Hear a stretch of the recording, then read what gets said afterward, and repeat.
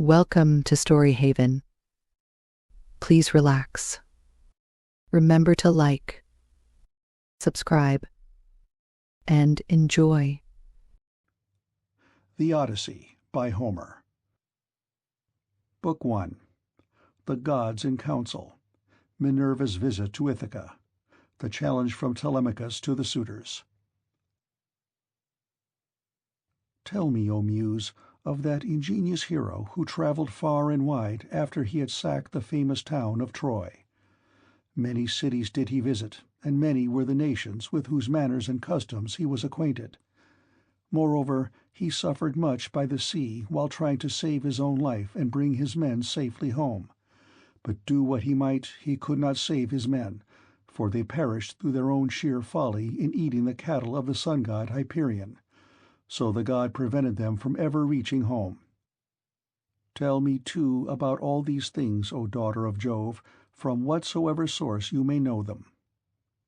So now all who escaped death in battle or by shipwreck had got safely home, except Ulysses, and he, though he was longing to return to his wife and country, was detained by the goddess Calypso, who had got him into a large cave and wanted to marry him. But as years went by, there came a time when the gods settled that he should go back to Ithaca. Even then, however, when he was among his own people, his troubles were not yet over. Nevertheless, all the gods had now begun to pity him except Neptune, who still persecuted him without ceasing and would not let him get home. Now Neptune had gone off to the Ethiopians, who were at the world's end, and lie in two halves, one looking west and the other east. He had gone there to accept a hecatomb of sheep and oxen, and was enjoying himself at his festival. But the other gods met in the house of Olympian Jove, and the sire of gods and men spoke first. At that moment he was thinking of Aegisthus, who had been killed by Agamemnon's son Orestes, so he said to the other gods, "See now how men lay blame upon us gods for what is after all nothing but their own folly. Look at Aegisthus. He must needs make love to Agamemnon's wife unrighteously and then kill Agamemnon, though he knew it would be the death of him. For I sent Mercury to warn him not to do either of these things, inasmuch as Orestes would be sure to take his revenge when he grew up and wanted to return home. Mercury told him this in all good will, but he would not listen, and now he has paid for everything in full." Then Minerva said, "Father, son of Saturn, king of kings, it served Aegisthus right, and so it would anyone else who does as he did. But Aegisthus is neither here nor there. It is for Ulysses that my heart bleeds, when I think of his sufferings in that lonely sea-girt island, far away, poor man, from all his friends. It is an island covered with forest, in the very middle of the sea, and a goddess lives there, daughter of the magician Atlas, who looks after the bottom of the ocean and carries the great columns that keep heaven and earth asunder. This daughter of Atlas has got hold of poor unhappy Ulysses, and keeps trying by every kind of blandishment to make him forget his home, so that he is tired of life, and thinks of nothing but how he may once more see the smoke of his own chimneys. You, sir, take no heed of this. And yet, when Ulysses was before Troy, did he not propitiate you with many a burnt sacrifice? Why then should you keep on being so angry with him?" And Jove said, "My child, what are you talking about? How can I forget Ulysses, than whom there is no more capable man on earth, nor more liberal in his offerings to the immortal gods that live in heaven? Bear in mind, however, that Neptune is still furious with Ulysses for having blinded an eye of Polyphemus, king of the Cyclopes. Polyphemus is son to Neptune by the nymph Thoosa, daughter to the sea-king Phorcys. Therefore, though he will not kill Ulysses outright, he torments him by preventing him from getting home. Still, let us lay our heads together and see how we can help him to return. Neptune will then be pacified, for if we are all of a mind, he can hardly stand out against us." And Minerva said, "Father, son of Saturn, king of kings, if then the gods now mean that Ulysses should get home, We should first send Mercury to the Ogygian island to tell Calypso that we have made up our minds and that he is to return. In the meantime, I will go to Ithaca, to put heart into Ulysses' son Telemachus. I will embolden him to call the Achaeans in assembly, and speak out to the suitors of his mother Penelope, who persist in eating up any number of his sheep and oxen. I will also conduct him to Sparta and to Pylos, to see if he can hear anything about the return of his dear father, for this will make people speak well of him." So saying, she bound on her glittering golden sandals imperishable, with which she can fly like the wind over land or sea. She grasped the redoubtable bronze-shod spear, so stout and sturdy and strong, wherewith she quells the ranks of heroes who have displeased her. And down she darted from the topmost summits of Olympus, whereon forthwith she was in Ithaca, at the gateway of Ulysses' house, disguised as a visitor, Mentes, chief of the Taphians, and she held a bronze spear in her hand. There she found the lordly suitors seated on hides of the oxen which they had killed and eaten, and playing draughts in front of the house. Men-servants and pages were bustling about to wait upon them, some mixing wine with water in the mixing bowls, some cleaning down the tables with wet sponges and laying them out again, and some cutting up great quantities of meat. Telemachus saw her long before anyone else did. He was sitting moodily among the suitors, thinking about his brave father, and how he would send them flying out of the house, if he were to come to his own again and be honored as in days gone by. Thus brooding, as he sat among them, he caught sight of Minerva and went straight to the gate, for he was vexed that a stranger should be kept waiting for admittance. He took her right hand in his own, and bade her give him her spear. "Welcome," said he, "to our house, and when you have partaken of food, you shall tell us what you have come for." He led the way as he spoke, and Minerva followed him. When they were within, he took her spear and set it in the spear-stand against a strong bearing-post, along with the many other spears of his unhappy father, and he conducted her to a richly decorated seat under which he threw a cloth of damask. There was a footstool also for her feet, and he set another seat near her for himself, away from the suitors, that she might not be annoyed while eating by their noise and insolence, and that he might ask her more freely about his father. A maidservant then brought them water in a beautiful golden ewer, and poured it into a silver basin for them to wash their hands, and she drew a clean table beside them.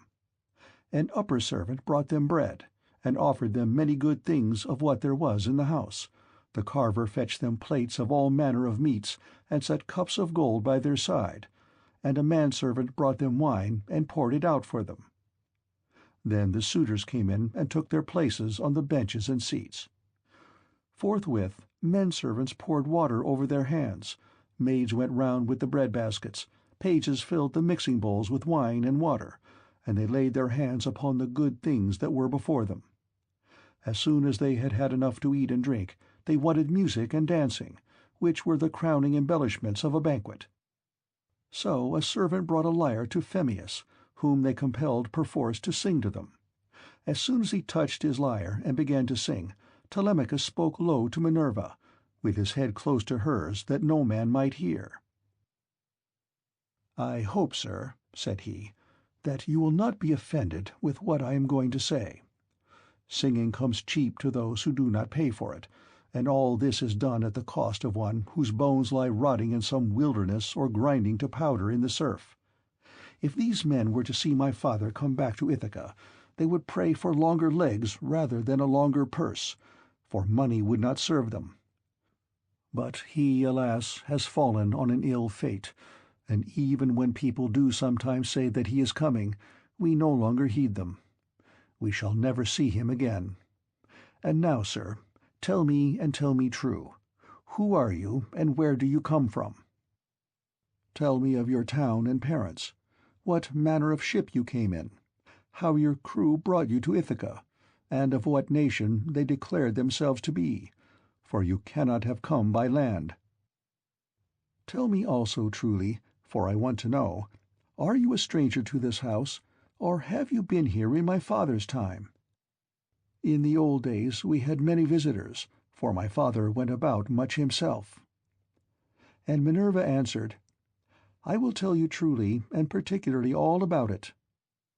I am Mentes, son of Anchialus, and I am king of the Taphians. I have come here with my ship and crew, on a voyage to men of a foreign tongue, being bound for Temesa, with a cargo of iron, and I shall bring back copper. As for my ship, it lies over yonder off the open country, away from the town, in the harbour Rhythron, under the wooded mountain Neritum. Our fathers were friends before us, as old Laertes will tell you, if you will go and ask him. They say, however, that he never comes to town now, and lives by himself in the country, faring hardly, with an old woman to look after him and get his dinner for him, when he comes in tired from pottering about his vineyard.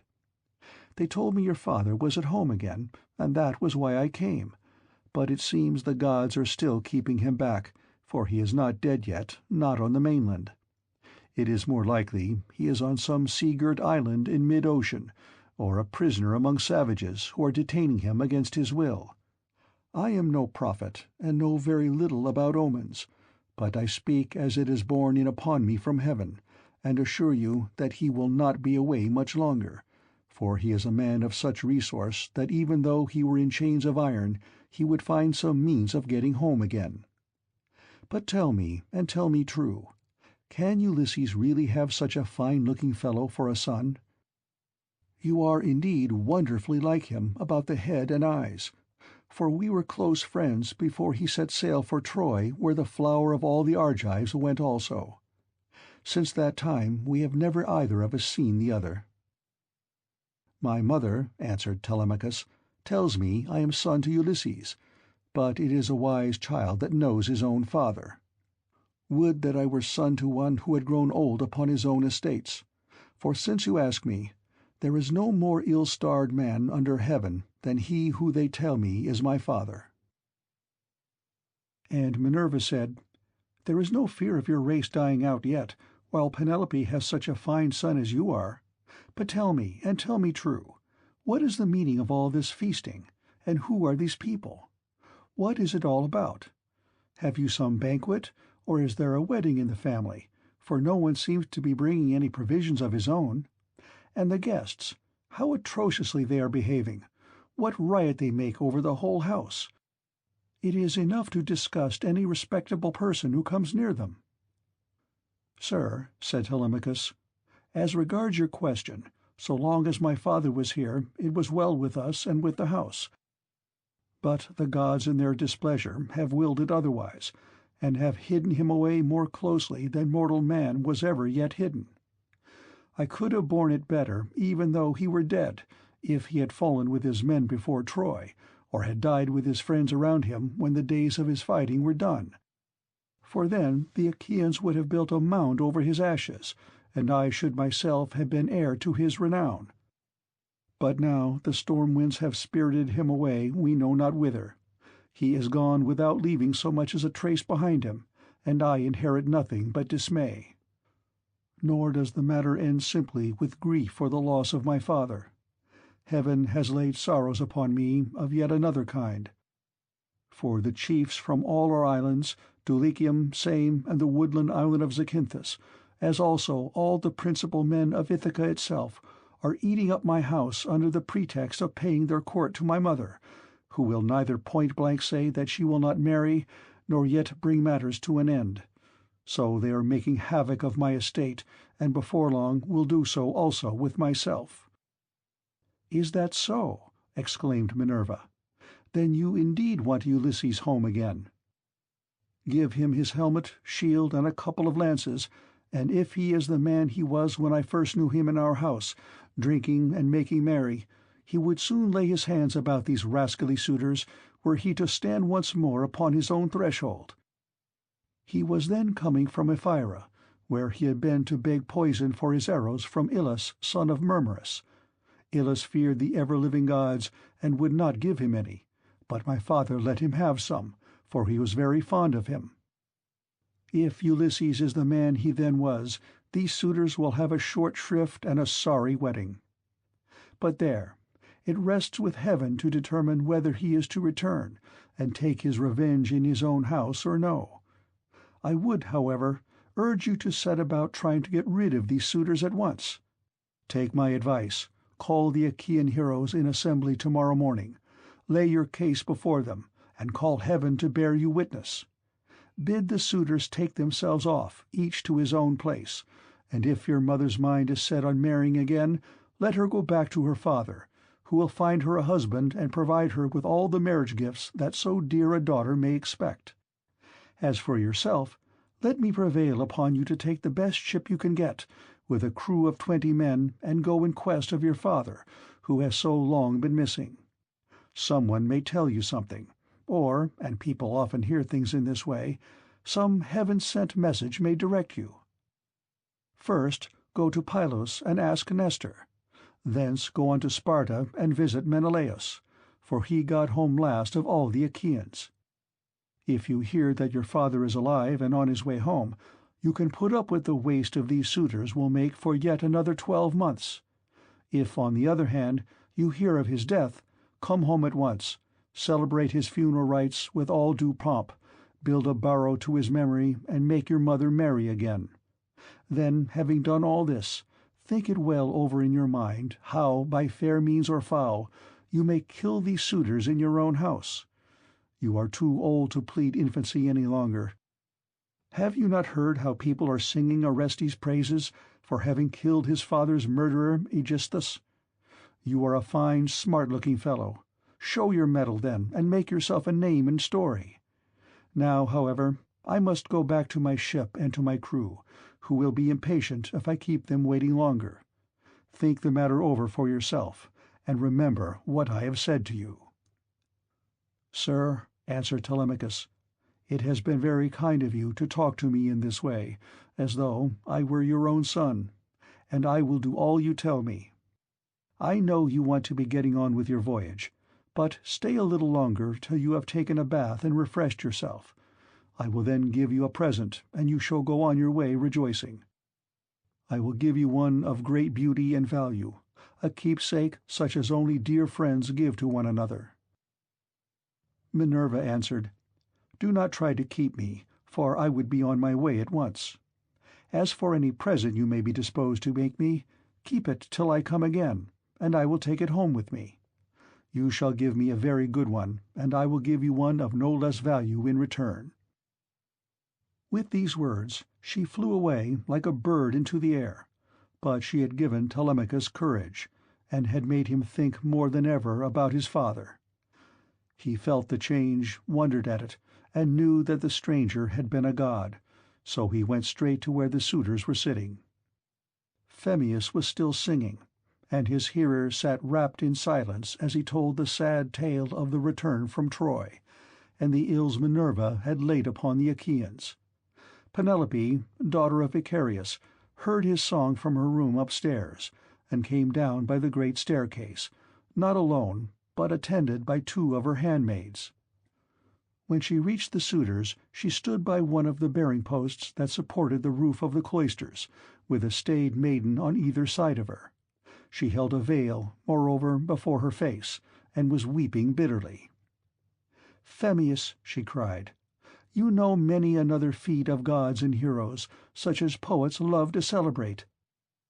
Sing the suitors some one of these, and let them drink their wine in silence, but cease this sad tale, for it breaks my sorrowful heart, and reminds me of my lost husband, whom I mourn ever without ceasing, and whose name was great all over Hellas and middle Argos." "Mother," answered Telemachus, "let the bard sing what he has a mind to. Bards do not make the ills they sing of. It is Jove, not they, who makes them, and who sends weal or woe upon mankind according to his own good pleasure. This fellow means no harm by singing the ill-fated return of the Danaans, for people always applaud the latest songs most warmly.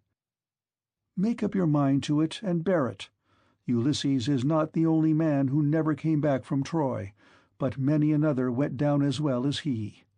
Go, then, within the house and busy yourself with your daily duties, your loom, your distaff, and the ordering of your servants, for speech is man's matter, and mine above all others, for it is I who am master here."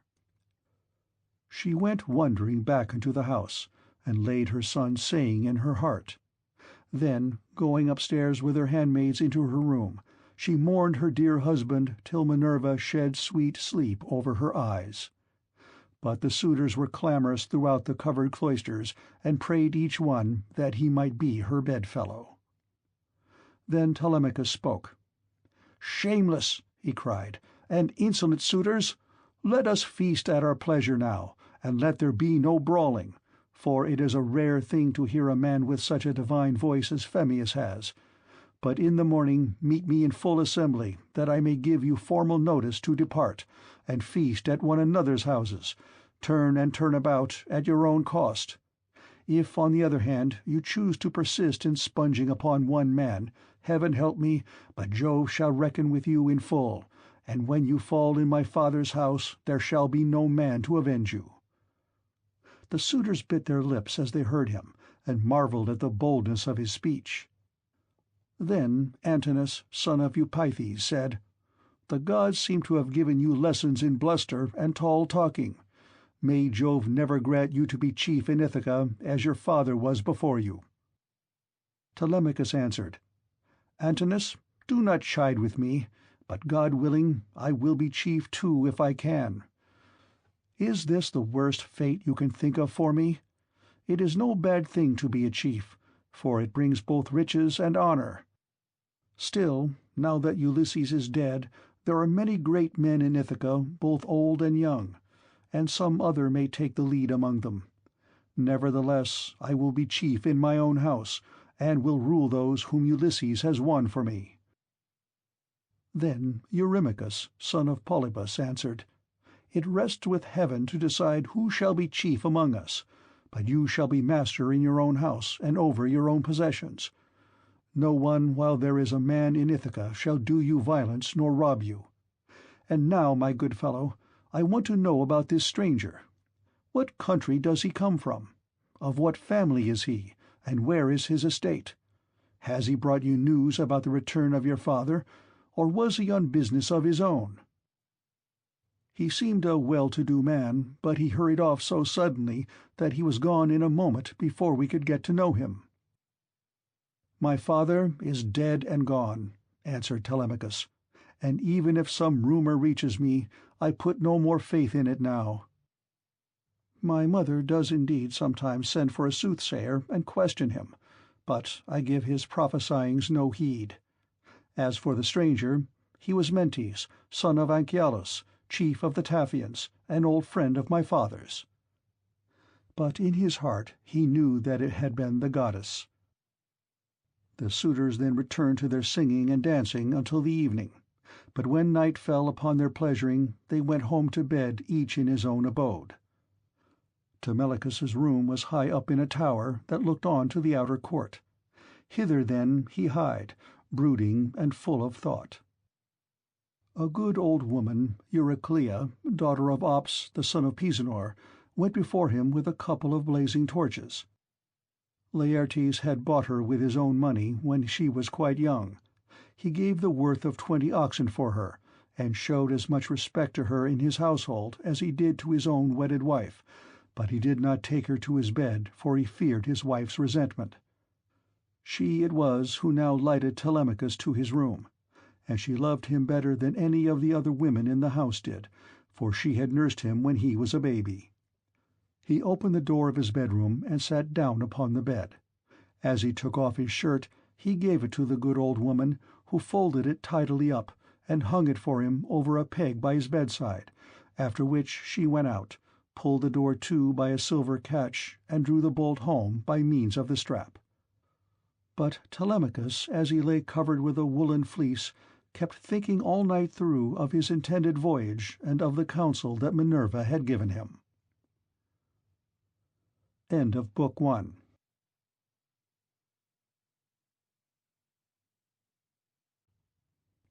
Book 2.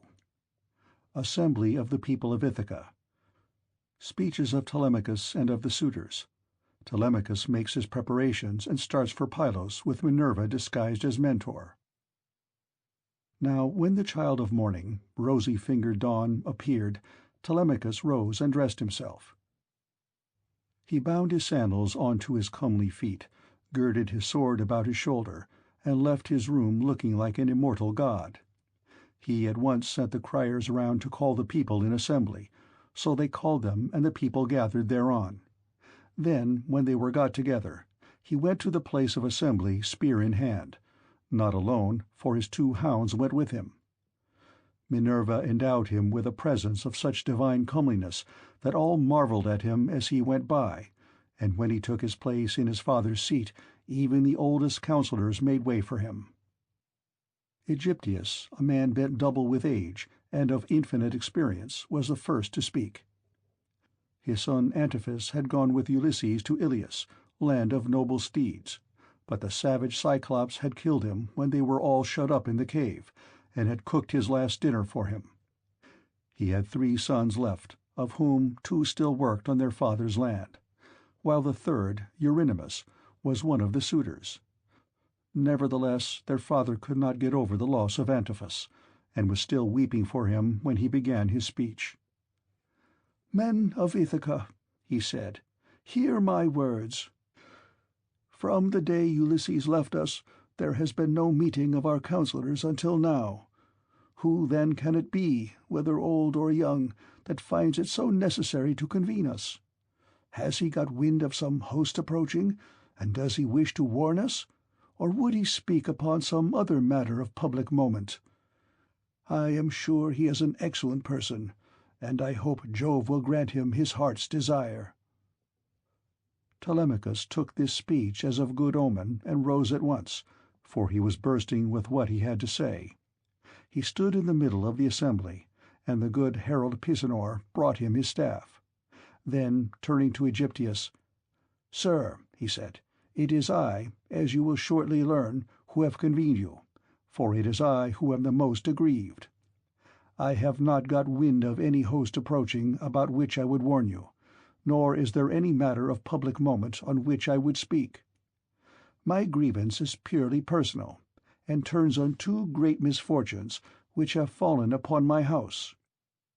The first of these is the loss of my excellent father, who is chief among all you here present, and was like a father to every one of you.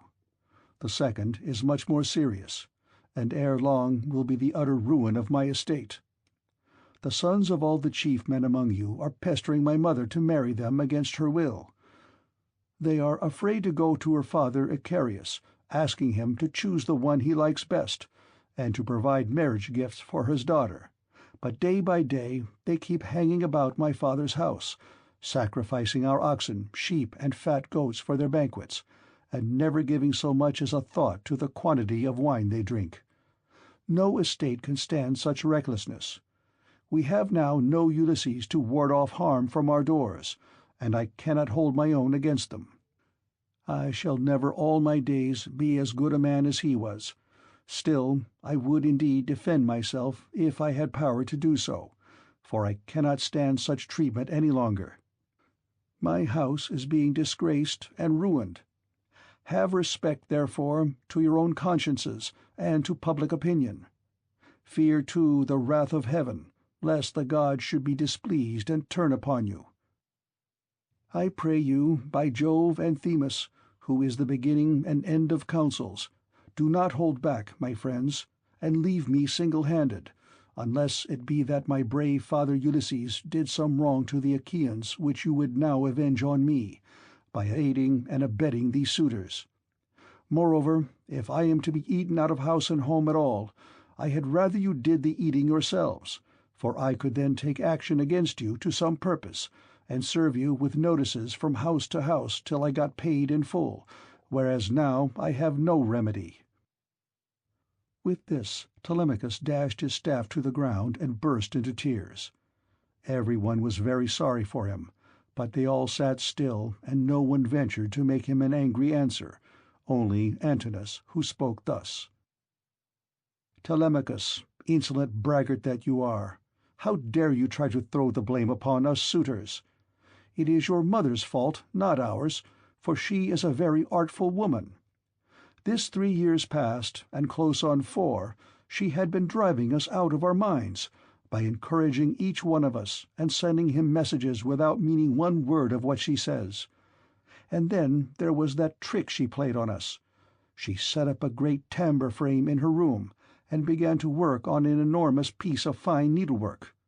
'Sweetheart,' said she, 'Ulysses is indeed dead. Still do not press me to marry again immediately. Wait, for I would not have skill in needlework perish unrecorded, till I have completed a pall for the hero Laertes, to be in readiness against the time when death shall take him. He is very rich, and the women of the place will talk if he is laid out without a pall.' This was what she said, and we assented, whereon we could see her working on her great web all day long, but at night she would unpick the stitches again by torchlight. She fooled us in this way for 3 years, and we never found her out. But as time wore on, and she was now in her 4th year, one of her maids who knew what she was doing told us, and we caught her in the act of undoing her work, so she had to finish it whether she would or no. The suitors, therefore, make you this answer, that both you and the Achaeans may understand. Send your mother away, and bid her marry the men of her own and of her father's choice.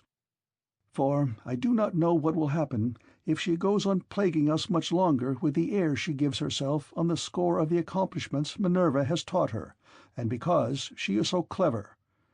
We never yet heard of such a woman. We know all about Tyro, Alcmena, Malsina, and the famous women of old, but they were nothing to your mother, any one of them. It was not fair of her to treat us in that way. And as long as she continues in the mind with which heaven has now endowed her, so long shall we go on eating up your estate. And I do not see why she should change, for she gets all the honor and glory, and it is you who pay for it, not she.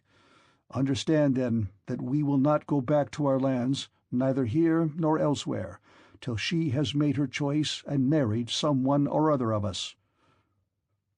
Telemachus answered, "Antinous, how can I drive the mother who bore me from my father's house? My father is abroad, and we do not know whether he is alive or dead. It will be hard on me if I have to pay Icarius the large sum which I must give him if I insist on sending his daughter back to him. Not only will he deal rigorously with me, but heaven will also punish me. For my mother, when she leaves the house, will call on the Erinyes to avenge her. Besides, it would not be a creditable thing to do, and I will have nothing to say to it. If you choose to take offense at this, leave the house, and feast elsewhere at one another's houses at your own cost, turn and turn about. If, on the other hand, you elect to persist in sponging upon one man, heaven help me, but Jove shall reckon with you in full, and when you fall in my father's house, there shall be no man to avenge you." As he spoke, Jove sent 2 eagles from the top of the mountain, and they flew on and on with the wind, sailing side by side in their own lordly flight. When they were right over the middle of the assembly, they wheeled and circled about, beating the air with their wings and glaring death into the eyes of them that were below. Then, fighting fiercely and tearing at one another, they flew off towards the right over the town. The people wondered as they saw them, and asked each other what all this might be.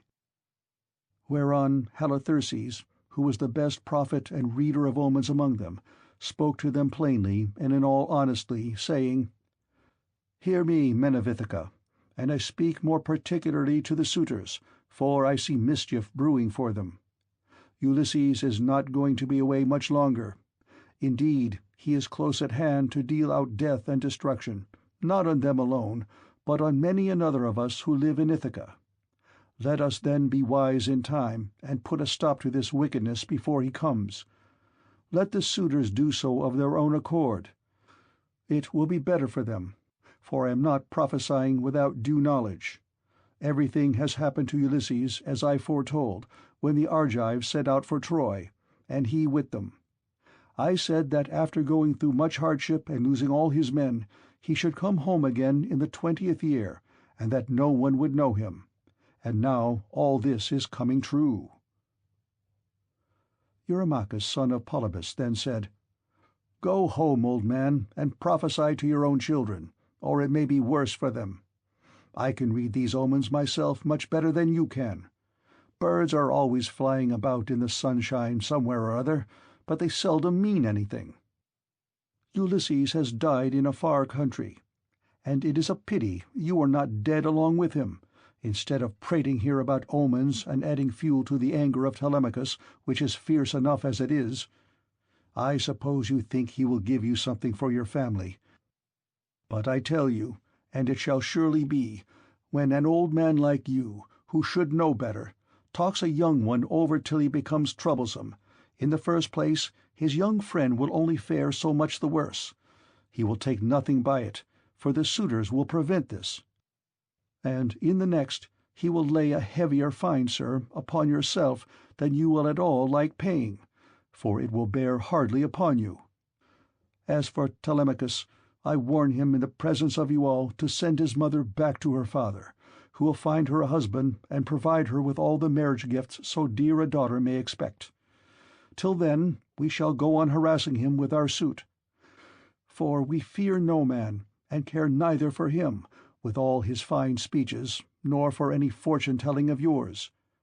You may preach as much as you please, but we shall only hate you the more.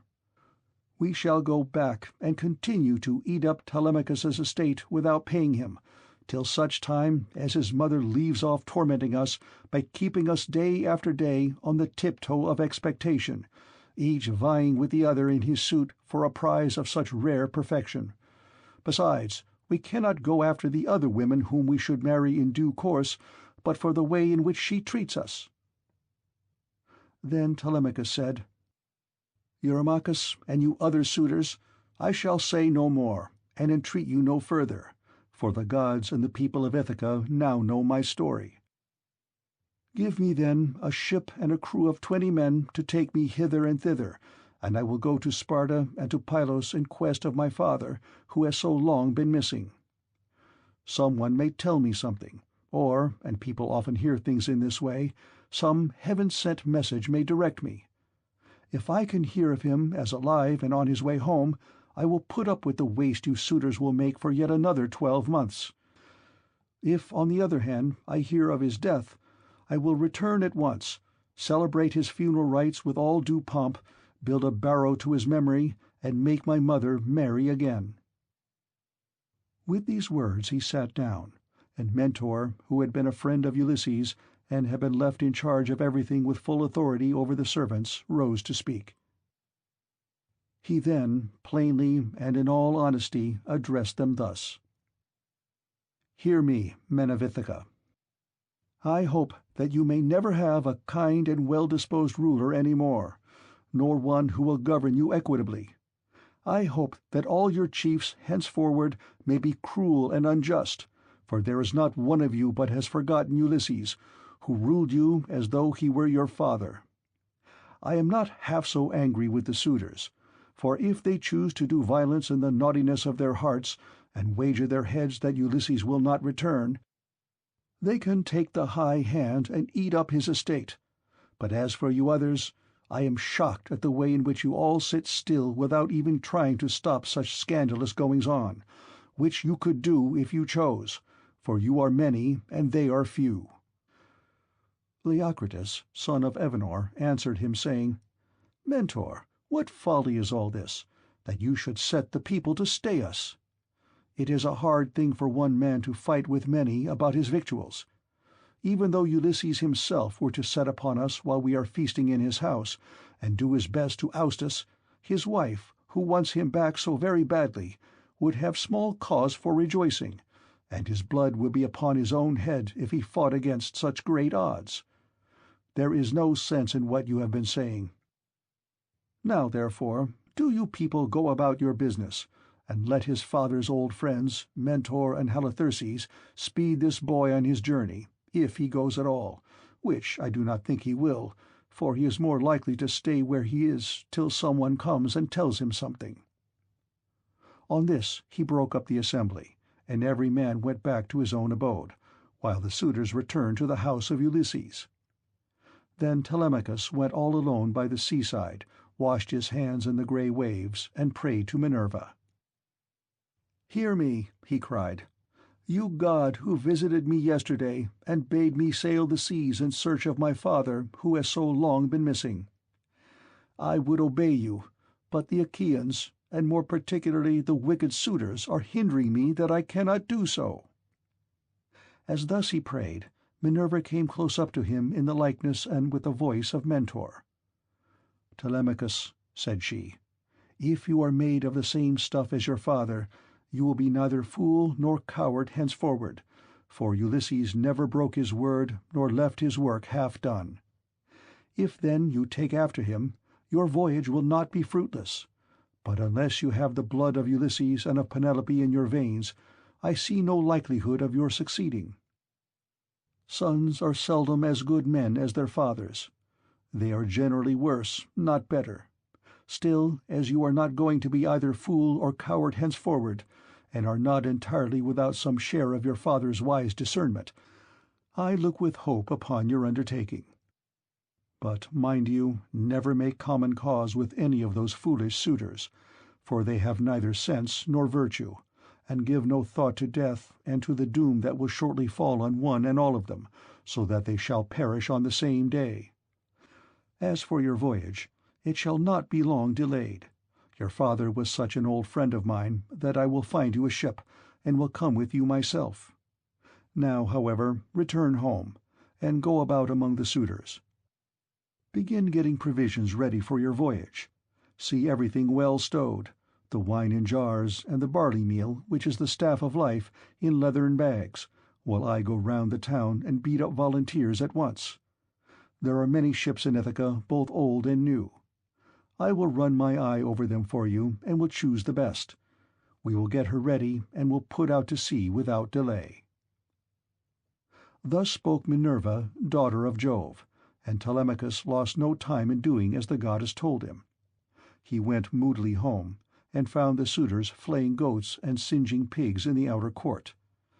Antinous came up to him at once and laughed as he took his hand in his own, saying, "Telemachus, my fine fire-eater, bear no more ill blood, neither in word nor deed, but eat and drink with us as you used to do. The Achaeans will find you in everything, a ship and a picked crew to boot, so that you can set sail for Pylos at once and get news of your noble father." "Antinous," answered Telemachus, "I cannot eat in peace, nor take pleasure of any kind with such men as you are. Was it not enough that you should waste so much good property of mine while I was yet a boy? Now that I am older and know more about it, I am also stronger, and whether here among this people or by going to Pylos, I will do you all the harm I can. I shall go, and my going will not be in vain, though, thanks to you suitors, I have neither ship nor crew of my own, and must be passenger, not captain." As he spoke, he snatched his hand from that of Antinous. Meanwhile the others went on getting dinner ready about the buildings, jeering at him tauntingly as they did so. "Telemachus," said one youngster, "means to be the death of us. I suppose he thinks he can bring friends to help him from Pylos, or again from Sparta, where he seems bent on going. Or will he go to Ephyra as well, for poison to put in our wine and kill us?" Another said, "Perhaps if Telemachus goes on board ship, he will be like his father and perish far from his friends. In this case we should have plenty to do, for we could then divide up his property amongst us. As for the house, we can let his mother and the man who marries her have that." This was how they talked. But Telemachus went down into the lofty and spacious storeroom where his father's treasure of gold and bronze lay heaped up upon the floor, and where the linen and spare clothes were kept in open chests. Here, too, there was a store of fragrant olive oil, while casks of old, well-ripened wine, unblended and fit for a god to drink, were ranged against the wall in case Ulysses should come home again after all. The room was closed with well-made doors opening in the middle. Moreover, the faithful old housekeeper Euryclea, daughter of Ops, the son of Pisanor, was in charge of everything both night and day. Telemachus called her to the storeroom and said, "Nurse, draw me off some of the best wine you have, after what you are keeping for my father's own drinking, in case, poor man, he should escape death and find his way home again after all. Let me have 12 jars, and see that they all have lids. Also, fill me some well-sewn leathern bags with barley meal, about 20 measures in all. Get these things put together at once, and say nothing about it. I will take everything away this evening as soon as my mother has gone upstairs for the night. I am going to Sparta and to Pylos to see if I can hear anything about the return of my dear father." When Euryclea heard this, she began to cry, and spoke fondly to him, saying, "My dear child, whatever can have put such notion as that into your head? Where in the world do you want to go to, you who are the one hope of the house? Your poor father is dead and gone in some foreign country nobody knows where, and as soon as your back is turned, these wicked ones here will be scheming to get you put out of the way, and will share all your possessions among themselves. Stay where you are among your own people, and do not go wandering and worrying your life out on the barren ocean." "Fear not, nurse," answered Telemachus. "My scheme is not without heaven's sanction. But swear that you will say nothing about all this to my mother, till I have been away some 10 or 12 days, unless she hears of my having gone, and asks you, for I do not want her to spoil her beauty by crying." The old woman swore most solemnly that she would not, and when she had completed her oath, she began drawing off the wine into jars, and getting the barley meal into the bags, while Telemachus went back to the suitors. Then Minerva bethought her of another matter. She took his shape and went round the town to each one of the crew, telling them to meet at the ship by sundown. She went also to Noemon, son of Phronius, and asked him to let her have a ship, which he was very ready to do. When the sun had set and darkness was over all the land, she got the ship into the water, put all the tackle on board her that ships generally carry, and stationed her at the end of the harbour. Presently the crew came up, and the goddess spoke encouragingly to each of them. Furthermore, she went to the house of Ulysses, and threw the suitors into a deep slumber. She caused their drink to fuddle them, and made them drop their cups from their hands, so that instead of sitting over their wine, they went back into the town to sleep, with their eyes heavy and full of drowsiness. Then she took the form and voice of Mentor, and called Telemachus to come outside. "Telemachus," said she, "the men are on board and at their oars, waiting for you to give your orders, so make haste and let us be off." On this she led the way, while Telemachus followed in her steps. When they got to the ship, they found the crew waiting by the waterside, and Telemachus said, "Now, my men, help me to get the stores on board. They are all put together in the cloister, and my mother does not know anything about it, nor any of the maidservants except one." With these words he led the way, and the others followed after. When they had brought the things as he had told them, Telemachus went on board, Minerva going before him and taking her seat in the stern of the vessel, while Telemachus sat beside her. Then the men loosed the hawsers and took their places on the benches. Minerva sent them a fair wind from the west, that whistled over the deep blue waves, whereon Telemachus told them to catch hold of the ropes and hoist sail, and they did as he told them. They set the mast in its socket in the cross-plank, raised it, and made it fast with the forestays. Then they hoisted their white sails aloft with ropes of twisted ox-hide. As the sail bellied out with the wind, the ship flew through the deep blue water, and the foam hissed against her bows as she sped onward. Then they made all fast throughout the ship, filled the mixing bowls to the brim, and made drink offerings to the immortal gods that are from everlasting, but more particularly to the grey-eyed daughter of Jove. End of Book 2.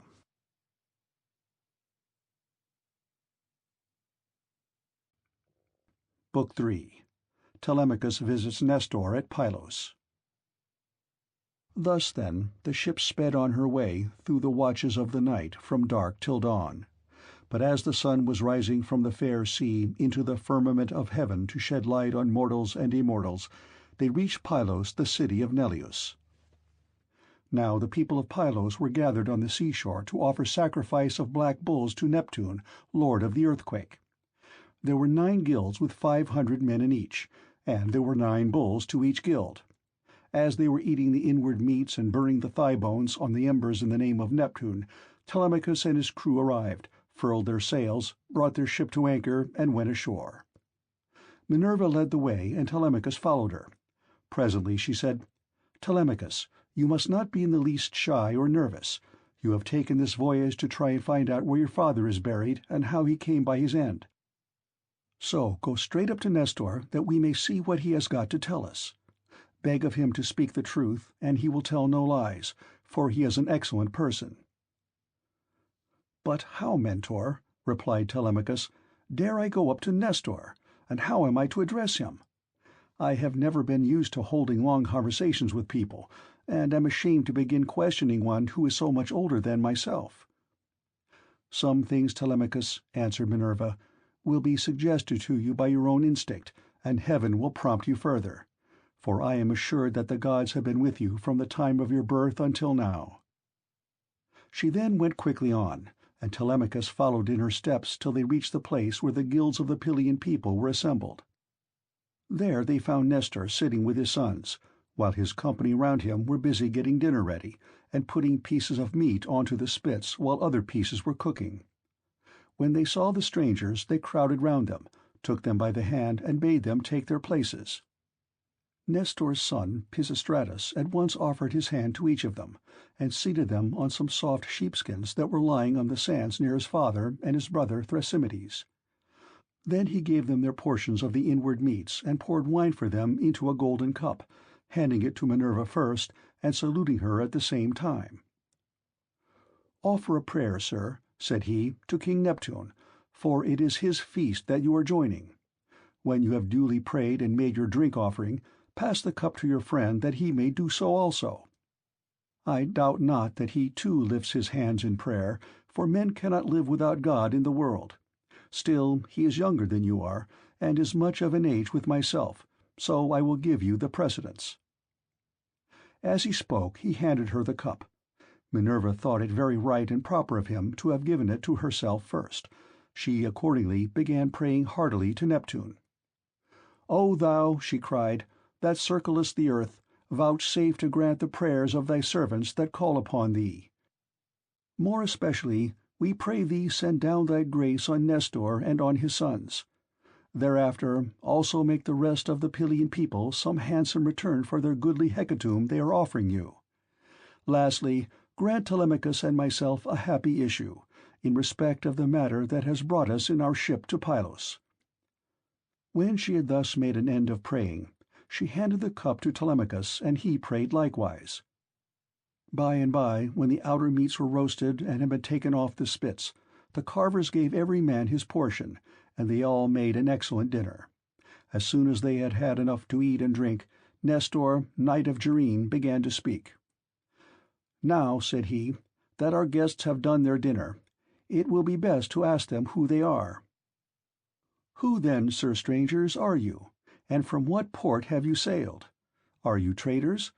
Or do you sail the seas as rovers, with your hand against every man, and every man's hand against you?"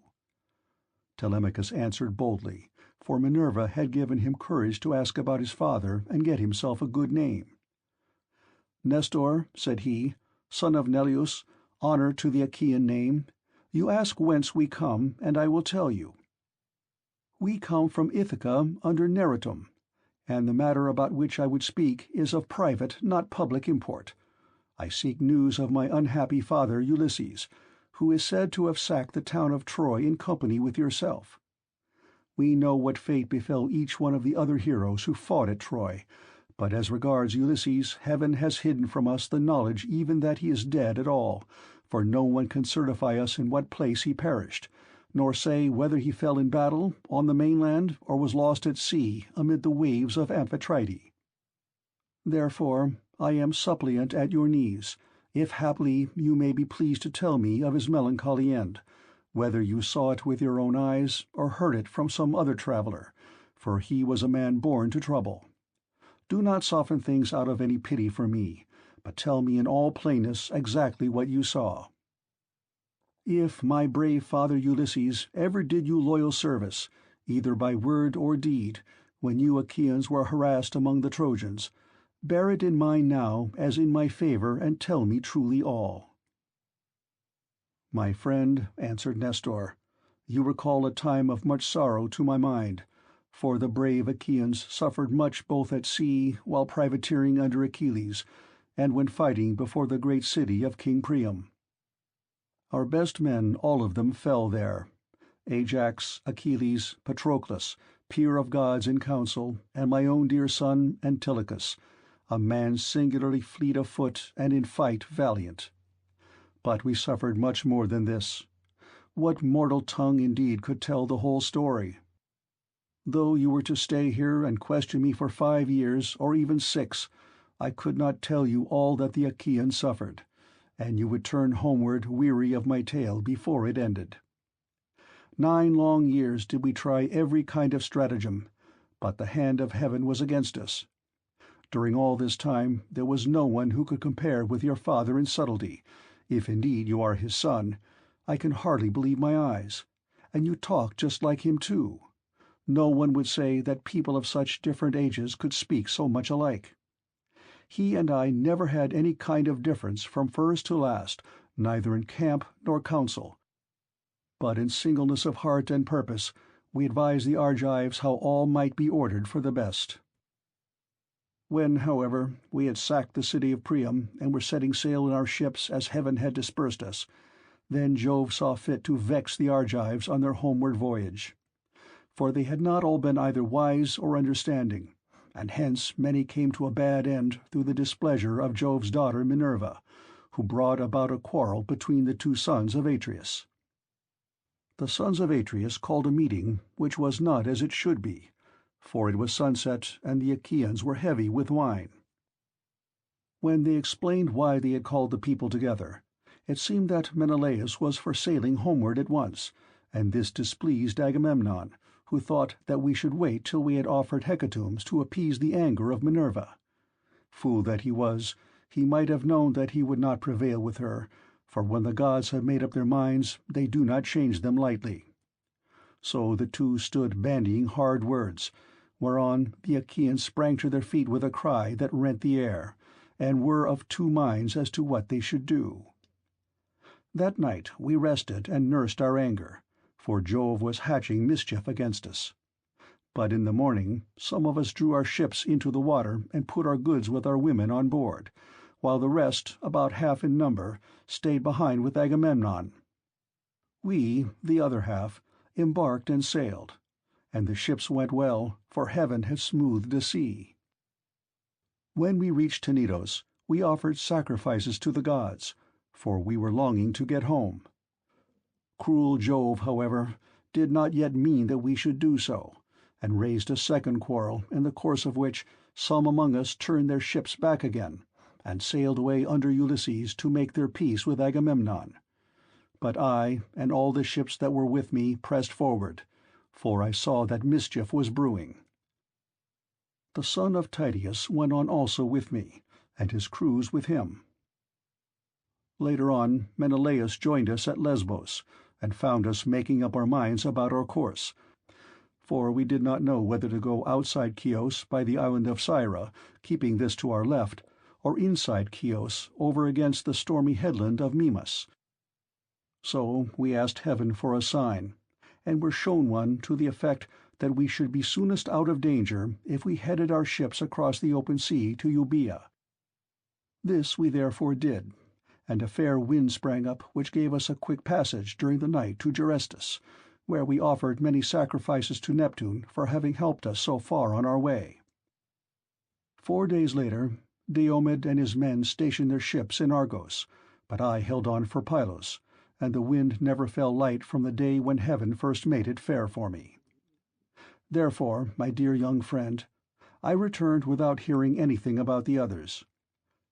I know neither who got home safely, nor who were lost, but as in duty bound, I will give you without reserve the reports that have reached me since I have been here in my own house. They say the Myrmidons returned home safely under Achilles' son Neoptolemus. So also did the valiant son of Poeas, Philoctetes. Idomeneus again lost no men at sea, and all his followers who escaped death in the field got safe home with him to Crete. No matter how far out of the world you live, you will have heard of Agamemnon and the bad end he came to at the hands of Aegisthus, and a fearful reckoning did Aegisthus presently pay. See what a good thing it is for a man to leave a son behind him to do as Orestes did, who killed false Aegisthus, the murderer of his noble father. You too, then, for you are a tall, smart-looking fellow. Show your mettle and make yourself a name in story." "Nestor, son of Neleus," answered Telemachus, "honor to the Achaean name. The Achaeans applaud Orestes, and his name will live through all time, for he has avenged his father nobly. Would that heaven might grant me to do like vengeance on the insolence of the wicked suitors, who are ill-treating me and plotting my ruin. But the gods have no such happiness in store for me and my father, so we must bear it as best we may." "My friend," said Nestor, "now that you remind me, I remember to have heard that your mother has many suitors, who are ill-disposed towards you and are making havoc of your estate. Do you submit to this tamely, or are public feeling and the voice of heaven against you? Who knows but what Ulysses may come back after all, and pay these scoundrels in full, either single-handed or with a force of Achaeans behind him? If Minerva were to take as great a liking to you as she did to Ulysses when we were fighting before Troy, for I never yet saw the gods so openly fond of anyone as Minerva then was of your father, if she would take as good care of you as she did of him, these wooers would soon some of them forget their wooing." Telemachus answered, "I can expect nothing of the kind. It would be far too much to hope for. I dare not let myself think of it. Even though the gods themselves willed it, no such good fortune could befall me." On this Minerva said, "Telemachus, what are you talking about? Heaven has a long arm if it is minded to save a man, and if it were me, I should not care how much I suffered before getting home, provided I could be safe when I was once there.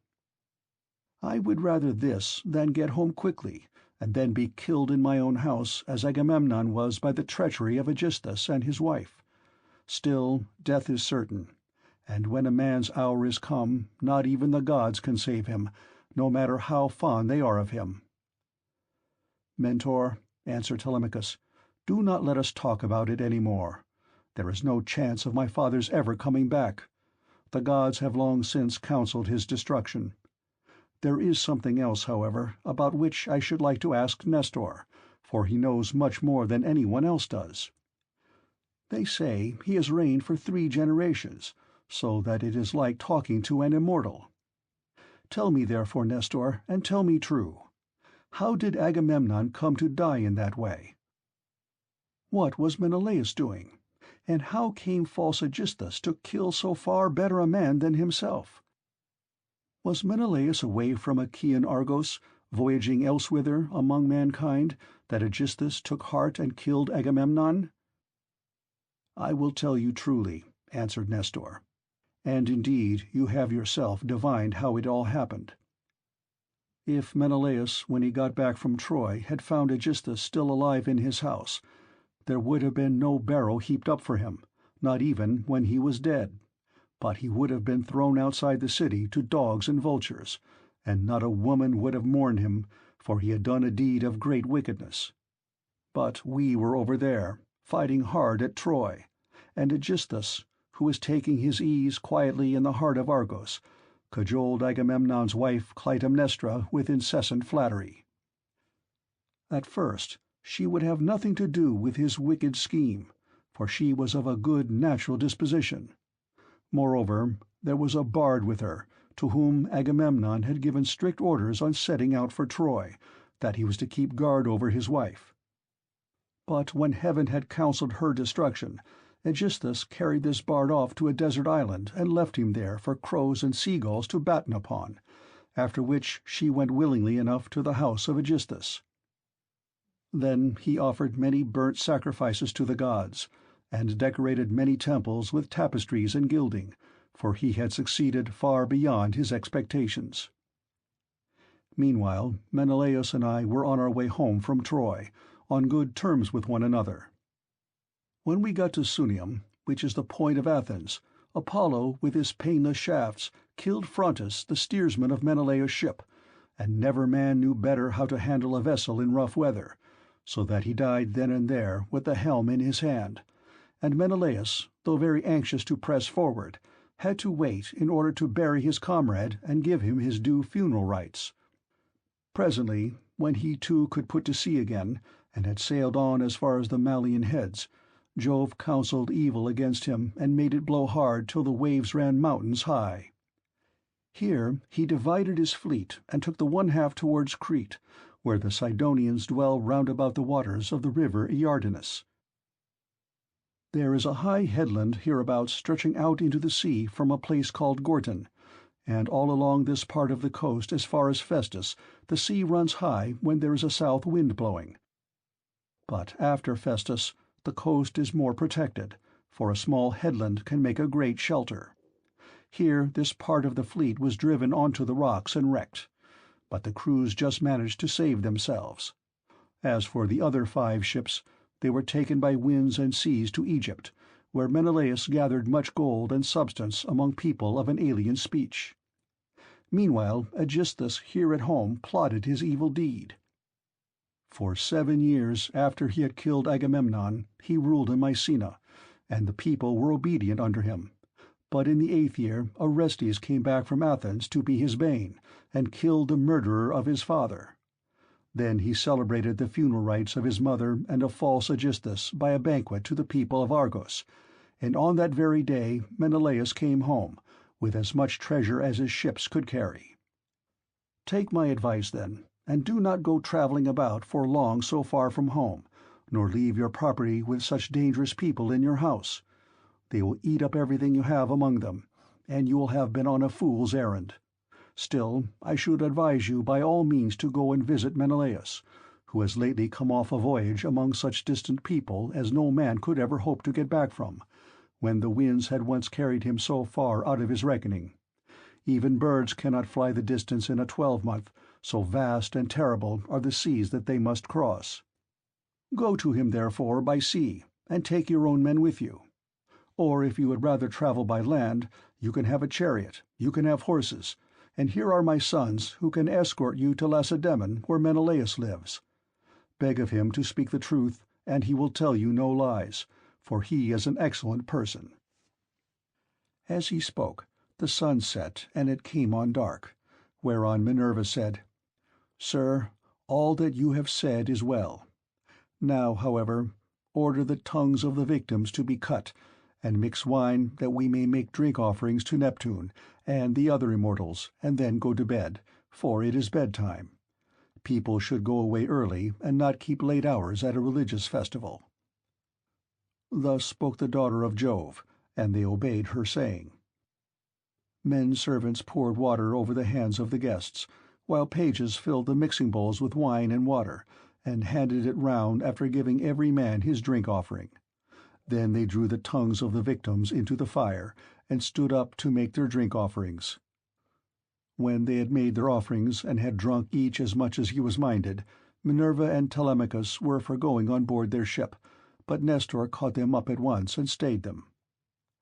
"Heaven and the immortal gods," he exclaimed, "forbid that you should leave my house to go on board of a ship! Do you think I am so poor and short of clothes, or that I have so few cloaks as to be unable to find comfortable beds for both myself and for my guests?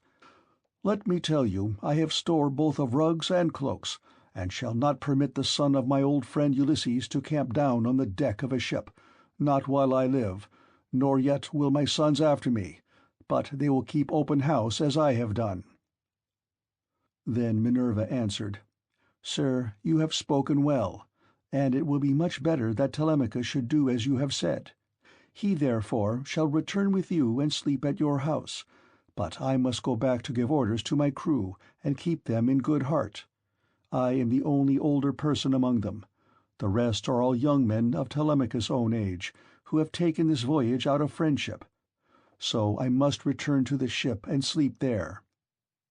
Moreover, Tomorrow I must go to the Cauconians, where I have a large sum of money long owing to me.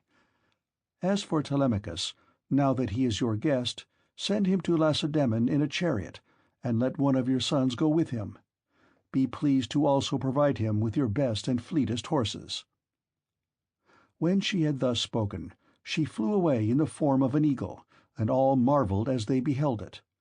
Nestor was astonished, and took Telemachus by the hand. "My friend," said he, "I see that you are going to be a great hero some day, since the gods wait upon you thus while you are still so young. This can have been none other of those who dwell in heaven than Jove's redoubtable daughter, the Tritoborn, who showed such favour towards your brave father among the Argives. Holy Queen," he continued, "vouchsafe to send down thy grace upon myself, my good wife, and my children. In return, I will offer you in sacrifice a broad-browed heifer of a year old, unbroken, and never yet brought by man under the yoke. I will gild her horns, and will offer her up to you in sacrifice." Thus did he pray, and Minerva heard his prayer. He then led the way to his own house, followed by his sons and sons-in-law. When they had got there and had taken their places on the benches and seats, he mixed them a bowl of sweet wine that was 11 years old, when the housekeeper took the lid off the jar that held it. As he mixed the wine, he prayed much and made drink offerings to Minerva, daughter of aegis-bearing Jove. Then, when they had made their drink offerings and had drunk each as much as he was minded, the others went home to bed, each in his own abode. But Nestor put Telemachus to sleep in the room that was over the gateway along with Pisistratus, who was the only unmarried son now left him. As for himself, he slept in an inner room of the house, with the queen his wife by his side. Now when the child of morning, rosy-fingered Dawn, appeared, Nestor left his couch and took his seat on the benches of white and polished marble that stood in front of his house. Here aforetime sat Neleus, peer of gods in council, but he was now dead, and had gone to the house of Hades. So Nestor sat in his seat, sceptre in hand, as guardian of the public weal. His sons, as they left their rooms, gathered round him: Achephron, Stratius, Perseus, Aratus, and Thrasymedes. The sixth son was Pisistratus, and when Telemachus joined them, they made him sit with them. Nestor then addressed them. "My sons," said he, "make haste to do as I shall bid you.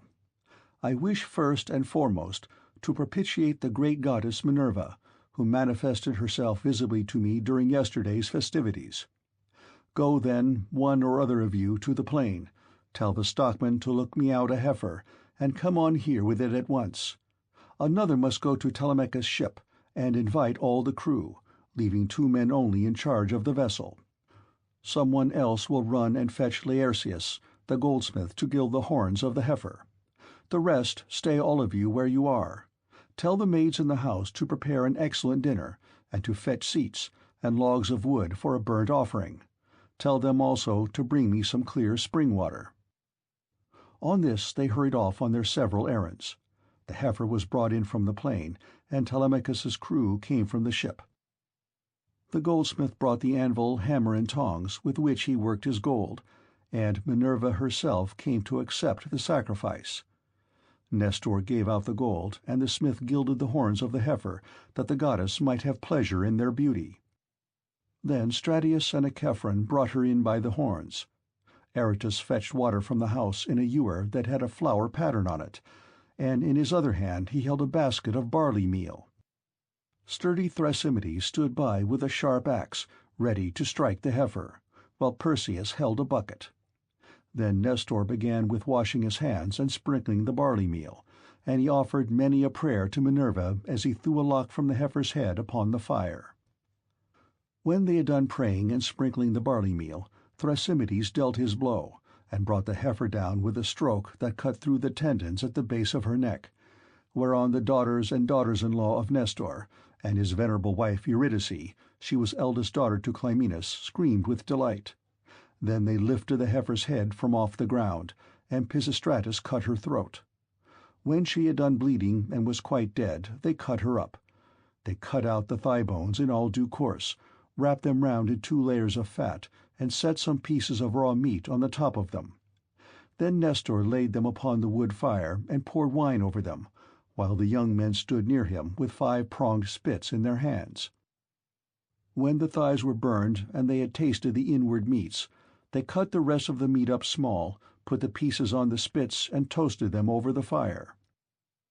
Meanwhile, lovely Polycasta, Nestor's youngest daughter, washed Telemachus. When she had washed him and anointed him with oil, she brought him a fair mantle and shirt, and he looked like a god as he came from the bath and took his seat by the side of Nestor. When the outer meats were done, they drew them off the spits and sat down to dinner, where they were waited upon by some worthy henchmen, who kept pouring them out their wine in cups of gold.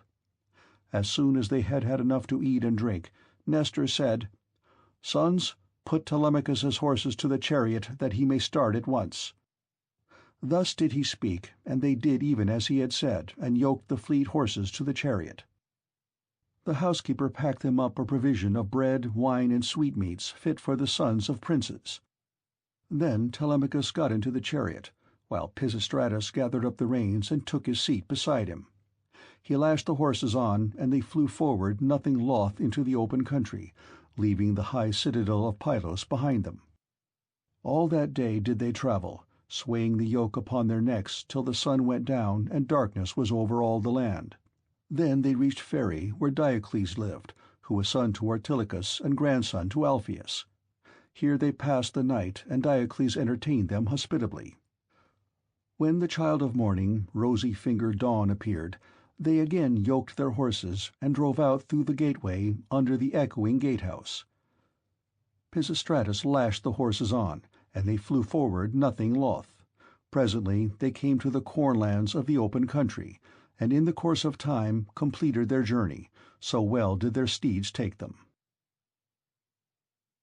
End of Book 3.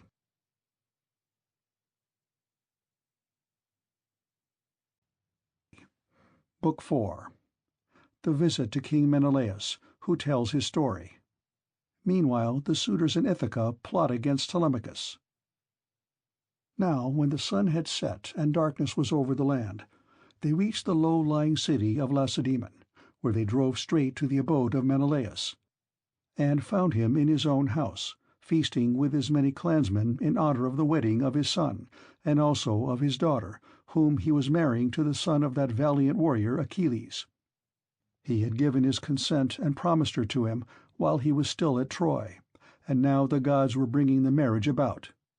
So he was sending her with chariots and horses to the city of the Myrmidons, over whom Achilles' son was reigning. For his only son he had found a bride from Sparta, the daughter of Elector. This son, Megapenthes, was born to him of a bondwoman, for heaven vouchsafed Helen no more children after she had borne Hermione, who was fair as golden Venus herself. So the neighbors and kinsmen of Menelaus were feasting and making merry in his house. There was a bard also to sing to them and play his lyre, while 2 tumblers went about performing in the midst of them when the man struck up with his tune. Telemachus and the son of Nestor stayed their horses at the gate, whereon Eteoneus, servant to Menelaus, came out, and as soon as he saw them ran hurrying back into the house to tell his master. He went close up to him and said, "Menelaus, there are some strangers come here, 2 men, who look like sons of Jove. What are we to do? Shall we take their horses out, or tell them to find friends elsewhere as best they can?" Menelaus was very angry, and said, "Eteoneus, son of Bethus, you never used to be a fool, but now you talk like a simpleton. Take their horses out, of course, and show the strangers in that they may have supper.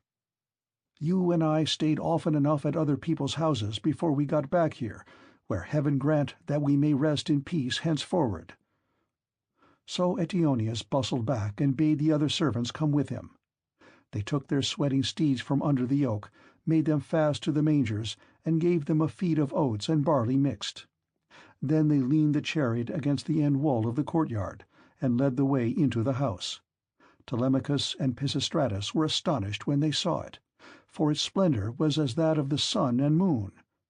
Then, when they had admired everything to their heart's content, they went into the bathroom and washed themselves.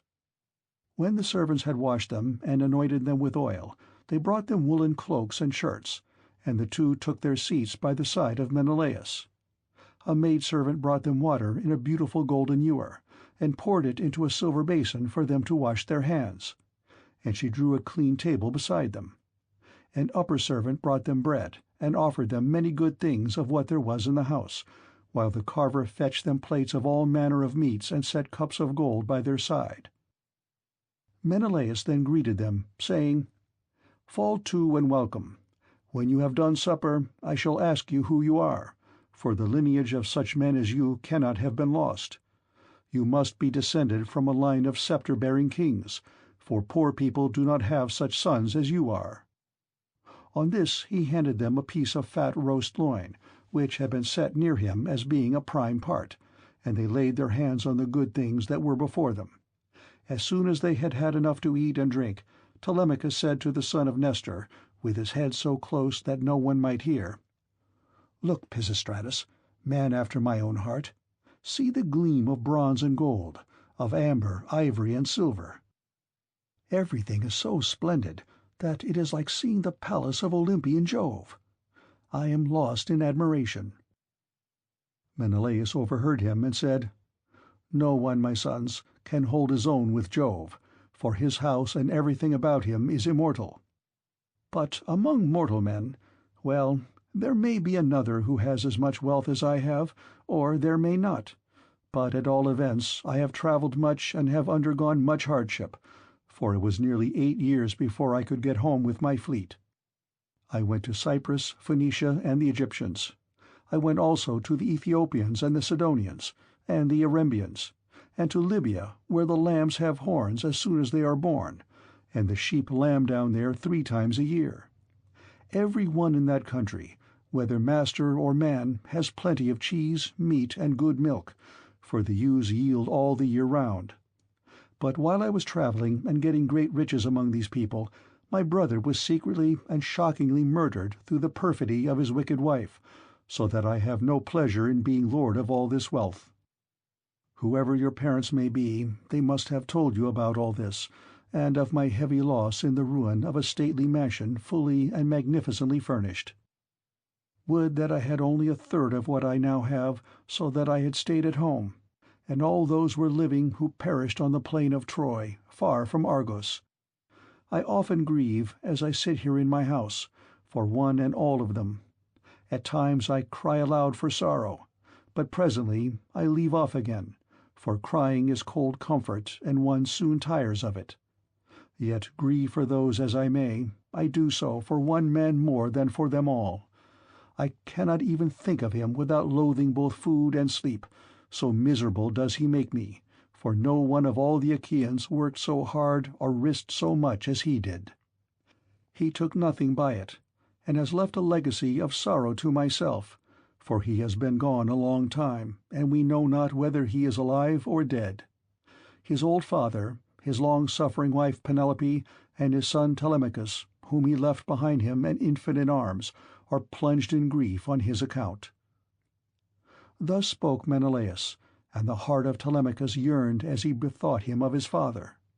Tears fell from his eyes as he heard him thus mentioned, so that he held his cloak before his face with both hands. When Menelaus saw this, he doubted whether to let him choose his own time for speaking, or to ask him at once and find out what it was all about.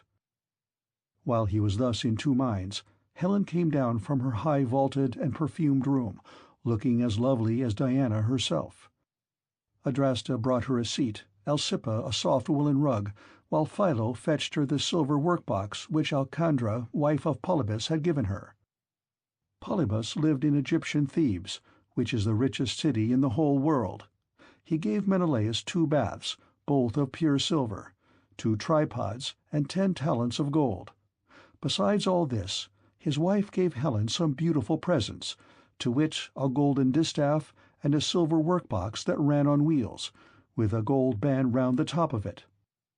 Philo now placed this by her side, full of fine-spun yarn, and a distaff charged with violet-coloured wool was laid upon the top of it. Then Helen took her seat, put her feet upon the footstool, and began to question her husband. "Do we know, Menelaus," said she, "the names of these strangers who have come to visit us? Shall I guess right or wrong? But I cannot help saying what I think. Never yet have I seen either man or woman so like somebody else.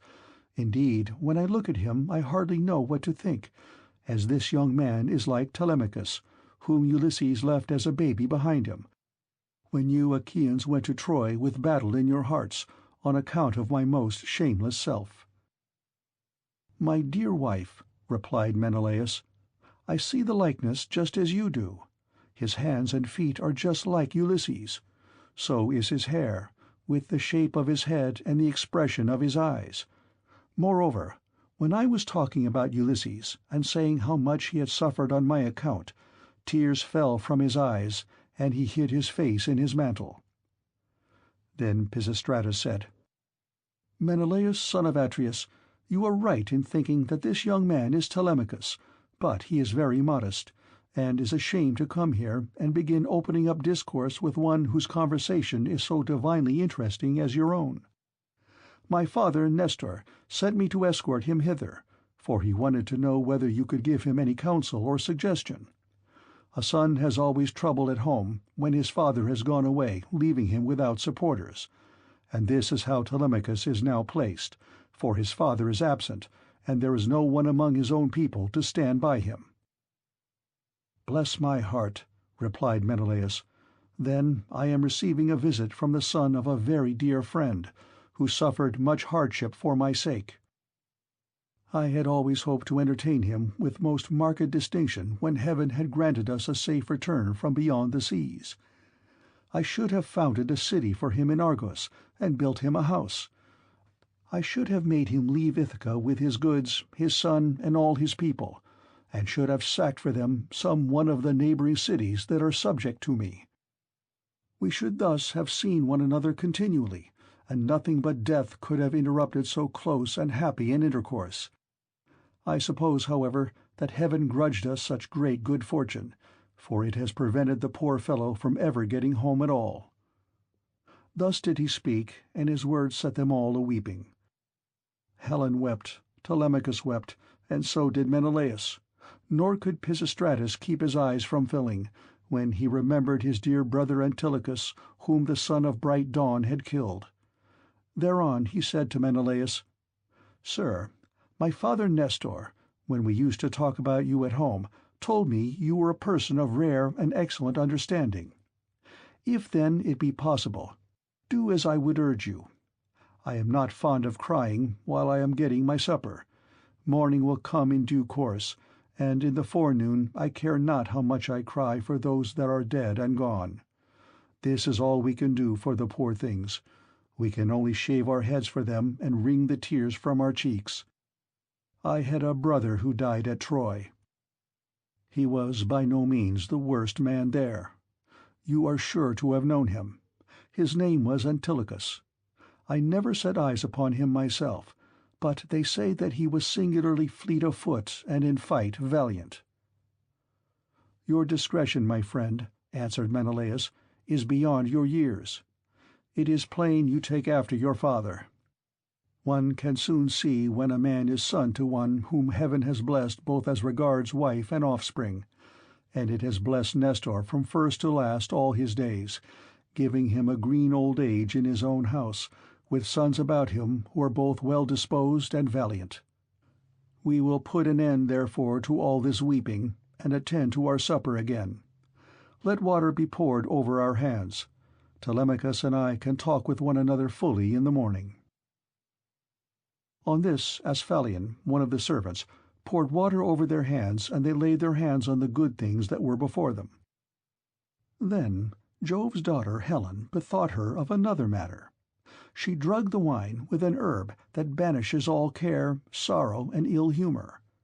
Whoever drinks wine thus drugged cannot shed a single tear all the rest of the day, not even though his father and mother, both of them, drop down dead, or he sees a brother or a son hewn in pieces before his very eyes. This drug, of such sovereign power and virtue, had been given to Helen by Polydamna, wife of Thon, a woman of Egypt, where there grow all sorts of herbs, some good to put into the mixing bowl and others poisonous. Moreover, every one in the whole country is a skilled physician, for they are the race of Paean.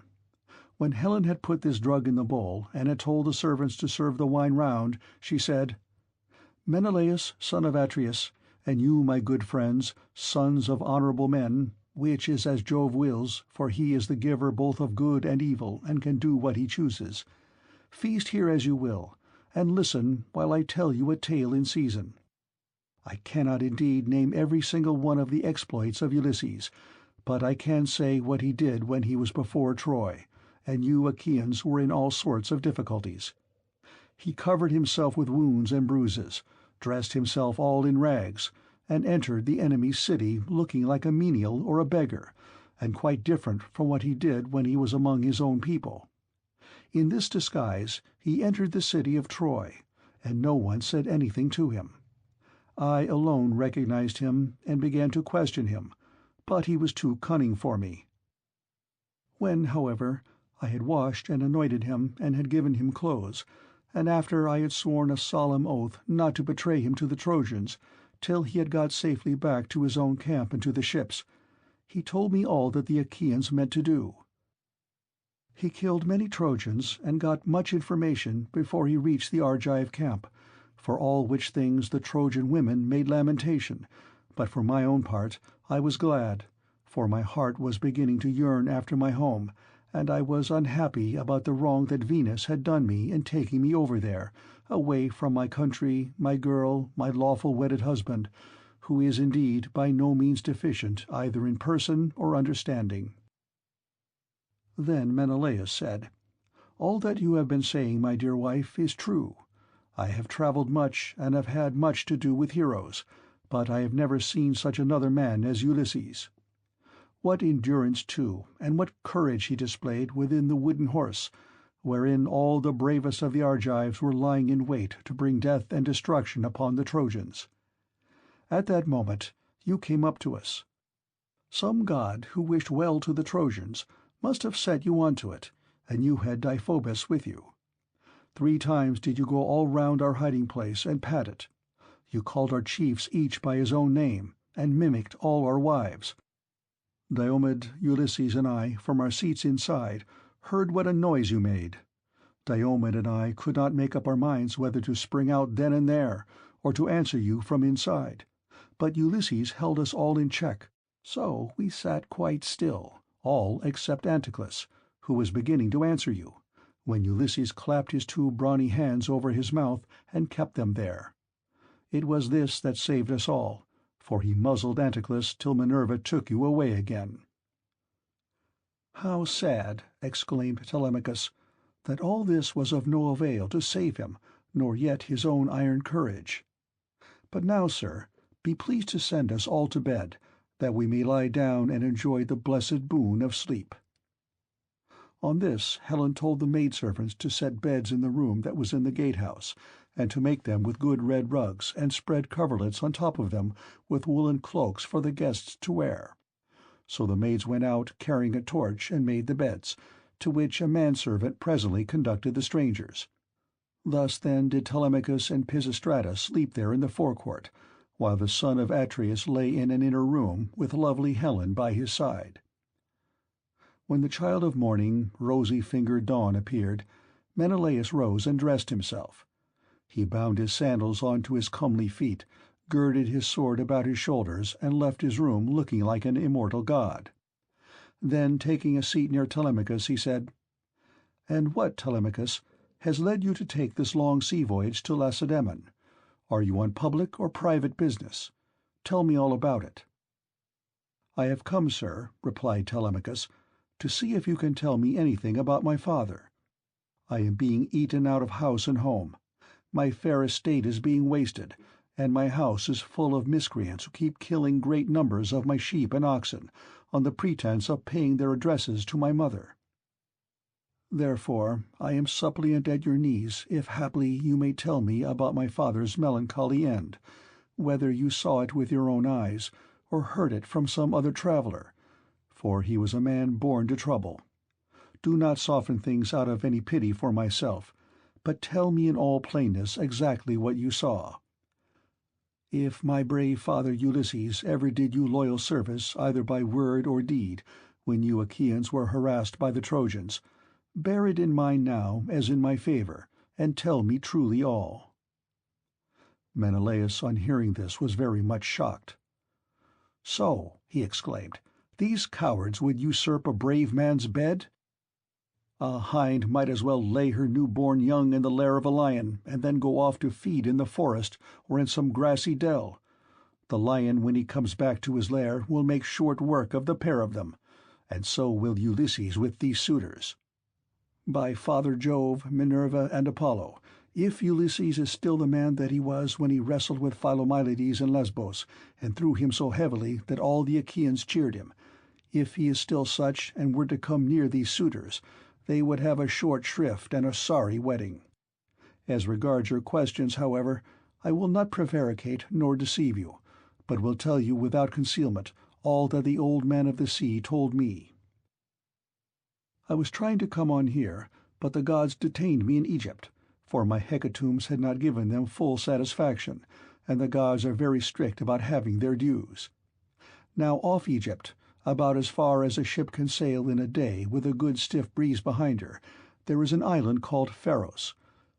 It has a good harbor, from which vessels can get out into open sea when they have taken in water, and here the gods becalmed me 20 days without so much as a breath of fair wind to help me forward.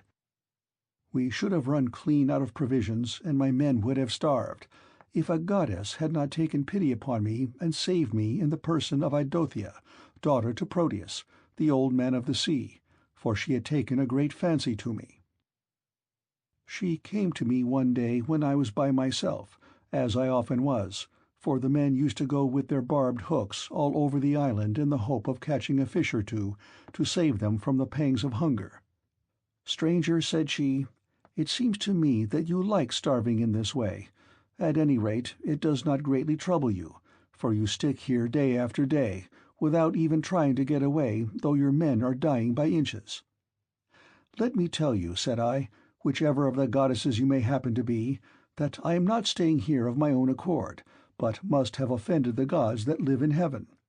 Tell me, therefore, for the gods know everything, which of the immortals it is that is hindering me in this way, and tell me also how I may sail the sea so as to reach my home." "Stranger," replied she, "I will make it all quite clear to you. There is an old immortal who lives under the sea hereabouts, and whose name is Proteus. He is an Egyptian, and people say he is my father.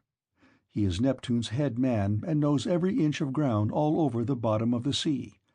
If you can snare him and hold him tight, he will tell you about your voyage, what courses you are to take, and how you are to sail the sea so as to reach your home. He will also tell you, if you so will, all that has been going on at your house, both good and bad, while you have been away on your long and dangerous journey." "Can you show me," said I, "some stratagem by means of which I may catch this old god without his suspecting it and finding me out? For a god is not easily caught, not by a mortal man." "Stranger," said she, "I will make it all quite clear to you. About the time when the sun shall have reached mid-heaven, the old man of the sea comes up from under the waves, heralded by the west wind that furs the water over his head. As soon as he has come up, he lies down and goes to sleep in a great sea cave, where the seals, Halosydnes chickens as they call them, come up also from the grey sea and go to sleep in shoals all round him. And a very strong and fish-like smell do they bring with them. Early tomorrow morning I will take you to this place and will lay you in ambush. Pick out, therefore, the 3 best men you have in your fleet, and I will tell you all the tricks that the old man will play you. First, he will look over all his seals and count them. Then, when he has seen them and tallied them on his 5 fingers, he will go to sleep among them, as a shepherd among his sheep. The moment you see that he is asleep, seize him. Put forth all your strength and hold him fast, for he will do his very utmost to get away from you. He will turn himself into every kind of creature that goes upon earth, and will become also both fire and water. But you must hold him fast and grip him tighter and tighter, till he begins to talk to you and comes back to what he was when you saw him go to sleep. Then you may slacken your hold and let him go. You can ask him which of the gods it is that is angry with you, and what you must do to reach your home over the seas." Having so said, she dived under the waves, whereon I turned back to the place where my ships were ranged upon the shore. And my heart was clouded with care as I went along. When I reached my ship, we got supper ready, for night was falling, and camped down upon the beach. When the child of morning, rosy-fingered dawn appeared, I took the 3 men on whose prowess of all kinds I could most rely, and went along by the seaside, praying heartily to heaven. Meanwhile the goddess fetched me up 4 sealskins from the bottom of the sea, all of them just skinned, for she meant playing a trick upon her father. She then dug 4 pits for us to lie in, and sat down to wait till we should come up. When we were close to her, she made us lie down in the pits one after the other, and threw a sealskin over each of us. Our ambuscade would have been intolerable, for the stench of the fishy seals was most distressing. Who would go to bed with a sea-monster if he could help it?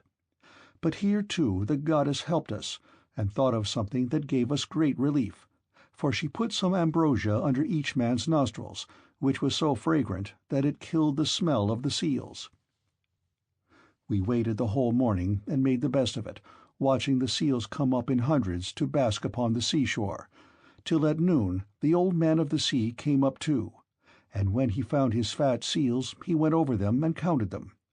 We were among the first he counted, and he never suspected any guile, but laid himself down to sleep as soon as he had done counting. Then we rushed upon him with a shout and seized him, on which he began at once with his old tricks, and changed himself first into a lion with a great mane. Then all of a sudden he became a dragon, a leopard, a wild boar.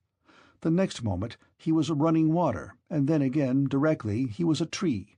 But we stuck to him and never lost hold, till at last the cunning old creature became distressed, and said, "Which of the gods was it, son of Atreus, that hatched this plot with you for snaring me and seizing me against my will?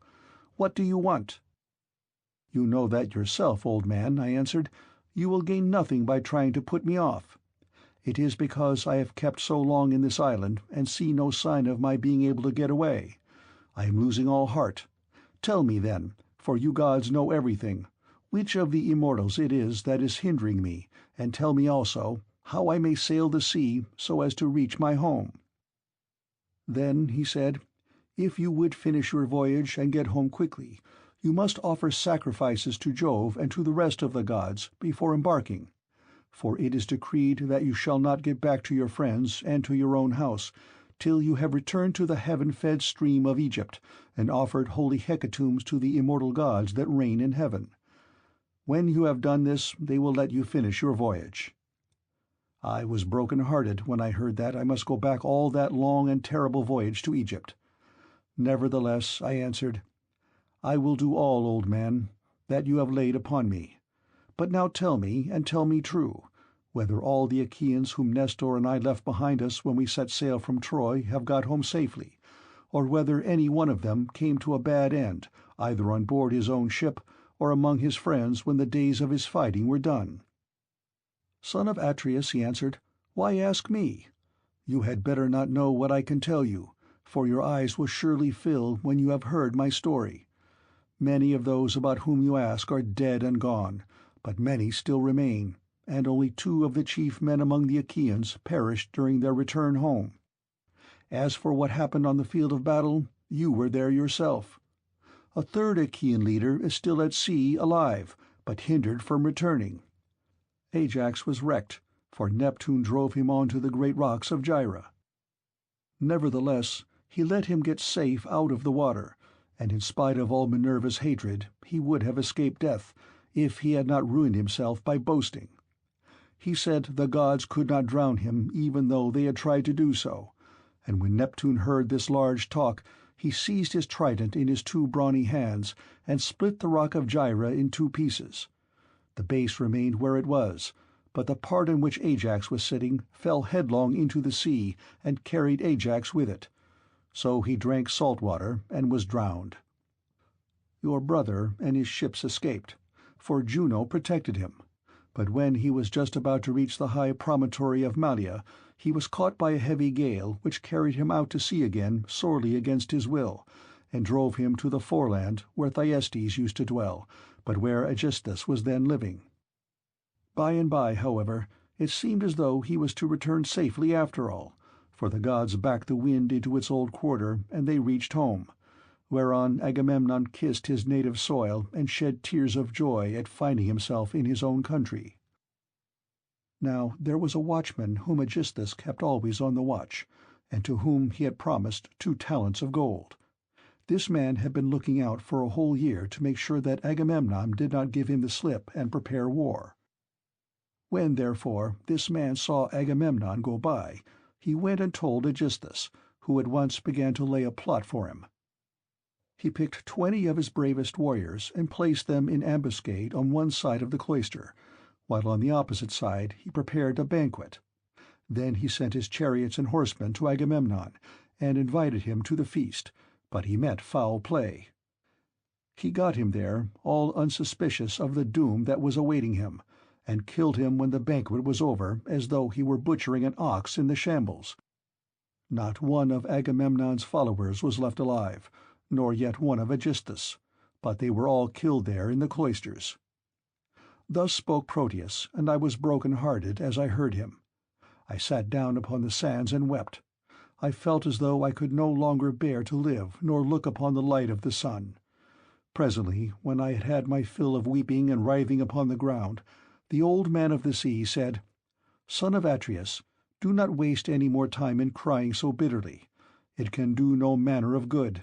Find your way home as fast as ever you can, for Aegisthus may still be alive. And even though Orestes has been beforehand with you in killing him, you may yet come in for his funeral." On this I took comfort in spite of all my sorrow, and said, "I know then about these 2. Tell me therefore about the 3rd man of whom you spoke. Is he still alive, but at sea and unable to get home, or is he dead? Tell me, no matter how much it may grieve me." "The 3rd man," he answered, "is Ulysses, who dwells in Ithaca. I can see him in an island, sorrowing bitterly in the house of the nymph Calypso, who is keeping him prisoner, and he cannot reach his home, for he has no ships nor sailors to take him over the sea. As for your own end, Menelaus, you shall not die in Argos, but the gods will take you to the Elysian plain, which is at the ends of the world. There fair-haired Rhadamanthus reigns, and men lead an easier life than anywhere else in the world, for in Elysium there falls not rain, nor hail, nor snow, but Oceanus breathes ever with a west wind that sings softly from the sea and gives fresh life to all men. This will happen to you because you have married Helen, and are Jove's son-in-law." As he spoke he dived under the waves, whereon I turned back to the ships with my companions, and my heart was clouded with care as I went along. When we reached the ships we got supper ready, for night was falling, and camped down upon the beach. When the child of morning, rosy-fingered Dawn appeared, we drew our ships into the water, and put our masts and sails within them. Then we went on board ourselves, took our seats on the benches, and smote the grey sea with our oars. I again stationed my ships in the heaven-fed stream of Egypt, and offered hecatombs that were full and sufficient.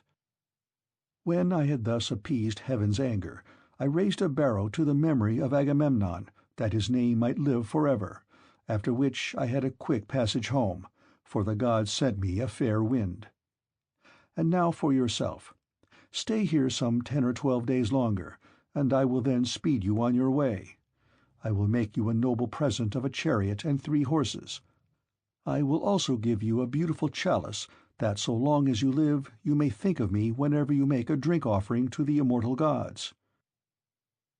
"Son of Atreus," replied Telemachus, "do not press me to stay longer. I should be contented to remain with you for another 12 months. I find your conversation so delightful that I should never once wish myself at home with my parents. But my crew, whom I have left at Pylos, are already impatient, and you are detaining me from them. As for any present you may be disposed to make me, I had rather that it should be a piece of plate. I will take no horses back with me to Ithaca, but will leave them to adorn your own stables, for you have much flat ground in your kingdom where lotus thrives, as also meadow-sweet and wheat and barley, and oats with their white and spreading ears. Whereas in Ithaca we have neither open fields nor racecourses, and the country is more fit for goats than horses, and I like it the better for that. None of our islands have much level ground, suitable for horses, and Ithaca least of all." Menelaus smiled and took Telemachus's hand with his own. "What you say," said he, "shows that you come of good family. I both can and will make this exchange for you, by giving you the finest and most precious piece of plate in all my house. It is a mixing bowl by Vulcan's own hand, of pure silver except the rim, which is inlaid with gold. Phaedimus, king of the Sidonians, gave it me in the course of a visit which I paid him when I returned thither on my homeward journey. I will make you a present of it." Thus did they converse, and guests kept coming to the king's house. They brought sheep and wine, while their wives had put up bread for them to take with them. So they were busy cooking their dinners in the courts. Meanwhile the suitors were throwing discs or aiming with spears at a mark on the level ground in front of Ulysses' house, and were behaving with all of their old insolence.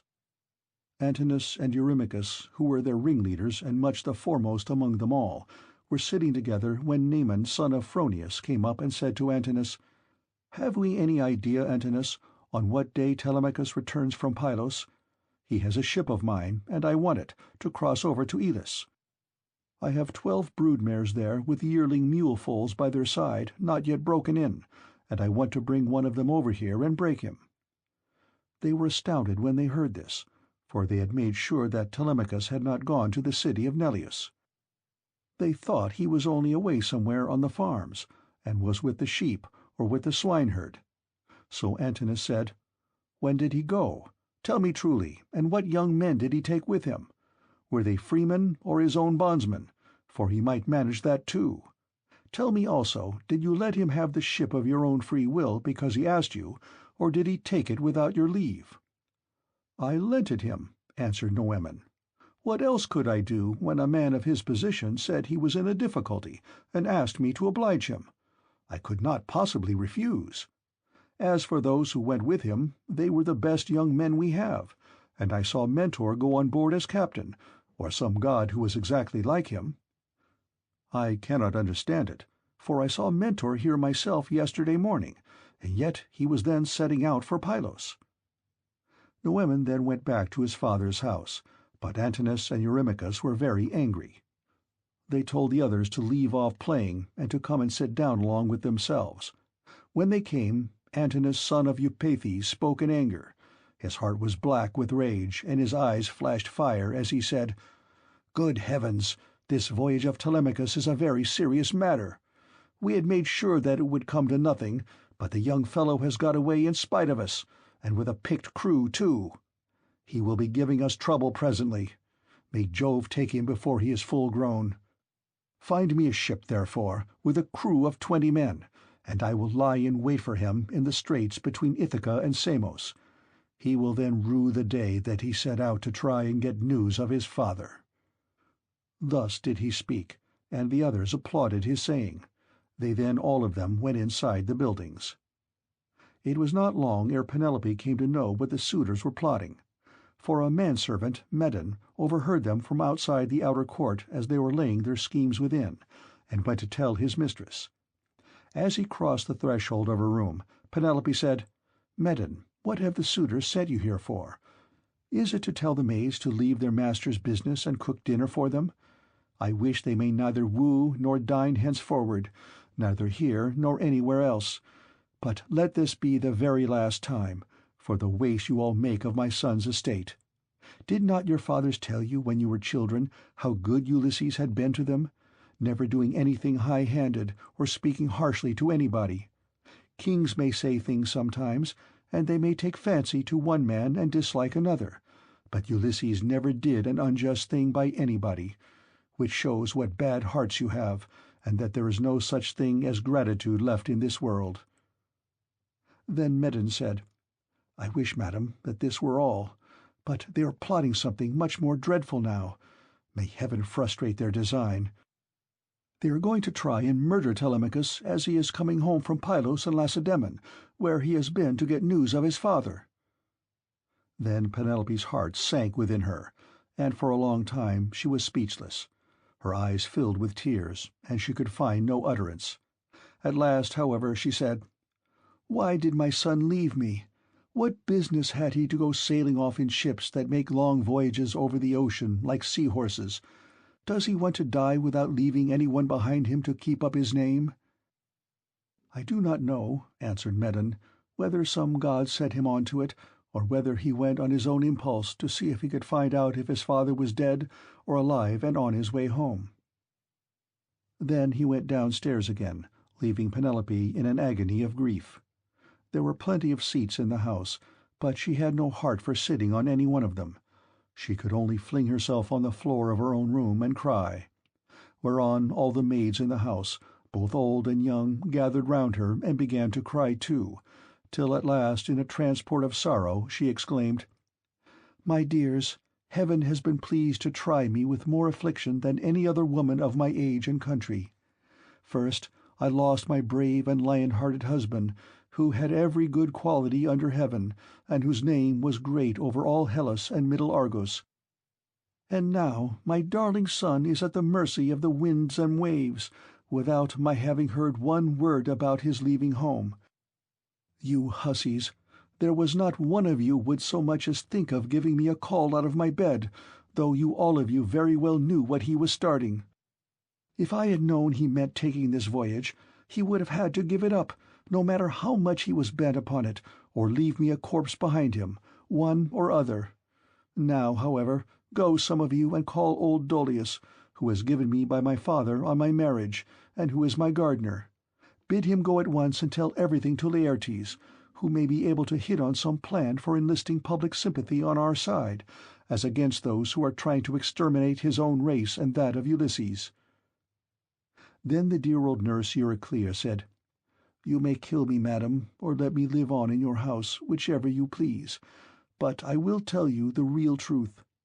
I knew all about it, and gave him everything he wanted in the way of bread and wine, but he made me take my solemn oath that I would not tell you anything for some 10 or 12 days, unless you asked or happened to hear of his having gone, for he did not want to spoil your beauty by crying. And now, madam, wash your face, change your dress, and go upstairs with your maids to offer prayers to Minerva, daughter of aegis-bearing Jove, for she can save him even though he be in the jaws of death. Do not trouble Laertes, he has trouble enough already. Besides, I cannot think that the gods hate the race of the son of Arcesius so much, but there will be a son left to come up after him, and inherit both the house and the fair fields that lie far all around it." With these words she made her mistress leave off crying, and dried the tears from her eyes. Penelope washed her face, changed her dress, and went upstairs with her maids. She then put some bruised barley into a basket and began praying to Minerva. "Hear me," she cried, "daughter of aegis-bearing Jove unweariable.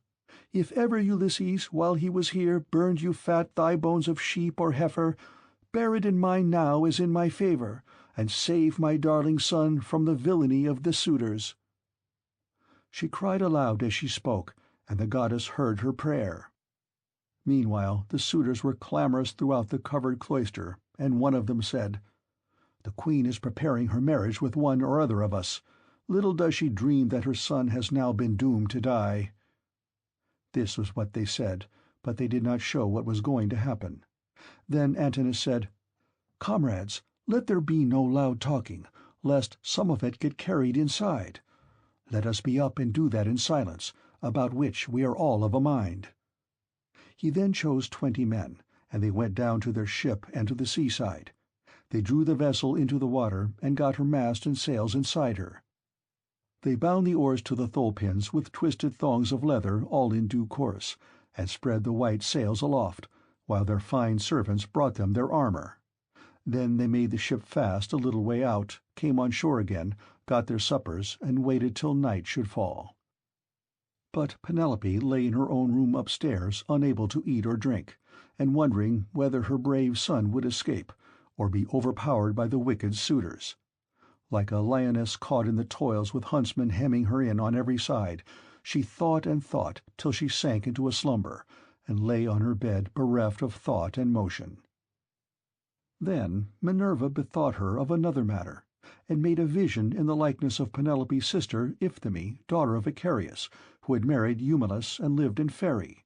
She told the vision to go to the house of Ulysses, and to make Penelope leave off crying, so it came into her room by the hole through which the thong went for pulling the door to, and hovered over her head, saying, "You are asleep, Penelope.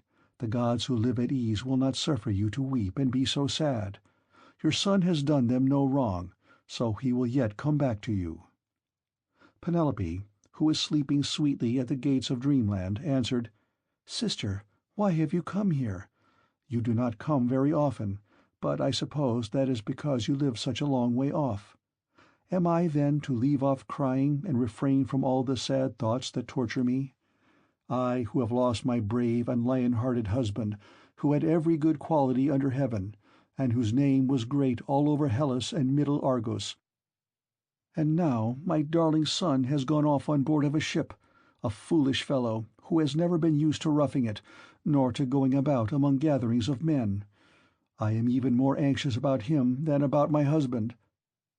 I am all in a tremble when I think of him, lest something should happen to him, either from the people among whom he has gone, or by sea, for he has many enemies who are plotting against him, and are bent on killing him before he can return home." Then the vision said, "Take heart, and be not so much dismayed.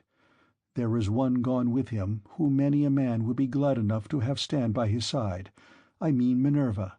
It is she who has compassion upon you, and who has sent me to bear you this message." "Then," said Penelope, "if you are a god or have been sent here by divine commission, tell me also about the other unhappy one. Is he still alive, or is he already dead and in the house of Hades?" And the vision said, "I shall not tell you for certain whether he is alive or dead, and there is no use in idle conversation."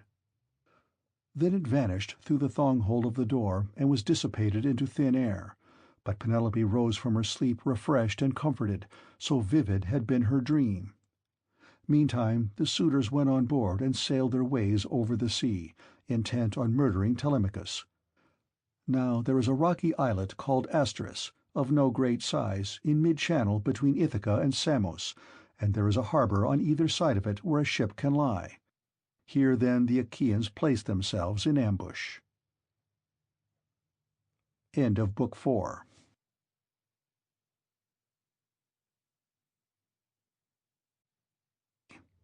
Book 5. Calypso. Ulysses reaches Scheria on a raft.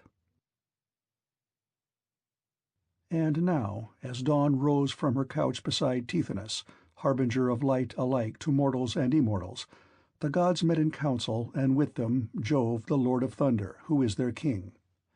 Thereon Minerva began to tell them of the many sufferings of Ulysses, for she pitied him away there in the house of the nymph Calypso.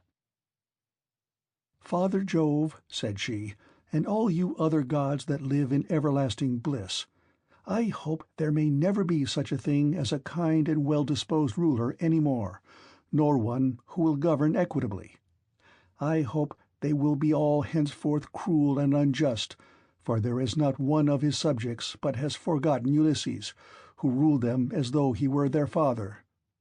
There he is, lying in great pain in an island where dwells the nymph Calypso, who will not let him go, and he cannot get back to his own country, for he can find neither ships nor sailors to take him over the sea. Furthermore, wicked people are now trying to murder his only son Telemachus, who is coming home from Pylos and Lacedaemon, where he has been to see if he can get news of his father." "What, my dear, are you talking about?" replied her father. "Did you not send him there yourself, because you thought it would help Ulysses to get home and punish the suitors? Besides, you are perfectly able to protect Telemachus and to see him safely home again, while the suitors have to come hurry-scurrying back without having killed him." When he had thus spoken, he said to his son Mercury, "Mercury, You are our messenger. Go therefore and tell Calypso we have decreed that poor Ulysses is to return home. He is to be convoyed neither by gods nor men, but after a perilous voyage of 20 days upon a raft, he is to reach fertile Scheria, the land of the Phaeacians, who are near of kin to the gods, and will honor him as though he were one of ourselves. They will send him in a ship to his own country, and will give him more bronze and gold and raiment than he would have brought back from Troy if he had had all his prize money and had got home without disaster. This is how we have settled that he shall return to his country and his friends." Thus he spoke, and Mercury, guide and guardian, slayer of Argus, did as he was told. Forthwith he bound on his glittering golden sandals with which he could fly like the wind over land and sea. He took the wand with which he seals men's eyes in sleep or wakes them just as he pleases, and flew, holding it in his hand over Pieria. Then he swooped down through the firmament till he reached the level of the sea, whose waves he skimmed like a cormorant that flies fishing every hole and corner of the ocean and drenching its thick plumage in the spray. He flew and flew over many a weary wave, but when at last he got to the island, which was his journey's end, he left the sea and went on by land, till he came to the cave where the nymph Calypso lived. He found her at home. There was a large fire burning on the hearth, and one could smell from far the fragrant reek of burning cedar and sandalwood. As for herself, she was busy at her loom, shooting her golden shuttle through the warp and singing beautifully. Round her cave there was a thick wood of alder, poplar, and sweet-smelling cypress trees, wherein all kinds of great birds had built their nests, owls, hawks, and chattering sea-crows that occupy their business in the waters. A vine loaded with grapes was trained and grew luxuriantly about the mouth of the cave. There were also 4 running rills of water in channels cut pretty close together, and turned hither and thither so as to irrigate the beds of violets and luscious herbage over which they flowed. Even a god could not help being charmed with such a lovely spot, so Mercury stood still and looked at it. But when he had admired it sufficiently, he went inside the cave. Calypso knew him at once, for the gods all know each other, no matter how far they live from one another, but Ulysses was not within. He was on the seashore as usual, looking out upon the barren ocean with tears in his eyes, groaning and breaking his heart for sorrow. Calypso gave Mercury a seat and said, "Why have you come to see me, Mercury, honored and ever welcome, for you do not visit me often? Say what you want. I will do it for you at once if I can, and if it can be done at all. But come inside and let me set refreshment before you." As she spoke, she drew a table loaded with ambrosia beside him and mixed him some red nectar, so Mercury ate and drank till he had had enough, and then said, "We are speaking god and goddess to one another, and you ask me why I have come here, and I will tell you truly, as you would have me do. Jove sent me. It was no doing of mine. Who could possibly want to come all this way over the sea where there are no cities full of people to offer me sacrifices or choice hecatombs? Nevertheless, I had to come, for none of us other gods can cross Jove, nor transgress his orders. He says that you have here the most ill-starred of all those who fought 9 years before the city of King Priam, and sailed home in the 10th year after having sacked it. On their way home they sinned against Minerva, who raised both wind and waves against them, so that all his brave companions perished, and he alone was carried hither by wind and tide. Jove says that you are to let this man go at once, for it is decreed that he shall not perish here, far from his own people, but shall return to his house and country and see his friends again." Calypso trembled with rage when she heard this. "You gods," she exclaimed, "ought to be ashamed of yourselves. You are always jealous, and hate seeing a goddess take a fancy to a mortal man, and live with him in open matrimony. So when rosy-fingered Dawn made love to Orion, you precious gods were all of you furious, till Diana went and killed him in Ortygia. So again, when Ceres fell in love with Aetion, and yielded to him in a thrice-ploughed fallow field, Jove came to hear of it before so very long, and killed the Aeacian with his thunderbolts. And now you are angry with me too, because I have a man here. I found the poor creature sitting all alone astride of a keel, for Jove had struck his ship with lightning and sunk it in mid-ocean, so that all his crew were drowned, while he himself was driven by wind and waves on to my island.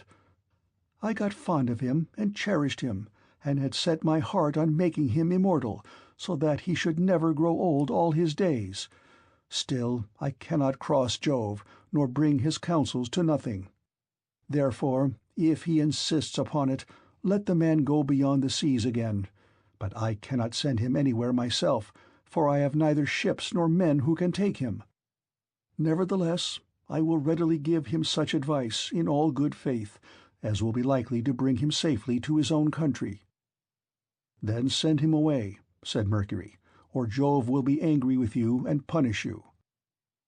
On this he took his leave, and Calypso went out to look for Ulysses, for she had heard Jove's message.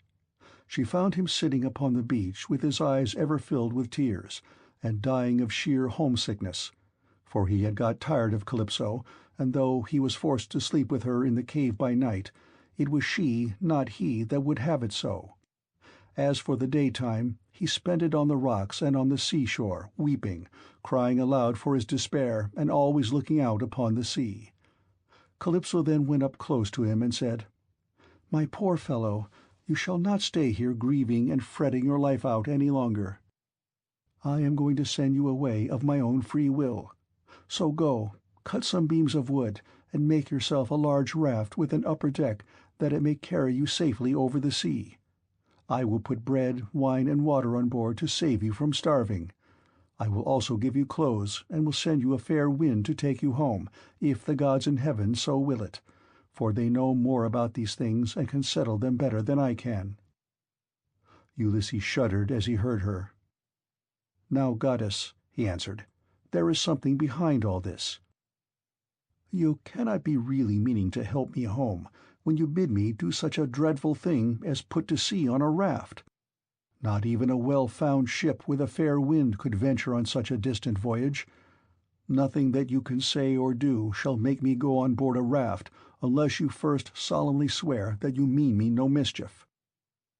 Calypso smiled at this and caressed him with her hand. "You know a great deal," said she, "but you are quite wrong here.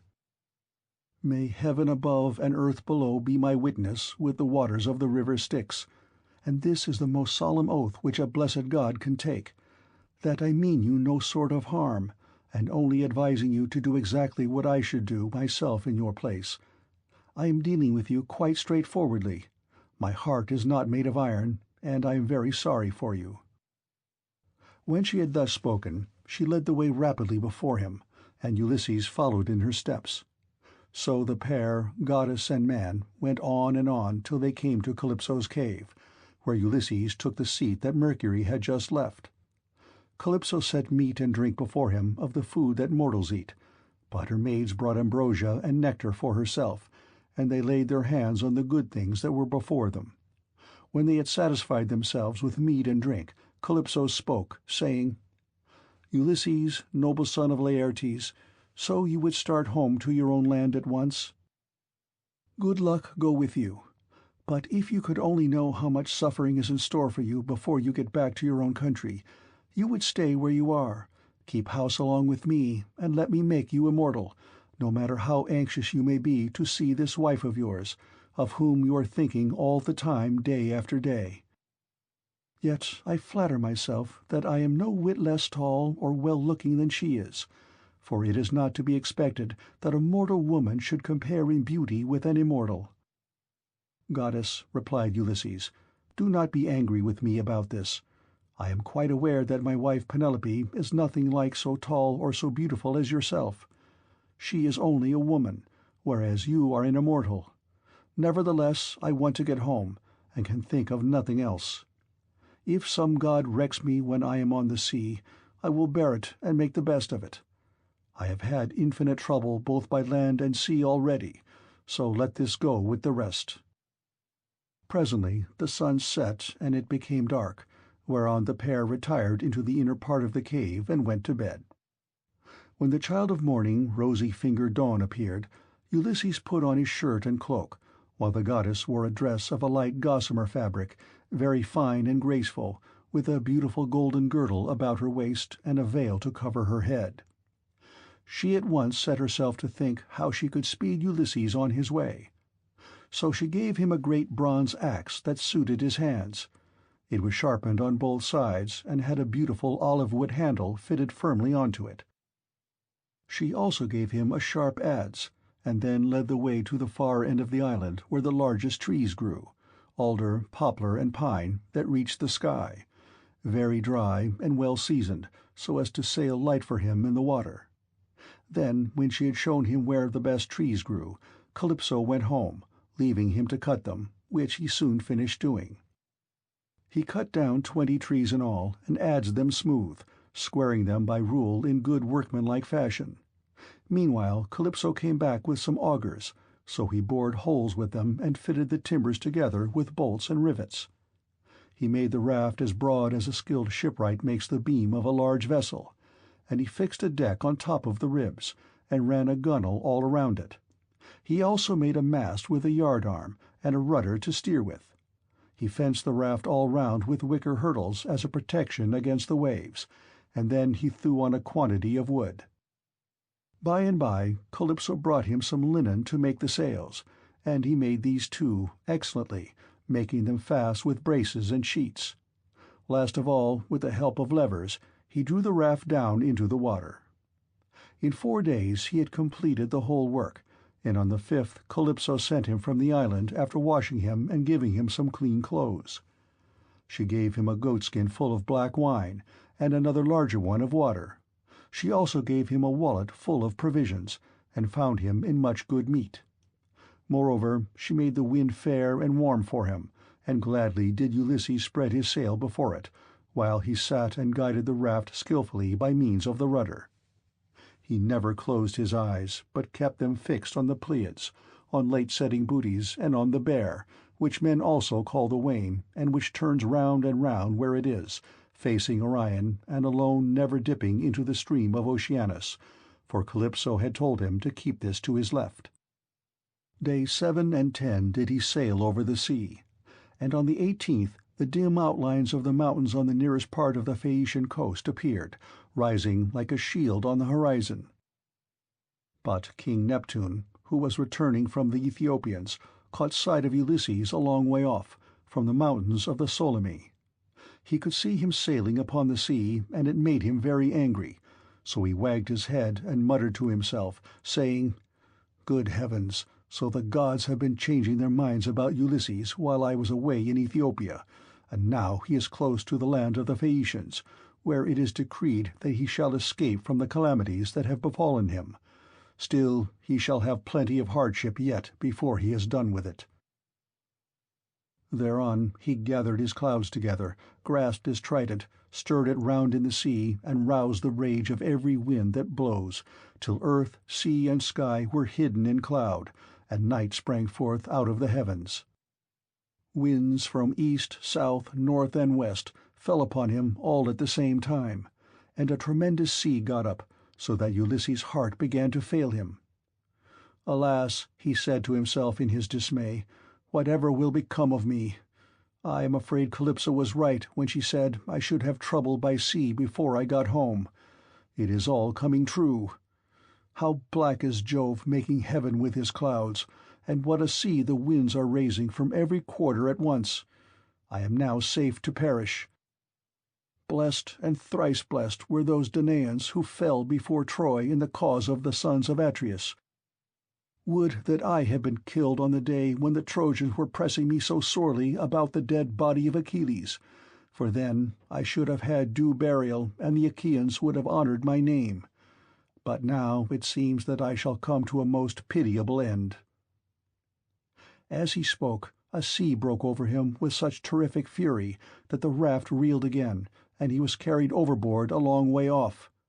He let go the helm, and the force of the hurricane was so great that it broke the mast halfway up, and both sail and yard went over into the sea. For a long time Ulysses was under water, and it was all he could do to rise to the surface again, for the clothes Calypso had given him weighed him down. But at last he got his head above water and spat out the bitter brine that was running down his face in streams. In spite of all this, however, he did not lose sight of his craft, but swam as fast as he could towards it, got hold of it, and climbed on board again so as to escape drowning. The sea took the raft and tossed it about, as autumn winds whirl thistledown round and round upon a road. It was as though the south, north, east, and west winds were all playing battledore and shuttlecock with it at once. When he was in this plight, Ino, daughter of Cadmus, also called Leucothea, saw him. She had formerly been a mere mortal, but had since raised to the rank of a marine goddess. Seeing in what great distress Ulysses now was, she had compassion upon him, and, rising like a seagull from the waves, took her seat upon the raft. "My poor good man," said she, "why is Neptune so furiously angry with you? He is giving you a great deal of trouble, but for all his bluster he will not kill you. You seem to be a sensible person. Do then as I bid you. Strip, leave your raft to drive before the wind, and swim to the Phaeacian coast where better luck awaits you. And here, take my veil and put it round your chest. It is enchanted, and you can come to no harm so long as you wear it. As soon as you touch land, take it off, throw it back as far as you can into the sea, and then go away again." With these words she took off her veil and gave it him. Then she dived down again like a seagull and vanished beneath the dark blue waters. But Ulysses did not know what to think. "Alas," he said to himself in his dismay, "this is only some one or other of the gods who is luring me to ruin by advising me to quit my raft. At any rate, I will not do so at present, for the land where she said I should be quit of all troubles seemed to be still a good way off. I know what I will do. I am sure it will be the best. No matter what happens, I will stick to the raft as long as her timbers hold together.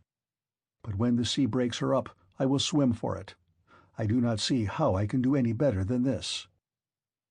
While he was thus in two minds, Neptune sent a terrible great wave that seemed to rear itself above his head till it broke right over the raft, which then went to pieces, as though it were a heap of dry chaff tossed about by a whirlwind. Ulysses got astride of one plank and rode upon it as if he were on horseback. He then took off the clothes Calypso had given him, bound Ino's veil under his arms, and plunged into the sea, meaning to swim on shore. King Neptune watched him as he did so, and wagged his head, muttering to himself and saying, "There now, swim up and down as best you can till you fall in with the well-to-do people. I do not think you will be able to say that I have let you off too lightly." On this he lashed his horses and drove to Aegea, where his palace is. But Minerva resolved to help Ulysses, so she bound the ways of all the winds except one, and made them lie quite still.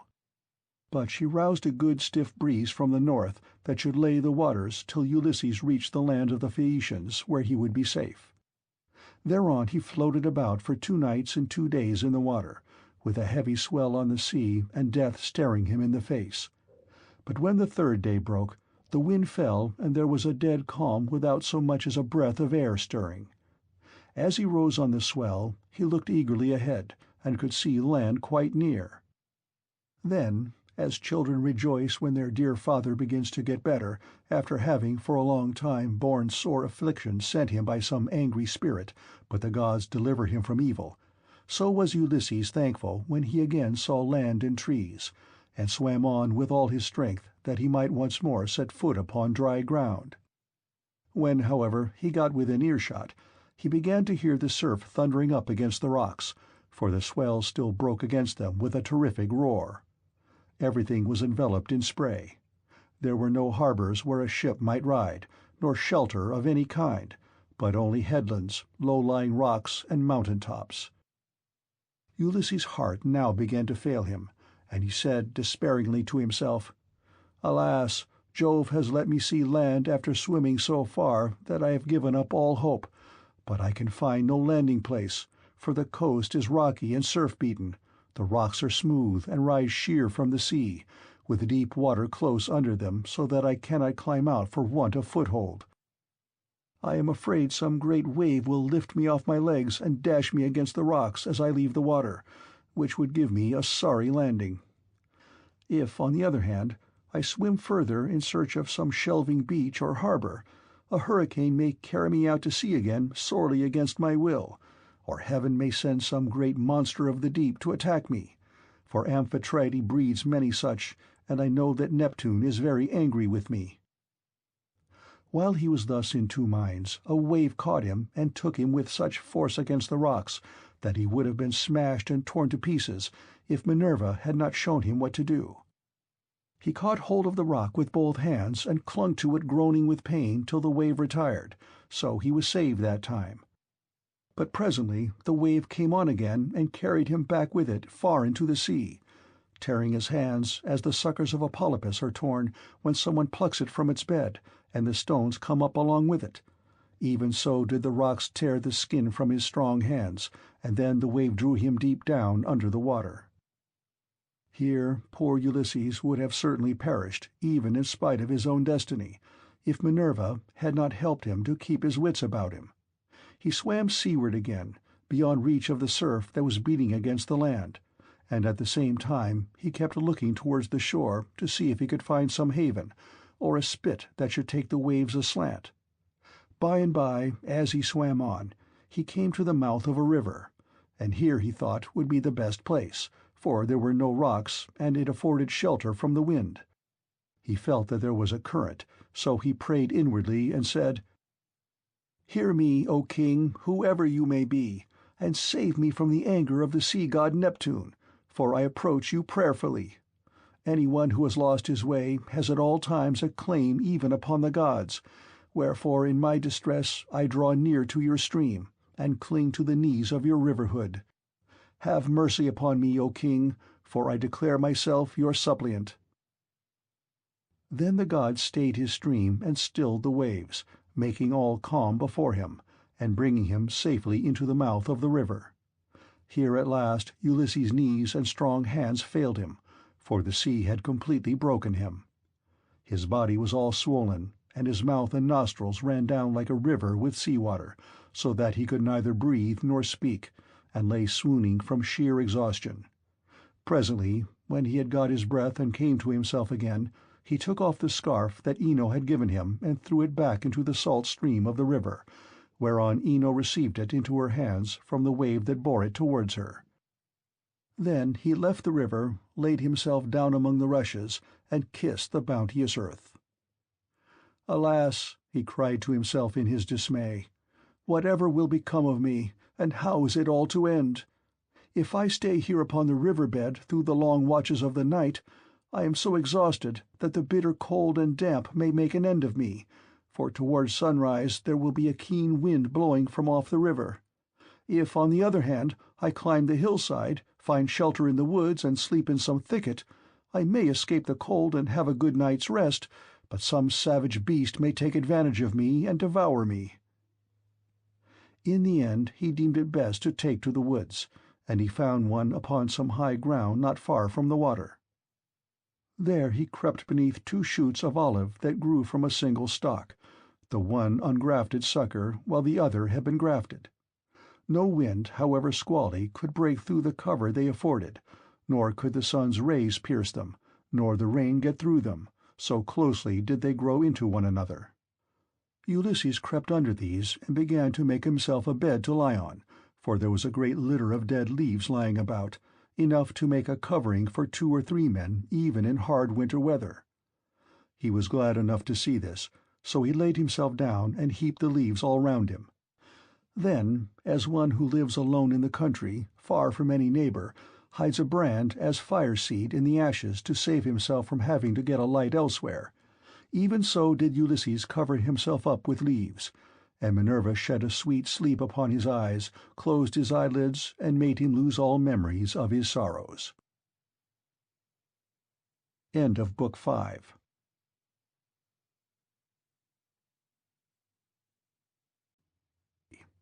Book 6. The Meeting between Nausicaa and Ulysses. So here Ulysses slept, overcome by sleep and toil. But Minerva went off to the country and city of the Phaeacians, a people who used to live in the fair town of Hyperia, near the lawless Cyclopes. Now the Cyclopes were stronger than they, and plundered them, so their king, Nausithous, moved them thence and settled them in Scheria, far from all other people. He surrounded the city with a wall, built houses and temples, and divided the lands among his people. But he was dead and gone to the house of Hades, and King Alcinous, whose counsels were inspired of heaven, was now reigning. To his house, then, did Minerva hie in furtherance of the return of Ulysses. She went straight to the beautifully decorated bedroom in which there slept a girl who was as lovely as a goddess, Nausicaa, daughter to King Alcinous. 2 maidservants were sleeping near her, both very pretty, one on either side of the doorway, which was closed with well-made folding doors. Minerva took the form of the famous sea captain Dymas' daughter, who was a bosom friend of Nausicaa and just her own age. Then, coming up to the girl's bedside like a breath of wind, she hovered over her head and said, "Nausicaa, what can your mother have been about, to have such a lazy daughter? Here are your clothes all lying in disorder, yet you are going to be married almost immediately, and should not only be well dressed yourself, but should find good clothes for those who attend you. This is the way to get yourself a good name, and to make your father and mother proud of you. Suppose, then, that we make tomorrow a washing day, and start at daybreak. I will come and help you so that you may have everything ready as soon as possible, for all the best young men among your own people are courting you, and you are not going to remain a maid much longer. Ask your father, therefore, to have a wagon and mules ready for us at daybreak, to take the rugs, robes, and girdles, and you can ride too, which will be much pleasanter for you than walking, for the washing cisterns are some way from the town." When she had said this, Minerva went away to Olympus, which they say is the everlasting home of the gods. Here no wind beats roughly, and neither rain nor snow can fall, but it abides in everlasting sunshine and in a great peacefulness of light, wherein the blessed gods are illumined forever and ever. This was the place to which the goddess went when she had given instructions to the girl. By and by morning came and woke Nausicaa, who began wondering about her dream. She therefore went to the other end of the house to tell her father and mother all about it, and found them in their own room. Her mother was sitting by the fireside, spinning her purple yarn with her maids around her, and she happened to catch her father just as he was going out to attend a meeting of the town council, which the Phaeacian aldermen had convened. She stopped him and said, "Dear papa, could you manage to let me have a good big wagon? I want to take all our dirty clothes to the river and wash them. You are the chief man here, so it is only right that you should have a clean shirt when you attend meetings of the council. Moreover, you have 5 sons at home, 2 of them married, while the other 3 are good-looking bachelors. You know they always like to have clean linen when they go to a dance, and I have been thinking about all this." She did not say a word about her own wedding, for she did not like to, but her father knew and said, "You shall have the mules, my love, and whatever else you have a mind for. Be off with you, and the men shall get you a good strong wagon with a body to it that will hold all your clothes." On this he gave orders to the servants, who got the wagon out, harnessed the mules, and put them to, while the girl brought the clothes down from the linen-room and placed them on the wagon. Her mother prepared her a basket of provisions with all sorts of good things, and a goatskin full of wine. The girl now got into the wagon, and her mother gave her also a golden cruse of oil, that she and her women might anoint themselves. Then she took the whip and reins and lashed the mules on, whereon they set off, and their hoofs clattered on the road. They pulled without flagging, and carried not only Nausicaa and her wash of clothes, but the maids also who were with her. When they reached the waterside, they went to the washing cisterns, through which there ran at all times enough pure water to wash any quantity of linen, no matter how dirty.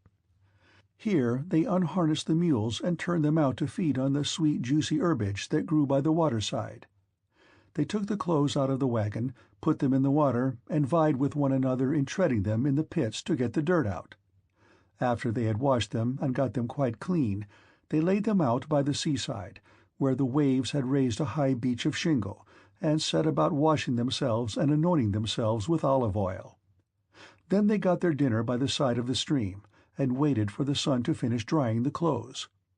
When they had done dinner, they threw off the veils that covered their heads, and began to play at ball, while Nausicaa sang for them. As the huntress Diana goes forth upon the mountains of Taygetus or Erymanthus to hunt wild boars or deer, and the wood-nymphs, daughters of aegis-bearing Jove, take their sport along with her, then is Leto proud at seeing her daughter stand a full head taller than the others, and eclipse the loveliest amid a whole bevy of beauties. Even so did the girl outshine her handmaids. When it was time for them to start home, and they were folding the clothes and putting them into the wagon, Minerva began to consider how Ulysses should wake up and see the handsome girl who was to conduct him to the city of the Phaeacians. The girl, therefore, threw a ball at one of the maids, which missed her and fell into deep water. On this they all shouted, and the noise they made woke Ulysses, who sat up in his bed of leaves and began to wonder what it might all be.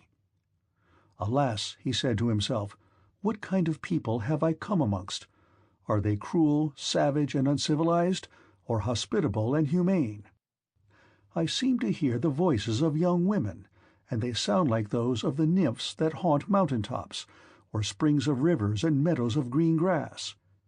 At any rate, I am among a race of men and women. Let me try if I cannot manage to get a look at them." As he said this, he crept from under his bush, and broke off a bough covered with thick leaves to hide his nakedness. He looked like some lion of the wilderness that stalks about exulting in his strength and defying both wind and rain.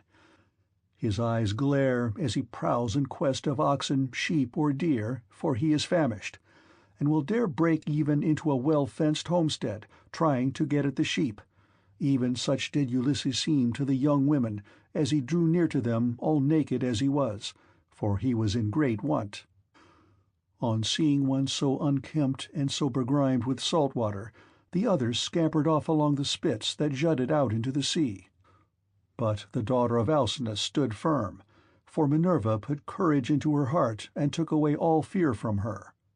She stood right in front of Ulysses, and he doubted whether he should go up to her, throw himself at her feet, and embrace her knees as a suppliant, or stay where he was and entreat her to give him some clothes and show him the way to the town. In the end he deemed it best to entreat her from a distance, in case the girl should take offense at his coming near enough to clasp her knees, so he addressed her in honeyed and persuasive language.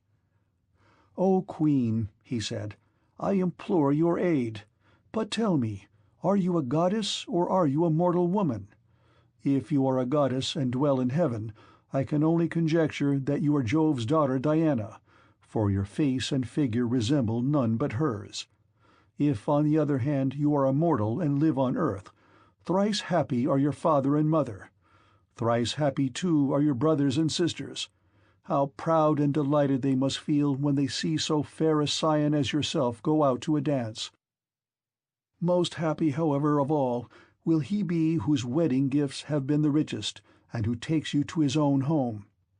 I never yet saw anyone so beautiful, neither man nor woman, and am lost in admiration as I behold you.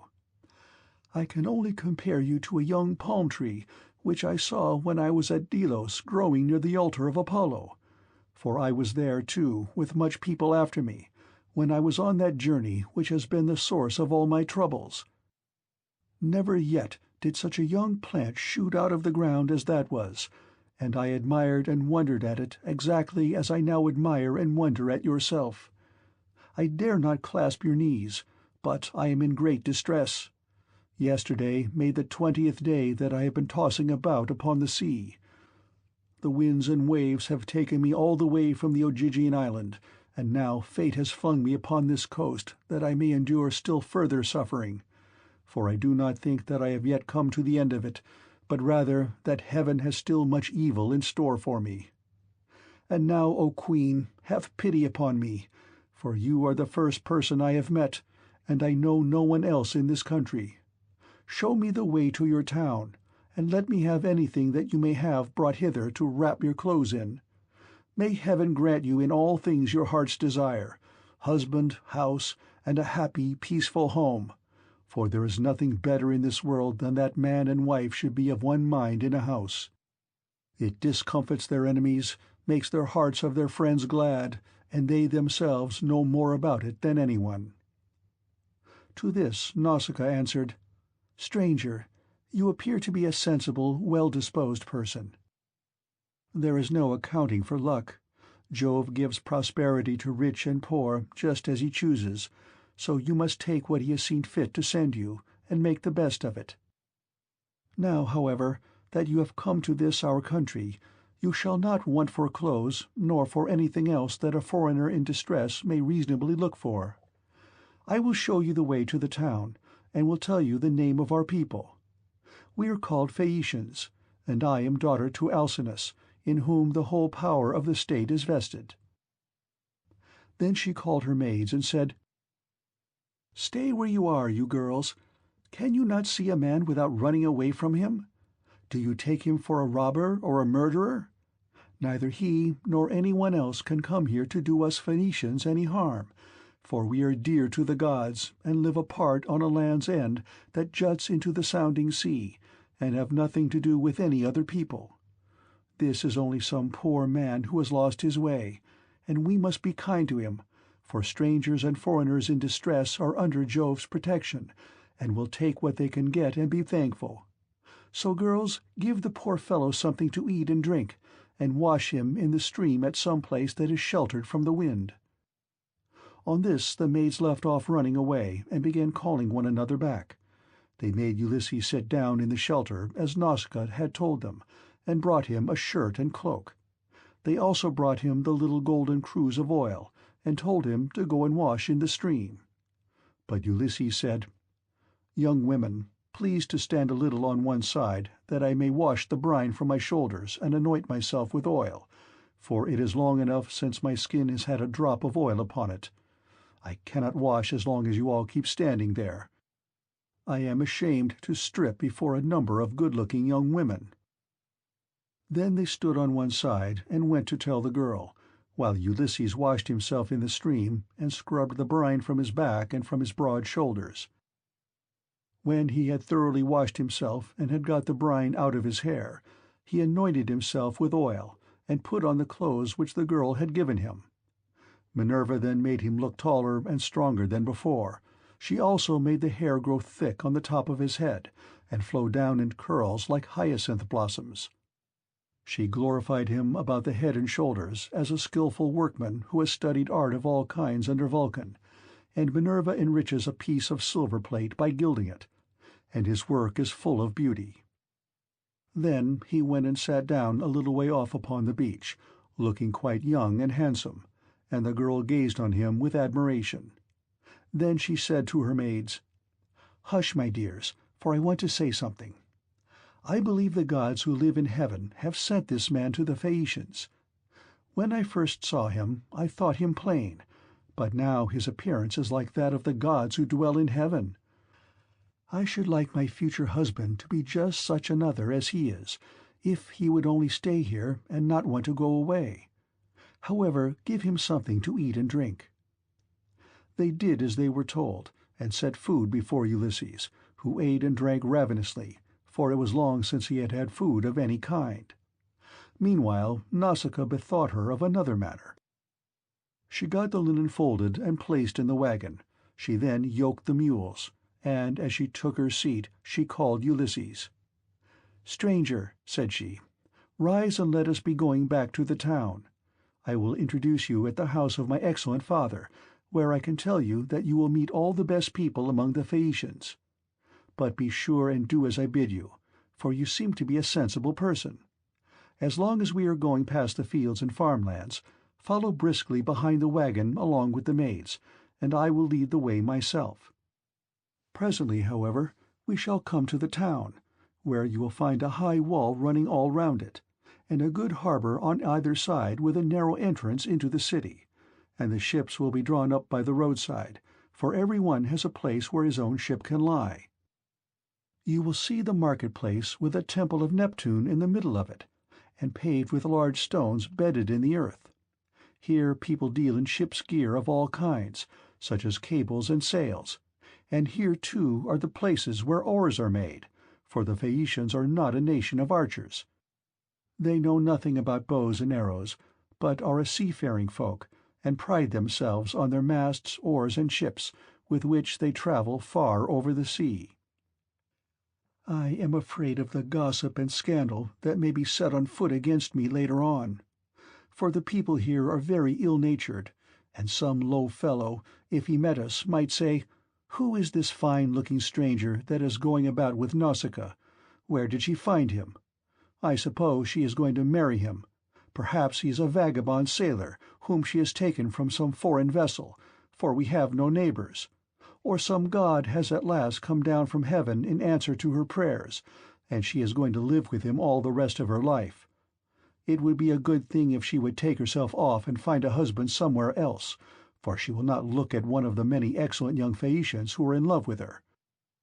This is the kind of disparaging remark that would be made about me, and I could not complain, for I should myself be scandalized at seeing any other girl do the like, and go about with men in spite of everything, while her father and mother were still alive, and without having been married in the face of all the world. If, therefore, you want my father to give you an escort and to help you home, do as I bid you. You will see a beautiful grove of poplars by the roadside, dedicated to Minerva. It has a well in it and a meadow all round it. Here my father has a field of rich garden ground, about as far from the town as a man's voice will carry. Sit down there and wait for a while till the rest of us can get into the town and reach my father's house. Then, when you think we must have done this, come into the town and ask the way to the house of my father Alcinous.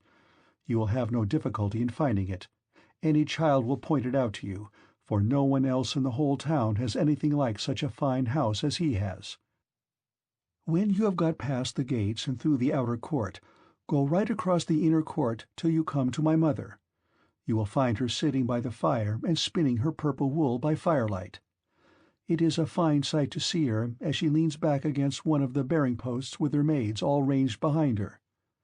Close to her seat stands that of my father, on which he sits and topes like an immortal god. Never mind him, but go up to my mother, and lay your hands upon her knees if you would get home quickly. If you can gain her over, you may hope to see your own country again, no matter how distant it may be." So saying, she lashed the mules with her whip, and they left the river. The mules drew well, and their hoofs went up and down upon the road. She was careful not to go too fast for Ulysses and the maids who were following on foot along with the wagon, so she plied her whip with judgment. As the sun was going down, they came to the sacred grove of Minerva, and there Ulysses sat down and prayed to the mighty daughter of Jove.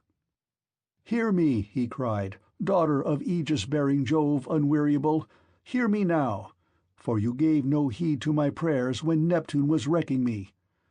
Now, therefore, have pity upon me, and grant that I may find friends and be hospitably received by the Phaeacians." Thus did he pray, and Minerva heard his prayer, but she would not show herself to him openly, for she was afraid of her uncle Neptune, who was still furious in his endeavors to prevent Ulysses from getting home. End of Book 6.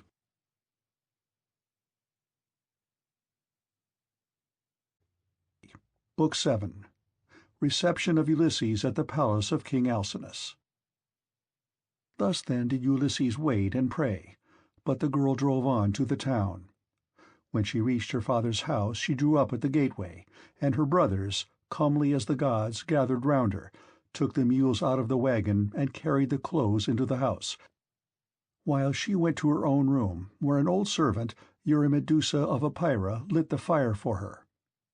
This old woman had been brought by sea from Ephyra, and had been chosen as a prize for Alcinous, because he was king over the Phaeacians, and the people obeyed him as though he were a god. She had been nurse to Nausicaa, and had now lit the fire for her, and brought her supper for her into her own room.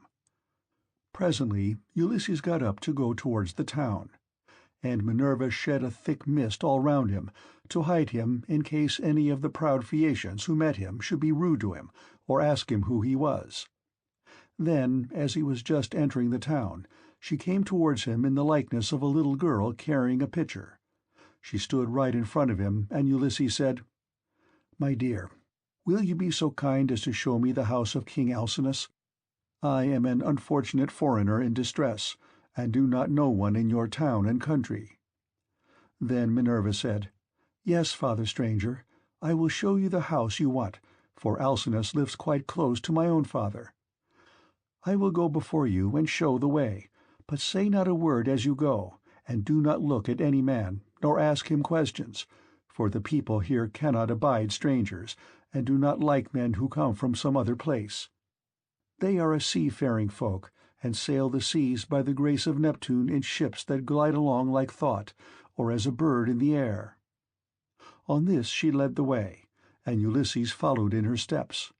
But not one of the Phaeacians could see him as he passed through the city in the midst of them, for the great goddess Minerva in her good will towards him had hidden him in a thick cloud of darkness. He admired their harbours, ships, places of assembly, and the lofty walls of the city, which, with the palisade on top of them, were very striking, and when they reached the king's house, Minerva said, "This is the house, father stranger, which you would have me show you. You will find a number of great people sitting at table, but do not be afraid.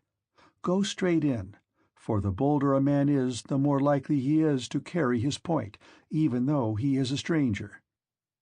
First find the queen.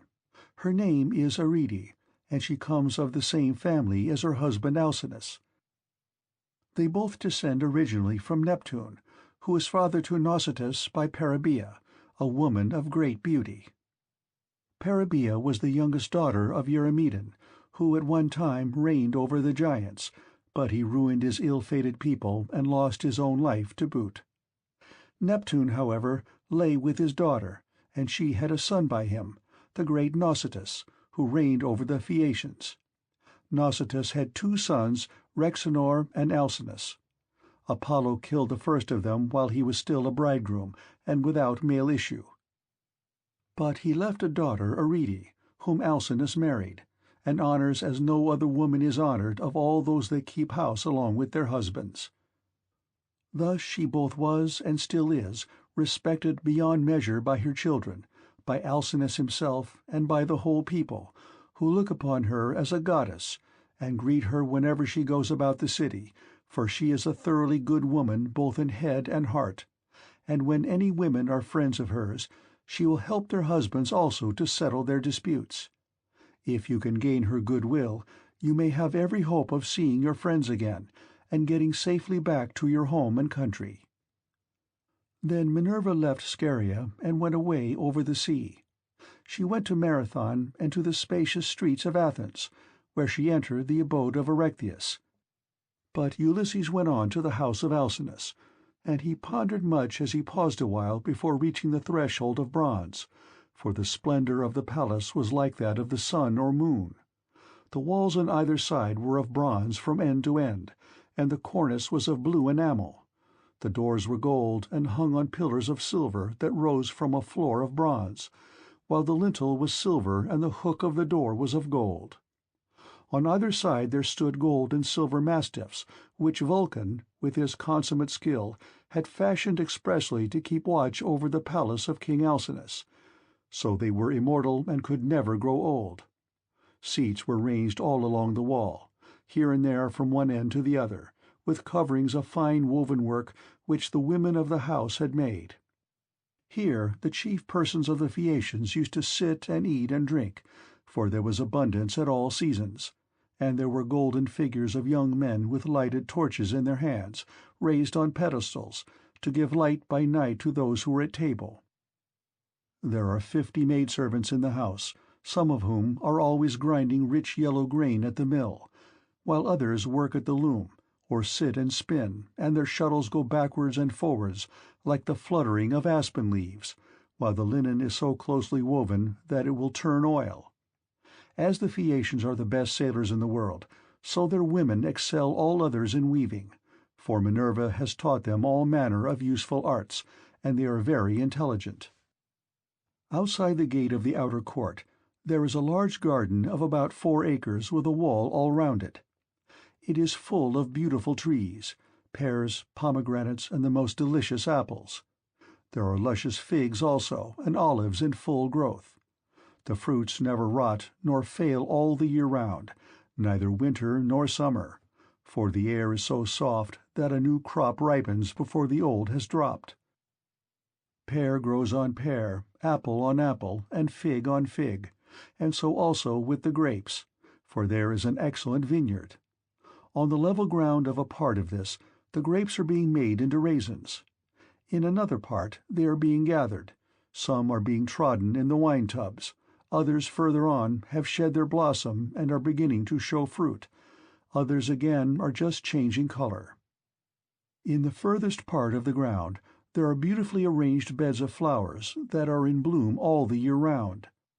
2 streams go through it, the one turned in ducts throughout the whole garden, while the other is carried under the ground of the outer court to the house itself, and the townspeople draw water from it. Such, then, were the splendors with which the gods had endowed the house of King Alcinous. So here Ulysses stood for a while and looked about him, but when he had looked long enough he crossed the threshold and went within the precincts of the house. There he found all the chief people among the Phaeacians making their drink offerings to Mercury, which they always did the last thing before going away for the night. He went straight through the court, still hidden by the cloak of darkness in which Minerva had enveloped him, till he reached Arete and King Alcinous. Then he laid his hands upon the knees of the queen, and at that moment the miraculous darkness fell away from him and he became visible. Everyone was speechless with surprise at seeing a man there, but Ulysses began at once with his petition. "Queen Arete," he exclaimed, "daughter of the great Rhexenor, in my distress I humbly pray you, as also your husband and these your guests, whom may heaven prosper with long life and happiness, and may they leave their possessions to their children and all the honors conferred upon them by the state, to help me home to my own country as soon as possible, for I have been long in trouble and away from my friends." Then he sat down on the hearth among the ashes, and they all held their peace, till presently the old hero Aeneas, who was an excellent speaker and an elder among the Phaeacians, plainly and in all honesty addressed them thus. "Alcinous," said he, "it is not creditable to you that a stranger should be seen sitting among the ashes of your hearth. Everyone is waiting to hear what you are about to say. Tell him, then, to rise and take a seat on a stool inlaid with silver, and bid your servants mix some wine and water, that we may make a drink-offering to Jove the Lord of Thunder, who takes all well-disposed suppliants under his protection. And let the housekeeper give him some supper, of whatever there may be in the house." When Alcinous heard this, he took Ulysses by the hand, raised him from the hearth, and bade him take the seat of Laodamas, who had been sitting beside him, and was his favourite son. A maidservant then brought him water in a beautiful golden ewer, and poured it into a silver basin for him to wash his hands, and she drew a clean table beside him. An upper servant brought him bread and offered him many good things of what there was in the house, and Ulysses ate and drank. Then Alcinous said to one of the servants, "Pontonous, mix a cup of wine and hand it round that we may make drink offerings to Jove the Lord of Thunder, who is the protector of all well-disposed suppliants." Pontonous then mixed wine and water, and handed it round after giving every man his drink-offering.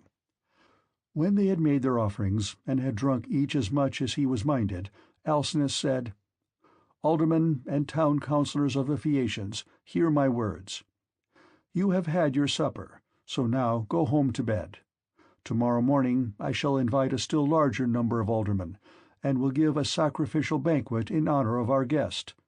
We can then discuss the question of his escort, and consider how we may at once send him back rejoicing to his own country, without trouble or inconvenience to himself, no matter how distant it may be. We must see that he comes to no harm while on his homeward journey. But when he is once at home, he will have to take the luck he was born with, for better or worse, like other people. It is possible, however, that the stranger is one of the immortals who has come down from heaven to visit us. But in this case the gods are departing from their usual practice, for hitherto they have made themselves perfectly clear to us when we have been offering them hecatombs.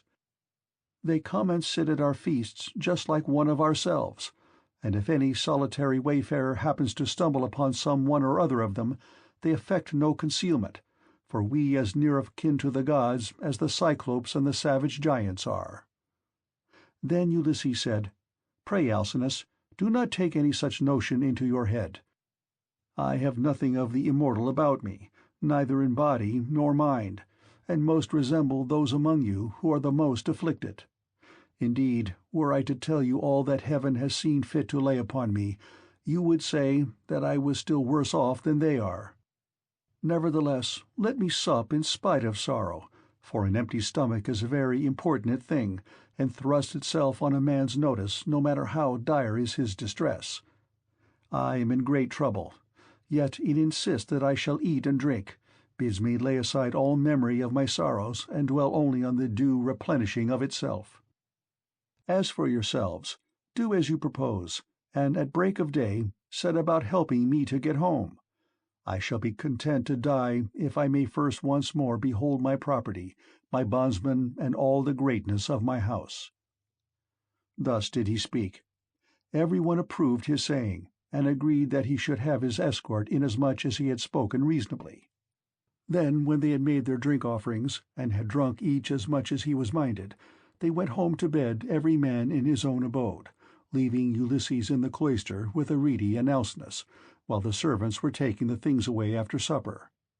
Arete was the first to speak, for she recognized the shirt, cloak, and good clothes that Ulysses was wearing, as the work of herself and of her maids.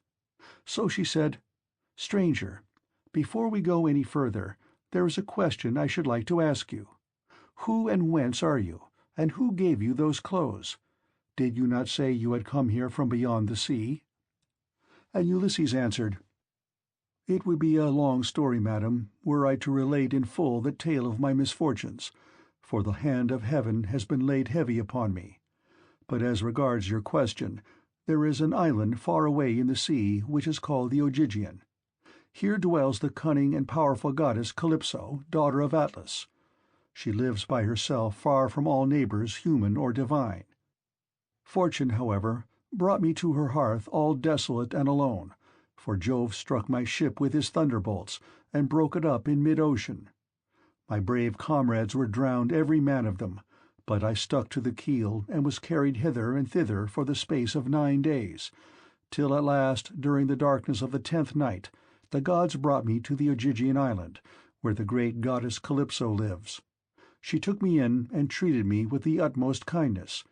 Indeed, she wanted to make me immortal, that I might never grow old, but she could not persuade me to let her do so. I stayed with Calypso 7 years straight on end, and watered the good clothes she gave me with my tears during the whole time. But at last, when the 8th year came round, she bade me depart of her own free will, either because Jove had told her she must, or because she had changed her mind. She sent me from her island on a raft, which she provisioned with abundance of bread and wine. Moreover, she gave me good stout clothing, and sent me a wind that blew both warm and fair.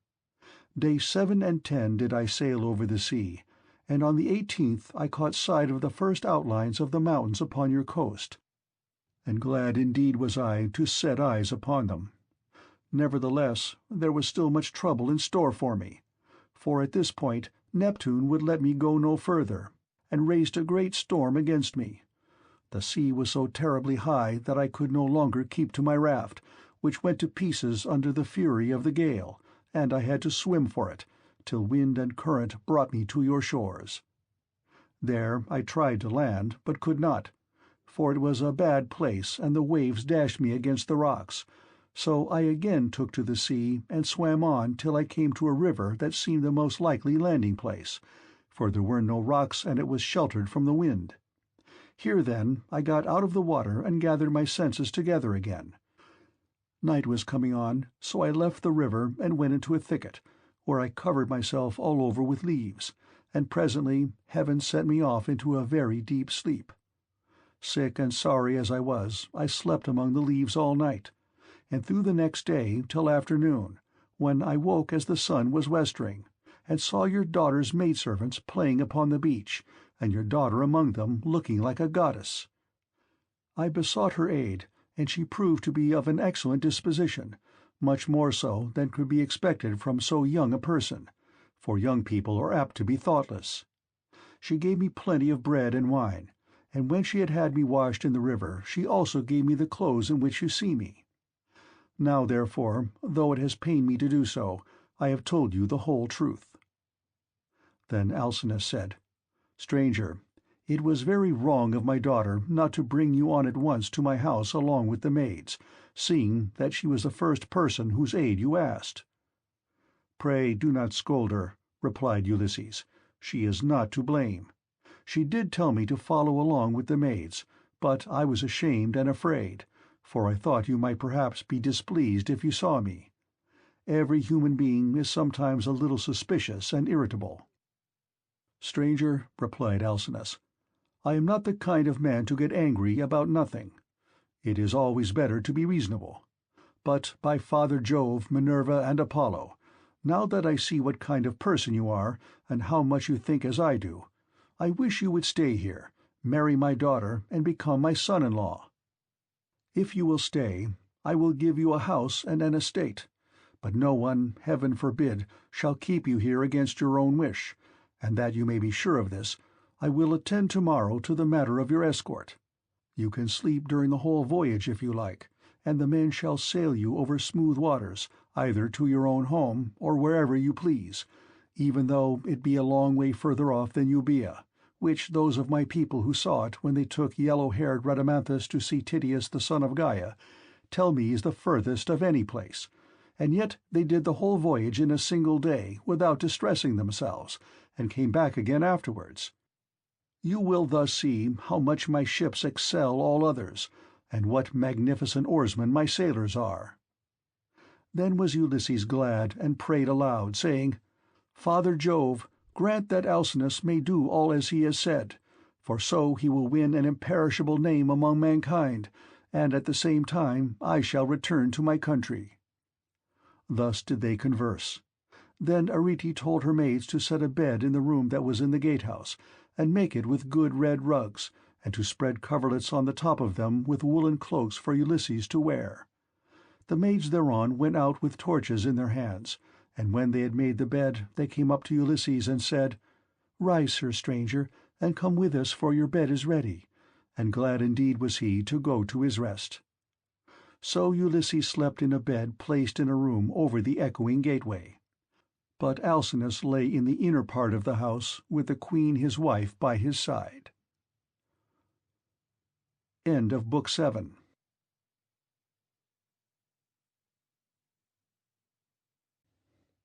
Book 8. Banquet in the House of Alcinous, the Games. Now when the child of morning, rosy-fingered Dawn appeared, Alcinous and Ulysses both rose, and Alcinous led the way to the Phaeacian place of assembly, which was near the ships. When they got there, they sat down side by side on a seat of polished stone, while Minerva took the form of one of Alcinous' servants, and went round the town in order to help Ulysses to get home. She went up to the citizens, man by man, and said, "Aldermen and town councillors of the Phaeacians, come to the assembly all of you, and listen to the stranger, who has just come off a long voyage to the house of King Alcinous. He looks like an immortal god." With these words she made them all want to come, and they flocked to the assembly till seats and standing room were alike crowded. Every one was struck with the appearance of Ulysses, for Minerva had beautified him about the head and shoulders, making him look taller and stouter than he really was, that he might impress the Phaeacians favourably as being a very remarkable man, and might come off well in the many trials of skill to which they would challenge him. Then, when they were got together, Alcinous spoke. "Hear me," said he, "aldermen and town councillors of the Phaeacians, that I may speak even as I am minded. This stranger, whoever he may be, has found his way to my house from somewhere or other east or west. He wants an escort and wishes to have the matter settled. Let us then get one ready for him, as we have done for others before him. Indeed, no one who ever yet came to my house has been able to complain of me for not speeding on his way soon enough.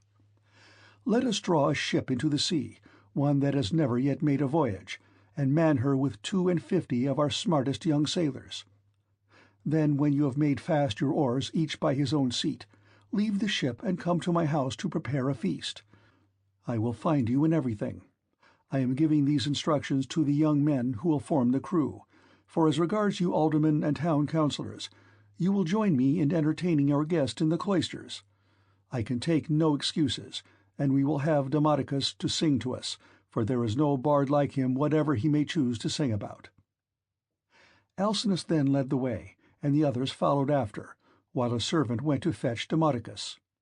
The 52 picked oarsmen went to the seashore as they had been told, and when they got there they drew the ship into the water, got her mast and sails inside her, bound the oars to the thole-pins with twisted thongs of leather, all in due course, and spread the white sails aloft. They moored the vessel a little way out from the land, and then came on shore and went to the house of King Alcinous. The outhouses, yards, and all the precincts were filled with crowds of men in great multitudes, both old and young. And Alcinous killed them 12 sheep, 8 full-grown pigs, and 2 oxen. These they skinned and dressed so as to provide a magnificent banquet. A servant presently led in the famous bard Demodocus, whom the Muse had dearly loved, but to whom she had given both good and evil, for though she had endowed him with a divine gift of song, she had robbed him of his eyesight. Pontonous set a seat for him among the guests, leaning it up against a bearing-post.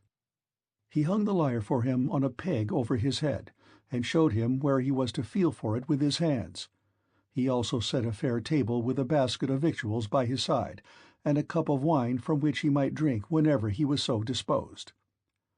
The company then laid their hands upon the good things that were before them, but as soon as they had had enough to eat and drink, the Muse inspired Demodocus to sing the feats of heroes, and more especially a matter that was then in the mouths of all men, to wit, the quarrel between Ulysses and Achilles, and the fierce words that they heaped on one another as they sat together at a banquet.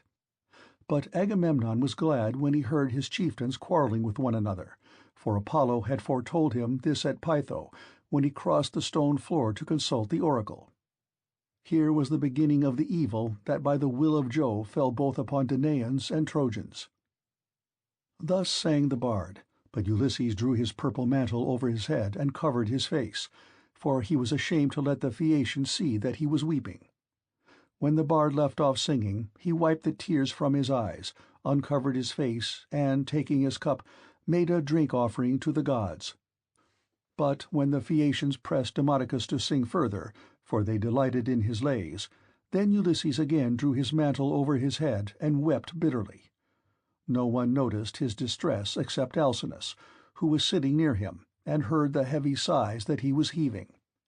So he at once said, "Aldermen and town councillors of the Phaeacians, we have had enough now, both of the feast and of the minstrelsy that is its due accompaniment. Let us proceed, therefore, to the athletic sports, so that our guest on his return home may be able to tell his friends how much we surpass all other nations as boxers, wrestlers, jumpers, and runners." With these words he led the way, and the others followed after. A servant hung Demodocus's lyre on its peg for him, led him out of the cloister, and set him on the same way as that along which all the chief men of the Phaeacians were going to see the sports.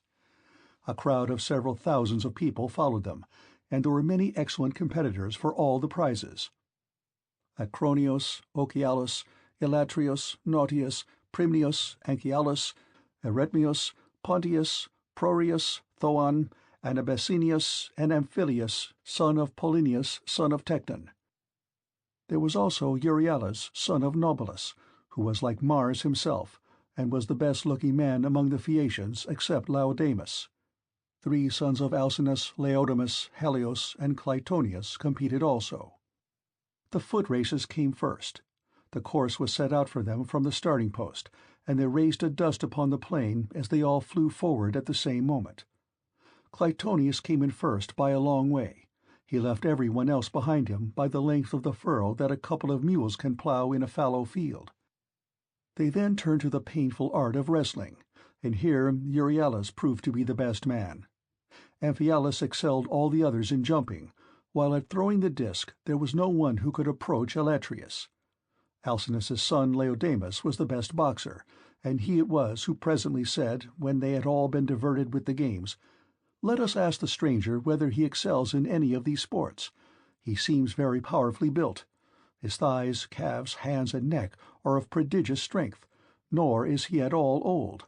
But he has suffered much lately, and there is nothing like the sea for making havoc with a man, no matter how strong he is." "You are quite right, Laodamas," replied Euryalus. "Go up to your guest and speak to him about it yourself." When Laodamas heard this, he made his way into the middle of the crowd and said to Ulysses, "I hope, sir, that you will enter yourself for some one or other of our competitions if you are skilled in any of them, and you must have gone in for many a one before now. There is nothing that does anyone so much credit all his life long as the showing himself a proper man with his hands and feet. Have a try, therefore, at something, and banish all sorrow from your mind. Your return home will not be long delayed, for the ship is already drawn into the water, and the crew is found." Ulysses answered, "Laodamas, why do you taunt me in this way? My mind is set rather on cares than contests. I have been through infinite trouble, and am come among you now as a suppliant, praying your king and people to further me on my return home." Then Euryalus reviled him outright, and said, "I gather, then, that you are unskilled in any of the many sports that men generally delight in. I suppose you are one of those grasping traders that go about in ships as captains or merchants, and who think of nothing but their own outward freights and homeward cargoes. There does not seem to be much of the athlete about you." "For shame, sir," answered Ulysses fiercely. "You are an insolent fellow. So true is it that the gods do not grace all men alike in speech, person, and understanding. One man may be of weak presence, but heaven has adorned this with such good conversation that he charms every one who sees him. His honeyed moderation carries his hearers with him so that he is leader in all assemblies of his fellows, and wherever he goes he is looked up to. Another may be as handsome as a god, but his good looks are not crowned with discretion. This is your case. No god could make a finer-looking fellow than you are, but you are a fool. Your ill-judged remarks have made me exceedingly angry, and you are quite mistaken, for I excel in a great many athletic exercises. Indeed, so long as I had youth and strength, I was among the first athletes of the age. Now, however, I am worn out by labor and sorrow, for I have gone through much both on the field of battle and by the waves of the weary sea. Still, in spite of all this, I will compete, for your taunts have stung me to the quick." So he hurried up without even taking his cloak off, and seized a disc, larger, more massive, and much heavier than those used by the Phaeacians when disc-throwing among themselves. Then, swinging it back, he threw it from his brawny hand, and it made a humming sound in the air as he did so. The Phaeacians quailed beneath the rushing of its flight as it sped gracefully from his hand, and flew beyond any mark that had been made yet. Minerva, in the form of a man, came and marked the place where it had fallen. "A blind man, sir," said she, "could easily tell your mark by groping for it, it is so far ahead of any other. You may make your mind easy about this contest, for no Phaeacian can come near to such a throw as yours." Ulysses was glad when he found he had a friend among the lookers-on, so he began to speak more pleasantly. "Young men," said he, "come up to that throw if you can, and I will throw another disc as heavy or even heavier. If anyone wants to have a bout with me, let him come on, for I am exceedingly angry. I will box, wrestle, or run, I do not care what it is, with any man of you, all except Laodamas, but not with him, because I am his guest, and one cannot compete with one's own personal friend. At least, I do not think it a prudent or a sensible thing for a guest to challenge his host's family at any game, especially when he is in a foreign country. He will cut the ground from under his own feet if he does. But I make no exception as regards anyone else, for I want the matter out and know which is the best man. I am a good hand at every kind of athletic sport known among mankind.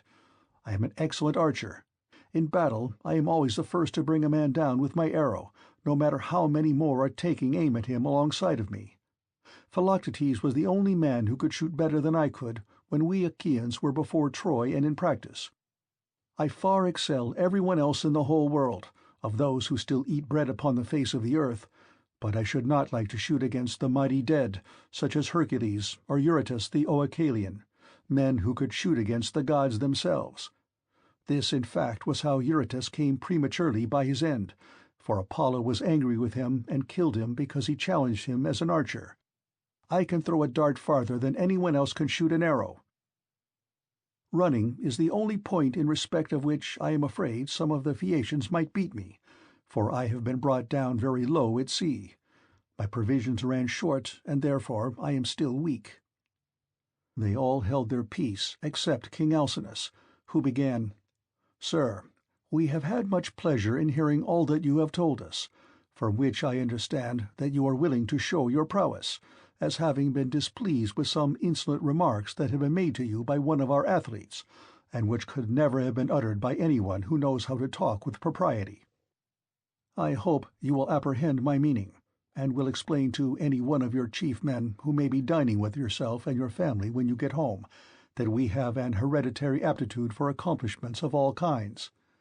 We are not particularly remarkable for our boxing, nor yet as wrestlers, but we are singularly fleet of foot and are excellent sailors. We are extremely fond of good dinners, music, and dancing. We also like frequent changes of linen, warm baths, and good beds. So now, please, some of you who are best dancers, set about dancing, that our guest on his return home may be able to tell his friends how much we surpass all other nations as sailors, runners, dancers, and minstrels. Demodocus has left his lyre at my house, so run some one or other of you and fetch it for him." On this a servant hurried off to bring the lyre from the king's house, and the 9 men who had been chosen as stewards stood forward. It was their business to manage everything connected with the sports, so they made the ground smooth and marked a wide space for the dancers. Presently the servant came back with Demodocus's lyre, and he took his place in the midst of them, whereon the best young dancers in the town began to foot and trip it so nimbly that Ulysses was delighted with the merry twinkling of their feet.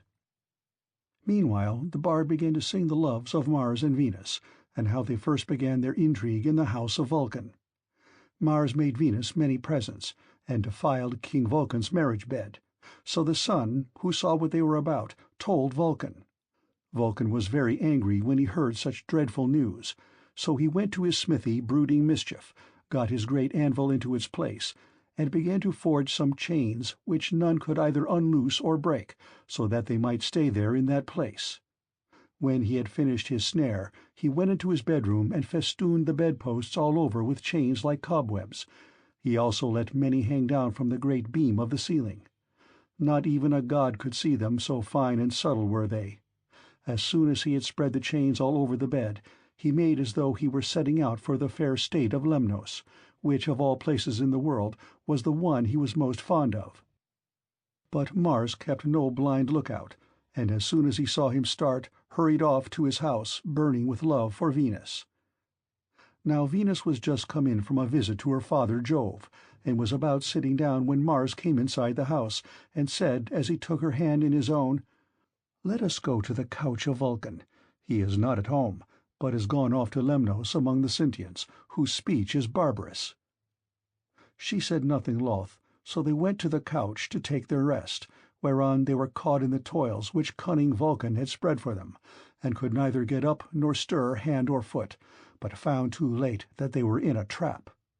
Then Vulcan came up to them, for he had turned back before reaching Lemnos, when his scout the Sun told him what was going on. He was in a furious passion, and stood in the vestibule making a dreadful noise as he shouted to all the gods. "Father Jove," he cried, "and all you other blessed gods who live forever, come here and see the ridiculous and disgraceful sight that I will show you. Jove's daughter Venus is always dishonoring me because I am lame. She is in love with Mars, who is handsome and clean built, whereas I am a cripple. But my parents are to blame for that, not I. They ought never to have begotten me. Come and see the pair together asleep on my bed." It makes me furious to look at them. They are very fond of one another, but I do not think they will lie there longer than they can help, nor do I think that they will sleep much. There, however, they shall stay, till her father has repaid me the sum I gave him for his baggage of a daughter, who is fair but not honest." On this the gods gathered to the house of Vulcan. Earth-encircling Neptune came, and Mercury, the bringer of luck, and King Apollo, but the goddesses stayed at home, all of them, for shame. Then the givers of all good things stood in the doorway, and the blessed gods roared with inextinguishable laughter, as they saw how cunning Vulcan had been, whereon one would turn towards his neighbour, saying, "Ill deeds do not prosper, and the weak confound the strong. See how limping Vulcan, lame as he is, has caught Mars, who is the fleetest god in heaven, and now Mars will be cast in heavy damages."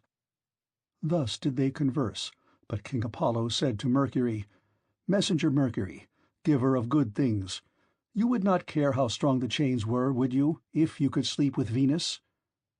"King Apollo," answered Mercury, "I only wish I might get the chance, though there were 3 times as many chains, and you might look on, all of you, gods and goddesses, but I would sleep with her if I could." The immortal gods burst out laughing as they heard him, but Neptune took it all seriously, and kept on imploring Vulcan to set Mars free again. "Let him go," he cried, "and I will undertake, as you require, that he shall pay you all the damages that are held reasonable among the immortal gods." "Do not," replied Vulcan, "ask me to do this. A bad man's bond is bad security. What remedy could I enforce against you if Mars should go away and leave his debts behind him along with his chains?" "Vulcan," said Neptune, "if Mars goes away without paying his damages, I will pay you myself." So Vulcan answered, "In this case I cannot and must not refuse you." Thereon he loosed the bonds that bound them, and as soon as they were free they scampered off, Mars to Thrace, and laughter-loving Venus to Cyprus and to Paphos, where is her grove and her altar fragrant with burnt offerings. Here the Graces bathed her and anointed her with oil of ambrosia, such as the immortal gods make use of, and they clothed her in raiment of the most enchanting beauty. Thus sang the bard, and both Ulysses and the seafaring Phaeacians were charmed as they heard him. Then Alcinous told Laodamas and Helios to dance alone, for there was no one to compete with them. So they took a red ball which Polybus had made for them, and one of them bent himself backwards and threw it up towards the clouds, while the other jumped from off the ground and caught it with ease before it came down again. When they had done throwing the ball straight up into the air, they began to dance, and at the same time kept on throwing it backwards and forwards to one another, while all the young men in the ring applauded and made a great stamping with their feet. Then Ulysses said, "King Alcinous, you said your people were the nimblest dancers in the world, and indeed they have proved themselves to be so. I was astonished as I saw them." The king was delighted at this, and exclaimed to the Phaeacians, "Aldermen and town councillors, our guest seems to be a person of singular judgment. Let us give him such proof of our hospitality as he may reasonably expect. There are 12 chief men among you, and counting myself there are 13. Contribute each of you a clean cloak, a shirt, and a talent of fine gold. Let us give him all this in a lump down at once, so that when he gets his supper he may do so with a light heart. As for Euryalus, he will have to make a formal apology and a present too, for he has been rude." Thus did he speak. The others, all of them, applauded his saying, and sent their servants to fetch the presents. Then Euryalus said, "King Alcinous, I will give the stranger all the satisfaction you require. He shall have my sword, which is of bronze, all but the hilt, which is of silver. I will also give him the scabbard of newly sawn ivory into which it fits. It will be worth a great deal to him." As he spoke, he placed the sword in the hands of Ulysses, and said, "Good luck to you, father stranger. If anything has been said amiss, may the winds blow it away with them, and may heaven grant you a safe return, for I understand you have been long away from home, and have gone through much hardship." To which Ulysses answered, "Good luck to you too, my friend, and may the gods grant you every happiness. I hope you will not miss the sword you have given me along with your apology." With these words he girded the sword about his shoulders, and towards sundown the presents began to make their appearance, as the servants of the donors kept bringing them to the house of King Alcinous. Here his sons received them, and placed them under their mother's charge. Then Alcinous led the way to the house and bade his guests take their seats. "Wife," said he, turning to Queen Arete, "go, fetch the best chest we have, and put a clean cloak and shirt in it. Also, set a copper on the fire and heat some water. Our guest will take a warm bath. See also to the careful packing of the presents that the noble Phaeacians have made him. He will thus better enjoy both his supper and the singing that will follow. I shall myself give him this golden goblet, which is of exquisite workmanship, that he may be reminded of me for the rest of his life whenever he makes a drink-offering to Jove or to any of the gods." Then Arete told her maids to set a large tripod upon the fire as fast as they could, whereon they set a tripod full of bath-water onto a clear fire. They threw on sticks to make it blaze, and the water became hot as the flame played about the belly of the tripod.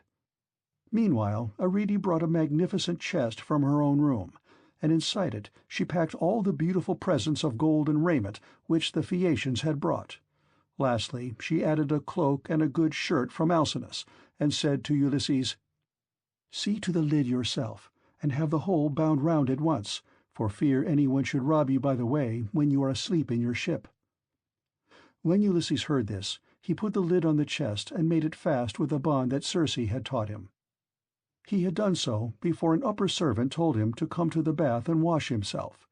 He was very glad of a warm bath, for he had had no one to wait upon him ever since he left the house of Calypso, who, as long as he remained with her, had taken as good care of him as though he had been a god. When the servants had done washing and anointing him with oil, and had given him a clean cloak and shirt, he left the bathroom and joined the guests who were sitting over their wine. Lovely Nausicaa stood by one of the bearing-posts supporting the roof of the cloister, and admired him as she saw him pass. "Farewell, stranger," said she. "Do not forget me when you are safe at home again, for it is to me first that you owe a ransom for having saved your life." And Ulysses said, "Nausicaa, daughter of great Alcinous, may Jove, the mighty husband of Juno, grant that I may reach my home. So shall I bless you as my guardian angel all my days, for it was you who saved me." When he had said this, he seated himself beside Alcinous. Supper was then served, and the wine was mixed for drinking. A servant led in the favorite bard Demodocus, and set him in the midst of the company, near one of the bearing-posts, supporting the cloister, that he might lean against it. Then Ulysses cut off a piece of roast pork with plenty of fat, for there was abundance left on the joint, and said to a servant, "Take this piece of pork over to Demodocus and tell him to eat it. For all the pain his legs may cause me, I will salute him none the less. Bards are honored and respected throughout the world, for the muse teaches them their songs and loves them." The servant carried the pork in his fingers over to Demodocus, who took it and was very much pleased. They then laid their hands on the good things that were before them, and as soon as they had had to eat and drink, Ulysses said to Demodocus, "Demodocus, there is no one in the world whom I admire more than I do you. You must have studied under the Muse, Jove's daughter, and under Apollo, so accurately do you sing the return of the Achaeans with all their sufferings and adventures. If you were not there yourself, you must have heard it all from someone who was. Now, however, change your song and tell us of the wooden horse which Epeus made with the assistance of Minerva, and which Ulysses got by stratagem into the fort of Troy after freighting it with the men who afterwards sacked the city. If you will sing this tale aright, I will tell all the world how magnificently heaven has endowed you." The bard inspired of heaven took up the story at the point where some of the Argives set fire to their tents and sailed away, while others, hidden within the horse, were waiting with Ulysses in the Trojan place of assembly. For the Trojans themselves had drawn the horse into their fortress, and it stood there while they sat in council round it, and were in 3 minds as to what they should do.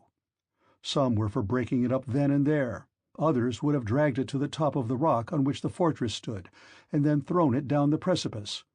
while yet others were for letting it remain as an offering and propitiation for the gods. And this was how they settled it in the end, for the city was doomed when it took in that horse, within which were all the bravest of the Argives waiting to bring death and destruction on the Trojans. Anon he sang how the sons of the Achaeans issued from the horse and sacked the town, breaking out from their ambuscade. He sang how they overran the city hither and thither, and ravaged it, and how Ulysses went raging like Mars along with Menelaus to the house of Deiphobus. It was there that the fight raged most furiously. Nevertheless, by Minerva's help, he was victorious. All this he told, but Ulysses was overcome as he heard him, and his cheeks were wet with tears. He wept as a woman weeps when she throws herself on the body of her husband, who has fallen before his own city and people, fighting bravely in defense of his home and children.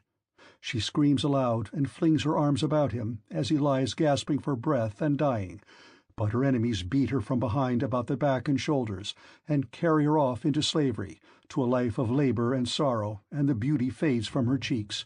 Even so piteously did Ulysses weep, but none of those present perceived his tears except Alcinous, who was sitting near him, and could hear the sobs and sighs that he was heaving. The king therefore at once rose and said, "Aldermen and town councillors of the Phaeacians, let Demodocus cease his song, for there are those present who do not seem to like it. From the moment that we had done supper and Demodocus began to sing, our guest has been all the time groaning and lamenting.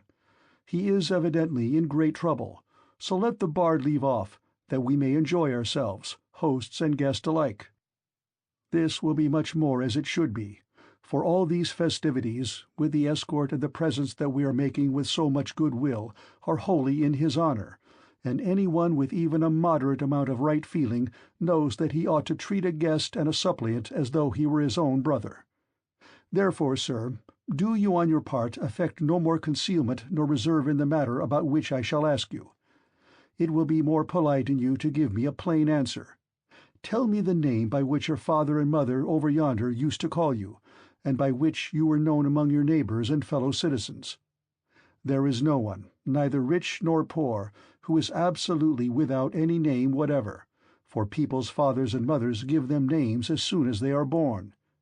Tell me also your country, nation, and city, that our ships may shape their purpose accordingly and take you there.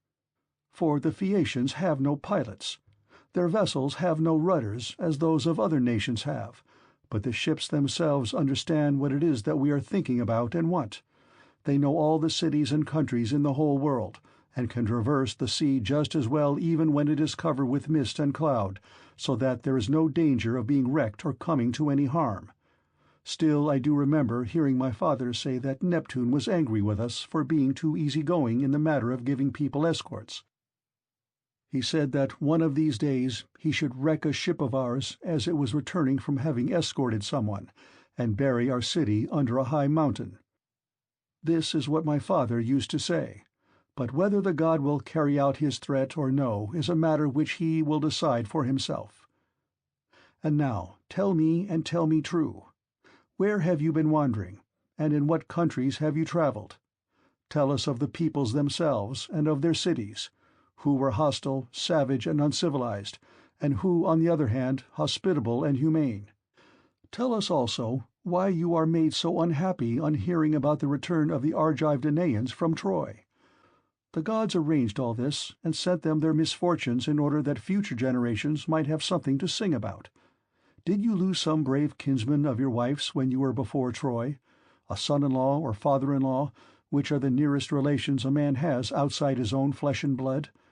Or was it some brave and kindly-natured comrade, for a good friend is as dear to a man as his own brother? End of Book 8.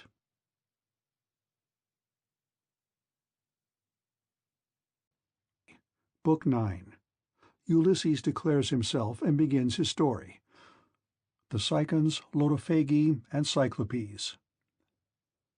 And Ulysses answered, King Alcinous, it is a good thing to hear a bard with such a divine voice as this man has.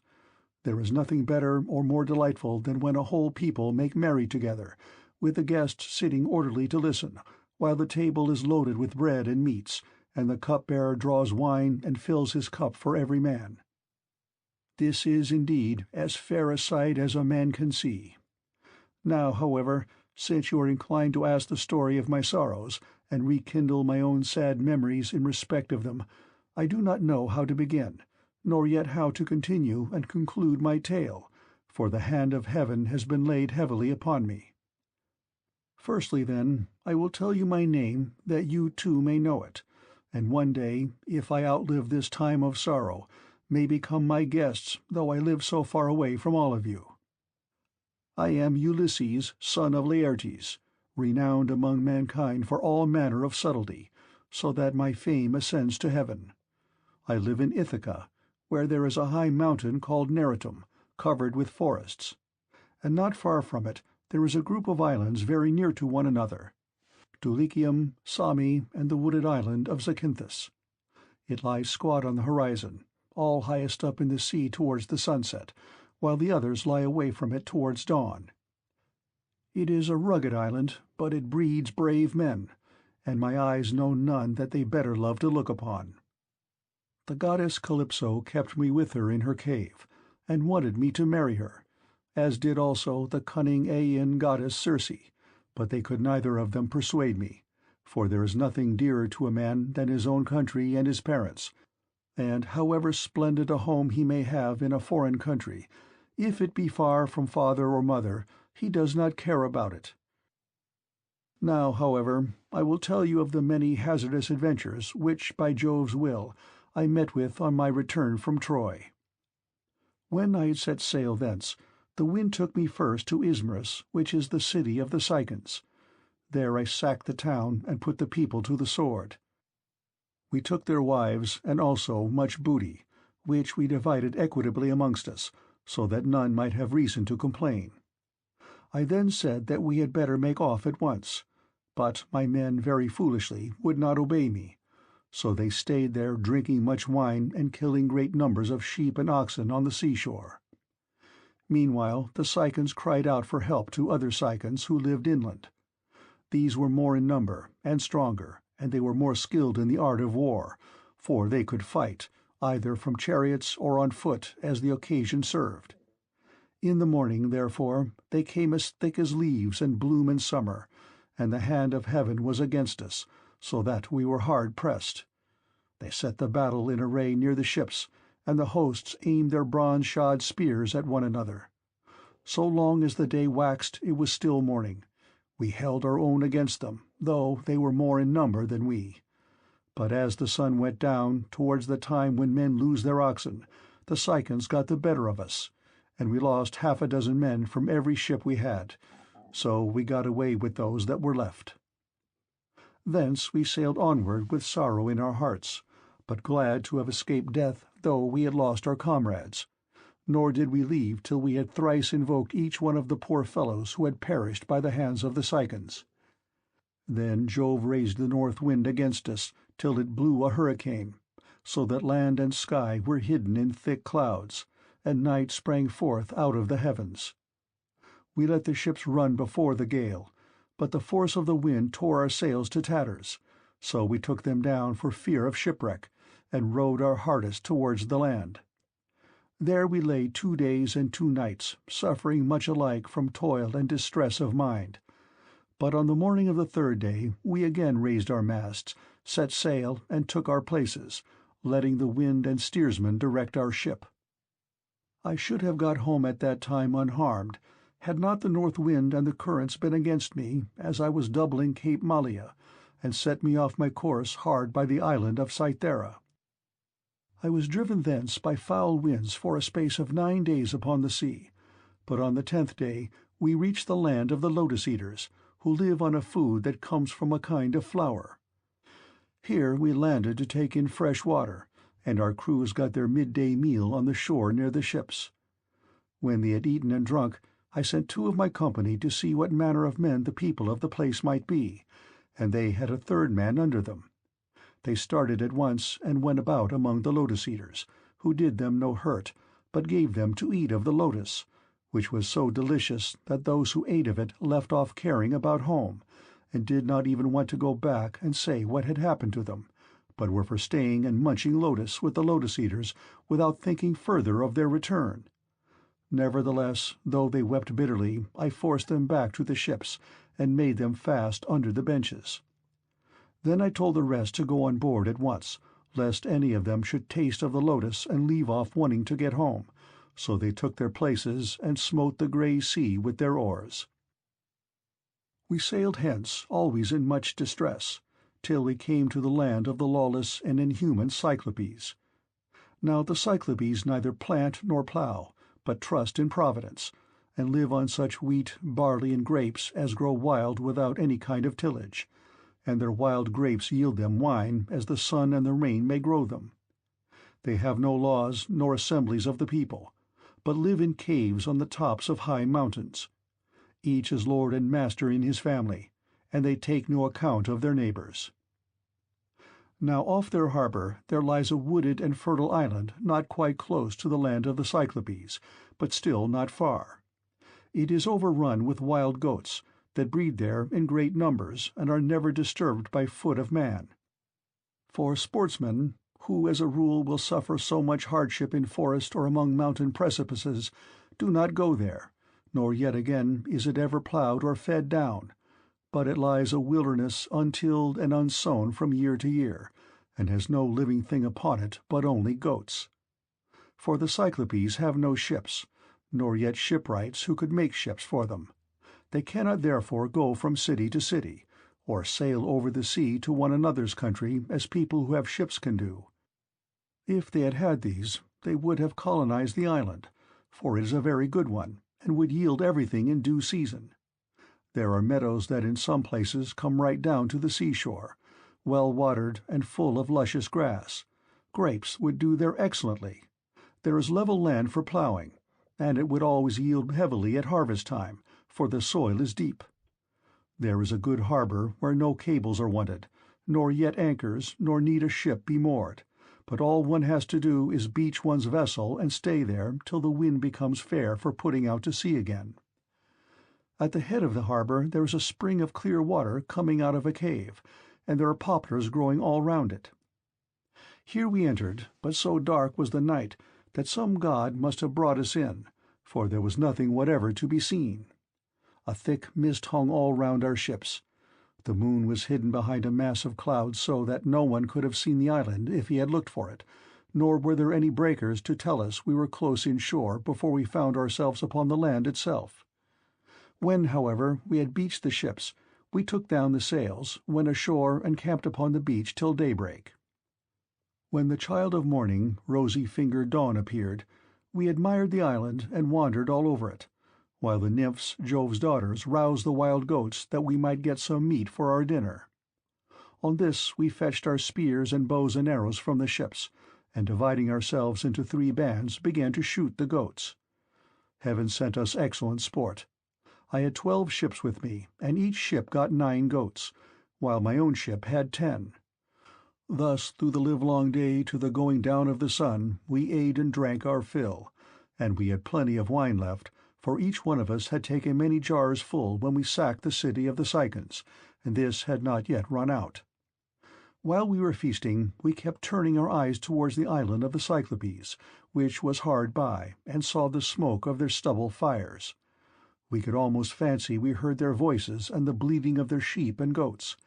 But when the sun went down and it came on dark, we camped down upon the beach, and next morning I called a council. "Stay here, my brave fellows," said I, "all the rest of you, while I go with my ship and exploit these people myself. I want to see if they are uncivilized savages or a hospitable and humane race." I went on board, bidding my men to do so also, and loose the hawsers. So they took their places and smote the grey sea with their oars. When we got to the land, which was not far, there on the face of a cliff near the sea we saw a great cave overhung with laurels. It was a station for a great many sheep and goats, and outside there was a large yard, with a high wall round it made of stones built into the ground, and of trees both pine and oak. This was the abode of a huge monster who was then away from home shepherding his flocks. He would have nothing to do with other people, but led the life of an outlaw.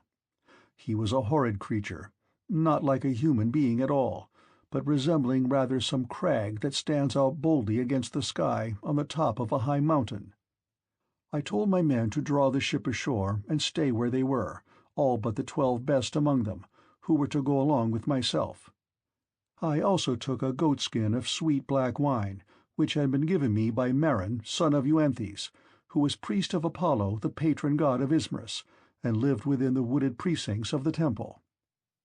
When we were sacking the city, we respected him and spared his life, as also his wife and child.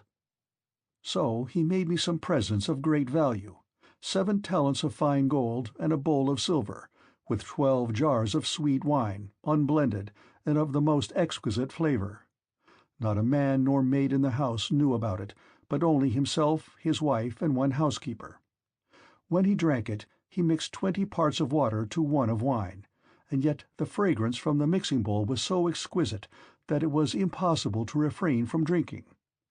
I filled a large skin with this wine and took a wallet full of provisions with me, for my mind misgave me that I might have to deal with some savage who would be of great strength, and would respect neither right nor law. We soon reached his cave, but he was out shepherding, so we went inside and took stock of all that we could see. His cheese racks were loaded with cheeses, and he had more lambs and kids than his pens could hold. They were kept in separate flocks. First there were the hoggets, then the oldest of the younger lambs, and lastly the very young ones, all kept apart from one another. As for his dairy, all the vessels, bowls, and milk pails into which he milked were swimming with whey. When they saw all this, my men begged me to let them first steal some cheeses, and make off with them to the ship. They would then return, drive down the lambs and kids, put them on board, and sail away with them. It would have been indeed better if we had done so, but I would not listen to them, for I wanted to see the owner himself, in the hope that he might give me a present. When, however, we saw him, my poor men found him ill to deal with. We lit a fire, offered some of the cheeses in sacrifice, ate others of them, and then sat waiting till the Cyclops should come in with his sheep. When he came, he brought in with him a huge load of dry firewood to light the fire for his supper, and this he flung with such noise on to the floor of his cave that we hid ourselves for fear at the far end of the cavern. Meanwhile he drove all the ewes inside, as well as the she-goats that he was going to milk, leaving the males, both rams and he-goats, outside in the yards. Then he rolled a huge stone to the mouth of the cave, so huge that 22 strong 4-wheeled wagons would not be enough to draw it from its place against the doorway. When he had so done, he sat down and milked his ewes and goats, all in due course, and then let each of them have their own young. He curdled half the milk and set it aside in wicker strainers, but the other half he poured into bowls that he might drink it for his supper. When he had got through with all his work, he lit the fire and then caught sight of us, whereon he said, "Strangers, who are you? Where do you sail from? Are you traders, or do you sail the sea as rovers, with your hands against every man, and every man's hand against you?" We were frightened out of our senses by his loud voice and monstrous form, but I managed to say, "We are Achaeans on our way home from Troy, but by the will of Jove and stress of weather, we have been driven far out of our course. We are the people of Agamemnon, son of Atreus, who has won infinite renown throughout the whole world by sacking so great a city and killing so many people. We therefore humbly pray you to show us some hospitality, and otherwise make us such presents as visitors may reasonably expect.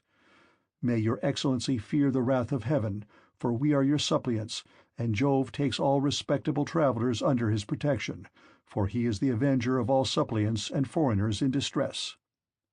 To this he gave me but a pitiless answer. "Stranger," said he, "you are a fool, or else you know nothing of this country. Talk to me indeed about fearing the gods or shunning their anger.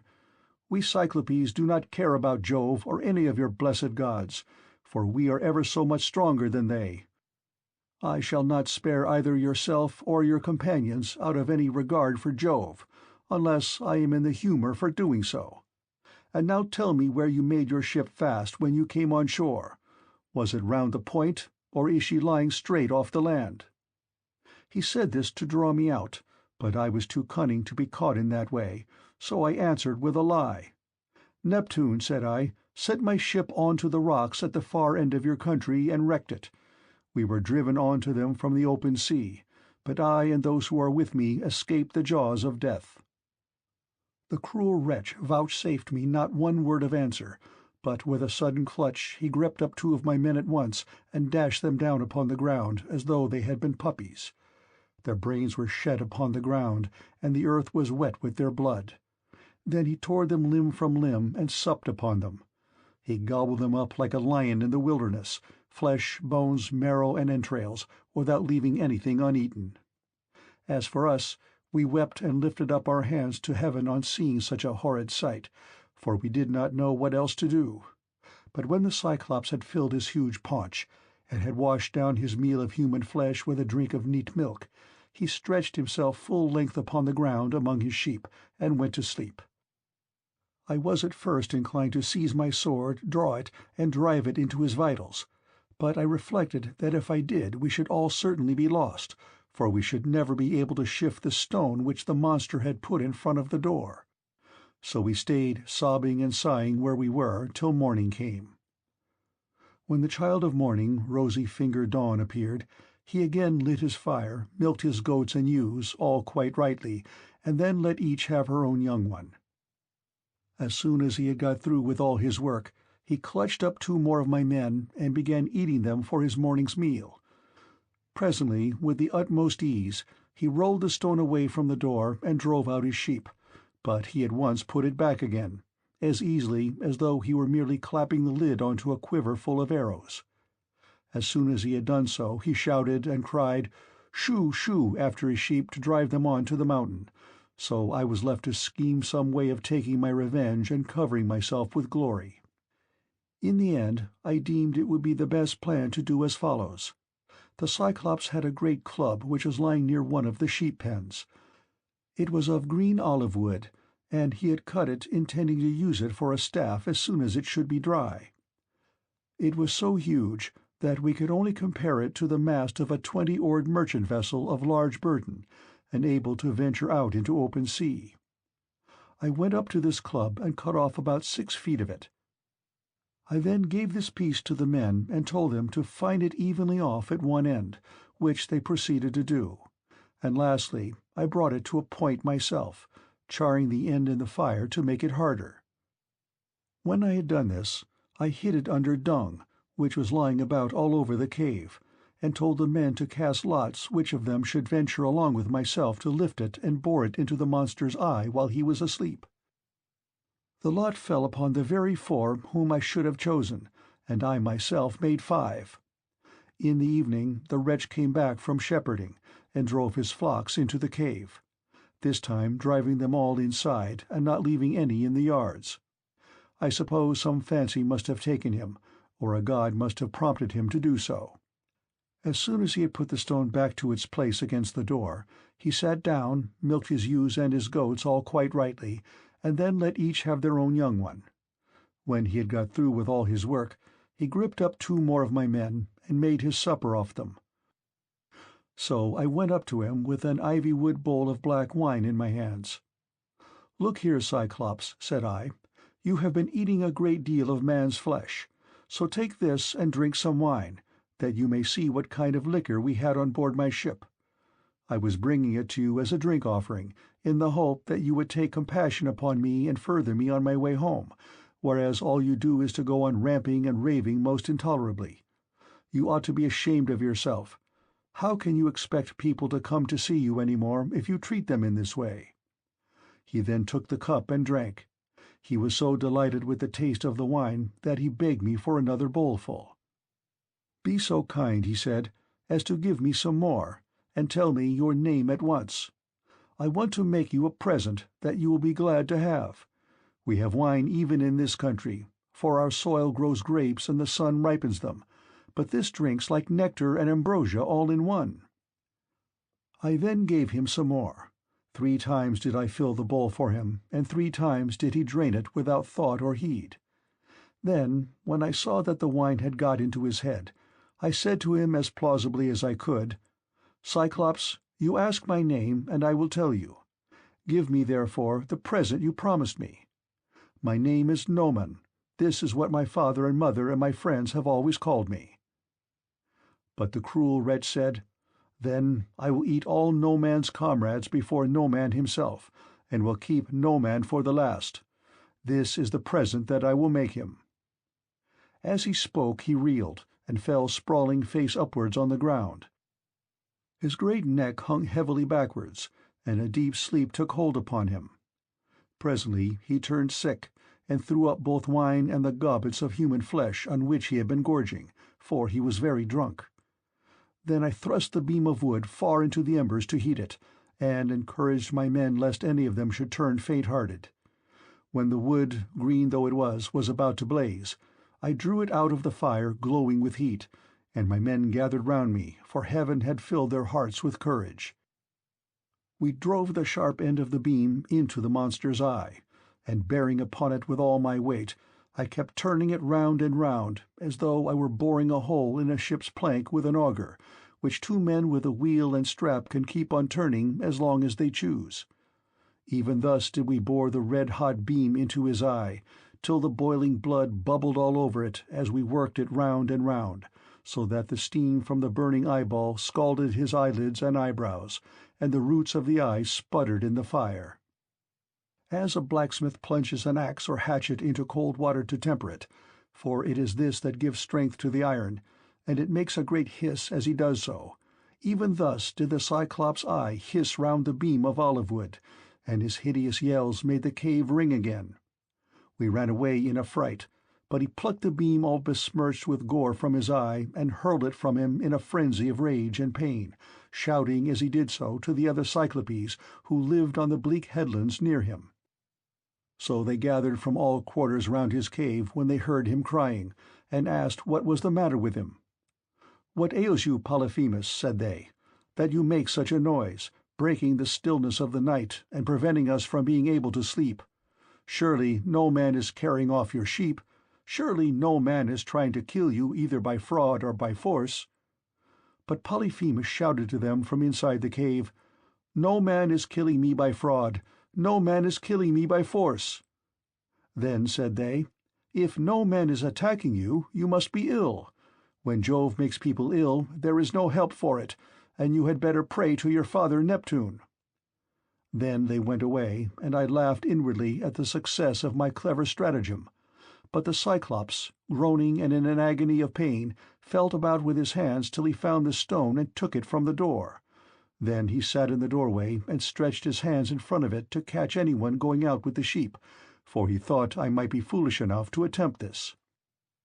As for myself, I kept on puzzling to think how I could best save my own life and those of my companions.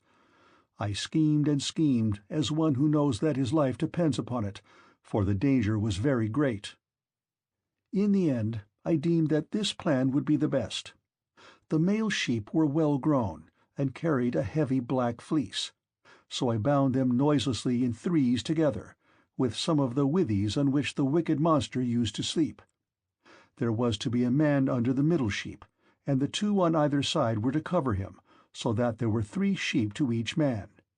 As for myself, there was a ram finer than any of the others, so I caught hold of him by the back, ensconced myself in the thick wool under his belly, and hung on patiently to his fleece, face upwards, keeping a firm hold on it all the time. Thus, then, did we wait in great fear of mind till morning came, but when the child of morning, rosy-fingered Dawn, appeared, the male sheep hurried out to feed, while the ewes remained bleating about the pens waiting to be milked, for their udders were full to bursting. But their master, in spite of all his pain, felt the backs of all the sheep as they stood upright, without being sharp enough to find out that the men were underneath their bellies. As the ram was going out last of all, heavy with its fleece and with the weight of my crafty self, Polyphemus laid hold of it and said, "My good ram, what is it that makes you the last to leave my cave this morning? You are not wont to let the ewes go before you, but lead the mob with a run whether to flowery mead or bubbling fountain, and are the first to come home again at night. But now you lag last of all. Is it because you know your master has lost his eye, and are sorry because that wicked No-Man and his horrid crew has got him down in his drink and blinded him? But I will have his life yet. If you could understand and talk, you would tell me where the wretch is hiding, and I would dash his brains upon the ground till they flew all over the cave. I should thus have some satisfaction for the harm this no-good No-Man has done me." As he spoke, he drove the ram outside, but when we were a little way out from the cave and yards, I first got from under the ram's belly, and then freed my comrades. As for the sheep, which were very fat, by constantly heading them in the right direction, we managed to drive them down to the ship. The crew rejoiced greatly at seeing those of us who had escaped death, but wept for the others whom the Cyclops had killed. However, I made signs to them by nodding and frowning that they were to hush their crying, and told them to get all the sheep on board at once and put out to sea. So they went aboard, took their places, and smote the grey sea with their oars. Then, when I had got as far out as my voice would reach, I began to jeer at the Cyclops. "Cyclops," said I, "you should have taken better measure of your man before eating up his comrades in your cave. You wretch, eat up your visitors in your own house?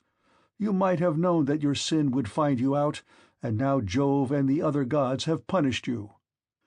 He got more and more furious as he heard me, so he tore the top from off a high mountain, and flung it just in front of my ship, so that it was within a little of hitting the end of the rudder. The sea quaked as the rock fell into it, and the wash of the wave it raised carried us back towards the mainland, and forced us toward the shore. But I snatched up a long pole and kept the ship off, making signs to my men by nodding my head that they must row for their lives, whereon they laid out with a will. When we had got twice as far as we were before, I was for jeering at the Cyclops again, but the men begged and prayed of me to hold my tongue. "Do not," they exclaimed, "be mad enough to provoke this savage creature further. He has thrown one rock at us already, which drove us back again to the mainland, and we made sure it had been the death of us. If he had then heard any further sound of voices, he would have pounded our heads and our ship's timbers into a jelly with the rugged rocks he would have heaved at us, for he can throw them a long way."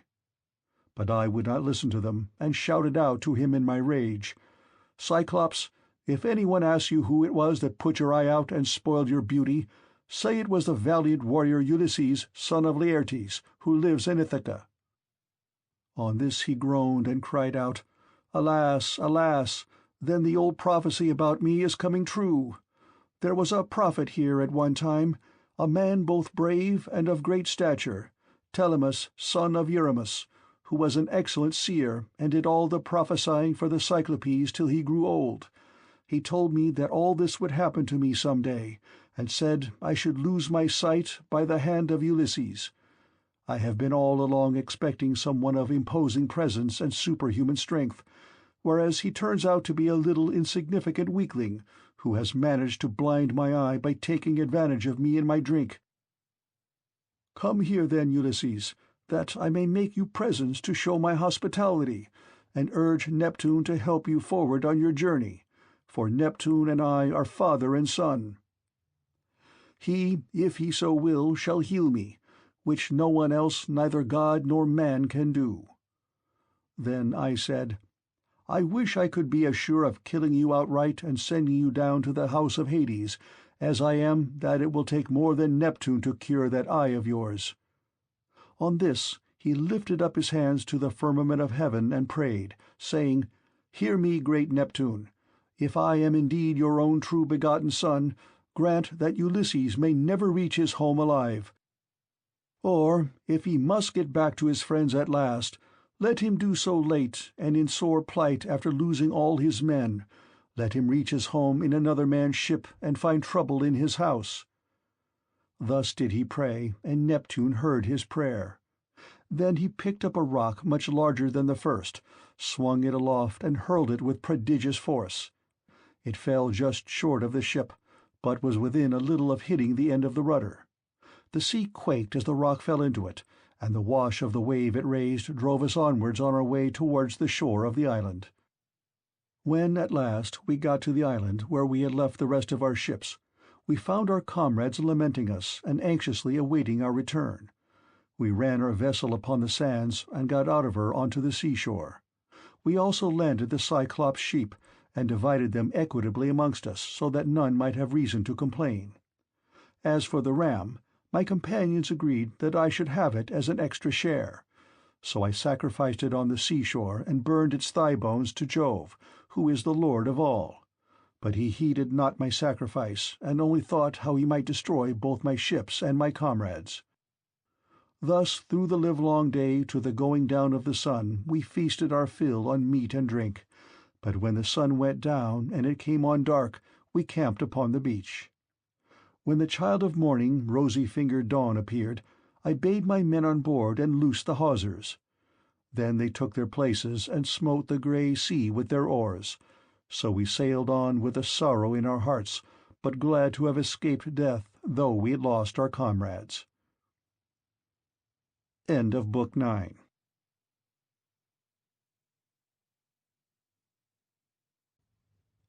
Book 10. Aeolus, the Laestrygons, Circe. Thence we went on to the Aeolian island, where lives Aeolus son of Hippotas, dear to the immortal gods. It is an island that floats, as it were, upon the sea, iron-bound with a wall that girds it. Now Aeolus has 6 daughters and 6 lusty sons, so he made the sons marry the daughters, and they all live with their dear father and mother, feasting and enjoying every conceivable kind of luxury. All day long the atmosphere of the house is loaded with the savour of roasting meats till it groans again, yard and all. But by night they sleep on their well-made bedsteads, each with his own wife between the blankets. These were the people among whom we had now come. Aeolus entertained me for a whole month, asking me questions all the time about Troy, the Argive fleet, and the return of the Achaeans. I told him exactly how everything had happened, and when I said I must go, and asked him to further me on my way, he made no sort of difficulty, but set about doing so at once. Moreover, he flayed me a prime ox-hide to hold the waves of the roaring winds, which he shut up in the hide as in a sack, for Jove had made him captain over the winds, and he could stir or still each one of them according to his own pleasure. He put the sack in the ship and bound the mouth so tightly with a silver thread that not even a breath of a side-wind could blow from any quarter. The west wind, which was fair for us, did he alone let blow as it chose. But it all came to nothing, for we were lost through our own folly. 9 days and 9 nights did we sail, and on the 10th day our native land showed on the horizon. We got so close in that we could see the stubble fires burning, and I, being then dead beat, fell into a light sleep, for I had never let the rudder out of my hands, that we might get home the faster. On this the men fell to talking among themselves, and said I was bringing back gold and silver in the sack that Aeolus had given me. "Bless my heart," would one turn to his neighbour, saying, "how this man gets honoured and makes friends to whatever city or country he may go. See what fine prizes he has taken home from Troy, while we, who have travelled just as far as he has, come back with hands as empty as we set out with. And now Aeolus has given him ever so much more. Quick, let us see what it all is, and how much gold and silver there is in the sack he gave him." Thus they talked, and evil counsels prevailed. They loosed the sack, whereupon the wind flew howling forth, and raised a storm that carried us weeping out to sea and away from our own country. Then I awoke, and knew not whether to throw myself into the sea, or to live on and make the best of it. But I bore it, covered myself up, and lay down in the ship, while the men lamented bitterly as the fierce winds bore our fleet back to the Aeolian island. When we reached it, we went ashore to take in water, and dined hard by the ships. Immediately after dinner I took a herald and one of my men and went straight to the house of Aeolus, where I found him feasting with his wife and family. So we sat down as suppliants on the threshold. They were astounded when they saw us, and said, "Ulysses, what brings you here? What god has been ill-treating you? We took great pains to further you on your way home to Ithaca, or wherever it was that you wanted to go." Thus did they speak, but I answered sorrowfully, "My men have undone me. They and cruel sleep have ruined me. My friends, mend me this mischief, for you can if you will." I spoke as movingly as I could, but they said nothing, till their father answered, "Vilest of mankind, get you gone at once out of the island. Him whom heaven hates will I no wise help. Be off, for you come here as one aboard of heaven." And with these words he sent me sorrowing from his door. Thence we sailed sadly on till the men were worn out with long and fruitless rowing, for there was no longer any wind to help them. 6 days, night and day, did we toil, and on the 7th day we reached the rocky stronghold of Lamus, Telepolis, the city of the Laestrygonians, where the shepherd who is driving in his sheep and goats to be milked salutes him who is driving out his flock to feed, and this last answered the salute. In that country a man who could do without sleep might earn double wages, one as a herdsman of cattle, and another as a shepherd, for they work much the same by night as they do by day. When we reached the harbour, we found it landlocked under steep cliffs, with a narrow entrance between 2 headlands. My captains took all their ships inside, and made them fast close to one another, for there was never so much as a breath of wind inside, but it was always dead calm. I kept my own ship outside, and moored it to a rock at the very end of the point. Then I climbed a high rock to reconnoitre, but could see no sign neither of man nor cattle, only some smoke rising from the ground. So I sent 2 of my company with an attendant to find out what sort of people the inhabitants were. The men, when they got on shore, followed a level road by which the people draw their firewood from the mountains into the town, till presently they met a young woman who had come outside to fetch water, and who was daughter to a Laestrygonian named Antiphates. She was going to the fountain Artacia from which the people bring in their water, and when my men had come close up to her, they asked her who the king of that country might be, and over what kind of people he ruled. So she directed them to her father's house. But when they got there, they found his wife to be a giantess as huge as a mountain, and they were horrified at the sight of her. She at once called her husband Antiphates from the place of assembly, and forthwith he set about killing my men. He snatched up one of them, and began to make his dinner off him then and there, whereon the other 2 ran back to the ships as fast as ever they could. But Antiphates raised a hue and cry after them, and thousands of sturdy Laestrygonians sprang up from every quarter. Ogres, not men. They threw vast rocks at us from the cliffs as though they had been mere stones, and I heard the horrid sound of the ships crunching up against one another, and the death cries of my men, as the Laestrygonians speared them like fishes, and took them home to eat them. While they were thus killing my men within the harbour, I drew my sword, cut the cable of my own ship, and told my men to row with all their might if they too would not fare like the rest. So they laid out for their lives, and were thankful enough when we got into the open water out of reach of the rocks they hurled at us. As for the others, there was not one of them left. Thence we sailed sadly on, glad to have escaped death, though we had lost our comrades, and came to the Aeaean island, where Circe lives, a great and cunning goddess, who is own sister to the magician Aeetes, for they are both children of the sun by Perse, who is daughter to Oceanus. We brought our ship into a safe harbour without a word, for some god guided us thither, and having landed, we lay there for 2 days and 2 nights, worn out in body and mind. When the morning of the 3rd day came, I took my spear and my sword, and went away from the ship to reconnoitre, and see if I could discover signs of human handiwork, or hear the sound of voices. Climbing to the top of a high lookout, I espied the smoke of Circe's house rising upwards amid a dense forest of trees, and when I saw this I doubted whether, having seen the smoke, I would not go on at once and find out more, but in the end I deemed it best to go back to the ship, give the men their dinners, and send some of them instead of going myself. When I had nearly got back to the ship, some god took pity upon my solitude and sent a fine antlered stag right into the middle of my path. He was coming down his pasture in the forest to drink of the river, for the heat of the sun drove him, and as he passed I struck him in the middle of the back.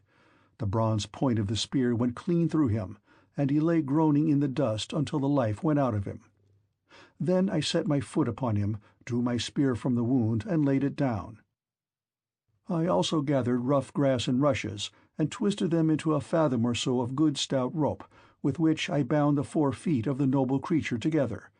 Having done so, I hung him round my neck and walked back to the ship leaning upon my spear, for the stag was much too big for me to be able to carry him on my shoulder, steadying him with one hand. As I threw him down in front of the ship, I called the men and spoke cheeringly man by man to each of them. "Look here, my friends," said I, "we are not going to die so much before our time after all, and at any rate we will not starve so long as we have got something to eat and drink on board." On this they uncovered their heads upon the seashore and admired the stag, for he was indeed a splendid fellow. Then, when they had feasted their eyes upon him sufficiently, they washed their hands and began to cook him for dinner. Thus through the livelong day to the going down of the sun we stayed there eating and drinking our fill, but when the sun went down and it came on dark we camped upon the seashore. When the child of morning, rosy-fingered Dawn, appeared, I called a council and said, "My friends, we are in very great difficulties. Listen therefore to me. We have no idea where the sun either sets or rises, so that we do not even know east from west. I see no way out of it. Nevertheless, we must try and find one. We are certainly on an island, for I went as high as I could this morning and saw the sea reaching all round it to the horizon. It lies low, but towards the middle I saw smoke rising from out of a thick forest of trees." Their hearts sank as they heard me, for they remembered how they had been treated by the Laestrygonian Antiphates, and by the savage ogre Polyphemus. They wept bitterly in their dismay, but there was nothing to be got by crying, so I divided them into 2 companies and set a captain over each. I gave one company to Eurylochus, while I took command of the other myself. Then we cast lots in a helmet, and the lot fell upon Eurylochus. So he set out with his 22 men, and they wept, as also did we who were left behind. When they reached Circe's house, they found it built of cut stones, on a site that could be seen from far, in the middle of the forest. There were wild mountain wolves and lions prowling all round it, poor bewitched creatures whom she had tamed by her enchantments and drugged into subjection. They did not attack my men, but wagged their great tails, fawned upon them, and rubbed their noses lovingly against them. As hounds crowd round their master when they see him coming from dinner, for they know he will bring them something, even so did these wolves and lions with their great claws fawn upon my men, but the men were terribly frightened at seeing such strange creatures. Presently they reached the gates of the goddess's house, and as they stood there they could hear Circe within, singing most beautifully as she worked at her loom, making a web so fine, so soft, and of such dazzling colours as no one but a goddess could weave. On this Polites, whom I valued and trusted more than any other of my men, said, "There is someone inside working at a loom and singing most beautifully. The whole place resounds with it. Let us call her and see whether she is woman or goddess." They called her, and she came down, unfastened the door, and bade them enter. They, thinking no evil, followed her, all except Eurylochus, who suspected mischief and stayed outside. When she had got them into her house, she set them upon benches and seats and mixed them a mess with cheese, honey meal, and Pramnian wine, but she drugged it with wicked poisons to make them forget their homes. And when they had drunk, she turned them into pigs by a stroke of her wand, and shut them up in her pigsties. They were like pigs, head, hair, and all, and they grunted just as pigs do, but their senses were the same as before, and they remembered everything. Thus then were they shut up squealing, and Circe threw them some acorns and beech mast such as pigs eat, but Eurylochus hurried back to tell me about the sad fate of our comrades. He was so overcome with dismay that, though he tried to speak, he could find no words to do so. His eyes filled with tears, and he could only sob and sigh, till at last we forced his story out of him, and he told us what had happened to the others. "We went," said he, "as you told us, through the forest, and in the middle of it there was a fine house built with cut stones in a place that could be seen from far. There we found a woman, or else she was a goddess, working at her loom and singing sweetly. So the men shouted to her and called her, whereon she at once came down, opened the door, and invited us in. The others did not suspect any mischief, so they followed her into the house, but I stayed where I was, for I thought there might be some treachery. From that moment I saw them no more, for not one of them ever came out, though I sat a long time watching for them.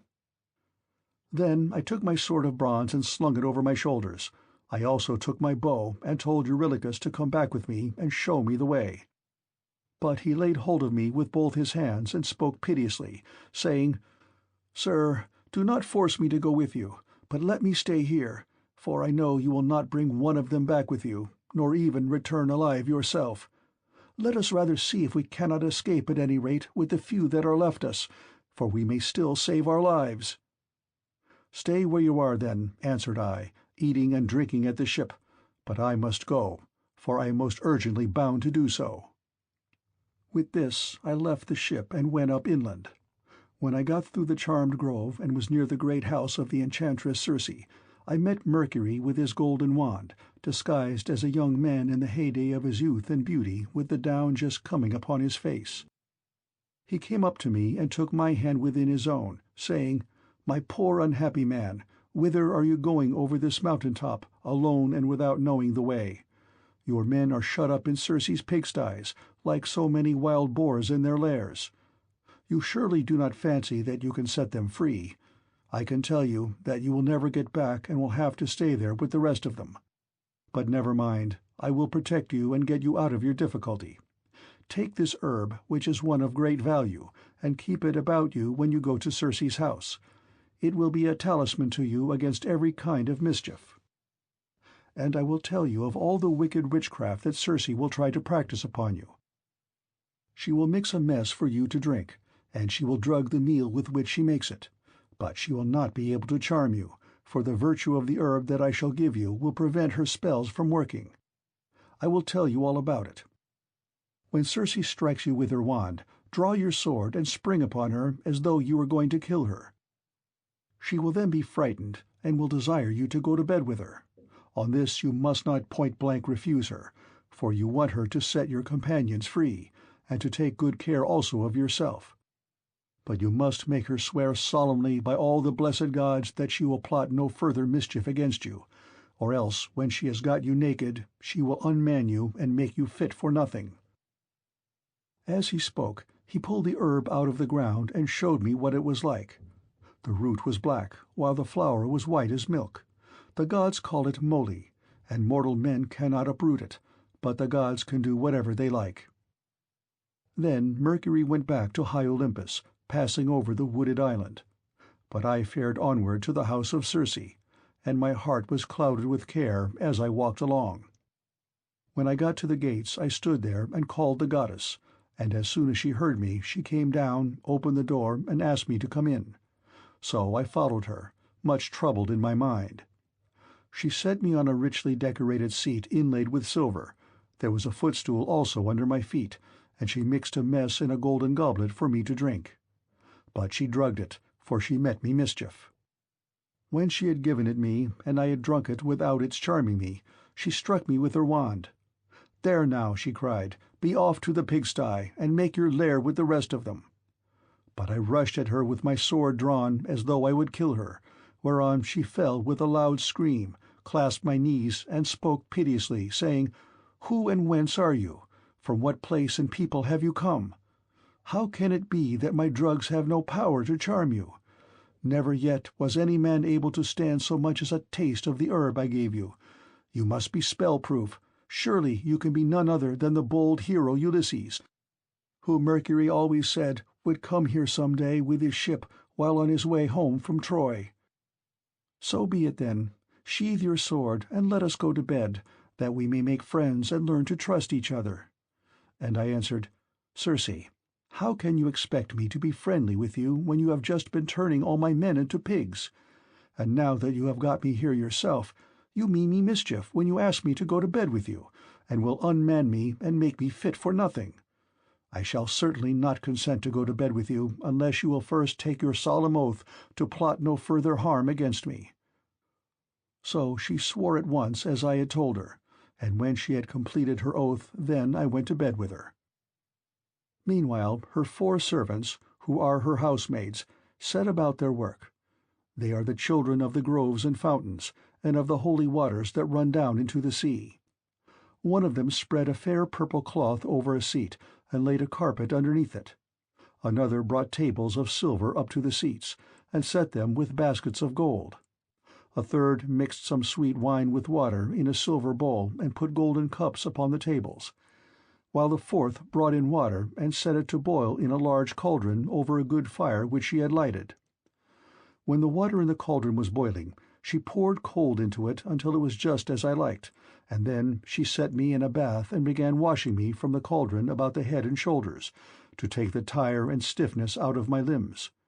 As soon as she was done washing me and anointing me with oil, she arrayed me in a good cloak and shirt, and led me to a richly decorated seat inlaid with silver. There was a footstool also under my feet. A maidservant then brought me water in a beautiful golden ewer, and poured it into a silver basin for me to wash my hands, and she drew a clean table beside me. An upper servant brought me bread, and offered me many things of what there was in the house, and then Circe bade me eat. But I would not, and sat without heeding what was before me, still moody and suspicious. When Circe saw me sitting there without eating, and in great grief, she came to me and said, "Ulysses, why do you sit like that, as though you were dumb, gnawing at your own heart, and refusing both meat and drink? Is it that you are still suspicious? You ought not to be, for I have already sworn solemnly that I will not hurt you." And I said, "Circe, no man with any sense of what is right can think of either eating or drinking in your house until you have set his friends free and let him see them. If you want me to eat and drink, you must free my men and bring them to me that I may see them with mine own eyes." When I had said this, she went straight through the court with her wand in her hand and opened the pigsty doors. My men came out like so many prime hogs and stood looking at her. But she went about among them and anointed each with a second drug, whereon the bristles that the bad drug had given them fell off, and they became men again, younger than they were before, and much taller and better looking. They knew me at once, seized me each of them by the hand, and wept for joy till the whole house was filled with the sound of their hullabalooing, and Circe herself was so sorry for them that she came up to me and said, "Ulysses, noble son of Laertes, go back at once to the sea where you have left your ship, and first draw it onto the land. Then hide all your ship's gear and property in some cave, and come back here with your men." I agreed to this, so I went back to the seashore and found the men at the ship weeping and wailing most piteously. When they saw me, the silly blubbering fellows began frisking round me as calves break out and gambol round their mothers, when they see them coming home to be milked after they have been feeding all day, and the homestead resounds with their lowing. They seemed as glad to see me as though they had got back to their own rugged Ithaca, where they had been born and bred. "Sir," said the affectionate creatures, "we are as glad to see you back as though we had got safe home to Ithaca. But tell us all about the fate of our comrades." I spoke comfortingly to them, and said, "We must draw our ship onto the land, and hide the ship's gear with all our property in some cave. Then come with me, all of you, as fast as you can to Circe's house, where you will find your comrades eating and drinking in the midst of great abundance." On this the men would have come with me at once, but Eurylochus tried to hold them back, and said, "Alas, poor wretches that we are, what will become of us? Rush not on your ruin by going to the house of Circe, who will turn us all into pigs or wolves or lions, and we shall have to keep guard over her house. Remember how the Cyclops treated us when our comrades went inside his cave, and Ulysses with them. It was all through his sheer folly that those men lost their lives." When I heard him, I was in two minds whether or no to draw the keen blade that hung by my sturdy thigh and cut his head off in spite of his being a near relation of my own. But the men interceded for him and said, "Sir, if it may so be, let this fellow stay here and mind the ship, but take the rest of us with you to Circe's house." On this we all went inland, and Eurylochus was not left behind after all, but came on too, for he was frightened by the severe reprimand that I had given him. Meanwhile Circe had been seeing that the men who had been left behind were washed and anointed with olive oil. She had also given them woolen cloaks and shirts, and when we came we found them all comfortably at dinner in her house. As soon as the men saw each other face to face and knew one another, they wept for joy and cried aloud till the whole palace rang again. Thereon Circe came up to me and said, "Ulysses, noble son of Laertes, tell your men to leave off crying. I know how much you all of you have suffered at sea, and how ill you have fared among cruel savages on the mainland, but that is over now. So stay here, and eat and drink till you are once more as strong and hardy as you were when you left Ithaca. For at present you are weakened both in body and mind. You keep all the time thinking of the hardships you have suffered during your travels, so that you have no more cheerfulness left in you." Thus did she speak, and we assented. We stayed with Circe for a whole 12-month, feasting upon an untold quantity both of meat and wine. But when the year had passed and the waning of moons and the long days had come round, my men called me apart and said, "Sir, it is time you began to think about going home, if so be you are to be spared to see your house and native country at all." Thus did they speak, and I assented. Thereon, through the livelong day to the going down of the sun, we feasted our fill on meat and wine, but when the sun went down and it came on dark, the men laid themselves down to sleep in the covered cloisters. I, however, after I had got into bed with Circe, besought her by her knees, and the goddess listened to what I had got to say. "Circe," said I, "please to keep the promise you made me about furthering me on my homeward voyage. I want to get back, and so do my men. They are always pestering me with their complaints as soon as ever your back is turned." And the goddess answered, "Ulysses, noble son of Laertes, you shall none of you stay here any longer if you do not want to. But there is another journey which you have got to take before you can sail homewards.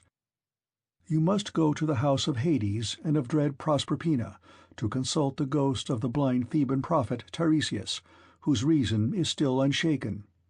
To him alone has Proserpina left his understanding even in death, but the other ghosts flit about aimlessly."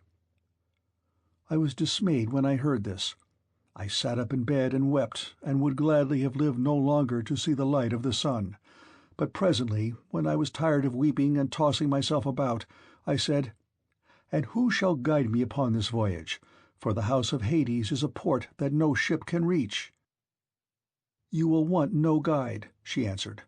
"Raise your mast, set your white sails, sit quite still, and the north wind will blow you there of itself. When your ship has traversed the waters of Oceanus, you will reach the fertile shore of Proserpina's country, with its groves of tall poplars and willows that shed their fruit untimely. Here beach your ship upon the shore of Oceanus, and go straight on to the dark abode of Hades. You will find it near the place where the rivers Periphlagathon and Cocytus, which is a branch of the river Styx, flow into Acheron, and you will see a rock near it, just where two roaring rivers run into one another. When you have reached this spot, as I now tell you, dig a trench of a cubit or so in length, breadth, and depth, and pour into it as a drinking offering to all the dead, first honey mixed with milk, then wine, and in the third place water, sprinkling white barley meal over the whole.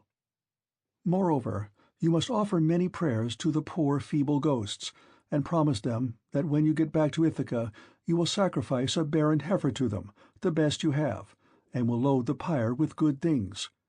More particularly, you must promise that Tiresias shall have a black sheep all to himself, the finest in all your flocks. When you shall have thus besought the ghosts with your prayers, offer them a ram and a black ewe, bending their heads towards Erebus, but yourself turn away from them as though you would make towards the river. On this many dead men's ghosts will come to you, and you must tell your men to skin the 2 sheep that you have just killed, and offer them as a burnt sacrifice with prayers to Hades and to Proserpina. Then draw your sword and sit there, so as to prevent any other poor ghost from coming near the spilt blood before Tiresias shall have answered your questions. The seer will presently come to you, and will tell you about your voyage, what stages you are to make, and how you are to sail the sea so as to reach your home."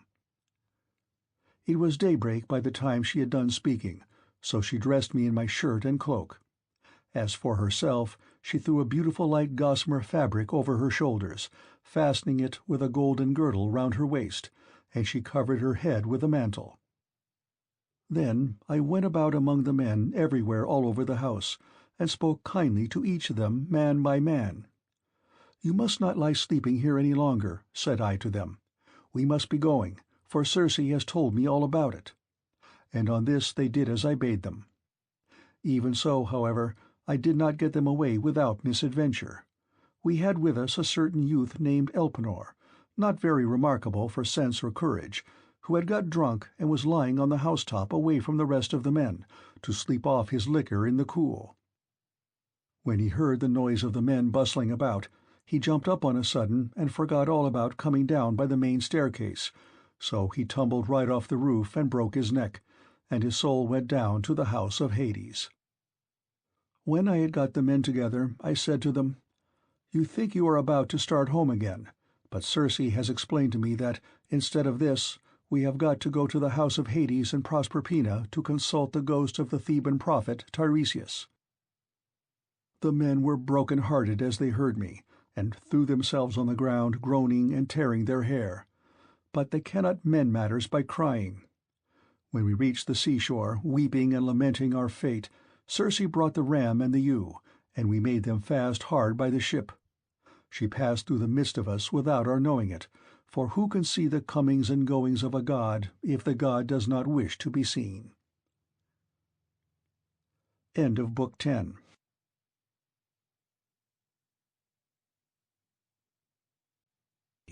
Book 11.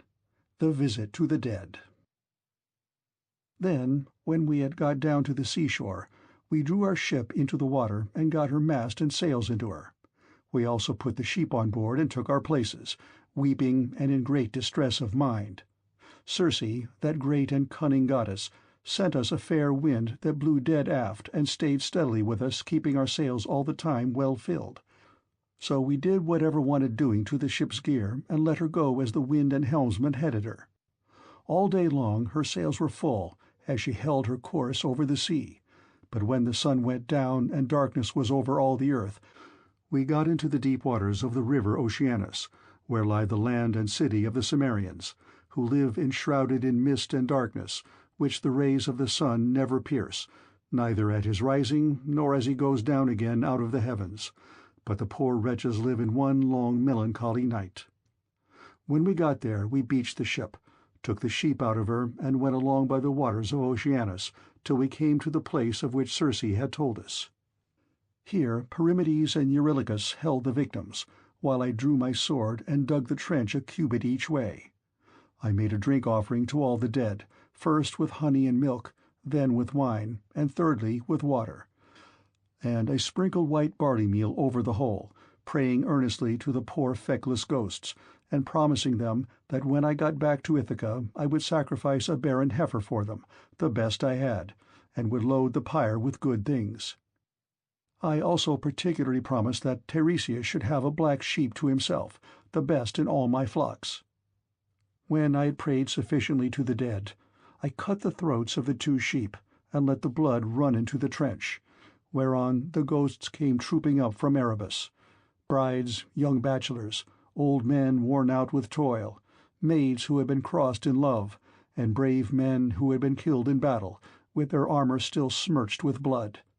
They came from every quarter and flitted round the trench with a strange kind of screaming sound that made me turn pale with fear. When I saw them coming, I told the men to be quick and flay the carcasses of the 2 dead sheep and make burnt offerings of them, and at the same time to repeat prayers to Hades and to Persephone. But I sat where I was with my sword drawn, and would not let the poor feckless ghosts come near the blood till Tiresias should have answered my questions. The first ghost that came was that of my comrade Elpenor, for he had not yet been laid beneath the earth. We had left his body unwaked and unburied in Circe's house, for we had had too much else to do. I was very sorry for him, and cried when I saw him. "Elpenor," said I, "how did you come down here into this gloom and darkness? You have got here on foot quicker than I have with my ship."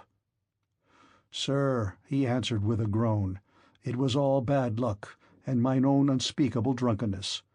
I was lying asleep on the top of Circe's house, and never thought of coming down again by the great staircase, but fell right off the roof and broke my neck, so my soul came down to the house of Hades.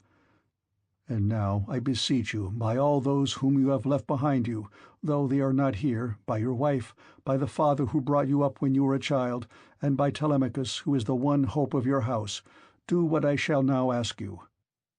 I know that when you leave this limbo, you will again hold your ship for the Aeaean island.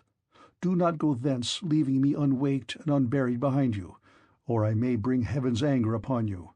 But burn me with whatever armor I have.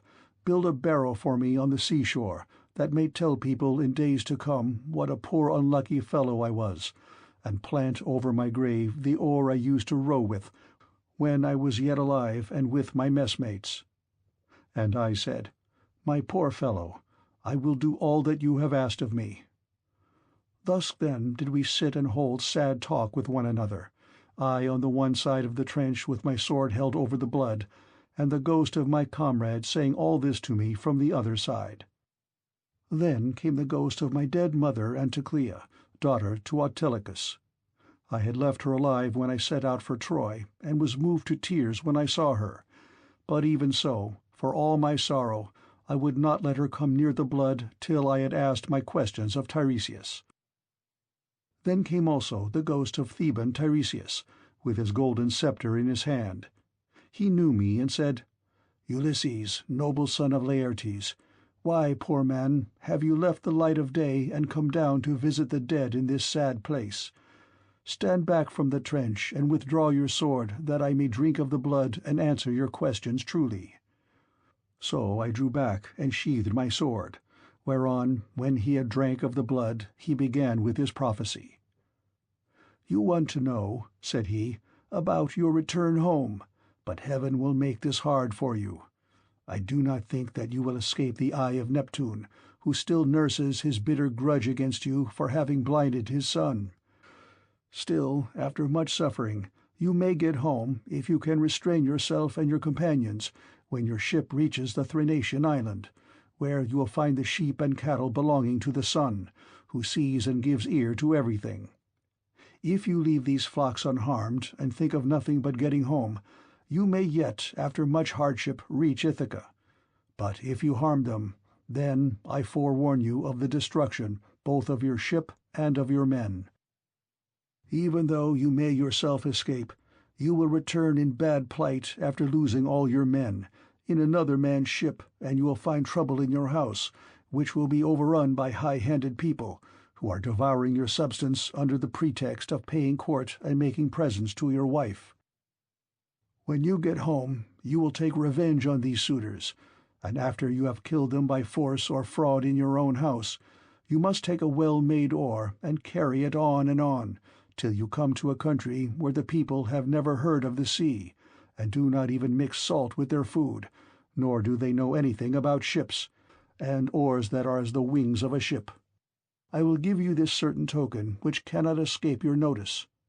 A wayfarer will meet you, and will say it must be a winnowing shovel that you have got upon your shoulder. On this you must fix the oar in the ground and sacrifice a ram, a bull, and a boar to Neptune. Then go home and offer hecatombs to all the gods in heaven, one after the other. As for yourself, death shall come to you from the sea, and your life shall ebb away very gently when you are full of years and peace of mind, and your people shall bless you. All that I have said will come true." "This," I answered, "must be as it may please heaven. But tell me, and tell me, and tell me true. I see my poor mother's ghost close by us. She is sitting by the blood without saying a word, and though I am her own son, she does not remember me and speak to me. Tell me, sir, how can I make her know me?" "That," said he, "I can soon do. Any ghost that you let taste of the blood will talk to you like a reasonable being, but if you do not let them have any blood, they will go away again." On this the ghost of Tiresias went back to the house of Hades, for his prophesyings had now been spoken, but I sat where I was until my mother came up and tasted the blood. Then she knew me at once and spoke fondly to me, saying, "My son, how did you come down to this abode of darkness while you are still alive? It is a hard thing for the living to see these places, for between us and them there are great and terrible waters, and there is Oceanus, which no man can cross on foot, but he must have a good ship to take him. Are you all this time trying to find your way home from Troy, and have you never yet got back to Ithaca, nor seen your wife in your own house?" "Mother," said I was forced to come here to consult the ghost of the Theban prophet Tiresias. I have never yet been near the Achaean land, nor set foot on my native country. And I have had nothing but one long series of misfortunes from the very first day that I set out with Agamemnon for Ilius, the land of noble steeds, to fight the Trojans. But tell me, and tell me true, in what way did you die? Did you have a long illness, or did heaven vouchsafe you a gentle, easy passage to eternity? Tell me also about my father, and the son whom I left behind me. Is my property still in their hands, or has someone else got hold of it, who thinks that I shall not return to claim it? Tell me again what my wife intends doing, and in what mind she is. Does she live with my son and guard my estate securely, or has she made the best match she could and married again?" My mother answered, "Your wife still remains in your house, but she is in great distress of mind and spends her whole time in tears both night and day. No one as yet has got possession of your fine property, and Telemachus still holds your lands undisturbed. He has to entertain largely, as of course he must, considering his position as a magistrate, and how everyone invites him. Your father remains at his old place in the country and never goes near the town. He has no comfortable bed nor bedding. In the winter he sleeps on the floor in front of the fire with the men, and goes about all in rags, but in summer, when the warm weather comes on again, he lies out in the vineyard on a bed of vine leaves thrown anyhow upon the ground. He grieves continually about your never having come home, and suffers more and more as he grows older. As for my own end, it was in this wise. Heaven did not take me swiftly and painlessly in my own house, nor was I attacked by any illness such as those that generally wear people out and kill them, but my longing to know what you were doing and the force of my affection for you, this it was that was the death of me." Then I tried to find some way of embracing my poor mother's ghost. Thrice I sprang towards her and tried to clasp her in my arms, but each time she flitted from my embrace as it were a dream or phantom, and being touched to the quick, I said to her, "Mother, why do you not stay still when I would embrace you? If we could throw our arms around one another, we might find sad comfort in the sharing of our sorrows, even in the house of Hades. Does Proserpine want to lay a still further load of grief upon me by mocking me with a phantom only?" "My son," she answered, "most ill-fated of all mankind, it is not Proserpine that is beguiling you, but all people are like this when they are dead. The sinews no longer hold the flesh and bones together. These perish in the fierceness of consuming fire as soon as life has left the body, and the soul flits away as though it were a dream. Now, however, go back to the light of day as soon as you can, and note all these things that you may tell them to your wife hereafter." Thus did we converse, and anon Proserpine sent up the ghosts of the wives and daughters of all the most famous men. They gathered in crowds about the blood, and I considered how I might question them severally. In the end, I deemed that it would be best to draw the keen blade that hung by my sturdy thigh and keep them from all drinking the blood at once. So they came up one after the other, and each one as I questioned her told me her race and lineage. The first I saw was Tyro. She was daughter of Salmoneus and wife of Cretheus, the son of Aeolus. She fell in love with the river Enipeus, who is much the most beautiful river in the whole world. Once, when she was taking a walk by his side as usual, Neptune, disguised as her lover, lay with her at the mouth of the river, and a huge blue wave arched itself like a mountain over them to hide both woman and god, whereon he loosed her virgin girdle and laid her in a deep slumber. When the god had accomplished the deed of love, he took her hand in his own and said, "Tyro, rejoice in all good will. The embraces of the gods are not fruitless, and you will have fine twins about this time 12 months. Take great care of them. I am Neptune, so now go home, but hold your tongue and do not tell anyone." Then he dived under the sea, and she, in due course, bore Peleus and Neleus, who both of them served Jove with all their might. Polyus was a great breeder of sheep and lived in Iolcus, but the other lived in Pylos. The rest of her children were by Cretheus, namely Aeson, Pheres, and Amithaon, who was a mighty warrior and charioteer. Next to her I saw Antiope, daughter to Asopus, who could boast of having slept in the arms of even Jove himself, and who bore him 2 sons, Amphion and Zethus. These founded Thebes with its 7 gates, and built a wall all round it, for strong though they were, they could not hold Thebes till they had walled it. Then I saw Alcmena, the wife of Amphitryon, who also bore to Jove indomitable Hercules, and Megara, who was the daughter to great King Creon, and married the redoubtable son of Amphitryon. I also saw fair Epicaste, mother of King Antipodes, whose awful lot it was to marry her own son without suspecting it. He married her after having killed his father, but the gods proclaimed the whole story to the world, whereon he remained king of Thebes, in great grief for the spite the gods had borne him.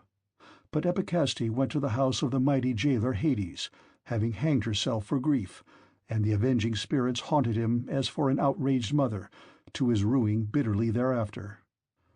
Then I saw Chloris, whom Neleus married for her beauty, having given priceless presents for her. She was youngest daughter to Amphion, son of Iasus, and king of Minion Orchomenus, and was queen in Pylos. She bore Nestor, Chromius, and Periclymenus, and she also bore that marvellously lovely woman Pero, who was wooed by all the country round. But Neleus would only give her to him who should raid the cattle of Iphicles from the grazing grounds of Phylace, and this was a hard task. The only man who would undertake to raid them was a certain excellent seer, but the will of heaven was against him, for the rangers of the cattle caught him and put him in prison. Nevertheless, when a full year had passed and the same season came round again, Iphicles set him at liberty, after he had expounded all the oracles of heaven. Thus then was the will of Jove accomplished. And I saw Leda, the wife of Tyndarus, who bore him 2 famous sons, Castor, breaker of horses, and Pollux, the mighty boxer. Both these heroes are lying under the earth, though they are still alive, for by a special dispensation of Jove, they die and come to life again, each one of them every other day throughout all time, and they have the rank of gods. After her I saw Iphimedeia, wife of Aleus, who boasted the embrace of Neptune. She bore 2 sons, Otus and Ephialtes, but both were short-lived. They were the finest children that were ever born in this world, and the best-looking, Orion only excepted. For at 9 years old they were 9 fathoms high, and measured 9 cubits around the chest. They threatened to make war with the gods in Olympus, and tried to set Mount Ossa on the top of Mount Olympus, and Mount Pelion on the top of Ossa, that they might scale heaven itself. And they would have done it too, if they had been grown up. But Apollo, son of Leto, killed both of them, before they had got so much as a sign of hair upon their cheeks or chin. Then I saw Phaedra and Procrus, and fair Ariadne, daughter of the magician Minos, whom Theseus was carrying off from Crete to Athens, but he did not enjoy her, for before he could do so, Diana killed her in the island of Dia on account of what Bacchus had said against her. I also saw Mera and Clymene and hateful Eriphyle, who sold her own husband for gold. But it would take me all night if I were to name every single one of the wives and daughters of heroes whom I saw, and it was time for me to go to bed, either on board ship with my crew or here. As for my escort, heaven and yourselves will see to it." Here he ended, and the guests sat all of them enthralled and speechless throughout the covered cloister. Then Arete said to them, "What do you think of this man, O Phaeacians? Is he not tall and good-looking, and is he not clever?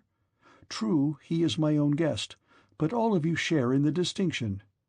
Do not be in a hurry to send him away, nor niggardly in the presents you make to one who is in such great need, for heaven has blessed all of you with great abundance." Then spoke the aged hero Achenius, who was one of the oldest men among them.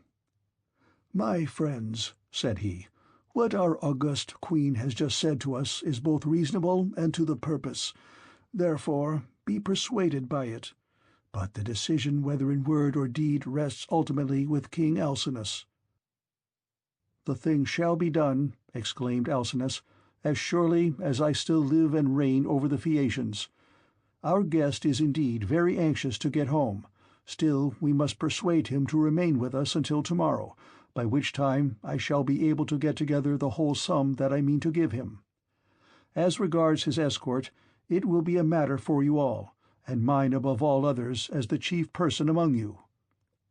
And Ulysses answered, "King Alcinous, if you were to bid me to stay here for a whole 12 months, and then speed me on my way, loaded with your noble gifts, I should obey you gladly, and it would redound greatly to my advantage, for I should return fuller-handed to my own people, and should thus be more respected and beloved by all who see me when I get back to Ithaca." "Ulysses," replied Alcinous, "not one of us who sees you has any idea that you are a charlatan or a swindler. I know there are many people going about who tell such plausible stories that it is very hard to see through them, but there is a style about your language which assures me of your good disposition. Moreover, you have told the story of your own misfortune, and those of the Argives, as though you were a practised bard. But tell me, and tell me true, whether you saw any of the mighty heroes who went to Troy at the same time with yourself, and perished there. The evenings are still at their longest, and it is not yet bedtime. Go on, therefore, with your divine story, for I could stay here listening till tomorrow morning, so long as you will continue to tell us of your adventures." "Alcinous," answered Ulysses, "there is a time for making speeches, and a time for going to bed. Nevertheless, since you so desire, I will not refrain from telling you the still sadder tale of those of my comrades who did not fall fighting with the Trojans, but perished on their return through the treachery of a wicked woman. When Proserpine had dismissed the female ghosts in all directions, the ghost of Agamemnon, son of Atreus, came sadly up to me, surrounded by those who had perished with him in the house of Aegisthus. As soon as he had tasted the blood, he knew me, and weeping bitterly, stretched out his arms towards me to embrace me. But he had no strength nor substance any more, and I too wept and pitied him as I beheld him. 'How did you come by your death?' said I, 'King Agamemnon? Did Neptune raise his winds and waves against you when you were at sea, or did your enemies make an end of you on the mainland when you were cattle-lifting or sheep-stealing, or while they were fighting in defence of their wives and city?' 'Ulysses,' he answered, 'noble son of Laertes, I was not lost at sea in any storm of Neptune's raising, nor did my foes dispatch me upon the mainland, but Aegisthus and my wicked wife were the death of me between them. He asked me to his house, feasted me, and then butchered me most miserably, as though I were a fat beast in a slaughter-house, while all around me my comrades were slain like sheep or pigs for the wedding breakfast or picnic or gorgeous banquet of some great nobleman. You must have seen numbers of men killed either in a general engagement or in single combat, but you never saw anything so truly pitiable as the way in which we fell in that cloister, with the mixing bowl and the loaded tables lying all about, and the ground reeking with our blood. I heard Priam's daughter Cassandra scream as Clytemnestra killed her close beside me. I lay dying upon the earth with the sword in my body, and raised my hands to kill the slut of a murderess, but she slipped away from me. She would not even close my lips nor my eyes when I was dying, for there is nothing in this world so cruel and so shameless as a woman when she has fallen into such guilt as hers was. Fancy murdering her own husband! I thought I was going to be welcomed home by my children and my servants, but her abominable crime has brought disgrace on herself and all women who shall come after, even on the good ones." And I said, "In truth, Jove has hated the house of Atreus from first to last in the matter of their women's counsels. See how many of us fell for Helen's sake, and now it seems that Clytemnestra hatched mischief against you too during your absence. Be sure, therefore," continued Agamemnon, "and not be too friendly even with your own wife. Do not tell her all that you know perfectly well yourself. Tell her a part only, and keep your own counsel about the rest. Not that your wife, Ulysses, is likely to murder you, for Penelope is a very admirable woman, and has an excellent nature. We left her a young bride with an infant at her breast when we set out for Troy. This child, no doubt, is now grown up happily to man's estate, and he and his father will have a joyful meeting and embrace one another, as it is right they should do, whereas my wicked wife did not even allow me the happiness of looking upon my son, but killed me ere I could do so. Furthermore, I say, and lay my saying to your heart, do not tell people when you are bringing your ship to Ithaca, but steal a march upon them, for after all this there is no trusting women. But now tell me, and tell me true. Can you give me any news of my son Orestes? Is he in Orchomenus, or at Pylos, or is he at Sparta with Menelaus? For I presume that he is still living. And I said, Agamemnon, why do you ask me? I do not know whether your son is alive or dead, and it is not right to talk when one does not know. As we two sat weeping and talking thus sadly with one another, the ghost of Achilles came up to us with Patroclus, Antilochus, and Ajax, who was the finest and goodliest man of all the Danaans after the son of Peleus. The fleet descendant of Aeacus knew me and spoke piteously, saying, Ulysses, noble son of Laertes, what deed of daring will you undertake next, that you venture down to the house of Hades among us silly dead, who are but the ghosts of them who can labor no more? And I said, Achilles, son of Peleus, foremost champion of the Achaeans, I came to consult Tiresias, and see if he could advise me about my return home to Ithaca, for I have never yet been able to get near the Achaean land, nor to set foot in my own country, but have been in trouble all the time. As for you, Achilles, no one was ever yet so fortunate as you have been, nor ever will be. For you were adored by all us Argives as long as you were alive, and now that you are here, you are a great prince among the dead. Do not, therefore, take it so much to heart even if you are dead. Say not a word, he answered, in death's favour. I would rather be a paid servant in a poor man's house and be above ground than king of kings among the dead. But give me news about my son. Is he gone to the wars, and will he be a great soldier, or is this not so? Tell me also if you have heard anything about my father Peleus. Does he still rule among the Myrmidons, or do they show him no respect throughout Hellas and Phthia, now that he is old and his limbs fail him?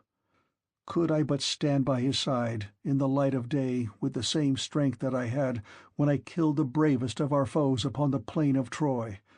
Could I but be as I then was, and go even for a short time to my father's house, any one who tried to do him violence or supersede him would soon rue it. I have heard nothing, I answered, of Peleus, but I can tell you all about your son Neoptolemus, for I took him in my own ship from Scyros with the Achaeans.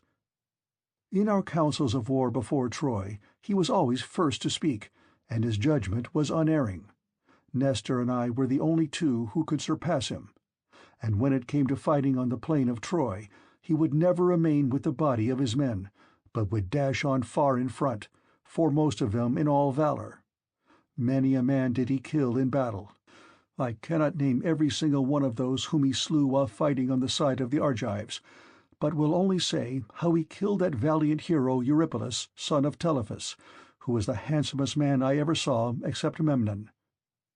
Many others also of the Cetaeans fell around him by reason of a woman's bribes. Moreover, when all the bravest of the Argives went inside the horse that Epeius had made, and it was left to me to settle when we should either open the door of our ambuscade or close it, though all the other leaders and chief men among the Danaans were drying their eyes and quaking in every limb, I never once saw him turn pale nor wipe a tear from his cheek. He was all the time urging me to break out from the horse, grasping the handle of his sword and his bronze-shod spear, and breathing fury against the foe. Yet when we had sacked the city of Priam, he got his handsome share of the prize money and went on board, such is the fortune of war, without a wound upon him, neither from a thrown spear nor in close combat, for the rage of Mars is a matter of great chance. When I had told him this, the ghost of Achilles strode off across a meadow full of asphodel, exulting over what I had said concerning the prowess of his son. The ghosts of other dead men stood near me and told me each his own melancholy tale. But that of Ajax son of Telamon alone held aloof, still angry with me for having won the cause in our dispute about the armor of Achilles. Thetis had offered it as a prize, but the Trojan prisoners and Minerva were the judges. Would that I had never gained the day in such a contest, for it cost the life of Ajax, who was foremost of all the Danaans after the son of Peleus, alike in stature and prowess. When I saw him, I tried to pacify him, and said, "Ajax, will you not forget and forgive even in death? But must the judgment about that hateful armor still rankle with you? It cost us Argives dear enough to lose such a tower of strength as you were to us. We mourned you as much as we mourned Achilles, son of Peleus himself, nor can the blame be laid on anything but on the spite which Jove bore against the Danaans, for it was this that made him counsel your destruction. Come hither, therefore, bring your proud spirit into subjection, and hear what I can tell you." He would not answer, but turned away to Erebus and to the other ghosts. Nevertheless, I should have made him talk to me in spite of his being so angry, or I should have gone on talking to him, only that there were still others among the dead whom I desired to see. Then I saw Minos, son of Jove, with his golden sceptre in his hand, sitting in judgment on the dead, and the ghosts were gathered sitting and standing round him in the spacious house of Hades, to learn his sentences upon them. After him I saw a huge Orion in a meadow full of asphodel driving the ghosts of the wild beasts that he had killed upon the mountains, and he had a great bronze club in his hand, unbreakable for ever and ever. And I saw Tydeus, son of Gaia, stretched upon the plain and covering some 9 acres of ground. 2 vultures on either side of him were digging their beaks into his liver, and he kept on trying to beat them off with his hands, but could not. For he had violated Jove's mistress Leto as she was going through Panopeus on her way to Pytho. I saw also the dreadful fate of Tantalus, who stood in a lake that reached his chin. He was dying to quench his thirst, but could never reach the water, for whenever the poor creature stooped to drink, it dried up and vanished, so that there was nothing but dry ground, parched by the spite of heaven. There were tall trees, moreover, that shed their fruit over his head, pears, pomegranates, apples, sweet figs, and juicy olives, but whenever the poor creature stretched out his hand to take some, the wind tossed the branches back again to the clouds. And I saw Sisyphus at his endless task raising his prodigious stone with both his hands. With hands and feet he tried to roll it up to the top of the hill, but always, just before he could roll it over onto the other side, its weight would be too much for him, and the pitiless stone would come thundering down again onto the plain. Then he would begin trying to push it uphill again, and the sweat ran off him and the steam rose after him. After him I saw a mighty Hercules, but it was his phantom only, for he is feasting ever with the immortal gods, and has lovely Hebe to wife, who is daughter of Jove and Juno. The ghosts were screaming round him like scared birds flying all whithers. He looked black as night, with his bare bow in his hands and his arrow on the string, glaring around as though ever on the point of taking aim. About his breast there was a wondrous golden belt adorned in the most marvellous fashion with bears, wild boars, and lions with gleaming eyes. There was also war, battle, and death. The man who made that belt, do what he might, would never be able to make another like it. Hercules knew me at once when he saw me, and spoke piteously, saying, "My poor Ulysses, noble son of Laertes, are you too leading the same sorry kind of life that I did when I was above ground? I was son of Jove, but I went through an infinity of suffering, for I became bondsman to one who was far beneath me, a low fellow who set me all manner of labours. He once sent me here to fetch the hell-hound, for he did not think he could find anything harder for me than this, but I got the hound out of Hades and brought him to him, for Mercury and Minerva helped me." On this Hercules went down again into the house of Hades, but I stayed where I was in case some other of the mighty dead should come to me. And I should have seen still other of them that are gone before, whom I would fain have seen, Theseus and Peritus, glorious children of the gods. But so many thousands of ghosts came round me and uttered such appalling cries that I was panic-stricken lest Proserpine should send up from the house of Hades the head of that awful monster Gorgon. On this I hastened back to my ship and ordered my men to go on board at once and loose the hawsers. So they embarked and took their places, whereon the ship went down the stream of the river Oceanus.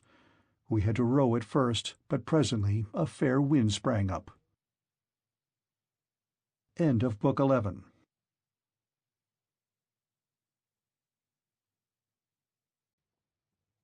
Book 12. The Sirens, Scylla and Charybdis, the Cattle of the Sun. After we were clear of the river Oceanus and had got out into the open sea, we went on till we reached the Aeaean island, where there is dawn and sunrise as in other places.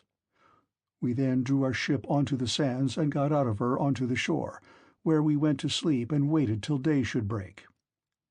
Then, when the child of morning, rosy-fingered Dawn, appeared, I sent some men to Circe's house to fetch the body of Elpenor. We cut firewood from a wood where the headland jutted out into the sea, and after we had wept over him and lamented him, we performed his funeral rites. When his body and armor had been burned to ashes, we raised a cairn, set a stone over it, and at the top of the cairn we fixed the oar that he had been used to row with. While we were doing all this, Circe, who knew that we had got back from the house of Hades, dressed herself and came to see us as fast as she could, and her maidservants came with her bringing us bread, meat, and wine. Then she stood in the midst of us and said, "You have done a bold thing in going down alive to the house of Hades, and you will have died twice, to other people's once. Now then, stay here for the rest of the day, feast your fill, and go on with your voyage at daybreak tomorrow morning. In the meantime I will tell Ulysses about your course, and will explain everything to him, so as to prevent your suffering from misadventure either by land or sea." We agreed to do as she had said, and feasted through the livelong day to the going down of the sun, but when the sun had set and it came on dark, the men laid themselves down to sleep by the stern cables of the ship. Then Circe took me by the hand and bade me be seated away from the others, while she reclined by my side and asked me all about our adventures. "So far so good," said she, when I had ended my story. "And now pay attention to what I am about to tell you. Heaven itself indeed will recall it to your recollection. First, you will come to the Sirens, who enchant all who come near them. If any one unwarily draws in too close and hears the singing of the Sirens, his wife and children will never welcome him home again, for they sit in a green field and warble him to death with the sweetness of their song. There is a great heap of dead men's bones lying all around, with the flesh still rotting off them. Therefore pass these Sirens by, and stop your men's ears with wax, that none of them may hear. But if you like, you can listen yourself, for you may get the men to bind you as you stand upright on a crosspiece halfway up the mast, and they must lash the rope's ends to the mast itself, that you may have the pleasure of listening. If you beg and pray the men to unloose you, then they must bind you faster. When your crew have taken you past these Sirens, I cannot give you coherent directions as to which of two courses you are to take. I will lay the two alternatives before you, and you must consider them for yourself. On the one hand there are some overhanging rocks against which the deep blue waves of Amphitrite beat with terrific fury. The blessed gods call these rocks the Wanderers. Here not even a bird may pass, no, not even the timid doves that bring ambrosia to Father Jove, but the sheer rock always carries off one of them, and Father Jove has to send another to make up their number. No ship that ever yet came to these rocks has got away again, but the waves and whirlwinds of fire are freighted with wreckage, and with the bodies of dead men. The only vessel that ever sailed and got through was the famous Argo on her way from the house of Ithaca, and she too would have gone against these great rocks, only that Juno piloted her past them for the love she bore to Jason. Of these two rocks, the one reaches heaven, and its peak is lost in a dark cloud. This never leaves it, so that the top is never clear, not even in summer and early autumn. No man, though he had 20 hands and 20 feet, could get a foothold on it and climb it, for it runs sheer up, as smooth as though it had been polished. In the middle of it there is a large cavern, looking west and turned towards Erebus. You must take your ship this way, but the cave is so high up that not even the stoutest archer could send an arrow into it. Inside it, Scylla sits and yelps with a voice that you might take to be that of a young hound, but in truth she is a dreadful monster, and no one, not even a god, could face her without being terror-struck. She has 12 misshapen feet, and 6 necks of the most prodigious length, and at the end of each neck she has a frightful head with 3 rows of teeth in each, all set very close together, so that they would crunch anyone to death in a moment. And she sits deep within her shady cell, thrusting out her heads and peering all round the rock, fishing for dolphins or dogfish or any larger monster that she can catch, of the thousands with which Amphitrite teems. No ship ever yet got past her without losing some men, for she shoots out all her heads at once and carries off a man in each mouth. You will find the other rock lie lower, but they are so close together that there is not more than a bow-shot between them. A large fig tree in full leaf grows upon it, and under it lies the sucking whirlpool of Charybdis. 3 times in the day does she vomit forth her waters, and 3 times she sucks them down again. See that you be not there when she is sucking, for if you are, Neptune himself could not save you. You must hug the Scylla side and drive ship by as fast as you can, for you had better lose 6 men than your whole crew." "Is there no way," said I, "of escaping Charybdis, and at the same time keeping Scylla off when she is trying to harm my men?"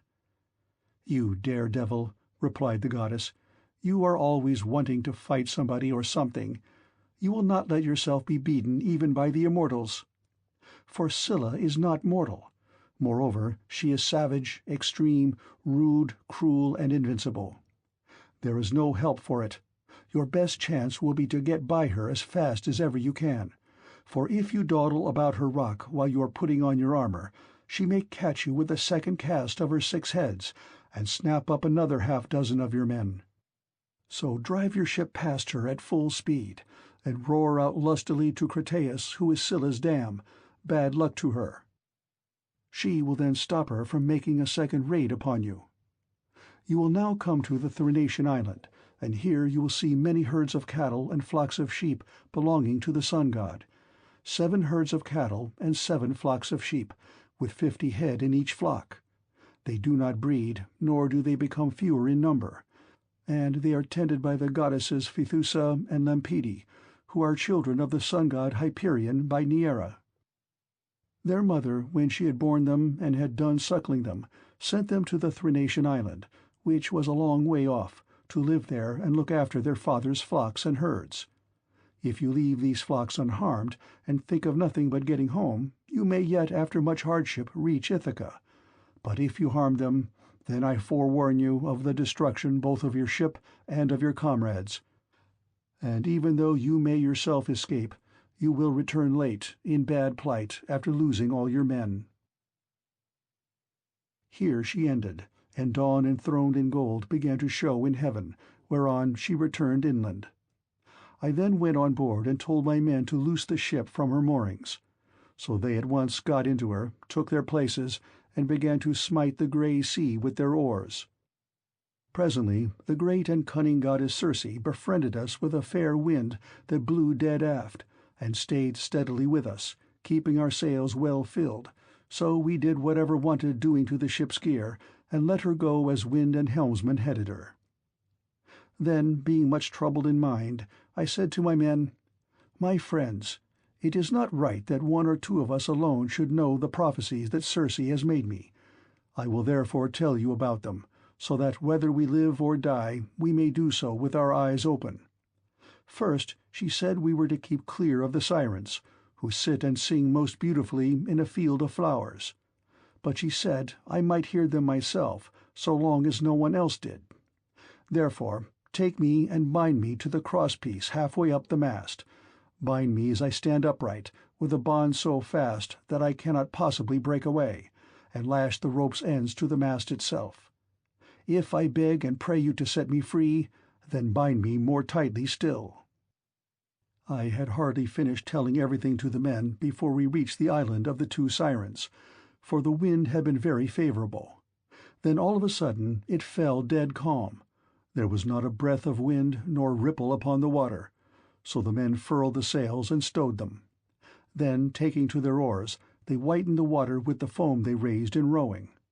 Meanwhile I took a large wheel of wax and cut it up small with my sword. Then I kneaded the wax in my strong hands till it became soft, which it soon did between the kneading and the rays of the sun-god's son of Hyperion. Then I stopped the ears of all my men, and they bound me hands and feet to the mast as I stood upright on the crosspiece. But they went on rowing themselves. When we had got within earshot of the land, and the ship was going at a good rate, the Sirens saw that we were getting inshore and began with their singing. "Come here," they sang, "renowned Ulysses, honor to the Achaean name, and listen to our two voices. No one ever sailed past us without staying to hear the enchanting sweetness of our song, and he who listens will go on his way not only charmed but wiser, for we know all the ills that the gods laid upon the Argives and the Trojans before Troy, and can tell you everything that is going to happen over the whole world." They sang these words most musically, and as I longed to hear them further, I made signs by frowning to my men that they should set me free. But they quickened their stroke, and Eurylochus and Perimedes bound me with still stronger bonds, till we had got out of hearing of the Sirens' voices. Then my men took the wax from their ears and unbound me.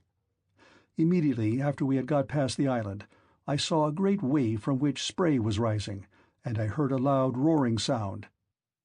The men were so frightened that they loosed hold of their oars, for the whole sea resounded with the rushing of the waters, but the ship stayed where it was, for the men had left off rowing.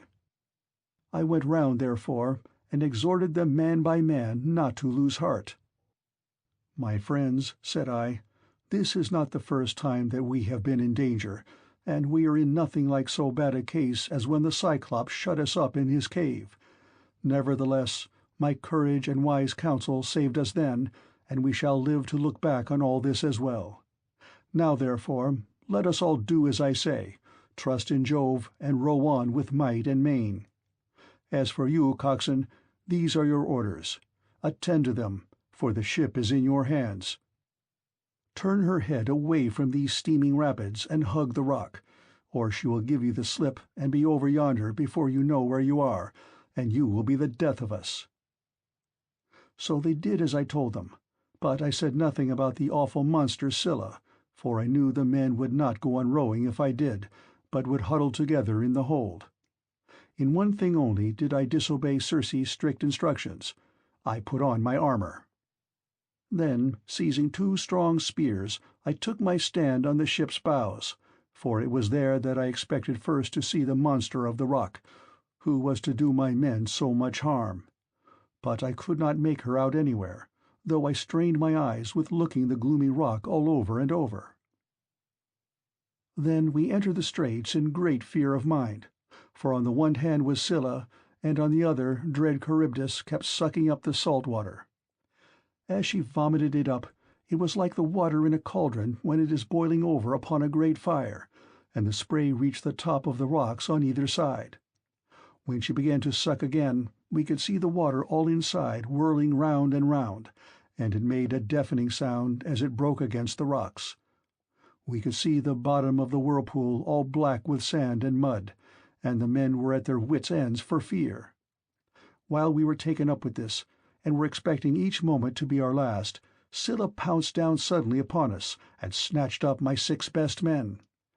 I was looking at once after both ship and men, and in a moment I saw their hands and feet ever so high above me, struggling in the air as Scylla was carrying them off, and I heard them all call out my name in one last despairing cry.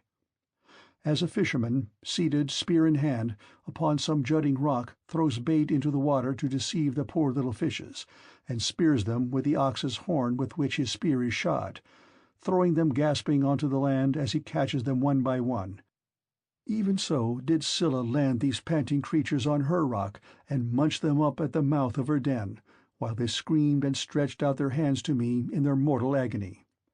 This was the most sickening sight that I saw throughout all my voyages. When we had passed the wandering rocks, with Scylla and terrible Charybdis, We reached the noble island of the sun god, where were the goodly cattle and sheep belonging to the sun Hyperion. While still at sea in my ship, I could hear the cattle lowing as they came home to the yards, and the sheep bleating. Then I remembered what the blind Theban prophet Tiresias had told me, and how carefully and Circe had warned me to shun the island of the blessed sun god. So being much troubled, I said to the men, "My men, I know you are hard pressed, but listen while I tell you the prophecy that Tiresias made me, and how carefully and Circe warned me to shun the island of the blessed sun god. For it was here, she said, that our worst danger would lie. Head the ship, therefore, away from the island."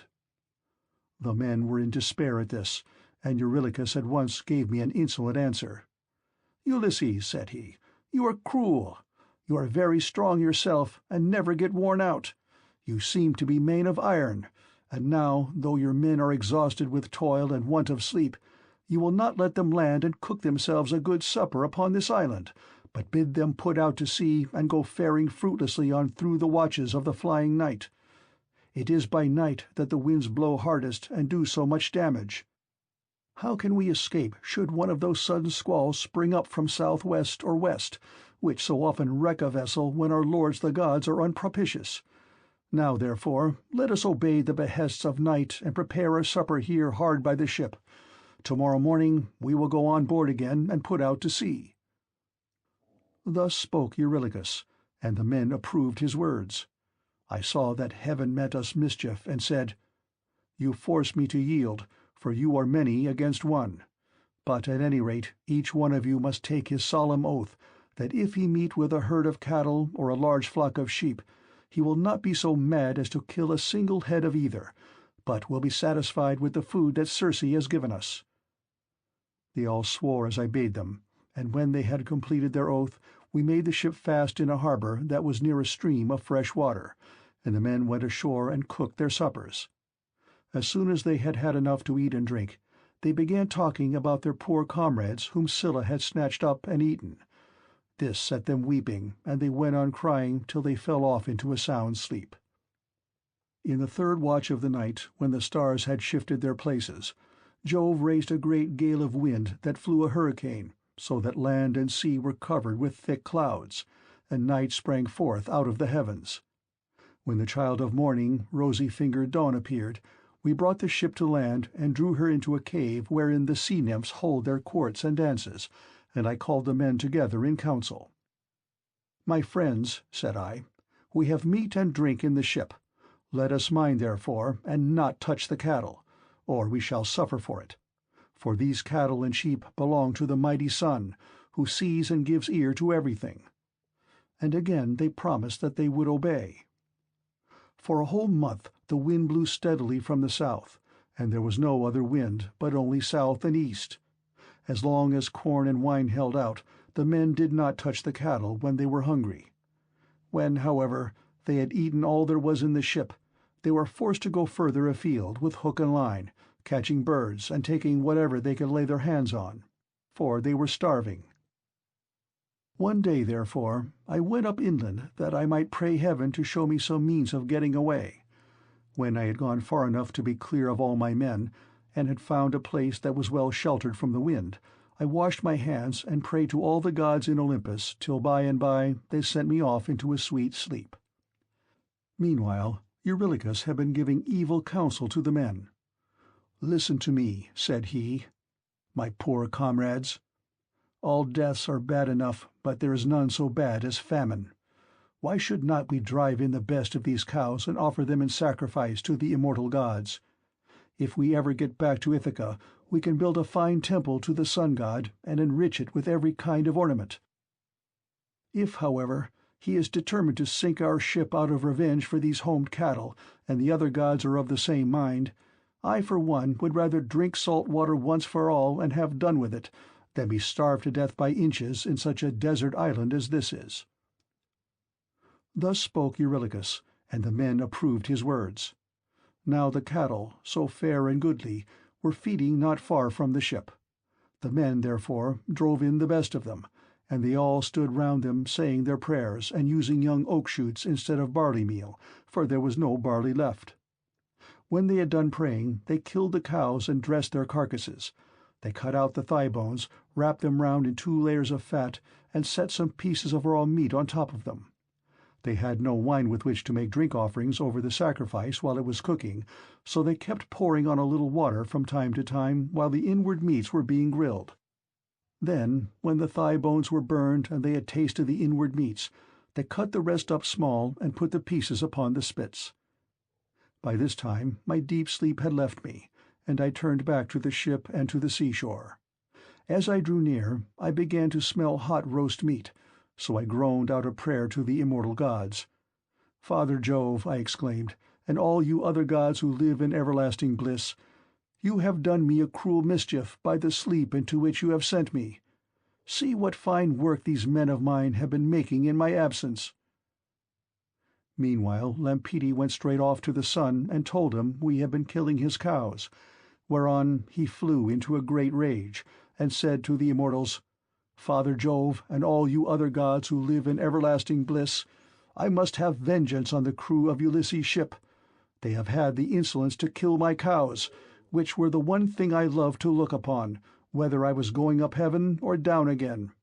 If they do not square accounts with me about my cows, I will go down to Hades and shine there among the dead."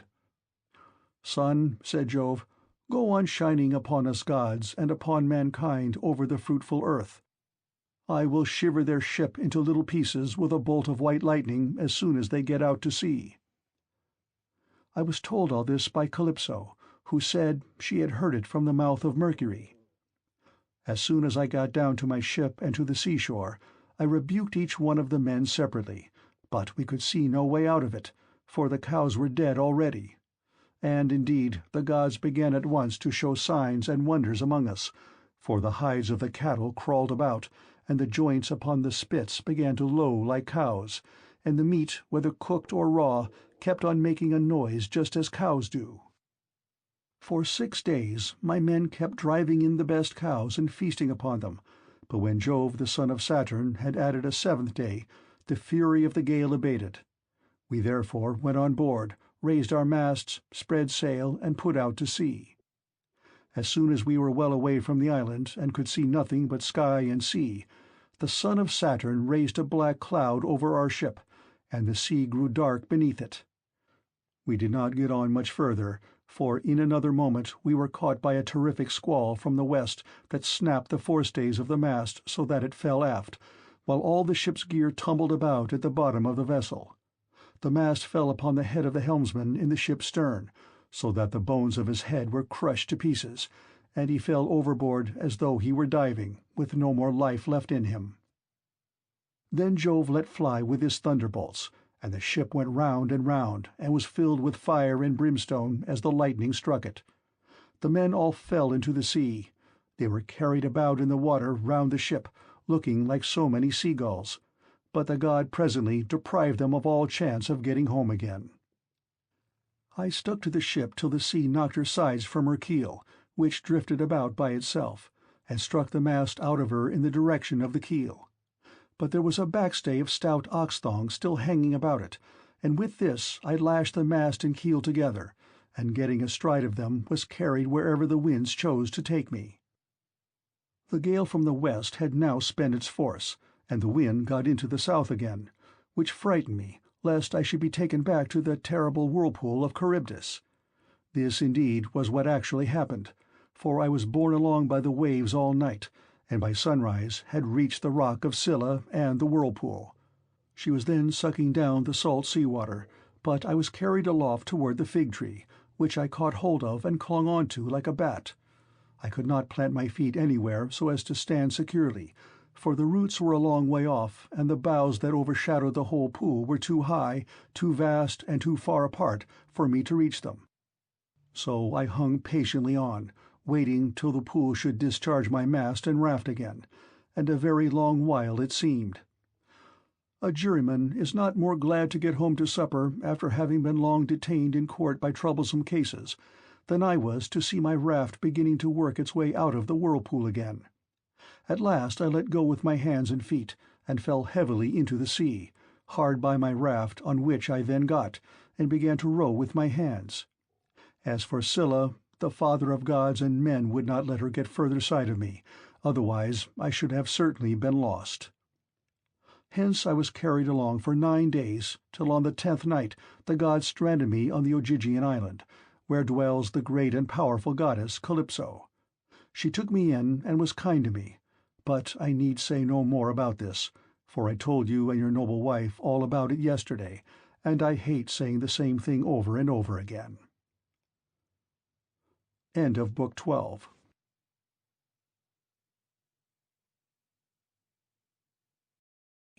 Book 14. Ulysses in the hut with Eumaeus. Ulysses now left the haven and took the rough track up through the wooded country and over the crest of the mountain, till he reached the place where Minerva had said that he would find the swineherd, who was the most thrifty servant he had. He found him sitting in front of his hut, which was by the yards that he had built on a site which could be seen from far. He had made them spacious and fair to see, with a free run for the pigs all round them. He had built them during his master's absence, of stones which he had gathered out of the ground, without saying anything to Penelope or Laertes, and he had fenced them on top with thorn bushes.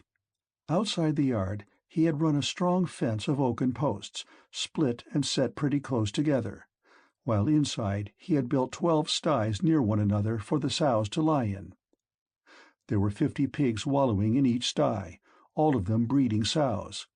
But the boars slept outside and were much fewer in number, for the suitors kept on eating them, and the swineherd had to send them the best he had continually. There were 360 boar-pigs, and the herdsman's 4 hounds, which were as fierce as wolves, slept always with them. The swineherd was at that moment cutting out a pair of sandals from a good stout ox-hide.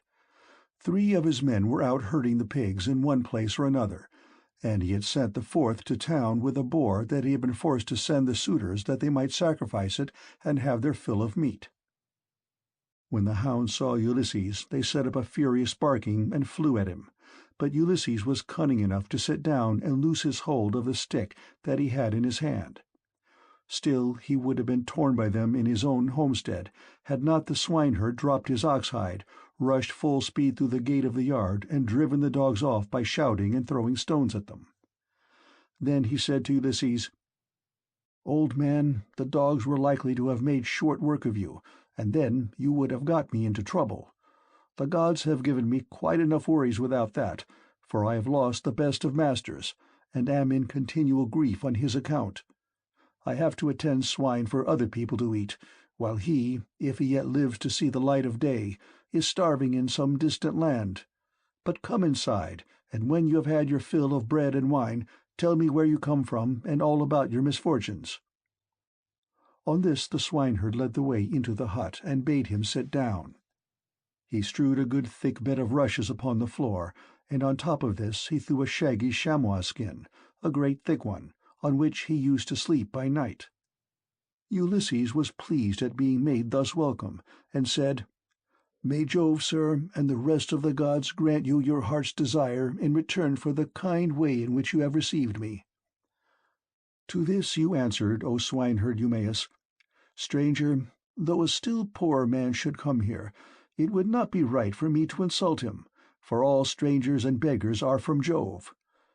You must take what you can get and be thankful, for servants live in fear when they have young lords for their masters, and this is my misfortune now, for heaven has hindered the return of him who would have been always good to me and given me something of my own, a house, a piece of land, a good-looking wife, and all else that a liberal master allows a servant who has worked hard for him, and whose labor the gods have prospered as they have mine in the situation which I hold.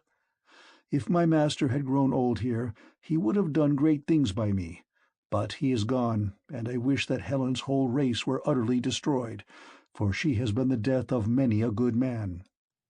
It was this matter that took my master to Ilios, the land of noble steeds, to fight the Trojans in the cause of King Agamemnon." As he spoke, he bound his girdle round him and went to the sties where the young sucking pigs were penned. He picked out 2 which he brought back with him and sacrificed. He singed them, cut them up, and spitted them. When the meat was cooked, he brought it all in and set it before Ulysses, hot and still on the spit, whereon Ulysses sprinkled it over with white barley meal. The swineherd then mixed wine in a bowl of ivy wood, and taking a seat opposite Ulysses, told him to begin. "Fall to, stranger," said he, "on a dish of servants' pork. The fat pigs have to go to the suitors, who eat them up without shame or scruple.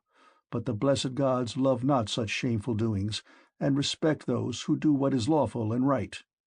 Even the fierce freebooters who go raiding on other people's land, and Jove gives them their spoil, even they, when they have filled their ships and got home again, live conscience-stricken, and look fearfully for judgment. But some god seems to have told these people that Ulysses is dead and gone. They will not, therefore, go back to their own homes and make their offers of marriage in the usual way, but waste his estate by force, without fear or stint. Not a day or night comes out of heaven but they sacrifice not one victim, nor two only, and they take the run of his wine, for he was exceedingly rich. No other great man either in Ithaca or on the mainland is as rich as he was. He had as much as 20 men put together. I will tell you what he had. There are 12 herds of cattle upon the mainland, and as many flocks of sheep. There are also 12 droves of pigs, while his own men and hired strangers feed him 12 widely spreading herds of goats. Here in Ithaca he runs even large flocks of goats on the far end of the island, and they are in the charge of excellent goatherds. Each one of these sends the suitors the best goat in the flock every day. As for myself, I am in charge of the pigs that you see here, and I have to keep picking out the best I have and sending it to them." This was his story, but Ulysses went on eating and drinking ravenously without a word, brooding his revenge. When he had eaten enough and was satisfied, the swineherd took the bowl from him which he usually drank, filled it with wine, and gave it to Ulysses, who was pleased, and said as he took it in his hands, "My friend, who was the master of yours that brought you and paid for you, so rich and so powerful as you tell me? You say he perished in the cause of King Agamemnon. Tell me who he was, in case I may have met with such a person. Jove and the other gods know, but I may be able to give you news of him, for I have travelled much." Eumaeus answered, "Old man, no traveller who comes here with news will get Ulysses' wife and son to believe his story. Nevertheless, tramps in want of a lodging keep coming with their mouths full of lies, and not a word of truth. Every one who finds his way to Ithaca goes to my mistress and tells her falsehoods, whereon she takes them in, makes much of them, and asks them all manner of questions, crying all the time as women will when they have lost their husbands. And you too, old man, for a shirt and a cloak would doubtless make up a very pretty story. But the wolves and birds of prey have long since torn Ulysses to pieces, or the fishes of the sea have eaten him, and his bones are lying buried deep in sand upon some foreign shore. He is dead and gone, and a bad business it is for all his friends, for me especially. Go where I may, I shall never find so good a master, not even if I were to go home to my mother and father, where I was bred and born. I do not so much care, however, about my parents now, though I should dearly like to see them again in my own country. It is the loss of Ulysses that grieves me most. I cannot speak of him without reverence, though he is here no longer, for he was very fond of me, and took such care of me that, wherever he may be, I shall always honor his memory." "My friend," replied Ulysses, "you are very positive, and very hard of belief about your master's coming home again. Nevertheless, I will not merely say, but will swear, that he is coming. Do not give me anything for my news till he has actually come. You may then give me a shirt and cloak of good wear if you will. I am in great want, but I will not take anything at all till then, for I hate a man, even as I hate hell-fire, who lets his poverty tempt him into lying.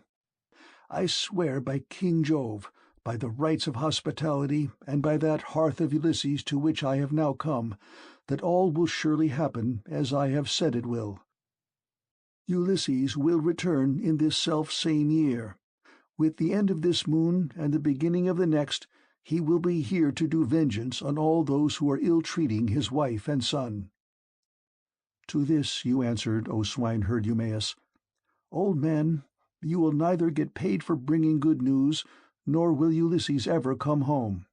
Drink your wine in peace, and let us talk about something else. Do not keep on reminding me of all this.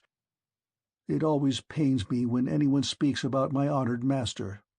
As for your oath, we will let it alone. But I only wish he may come, as do Penelope, his old father Laertes, and his son Telemachus. I am terribly unhappy, too, about this same boy of his. He was running up fast into manhood, and bade fair to be no worse man, face and figure, than his father. But someone, either god or man, has been unsettling his mind, so he has gone off to Pylos to try and get news of his father, and the suitors are lying in wait of him as he is coming home, in the hope of leaving the house of Arsacius without a name in Ithaca. But let us say no more about him, and leave him to be taken, or else to escape if the son of Saturn holds his hand over him to protect him. And now, old man, tell me your own story. Tell me also, for I want to know, who you are and where you come from. Tell me of your town and parents, what manner of ship you came in, how crew brought you to Ithaca, and from what country they profess to come, for you cannot have come by land." And Ulysses answered, "I will tell you all about it.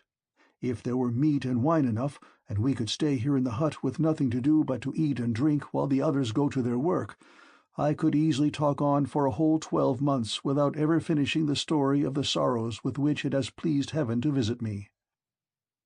I am by birth a Cretan.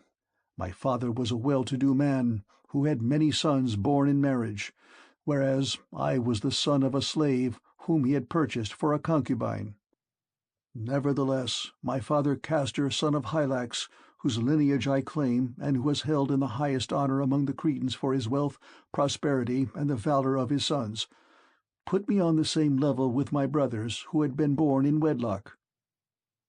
When, however, death took him to the house of Hades, his sons divided his estate and cast lots for their shares, but to me they gave a holding and little else. Nevertheless, my valor enabled me to marry into a rich family, for I was not given to bragging or shirking on the field of battle. It is all over now. Still, if you look at the straw, you can see what the ear is, for I have had trouble enough and to spare. Mars and Minerva made me doughty in war. When I picked my men to surprise the enemy with an ambuscade, I never gave death so much as a thought, but was the first to leap forward and spear all whom I could overtake. Such was I in battle, but I did not care about farm work, nor the frugal home life of those who would bring up children. My delight was in ships, fighting, javelins, and arrows, things that most men shudder to think of. But one man likes one thing, and another, and this was what I was most naturally inclined to. Before the Achaeans went to Troy, 9 times was I in command of men and ships on foreign service, and I amassed much wealth. I had my pick of the spoil in the first instance, and much more was allotted to me later on. My house grew apace, and I became a great man among the Cretans. But when Jove counselled that terrible expedition in which so many perished, the people required me and Idomeneus to lead their ships to Troy, and there was no way out of it, for they insisted on our doing so. There we fought for 9 whole years, but in the 10th we sacked the city of Priam and sailed home again as heaven dispersed us. Then it was that Jove devised evil against me. I spent but 1 month happily with my children, wife, and property, and then I conceived the idea of making a descent on Egypt, so I fitted out a fine fleet and manned it. I had 9 ships, and the people flocked to fill them. For 6 days I and my men made feast, and I found them many victims both for sacrifice to the gods and for themselves. But on the 7th day we went on board and set sail from Crete with a fair north wind behind us, though we were going down a river. Nothing went ill with any of our ships, and we had no sickness on board, but sat where we were and let the ships go as the wind and steersman took them. On the 5th day we reached the river Aegyptus. There I stationed my ships in the river, bidding my men stay by them and keep guard over them while I sent out scouts to reconnoitre from every point of vantage. But the men disobeyed my orders, took to their own devices, and ravaged the land of the Egyptians, killing the men and taking their wives and children captive. The alarm was soon carried to the city, and when they heard the war cry, the people came out at daybreak till the plain was filled with horsemen and foot soldiers, and with the gleam of armor. Then Jove spread panic among my men, and they would no longer face the enemy, for they found themselves surrounded. The Egyptians killed many of us, and took the rest alive to do forced labor for them. Jove, however, put it in my mind to do thus, and I wish I had died then and there in Egypt instead, for there was much sorrow in store for me. I took off my helmet and shield, and dropped my spear from my hand. Then I went straight up to the king's chariot, clasped his knees and kissed them, whereon he spared my life, bade me get into his chariot, and took me weeping to his own home. Many made at me with their ashen spears, and tried to kill me in their fury, but the king protected me, for he feared the wrath of Jove, the protector of strangers, who punishes those who do evil. I stayed there for 7 years, and got together much money among the Egyptians, for they all gave me something. But when it was now going on for 8 years, there came a certain Phoenician, a cunning rascal, who had already committed all sorts of villainy, and this man talked me over into going with him to Phoenicia, where his house and possessions lay. I stayed there for a whole 12 months, but at the end of that time, when months and days had gone by till the same season had come round again, he set me on board a ship bound for Libya, on a pretence that I was to take a cargo along with him to that place, but really that he might sell me as a slave and take the money I fetched. I suspected his intention, but went on board with him, for I could not help it. The ship ran before a fresh north wind till we had reached the sea that lies between Crete and Libya. There, however, Jove counselled their destruction, for as soon as we were well out from Crete and could see nothing but sea and sky, he raised a black cloud over our ship, and the sea grew dark beneath it. Then Jove let fly with his thunderbolts, and the ship went round and was filled with fire and brimstone as the lightning struck it. The men fell all into the sea. They were carried about in the water round the ship looking like so many seagulls, but the god presently deprived them all chance of getting home again. I was all dismayed. Jove, however, sent the ship's mast within my reach, which saved my life, for I clung to it and drifted before the fury of the gale. 9 days did I drift, but in the darkness of the 10th night a great wave bore me on to the Thesprotian coast. There Phaedon, king of the Thesprotians, entertained me hospitably without charging me anything at all, for his son found me when I was nearly dead with cold and fatigue, whereon he raised me by the hand, took me to his father's house, and gave me clothes to wear. There it was that I heard news of Ulysses, for the king told me he had entertained him, and shown him much hospitality while he was on his homeward journey. He showed me also the treasure of gold and wrought iron that Ulysses had got together. There was enough to keep his family for 10 generations, so much had he left in the house of King Phaedon. But the king said Ulysses had gone to Dodona, that he might learn Jove's mind from the god's high oak tree, and know whether after so long an absence he should return to Ithaca openly or in secret. Moreover, the king swore in my presence, making drink offerings in his own house as he did so, that the ship was by the waterside, and the crew found, that should take him to his own country. He sent me off, however, before Ulysses returned, for there happened to be a Thesprotian ship sailing for the wheat-growing island of Dulichium, and he told those in charge of her to be sure and take me safely to King Acastus. These men hatched a plot against me that would have reduced me to the very extreme of misery, for when the ship had got some way out from the land, they resolved on selling me as a slave. They stripped me of the shirt and cloak that I was wearing, and gave me instead the tattered old clouts in which you now see me. Then, towards nightfall, they reached the tilled lands of Ithaca, and there they bound me with a strong rope fast in the ship, while they went on shore to get supper by the seaside. But the gods soon undid my bonds for me, and having drawn my rags over my head, I slid down the rudder into the sea, where I struck out and swam till I was well clear of them, and came ashore near a thick wood in which I lay concealed. They were very angry at my having escaped, and went searching about for me. till at last they thought it was no further use and went back to their ship. The gods, having hidden me thus easily, then took me to a good man's door, for it seems that I am not to die yet awhile." To this you answered, O swineherd Eumaeus, "Poor unhappy stranger, I have found the story of your misfortunes extremely interesting, but that part about Ulysses is not right, and you will never get me to believe it. Why should a man like you go about telling lies in this way? I know all about the return of my master. The gods, one and all of them, detest him, or they would have taken him before Troy, or let him die with friends around him when the days of his fighting were done. For then the Achaeans would have built a mound over his ashes, and his son would have been heir to his renown, but now the storm winds have spirited him away, and we know not whither. As for me, I live out of the way here with the pigs, and never go to the town unless when Penelope sends for me on the arrival of some news about Ulysses. Then they all sit round and ask questions, both those who grieve over the king's absence and those who rejoice at it because they can eat up his property without paying for it.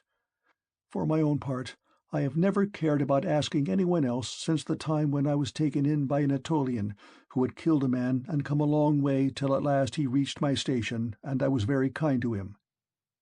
He said he had seen Ulysses with Idomeneus among the Cretans, refitting his ships which had been damaged in a gale. He said Ulysses would return in the following summer or autumn with his men, and that he would bring back much wealth. And now you unfortunate old man, since fate has brought you to my door, do not try to flatter me in this way with vain hopes. It is not for any such reason that I shall treat you kindly, but only out of respect for Jove, the god of hospitality, as fearing him and pitying you." Ulysses answered, "I see that you are of an unbelieving mind. I have given you my oath, and yet you will not credit me. Let us then make a bargain, and call all the gods in heaven to witness it. If your master comes home, give me the cloak and shirt of good wear, and send me to Dulichium, where I want to go. But if he does not come as I say he will, set your men on to me, and tell them to throw me from yonder precipice, as a warning to tramps not to go about the country telling lies." "And a pretty figure I should cut then," replied Eumaeus, "both now and hereafter, if I were to kill you after receiving you into my hut and showing you hospitality. I should have to say my prayers in good earnest if I did. But it is supper time, and I hope my men will come in directly, that we may cook something savory for supper." Thus did they converse, and presently the swineherds came up with the pigs, which were then shut up for the night in their sties, and a tremendous squealing they made as they were being driven into them. But Eumaeus called to his men and said, "Bring in the best pig you have, that I may sacrifice him for this stranger, and we will take toll of him ourselves. We have had trouble enough this long time feeding pigs, while others reap the fruit of our labor." Of this he began chopping firewood, while the others brought in a fine fat 5-year-old boar pig, and set it at the altar. Eumaeus did not forget the gods, for he was a man of good principles, so the first thing he did was to cut bristles from the pig's face and throw them into the fire, praying to all the gods as he did so that Ulysses might return home again. Then he clubbed the pig with a billet of oak which he had kept back when he was chopping the firewood, and stunned it, while the others slaughtered and singed it. Then they cut it up, and Eumaeus began by putting raw pieces from each joint onto some of the fat. These he sprinkled with barley meal and laid upon the embers. They cut the rest of the meat up small, put the pieces upon the spits, and roasted them till they were done. When they had taken them off the spits, they threw them onto the dresser in a heap. The swineherd, who was a most equitable man, then stood up to give every one his share. He made 7 portions. One of these he set apart for Mercury, the son of Maia, and the nymphs, praying to them as he did so. The others he dealt out to the men, man by man. He gave Ulysses some slices cut lengthways down the loin as a mark of especial honor, and Ulysses was much pleased. "I hope, Eumaeus," said he, "that Jove will be as well disposed towards you as I am, for the respect you are showing to an outcast like myself." To this you answered, O swineherd Eumaeus, "Eat, my good fellow, and enjoy your supper, such as it is.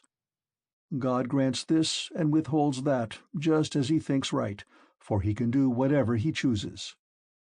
As he spoke, he cut off the first piece and offered it as a burnt sacrifice to the immortal gods. Then he made them a drink-offering, put the cup in the hands of Ulysses, and sat down to his own portion.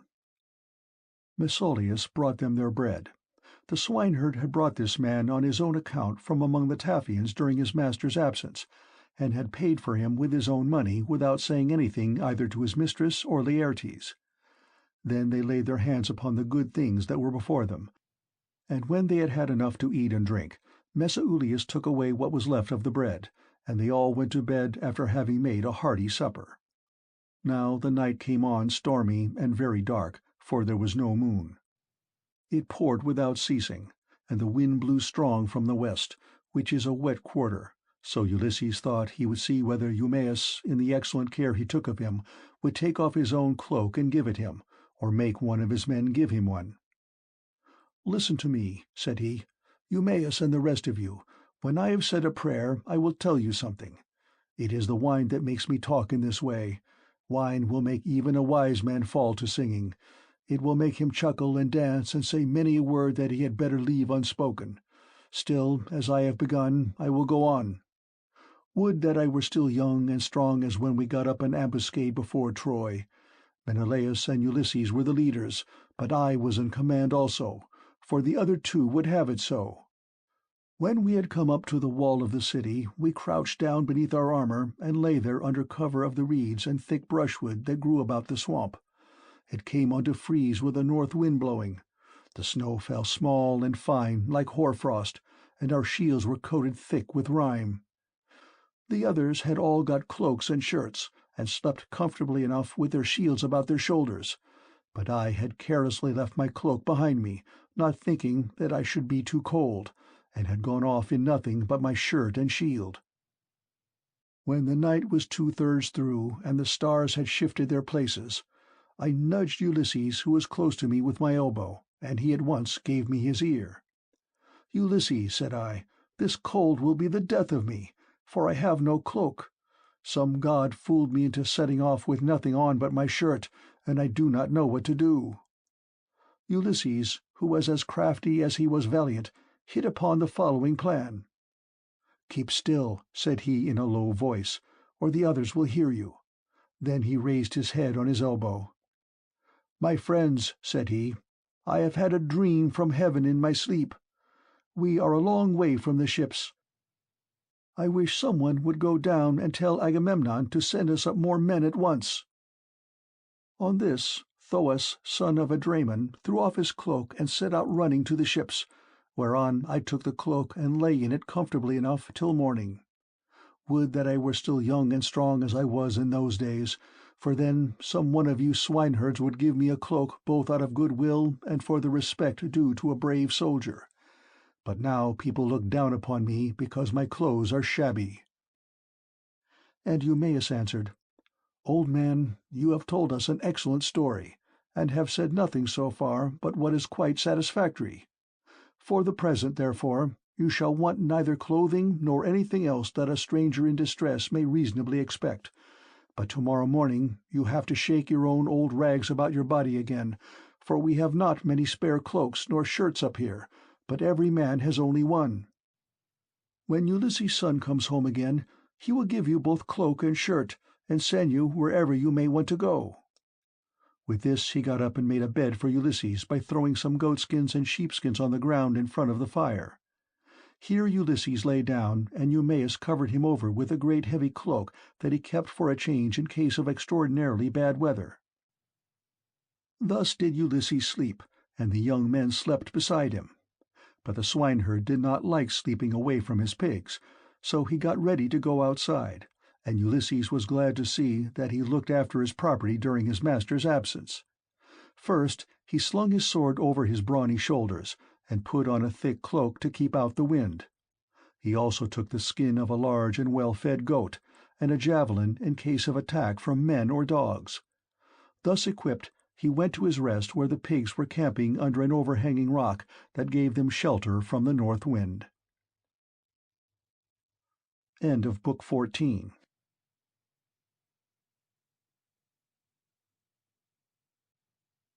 Book 15. Minerva summons Telemachus from Lacedaemon. He meets with Theoclymenus at Pylos and brings him to Ithaca. On landing, he goes to the hut of Eumaeus. But Minerva went to the fair city of Lacedaemon to tell Ulysses' son that he was to return at once. She found him and Pisistratus sleeping in the forecourt of Menelaus's house. Pisistratus was fast asleep, but Telemachus could get no rest all night for thinking of his unhappy father, so Minerva went close up to him and said, "Telemachus, you should not remain so far away from home any longer, nor leave your property with such dangerous people in your house. They will eat up everything you have among them, and you will have been on a fool's errand. Ask Menelaus to send you home at once if you wish to find your excellent mother still there when you get back. Her father and brothers are already urging her to marry Eurymachus, who has given her more than any of the others, and has been greatly increasing his wedding presents. I hope nothing valuable may be taken from the house in spite of you, but you know what women are. They always want to do the best they can for the man who marries them, and never give another thought to the children of their first husband, nor to their father either when he is dead and done with. Go home, therefore, and put everything in charge of the most respectable woman-servant that you have, until it shall please heaven to send you a wife of your own. Let me tell you also of another matter which you had better attend to. The chief men among the suitors are lying in wait for you in the strait between Ithaca and Samos, and they mean to kill you before you can reach home. I do not much think they will succeed. It is more likely that some of those who are now eating up your property will find a grave themselves. Sail night and day, and keep your ship well away from the islands. The god who watches over you and protects you will send you a fair wind. As soon as you get to Ithaca, send your ship and men on to the town, but yourself go straight to the swineherd who has charge of your pigs. He is well disposed towards you. Stay with him, therefore, for the night, and then send him to Penelope to tell her that you have got back safe from Pylos." Then she went back to Olympus, but Telemachus stirred Pisistratus with his heel to rouse him, and said, "Wake up, Pisistratus, and yoke the horses to the chariot, for we must set off home." But Pisistratus said, "No matter what hurry we are in, we cannot drive in the dark. It will be morning soon. Wait till Menelaus has brought his presents and put them in the chariot for us, and then let him say good-bye to us in the usual way. So long as he lives, a guest should never forget a host who has shown him kindness." As he spoke, day began to break, and Menelaus, who had already risen, leaving Helen in bed, came towards them. When Telemachus saw him, he put on his shirt as fast as he could, threw a great cloak over his shoulders, and went out to meet him. "Menelaus," said he, "let me go back now to my own country, for I want to go home." And Menelaus answered, "Telemachus, if you insist on going, I will not detain you. I do not like to see a host either too fond of his guest or too rude to him. Moderation is best in all things, and not letting a man go when he wants to do so is as bad as telling him to go if he would like to stay. One should treat a guest well as long as he is in the house and speed him when he wants to leave it. Wait, then, till I get your beautiful presents into your chariot, until you have yourself seen them. I will tell the women to prepare a sufficient dinner for you of what there may be in the house. It will be at once more proper and cheaper for you to get your dinner before setting out on such a long journey. If, moreover, you have a fancy for making a tour in Hellas or in the Peloponnese, I will yoke my horses, and will conduct you myself through all our principal cities. No one will send us away empty-handed. Every one will give us something, a bronze tripod, a couple of mules, or a gold cup." "Menelaus," replied Telemachus, "I want to go home at once, for when I came away I left my property without protection, and fear that while looking for my father I shall come to ruin myself, or find that something valuable has been stolen during my absence." When Menelaus heard this, he immediately told his wife and servants to prepare a sufficient dinner from what there might be in the house. At this moment Eteoneus joined him, for he lived close by and had just got up, so Menelaus told him to light the fire and cook some meat, which he at once did. Then Menelaus went down into his fragrant storeroom, not alone, but Helen went too, with Megapenthes. When he reached the place where the treasures of his house were kept, he selected a double cup, and told his son Megapenthes to bring also a silver mixing bowl. Meanwhile Helen went to the chest where she kept the lovely dresses which she had made with her own hands, and took out one that was largest and most beautifully enriched with embroidery. It glittered like a star, and lay at the very bottom of the chest. Then they all came back through the house again till they got to Telemachus, and Menelaus said, "Telemachus, may Jove, the mighty husband of Juno, bring you safely home according to your desire. I will now present you with the finest and most precious piece of plate in all my house. It is a mixing bowl of pure silver, except the rim, which is inlaid with gold, and is the work of Vulcan. Phoedimus, king of the Sidonians, made me a present of it in the course of a visit that I paid him while I was on my return home. I should like to give it to you." With these words he placed the double cup in the hands of Telemachus, while Megapenthes brought the beautiful mixing bowl and set it before him. Hard by stood lovely Helen with the robe ready in her hand. "I too, my son," said she, "have something for you as a keepsake from the hand of Helen. It is for your bride to wear upon her wedding day. Till then, get your dear mother to keep it for you. Thus may you go back rejoicing to your own country and to your home." So saying, she gave the robe over to him, and he received it gladly. Then Pisistratus put the presents into the chariot, and admired them all as he did so. Presently Menelaus took Telemachus and Pisistratus into the house, and they both of them sat down to table. A maidservant brought them water in a beautiful golden ewer, and poured it into a silver basin for them to wash their hands, and she drew a clean table beside them. An upper servant brought them bread and offered them many good things of what there was in the house. Eteoneus carved the meat and gave them each their portions, while Megapenthes poured out the wine. Then they laid their hands upon the good things that were before them. But as soon as they had had enough to eat and drink, Telemachus and Pisistratus yoked the horses, and took their places in the chariot. They drove out through the inner gateway and under the echoing gatehouse of the outer court, and Menelaus came after them with a golden goblet of wine in his right hand, that they might make a drink-offering before they set out. He stood in front of the horses and pledged them, saying, "Farewell to both of you. See that you tell Nestor how I have treated you, for he was as kind to me as any father could be while we Achaeans were fighting before Troy." "We will be sure, sir," answered Telemachus, "to tell him everything as soon as we see him.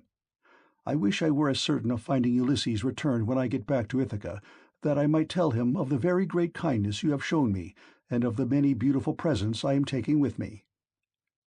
As he was thus speaking, a bird flew on his right hand, an eagle with a great white goose in its talons which it had carried off from the farmyard. And all the men and women were running after it and shouting. It came quite close up to them and flew away on their right hands in front of the horses. When they saw it, they were glad, and their hearts took comfort with them. Whereon Pisistratus said, "Tell me, Menelaus, has heaven sent this omen for us or for you?"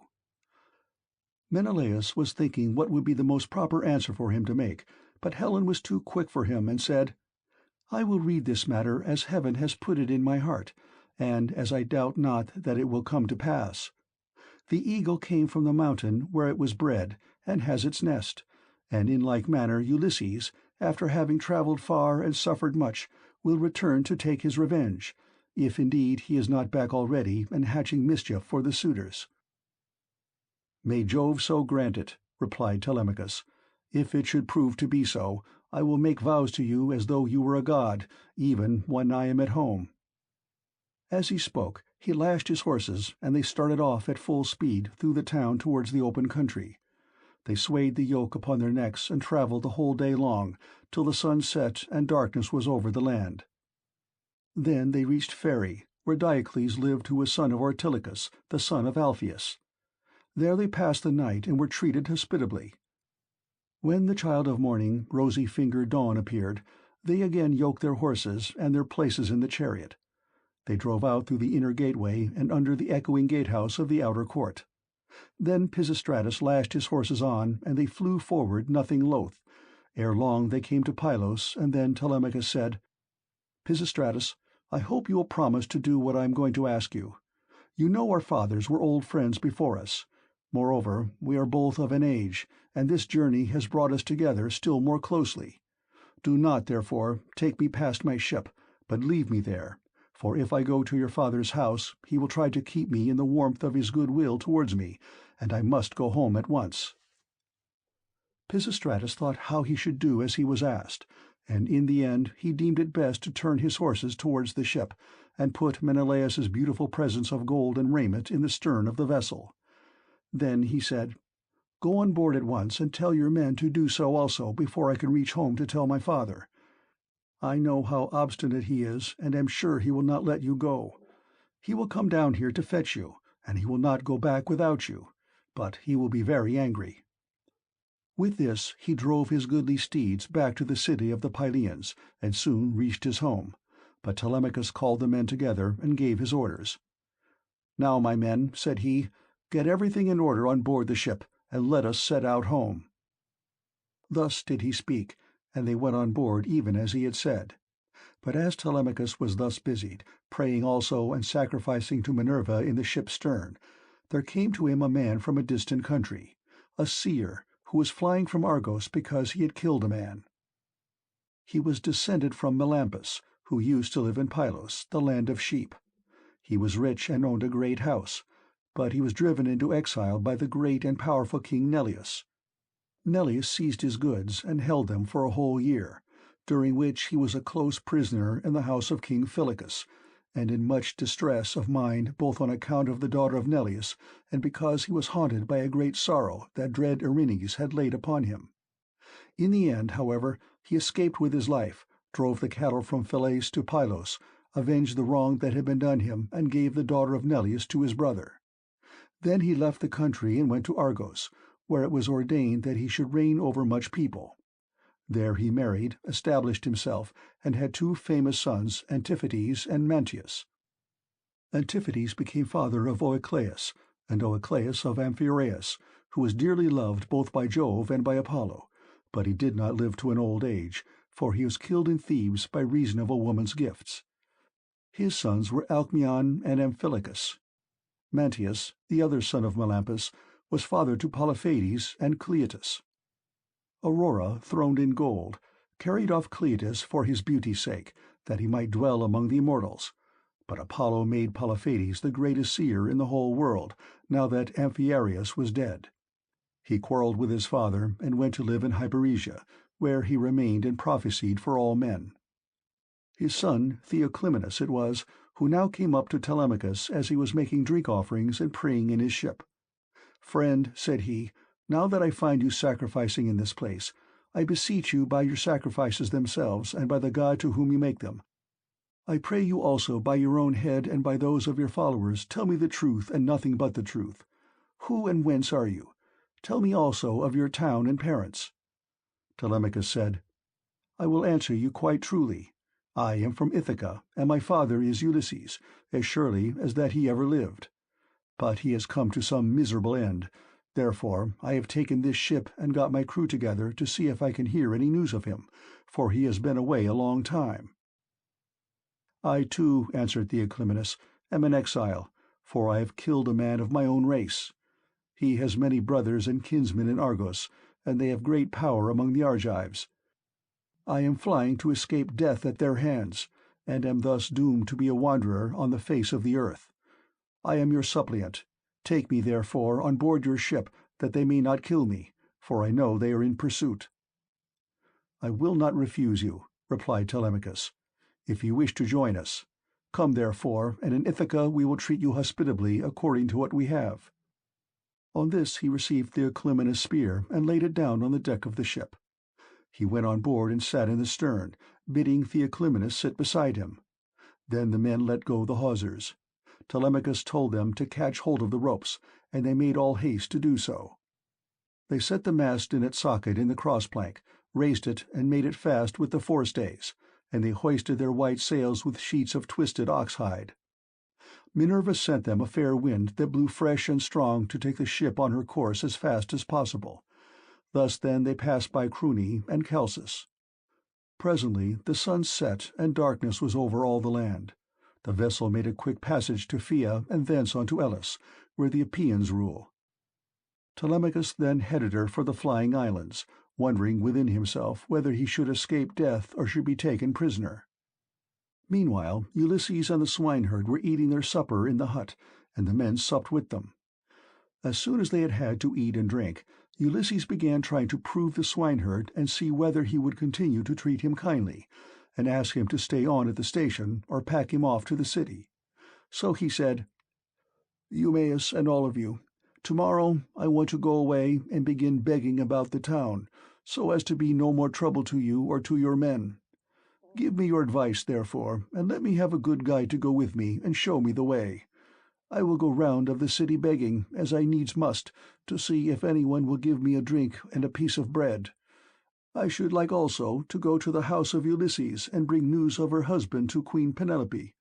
I could then go about among the suitors and see if out of all their abundance they will give me a dinner. I should soon make them an excellent servant in all sorts of ways. Listen and believe when I tell you that by the blessing of Mercury, who gives grace and good name to the works of all men, there is no one living who would make a more handy servant than I should, to put fresh wood on the fire, chop fuel, carve, cook, pour out wine, and do all those services that poor men have to do for their betters." The swineherd was very much disturbed when he heard this. "Heaven help me," he exclaimed, "whatever can have put such a notion as that into your head? If you go near the suitors, you will be undone to a certainty, for their pride and insolence reach the very heavens. They would never think of taking a man like you for a servant. Their servants are all young men, well dressed, wearing good cloaks and shirts, with well-looking faces and their hair always tidy. The tables are kept quite clean, and are loaded with bread, meat, and wine. Stay where you are, then. You are not in anybody's way. I do not mind your being here, no more do any of the others, and when Telemachus comes home, he will give you a shirt and cloak, and will send you wherever you want to go." Ulysses answered, "I hope you may be as clear to the gods as you are to me, for having saved me from going about and getting into trouble. There is nothing worse than being always on the tramp. Still, when men have once got low down in the world, they will go through a great deal on behalf of their miserable bellies. Since, however, you press me to stay here and await the return of Telemachus, tell me about Ulysses' mother, and his father whom he left on the threshold of old age when he set out for Troy. Are they still living, or are they already dead and in the house of Hades?" "I will tell you all about them," replied Eumaeus. "Laertes is still living, and prays heaven to let him depart peacefully in his own house, for he is terribly distressed about the absence of his son, and also about the death of his wife, which grieved him greatly and aged him more than anything else did. She came to an unhappy end through sorrow for her son. May no friend or neighbor who has dealt kindly by me come to such an end as she did. As long as she was still living, though she was always grieving, I used to like seeing her and asking her how she did, for she brought me up along with her daughter Timony, the youngest of her children. We were boy and girl together, and she made little difference between us. When, however, we both grew up, they sent Timony to Same and received a splendid dowry for her. As for me, my mistress gave me a good shirt and cloak with a pair of sandals for my feet, and sent me off into the country, but she was just as fond of me as ever. This is all over now. Still, it has pleased heaven to prosper my work in the situation which I now hold. I have enough to eat and drink, and can find something for any respectable stranger that comes here. But there is no getting a kind word or deed out of my mistress, for the house has fallen into the hands of wicked people. Servants want sometimes to see their mistress and have a talk with her. They like to have something to eat and drink at the house, and something, too, to take back with them into the country. This is what will keep servants in a good humor." Ulysses answered, "Then you must have been a very little fellow, Eumaeus, when you were taken so far away from your home and parents. Tell me, and tell me true, was the city in which your father and mother lived sacked and pillaged, or did some enemies carry you off when you were alone tending sheep or cattle, ship you off here, and sell you for whatever your master gave them?" "Stranger," replied Eumaeus, "as regards your question, sit still, make yourself comfortable, drink your wine, and listen to me. The nights are now at their longest. There is plenty of time both for sleeping and sitting up talking together. You ought not to go to bed till bedtime. Too much sleep is as bad as too little. If any one of the others wishes to go to bed, let him leave us and do so. He can then take my master's pigs out when he has done breakfast in the morning. We two will sit here eating and drinking in the hut, and telling one another stories about our misfortunes. For when a man has suffered much, and been buffeted about in the world, he takes pleasure in recalling the memory of sorrows that have gone by. As regards your question, then, my tale is as follows. You may have heard of an island called Syra that lives over above Ortygia, where the land begins to turn round and look in another direction. It is not very thickly peopled, but the soil is good, with much pasture fit for cattle and sheep, and it abounds with wine and wheat. Dearth never comes there, nor are the people plagued by any sickness. But when they grow old, Apollo comes with Diana and kills them with his painless shafts. It contains 2 communities, and the whole country is divided between these 2. My father Theseus, son of Ormenus, a man comparable to the gods, reigned over both. Now to this place there came some cunning traders from Phoenicia, for the Phoenicians are great mariners, in a ship which they had freighted with gewgaws of all kinds. There happened to be a Phoenician woman in my father's house, very tall and comely, and an excellent servant. These scoundrels got hold of her one day when she was washing near their ship, seduced her, and cajoled her in ways that no woman can resist, no matter how good she may be by nature. The man who had seduced her asked her who she was and where she came from, and on this she told him her father's name. "I come from Sidon," said she, "and am daughter to Erebus, a man rolling in wealth. One day, as I was coming into the town from the country, some Taphian pirates seized me and took me here over the sea, where they sold me to the man who owns this house, and he gave them their price for me." The man who had seduced her then said, "Would you like to come along with us to see the house of your parents and your parents themselves? They are both alive and are said to be well off." "I will do so gladly," answered she, "if you men will first swear me a solemn oath that you will do me no harm by the way." They all swore as she told them, and when they had completed their oath, the woman said, "Hush, and if any of your men meets me in the street or at the well, do not let him speak to me, for fear someone should go and tell my master, in which case he would suspect something. He would put me in prison, and would have all of you murdered. Keep your own counsel, therefore. Buy your merchandise as fast as you can, and send me word when you have done loading. I will bring as much gold as I can lay my hands on, and there is something else also that I can do towards paying my fare. I am nurse to the son of the good man of the house, a funny little fellow just able to run about. I will carry him off in your ship, and you will get a great deal of money for him if you take him and sell him in foreign parts." On this she went back to the house.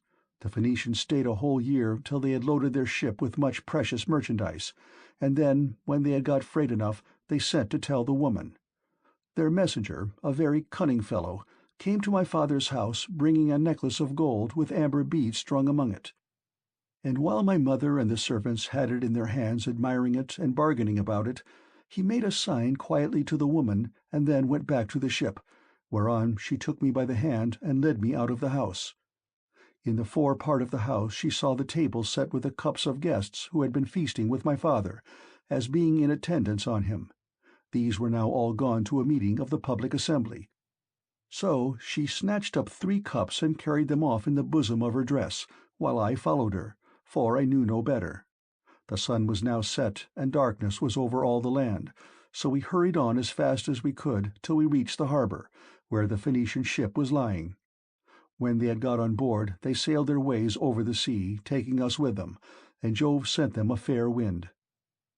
6 days did we sail both night and day, but on the 7th day Diana struck the woman, and she fell heavily down into the ship's hold, as though she were a sea-gull alighting on the water. So they threw her overboard to the seals and fishes, and I was left all sorrowful and alone. Presently the winds and waves took the ship to Ithaca, where Laertes gave sundry of his chattels for me, and thus it was that ever I came to set eyes upon this country. Ulysses answered, "Eumaeus, I have heard the story of your misfortunes with the most lively interest and pity, but Jove has given you good as well as evil, for in spite of everything you have a good master who sees that you always have enough to eat and drink, and you lead a good life, whereas I am still going about begging my way from city to city." Thus did they converse, and they had only a very little time left for sleep, for it was soon daybreak. In the meantime Telemachus and his crew were nearing land, so they loosed the sails, took down the mast, and rowed the ship into the harbour. They cast out their mooring stones and made fast the hawsers. They then got out upon the seashore, mixed their wine, and got dinner ready. As soon as they had had enough to eat and drink, Telemachus said, "Take the ship on to the town, but leave me here, for I want to look after the herdsmen on one of my farms. In the evening, when I have seen all I want, I will come down to the city, and tomorrow morning, in return for your trouble, I will give you all a good dinner with meat and wine." Then Theoclymenus said, "And what, my dear young friend, is to become of me? To whose house among all your chief men am I to repair? Or shall I go straight to your own house and to your mother?" "At any other time," replied Telemachus, "I should have bidden you to go to my own house, for you would find no want of hospitality. At the present moment, however, you would not be comfortable there, for I shall be away, and my mother will not see you. She does not often show herself even to the suitors, but sits at her loom weaving in an upper chamber, out of their way. But I can tell you a man whose house you can go to. I mean Eurymachus, son of Polybus, who is held in the highest estimation by everyone in Ithaca. He is much the best man and most persistent wooer of all those who are paying court to my mother and trying to take Ulysses' place. Jove, however, in heaven alone knows whether or no they will come to a bad end before the marriage takes place." As he was speaking, a bird flew by upon his right hand, a hawk, Apollo's messenger. It held a dove in its talons, and the feathers, as it tore them off, fell to the ground midway between Telemachus and the ship. On this Theoclymenus called him apart and caught him by the hand. "Telemachus," said he, "that bird did not fly on your right hand without having been sent there by some god. As soon as I saw it, I knew it was an omen. It means that you will remain powerful, and there will be no house in Ithaca more royal than your own." "I wish it may prove so," answered Telemachus. "If it does, I will show you so much goodwill and give you so many presents that all who meet you will congratulate you." Then he said to his friend Piraeus, "Piraeus, son of Clytius, you have throughout shown yourself the most willing to serve me of all those who have accompanied me to Pylos. I wish you would take this stranger to your own house and entertain him hospitably till I can come for him." And Piraeus answered, "Telemachus, you may stay away as long as you please, but I will look after him for you, and he shall find no lack of hospitality." As he spoke he went on board, and bade the others do so also, and loosed the hawsers, so they took their places in the ship. But Telemachus bound on his sandals, and took a long and doughty spear with a head of sharpened bronze from the deck of the ship. Then they loosed the hawsers, thrust the ship off from land, and made on towards the city as they had been told to do, while Telemachus strode on as fast as he could, till he reached the homestead where his countless herds of swine were feeding, and where dwelt the excellent swineherd who was so devoted a servant to his master. End of Book 15.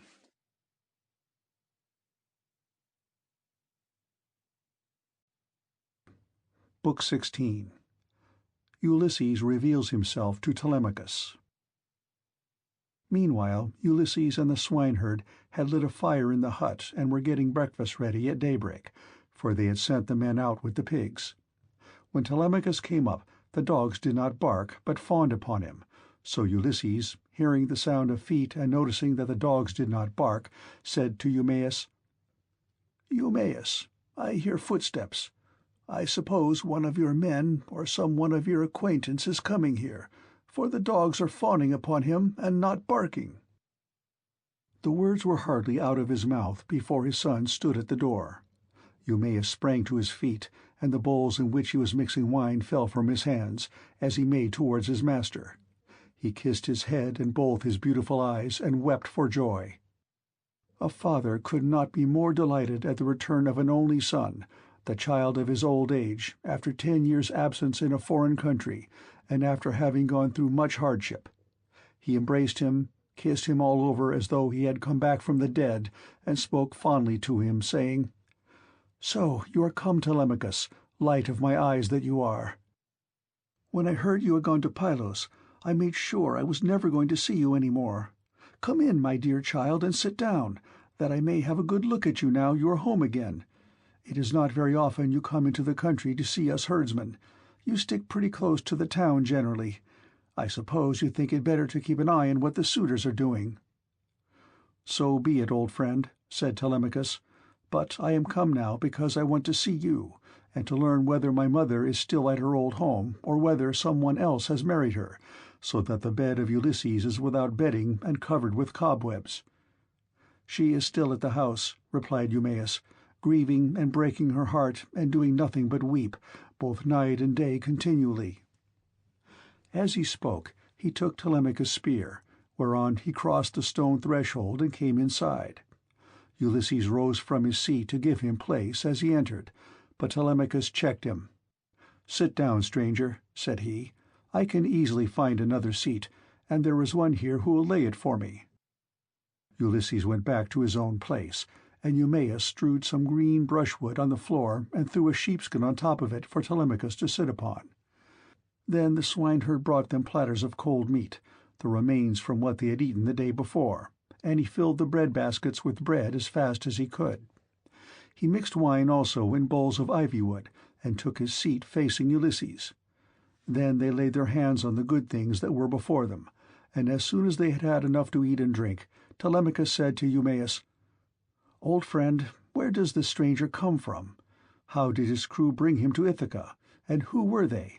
For assuredly he did not come here by land." "To this you answered, O swineherd Eumaeus, 'My son, I will tell you the real truth. He says he is a Cretan, and that he has been a great traveler. At this moment he is running away from a Thesprotian ship, and has taken refuge at my station, so I will put him into your hands. Do whatever you like with him, only remember that he is your suppliant." "I am very much distressed," said Telemachus, "by what you have just told me. How can I take this stranger into my house?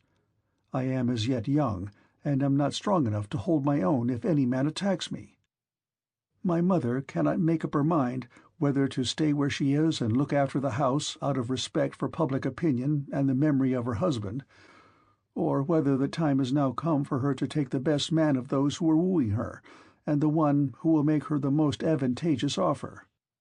Still, as the stranger has come to your station, I will find him a cloak and shirt of good wear, with a sword and sandals, and will send him wherever he wants to go.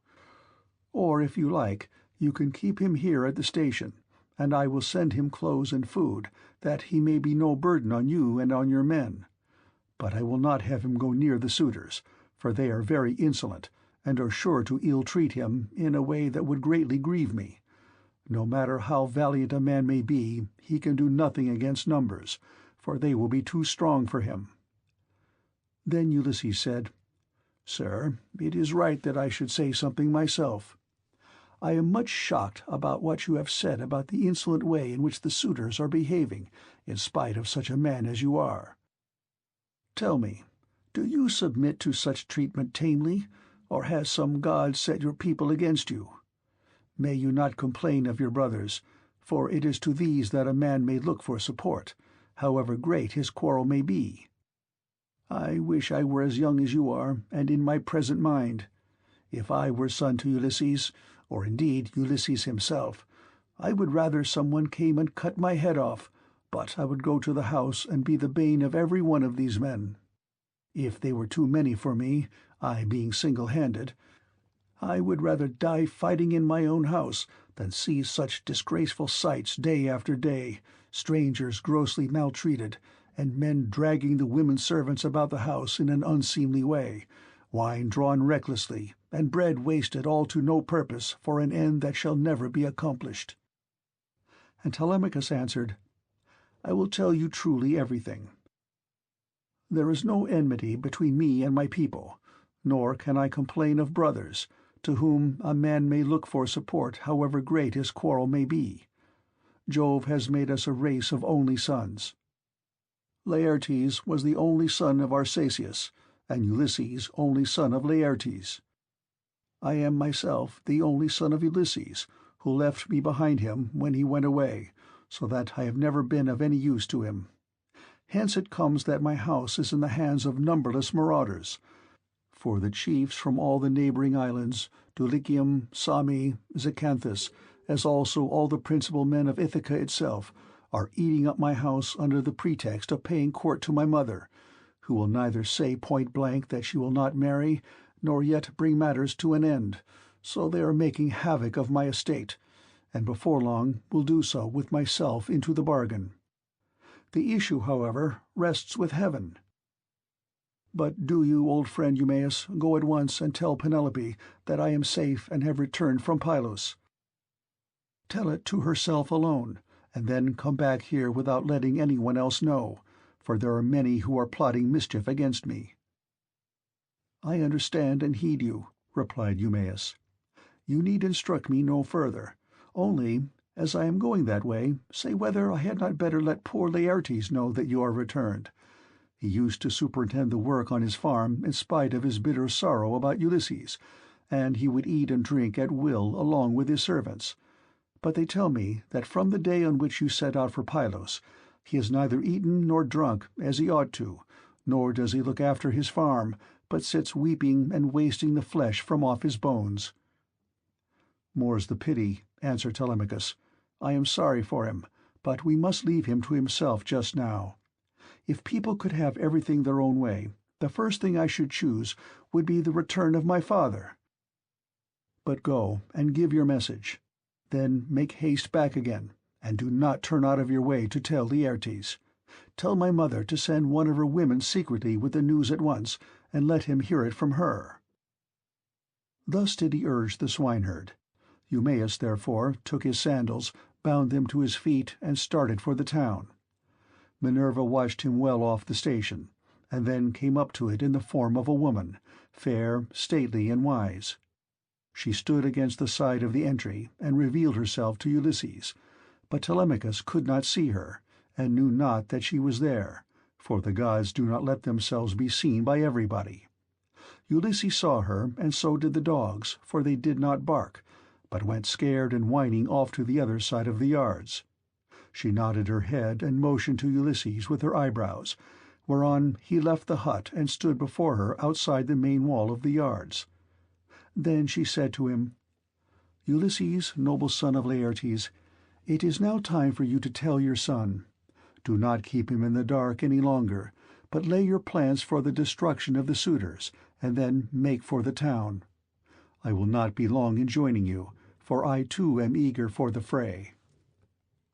As she spoke, she touched him with her golden wand. First she threw a fair clean shirt and cloak about his shoulders. Then she made him younger and of more imposing presence. She gave him back his colour, filled out his cheeks, and let his beard become dark again.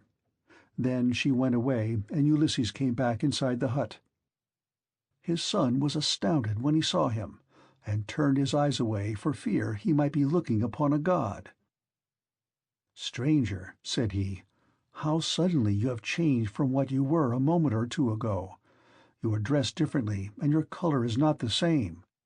Are you someone or other of the gods that live in heaven? If so, be propitious to me till I can make you due sacrifice and offerings of wrought gold. Have mercy upon me." And Ulysses said, "I am no god.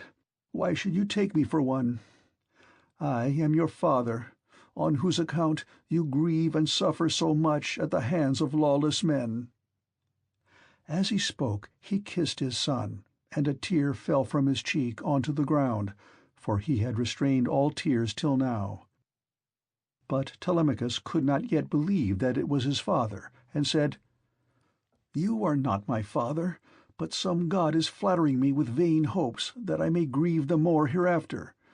No mortal man could of himself contrive to do as you have been doing, and make yourself old and young at a moment's notice, unless a god were with him. A second ago you were old and all in rags, and now you are like some god come down from heaven." Ulysses answered, "Telemachus, you ought not to be so immeasurably astonished at my being really here. There is no other Ulysses who will come hereafter. Such as I am, it is I, who, after long wandering and much hardship, have got home in the 20th year to my own country. What you wonder at is the work of the redoubtable goddess Minerva, who does with me whatever she will, for she can do what she pleases. At one moment she makes me like a beggar, and the next I am a young man with good clothes on my back. It is an easy matter for the gods who live in heaven to make any man look either rich or poor." As he spoke he sat down, and Telemachus threw his arms about his father and wept. They were both so much moved that they cried aloud like eagles or vultures with crooked talons that have been robbed of their half-fledged young by peasants. Thus piteously did they weep, and the sun would have gone down upon their mourning if Telemachus had not suddenly said, "In what ship, my dear father, did your crew bring you to Ithaca? Of what nation did they declare themselves to be? For you cannot have come by land." "I will tell you the truth, my son," replied Ulysses. "It was the Phaeacians who brought me here. They are great sailors, and are in the habit of giving escorts to anyone who reaches their coasts. They took me over the sea while I was fast asleep and landed me in Ithaca, after giving me many presents in bronze, gold, and raiment. These things, by heaven's mercy, are lying concealed in a cave, and I am now come here on the suggestion of Minerva that we may consult about killing our enemies. First, therefore, give me a list of the suitors with their number, that I may learn who and how many they are. I can then turn the matter over in my mind, and see whether we too can fight the whole body of them ourselves, or whether we must find others to help us." To this Telemachus answered, "Father, I have always heard of your renown, both in the field and in council, but the task you talk of is a very great one. I am awed at the mere thought of it. 2 men cannot stand against many and brave ones. They are not 10 suitors only, nor twice 10, but 10 many times over. You shall learn their number at once. There are 52 chosen youths from Dulichium, and they have 6 servants. From Sami there are 24, 20 young Achaeans from Zacynthus, and 12 from Ithaca itself, all of them well born. They have with them a servant, Medon, a bard, and 2 men who can carve at table. If we face such numbers as this, you may have bitter cause to rue your coming and your revenge. Say whether you cannot think of someone who would be willing to come and help us." "Listen to me," replied Ulysses, "and think whether Minerva and her father Jove may seem sufficient, or whether I am to try and find someone else as well." "Those whom you have named," answered Telemachus, "are a couple of good allies, for though they dwell high up among the clouds, they have power over both gods and men." "These 2, continued Ulysses, "will not keep long out of the fray when the suitors and we join fight in my house. Now, therefore, return home early tomorrow morning, and go about among the suitors as before. Later on, the swineherd will bring me to the city disguised as a miserable old beggar. If you see them ill-treating me, steel your heart against my sufferings. Even though they drag me feet foremost out of the house, or throw things at me, look on and do nothing beyond gently trying to make them behave more reasonably. But they will not listen to you, for the day of their reckoning is at hand. Furthermore, I say, and lay my saying to your heart, when Minerva shall put it in my mind, I will nod my head to you, and on seeing me do this, you must collect all the armor that is in the house and hide it in the strong storeroom. Make some excuse when the suitors ask you why you are removing it. Say that you have taken it to be out of the way of the smoke, inasmuch as it is no longer what it was when Ulysses went away, but has become soiled and begrimed with soot. Add to this more particularly that you are afraid Jove may set them on to quarrel over their wine, and that they may do each other some harm which may disgrace both banquet and wooing, for the sight of arms sometimes tempts people to use them. But leave a sword and a spear apiece for yourself and me, and a couple of ox-hide shields, so that we can snatch them up at any moment. Jove and Minerva will then soon quiet these people. There is also another matter. If you are indeed my son, and my blood runs in your veins, let no one know that Ulysses is within the house, neither Laertes, nor yet the swineherd, nor any of the servants, nor even Penelope herself.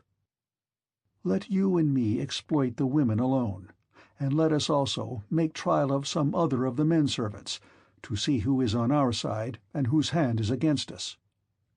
"Father," replied Telemachus, "you will come to know me by and by, and when you do, you will find that I can keep your counsel. I do not think, however, the plan you propose will turn out well for either of us. Think it over. It will take us a long time to go the round of the farms and exploit the men, and all the time the suitors will be wasting your estate with impunity and without compunction. Prove the women by all means, to see who are disloyal and who guiltless, but I am not in favor of going round and trying the men. We can attend to that later on, if you really have some sign from Jove that he will support you." Thus did they converse, and meanwhile the ship which had brought Telemachus and his crew from Pylos had reached the town of Ithaca. When they had come inside the harbour, they drew the ship on to the land. Their servants came and took their armour from them, and they left all the presents at the house of Clytius. Then they sent a servant to tell Penelope that Telemachus had gone into the country, but had sent the ship to the town to prevent her from being alarmed and made unhappy. This servant and Eumaeus happened to meet when they were both on the same errand of going to tell Penelope. When they reached the house, the servant stood up and said to the queen in the presence of the waiting women, "Your son, madam, is now returned from Pylos." But Eumaeus went close up to Penelope and said privately all that her son had bidden him tell her. When he had given his message, he left the house with its outbuildings and went back to his pigs again. The suitors were surprised and angry at what had happened, so they went outside the great wall that ran round the outer court and held a council near the main entrance. Eurymachus, son of Polybus, was the first to speak. "My friends," said he, "this voyage of Telemachus's is a very serious matter. We had made sure that it would come to nothing. Now, however, let us draw a ship into the water, and get a crew together to send after the others and tell them to come back as fast as they can."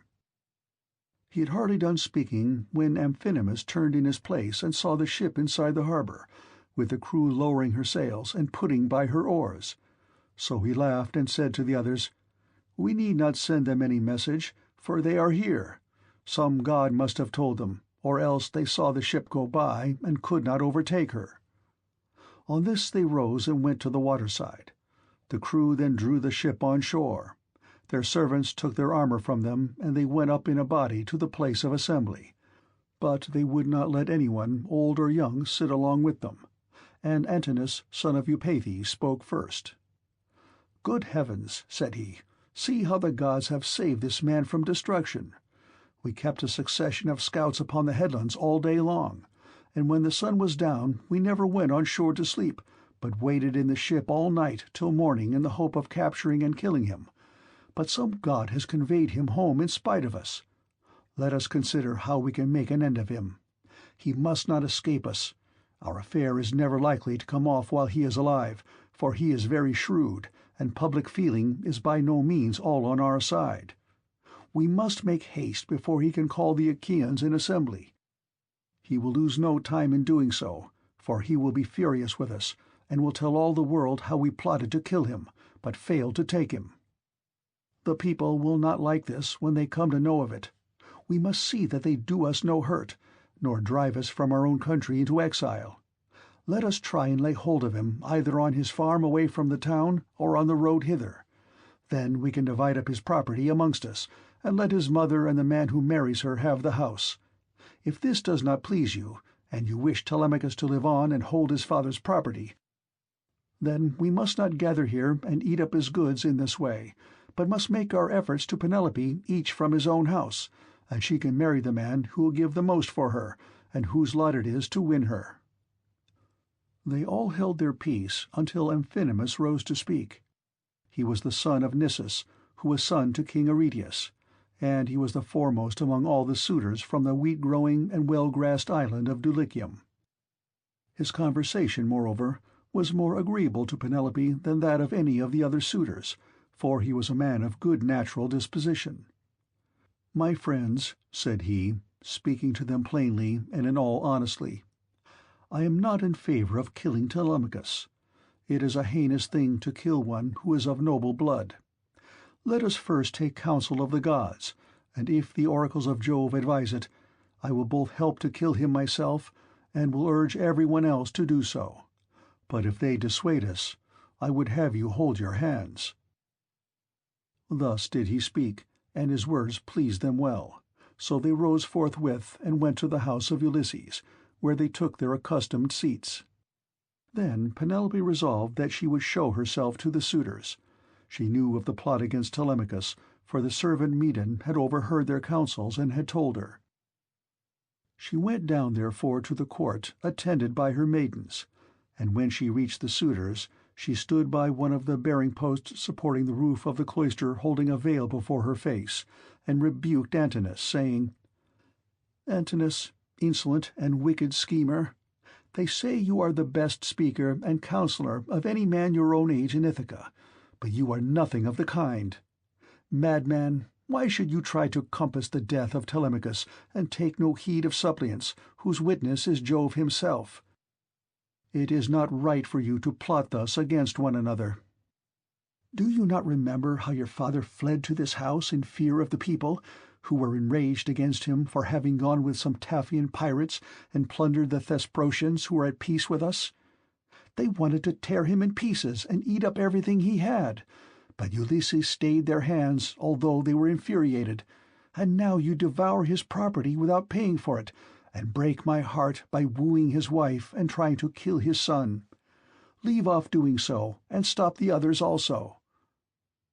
To this Eurymachus, son of Polybus, answered, "Take heart, Queen Penelope, daughter of Icarius, and do not trouble yourself about these matters. The man is not yet born, nor never will be, who shall lay hands upon your son Telemachus while I yet live to look upon the face of the earth.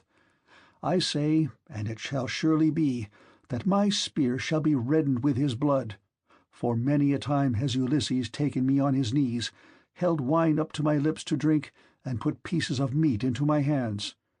Therefore Telemachus is much the dearest friend I have, and has nothing to fear from the hands of us suitors.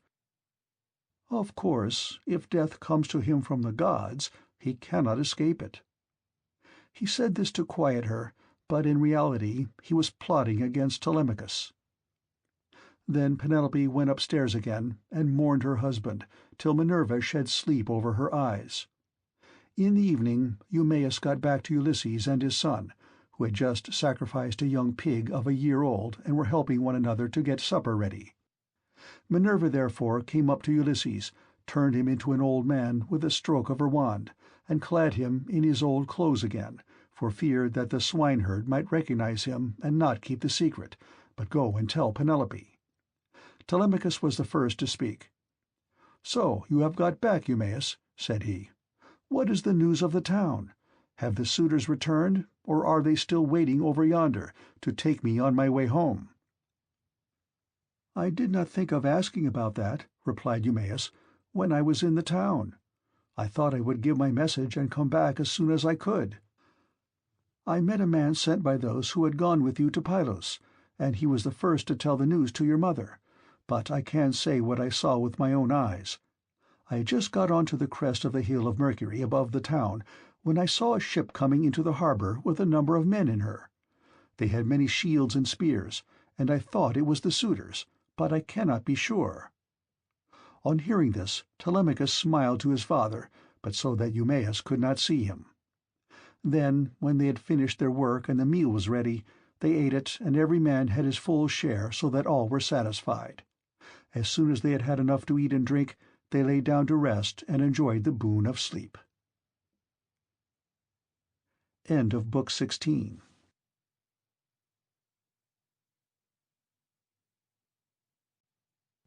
Book 17.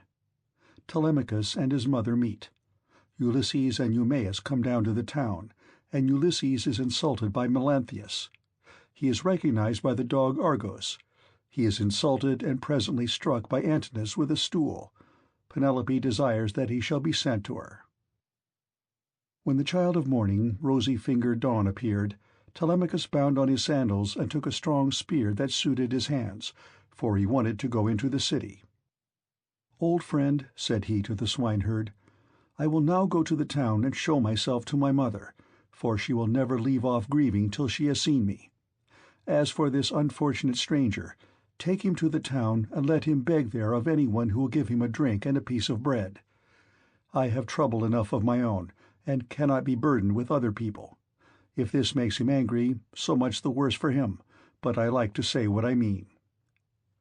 Then Ulysses said, "Sir, I do not want to stay here. A beggar can always do better in town than country, for anyone who likes can give him something. I am too old to care about remaining here at the beck and call of a master. Therefore let this man do as you have just told him, and take me to the town as soon as I have had a warm by the fire, and the day has got a little heat in it. My clothes are wretchedly thin, and this frosty morning I shall be perished with cold, for you say the city is some way off." On this Telemachus strode off through the yards, brooding his revenge upon the suitors. When he reached home, he stood his spear against a bearing-post of the cloister, crossed the stone floor of the cloister itself, and went inside. Nurse Euryclea saw him long before anyone else did. She was putting the fleeces onto the seats, and she burst out crying as she ran up to him. All the other maids came up too, and covered his head and shoulders with their kisses. Penelope came out of her room looking like Diana or Venus, and wept as she flung her arms about her son. She kissed his forehead and both his beautiful eyes. "Light of my eyes," she cried as she spoke fondly to him, "so you are come home again. I made sure I was never going to see you any more. To think of your having gone off to Pylos without saying anything about it, or obtaining my consent. But come, tell me what you saw." "Do not scold me, mother," answered Telemachus, "nor vex me, seeing what a narrow escape I have had, but wash your face, change your dress, go upstairs with your maids, and promise full and sufficient hecatombs to all the gods, if Jove will only grant us our revenge upon the suitors. I must now go to the place of assembly to invite a stranger who has come back with me from Pylos. I sent him on with my crew, and told Piraeus to take him home and look after him till I could come for him myself." She heeded her son's words, washed her face, changed her dress, and vowed full and sufficient hecatombs to all the gods, if they would only vouchsafe her revenge upon the suitors. Telemachus went through and out of the cloisters spear in hand, not alone, for his 2 fleet dogs went with him.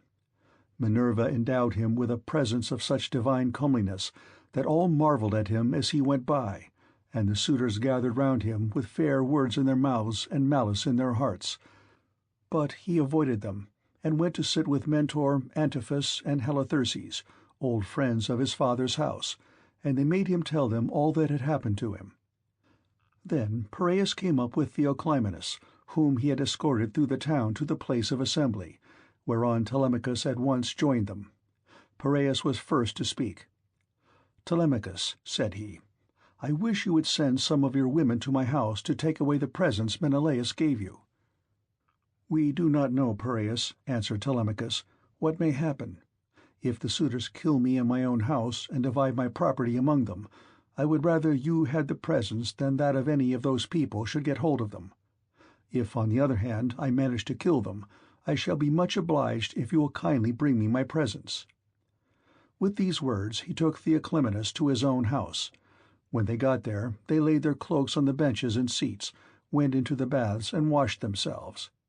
When the maids had washed and anointed them, and had given them cloaks and shirts, they took their seats at table. A maidservant then brought them water in a beautiful golden ewer, and poured it into a silver basin for them to wash their hands, and she drew a clean table beside them. An upper servant brought them bread and offered them many good things of what there was in the house.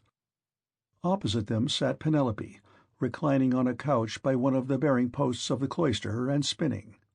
Then they laid their hands on the good things that were before them, and as soon as they had had enough to eat and drink, Penelope said, "Telemachus, I shall go upstairs and lie down on that sad couch, which I have not ceased to water with my tears, from the day Ulysses set out for Troy with the sons of Atreus. You failed, however, to make it clear to me before the suitors came back to the house whether or no you had been able to hear anything about the return of your father." "I will tell you then truth," replied her son. "We went to Pylos and saw Nestor, who took me to his house and treated me as hospitably as though I were a son of his own who had just returned after a long absence. So also did his sons. But he said he had not heard a word from any human being about Ulysses, whether he was alive or dead. He sent me, therefore, with a chariot and horses to Menelaus. There I saw Helen, for whose sake so many, both Argives and Trojans, were in heaven's wisdom doomed to suffer. Menelaus asked me what it was that had brought me to Lacedaemon, and I told him the whole truth, whereon he said, "So then, these cowards would usurp a brave man's bed? A hind might as well lay her new-born young in the lair of a lion, and then go off to feed in the forest or in some grassy dell. The lion, when he comes back to his lair, will make short work with the pair of them, and so will Ulysses with these suitors. By Father Jove, Minerva, and Apollo, if Ulysses is still the man that he was when he wrestled with Philomelides in Lesbos and threw him so heavily that all the Greeks cheered him, if he is still such, and were to come near these suitors, they would have a short shrift and a sorry wedding. As regards your question, however, I will not prevaricate nor deceive you, but what the old man of the sea told me, so much will I tell you in full. He said he could see Ulysses on an island sorrowing bitterly in the house of the nymph Calypso, who was keeping him prisoner, and he could not reach his home, for he had no ships nor sailors to take him over the sea. This was what Menelaus told me, and when I had heard his story I came away. The gods then gave me a fair wind and soon brought me safe home again." With these words he moved the heart of Penelope. Then Theoclymenus said to her, "Madam, wife of Ulysses, Telemachus does not understand these things. Listen therefore to me, for I can divine them surely, and will hide nothing from you. May Jove the King of Heaven be my witness, and the rites of hospitality with that hearth of Ulysses to which I now come, that Ulysses himself is even now in Ithaca, and either going about the country or staying in one place, is inquiring into all these evil deeds and preparing a day of reckoning for the suitors. I saw an omen when I was on the ship which meant this, and I told Telemachus about it." "May it be even so," answered Penelope. "If your words come true, you shall have such gifts and such goodwill will come from me that all who see you shall congratulate you." Thus did they converse. Meanwhile the suitors were throwing discs or aiming with spears at a mark on the level ground in front of the house, and behaving with all their old insolence. But when it was now time for dinner, and the flock of sheep and goats had come into the town from all the country round, with their shepherds as usual, then Medon, who was their favourite servant, and who waited upon them at table, said, "Now then, my young masters, you have had enough sport, so come inside that we may get dinner ready. Dinner is not a bad thing at dinner time." They left their sports as he told them, and when they were within the house, they laid their cloaks on the benches and seats inside, and then sacrificed some sheep, goats, pigs, and a heifer, all of them fat and well grown. Thus they made ready for their meal. In the meantime Ulysses and the swineherd were about starting for the town, and the swineherd said, "Stranger, I suppose you still want to go to the town today, as my master said you were to do. For my own part, I should have liked you to stay here as a station hand, but I must do as my master tells me, or he will scold me later on, and a scolding from one's master is a very serious thing. Let us then be off, for it is now broad day. It will be night again directly, and then you will find it colder." "I know and understand you," replied Ulysses. "You need say no more. Let us be going. But if you have a stick ready cut, let me have it to walk with, for you say the road is a very rough one." As he spoke, he threw his shabby old tattered wallet over his shoulders by the cord from which it hung, and Eumaeus gave him a stick to his liking. The two then started, leaving the station in charge of the dogs and herdsmen, who remained behind. The swineherd led the way, and his master followed after, looking like some broken-down old tramp as he leaned upon his staff, and his clothes were all in rags. When they had got over the rough steep ground and were nearing the city, they reached the fountain from which the citizens drew their water. This had been made by Ithacus, Neritus, and Polyctor. There was a grove of water-loving poplars planted in a circle all round it, and the clear cold water came down to it from a rock high up, while the above fountain there was an altar to the nymphs, at which all wayfarers used to sacrifice. Here Melanthius, son of Dolius, overtook them, as he was driving down some goats, the best in his flock, for the suitors' dinner, and there were 2 shepherds with him. When he saw Eumaeus and Ulysses, he reviled them with outrageous and unseemly language, which made Ulysses very angry. "There you go," cried he, "and a precious pair you are. See how heaven brings birds of the same feather to one another. Where, pray, master swineherd, are you taking this poor miserable object? It would make any one sick to see such a creature at table.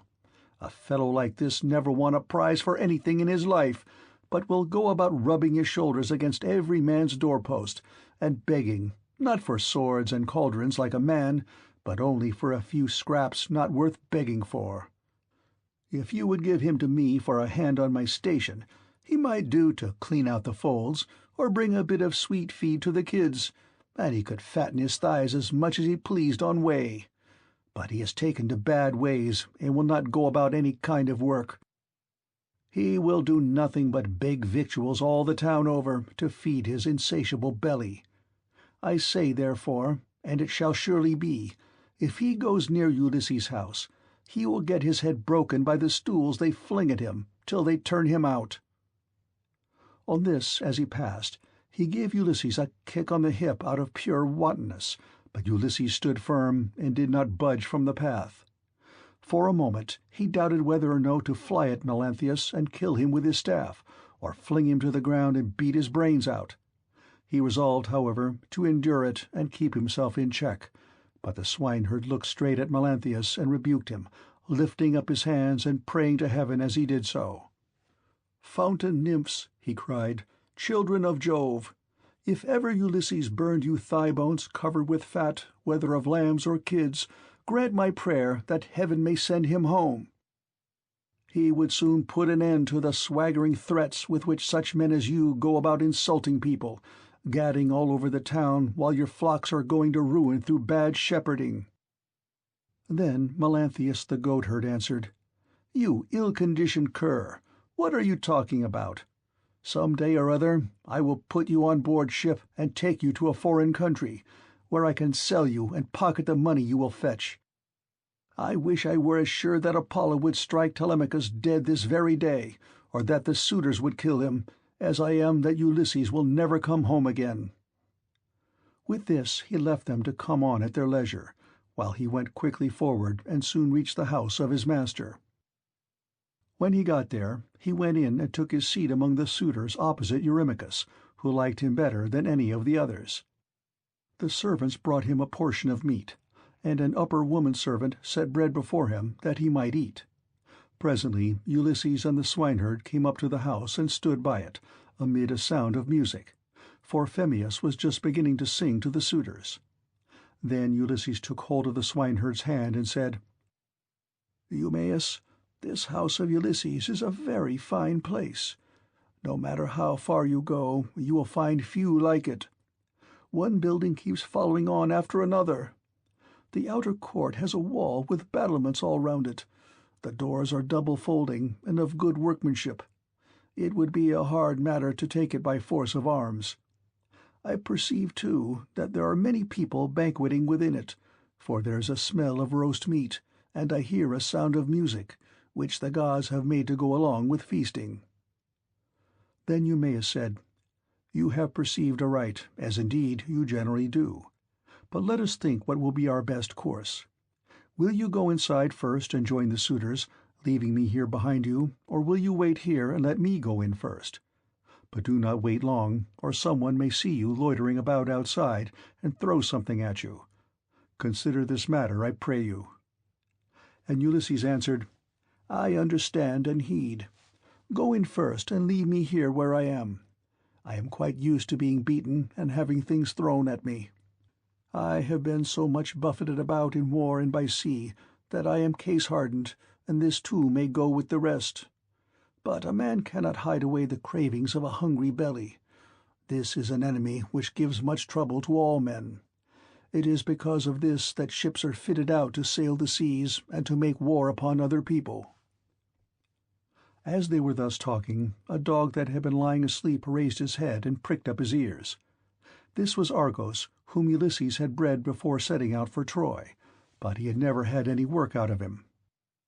In the old days, he used to be taken out by the young men when they went hunting wild goats or deer or hares, but now that his master was gone, he was lying neglected on the heaps of mule and cow dung that lay in front of the stable doors till the men should come and draw it away to manure the great close. And he was full of fleas. As soon as he saw Ulysses standing there, he dropped his ears and wagged his tail, but he could not get close up to his master.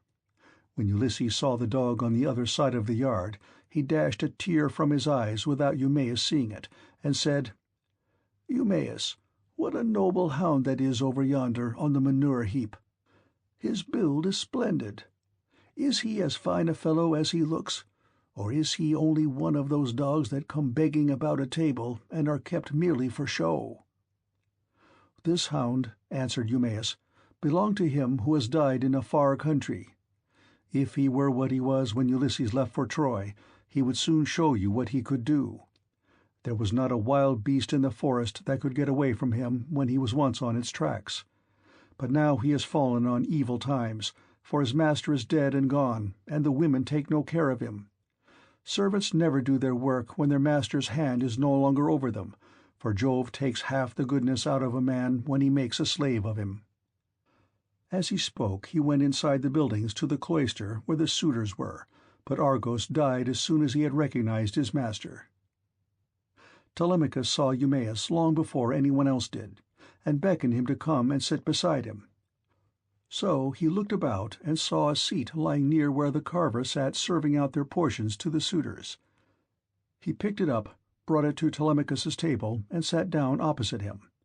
Then the servant brought him his portion, and gave him bread from the bread-basket. Immediately afterwards Ulysses came inside, looking like a poor miserable old beggar, leaning on his staff and with his clothes all in rags.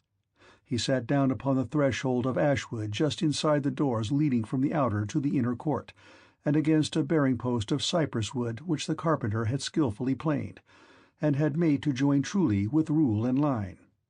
Telemachus took a whole loaf from the bread-basket, with as much meat as he could hold in his 2 hands, and said to Eumaeus, "Take this to the stranger, and tell him to go the round of the suitors, and beg from them. A beggar must not be shamefaced." So Eumaeus went up to him and said, "Stranger, Telemachus sends you this, and says you are to go the round of the suitors begging, for beggars must not be shamefaced." Ulysses answered, "May King Jove grant all happiness to Telemachus, and fulfill the desire of his heart." Then with both hands he took what Telemachus had sent him, and laid it on the dirty old wallet at his feet. He went on eating it while the bard was singing, and had just finished his dinner as he left off. The suitors applauded the bard, whereon Minerva went up to Ulysses and prompted him to beg pieces of bread from each one of the suitors, that he might see what kind of people they were, and tell the good from the bad. But come what might, she was not going to save a single one of them. Ulysses, therefore, went on his round, going from left to right, and stretched out his hands to beg as though he were a real beggar. Some of them pitied him, and were curious about him, asking one another who he was and where he came from. Whereon the goatherd Melanthius said, "Suitors of my noble mistress, I can tell you something about him, for I have seen him before. The swineherd brought him here, but I know nothing about the man himself, nor where he comes from." On this Antinous began to abuse the swineherd. "You precious idiot," he cried, "what have you brought this man to town for? Have we not tramps and beggars enough already to pester us as we sit at meat? Do you think it a small thing that such people gather here to waste your master's property? And must you needs bring this man as well?" And Eumaeus answered, "Antinous, your birth is good, but your words evil. It was no doing of mine that he came here. Who is likely to invite a stranger from a foreign country, unless it be one of those who can do public service as a seer, a healer of hurts, a carpenter, or a bard who can charm us with his singing? Such men are welcome all the world over, but no one is likely to ask a beggar who will only worry him. You are always harder on Ulysses' servants than any of the other suitors are, and above all on me, but I do not care, so long as Telemachus and Penelope are alive and here." But Telemachus said, "Hush, do not answer him. Antinous has the bitterest tongue of all the suitors, and he makes the others worse." Then, turning to Antinous, he said, "Antinous, you take as much care of my interests as though I were your son. Why should you want to see this stranger turned out of the house? Heaven forbid! Take something and give it him yourself. I do not grudge it. I bid you take it. Never mind my mother, nor any of the other servants in the house. But I know you will not do what I say, for you are more fond of eating things yourself than of giving them to other people." "What do you mean, Telemachus," replied Antinous, "by this swaggering talk? If all the suitors were to give him as much as I will, he would not come here again for another 3 months." As he spoke, he drew the stool on which he rested his dainty feet from under the table, and made as though he would throw it at Ulysses, but the other suitors all gave him something, and filled his wallet with bread and meat. He was about, therefore, to go back to the threshold and eat what the suitors had given him, but he first went up to Antinous and said, "Sir, give me something. You are not surely the poorest man here. You seem to be a chief, foremost among them all. Therefore you should be the better giver, and I will tell far and wide of your bounty. I too was a rich man once, and had a fine house of my own. In those days I gave to many a tramp such as I am now, no matter who he might be, nor what he wanted. I had any number of servants, and all the other things which people have who live well and are accounted wealthy, but it pleased Jove to take all away from me. He sent me with a band of roving robbers to Egypt. It was a long voyage, and I was undone by it. I stationed my ships in the river Aegyptus, and bade my men stay by them and keep guard over them, while I sent out scouts to reconnoitre from every point of vantage. But the men disobeyed my orders, took to their own devices, and ravaged the land of the Egyptians, killing the men and taking their wives and children captives. The alarm was soon carried to the city, and when they heard the war cry, the people came out at daybreak till the plain was filled with soldiers, horse and foot, and with the gleam of armor. Then Jove spread panic among my men, and they would no longer face the enemy, for they found themselves surrounded. The Egyptians killed many of us, and took the rest alive to do forced labor for them. As for myself, they gave me to a friend who met them, to take to Cyprus, Demeter by name, son of Iasus, who is a great man in Cyprus. Thence I am come hither in a state of great misery." Then Antinous said, "What god can have sent such a pestilence to plague us during our dinner? Get out, into the open part of the court, or I will give you Egypt and Cyprus over again for your insolence and importunity. You have begged of all the others, and they have given you lavishly, for they have abundance round them, and it is easy to be free with other people's property when there is plenty of it." On this Ulysses began to move off, and said, "Your looks, my fine sir, are better than your breeding. If you were in your own house, you would not spare a poor man so much as a pinch of salt, for though you are in another man's, and surrounded with abundance, you cannot find it in you to give him even a piece of bread." This made Antinous very angry, and he scowled at him, saying, "You shall pay for this before you get clear of the court." With these words he threw a footstool at him, and hit him on the right shoulder-blade near the top of his back.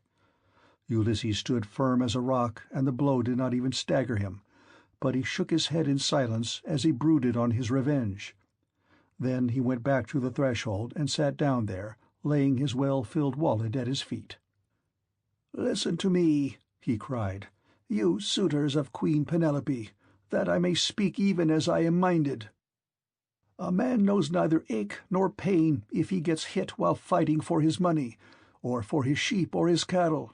And even so, Antinous has hit me while in the service of my miserable belly, which is always getting people into trouble.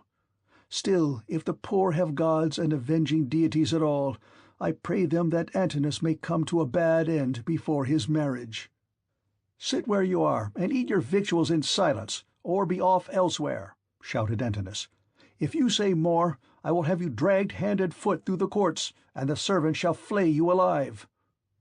The other suitors were much displeased at this, and one of the young men said, "Antinous, you did ill in striking that poor wretch of a tramp.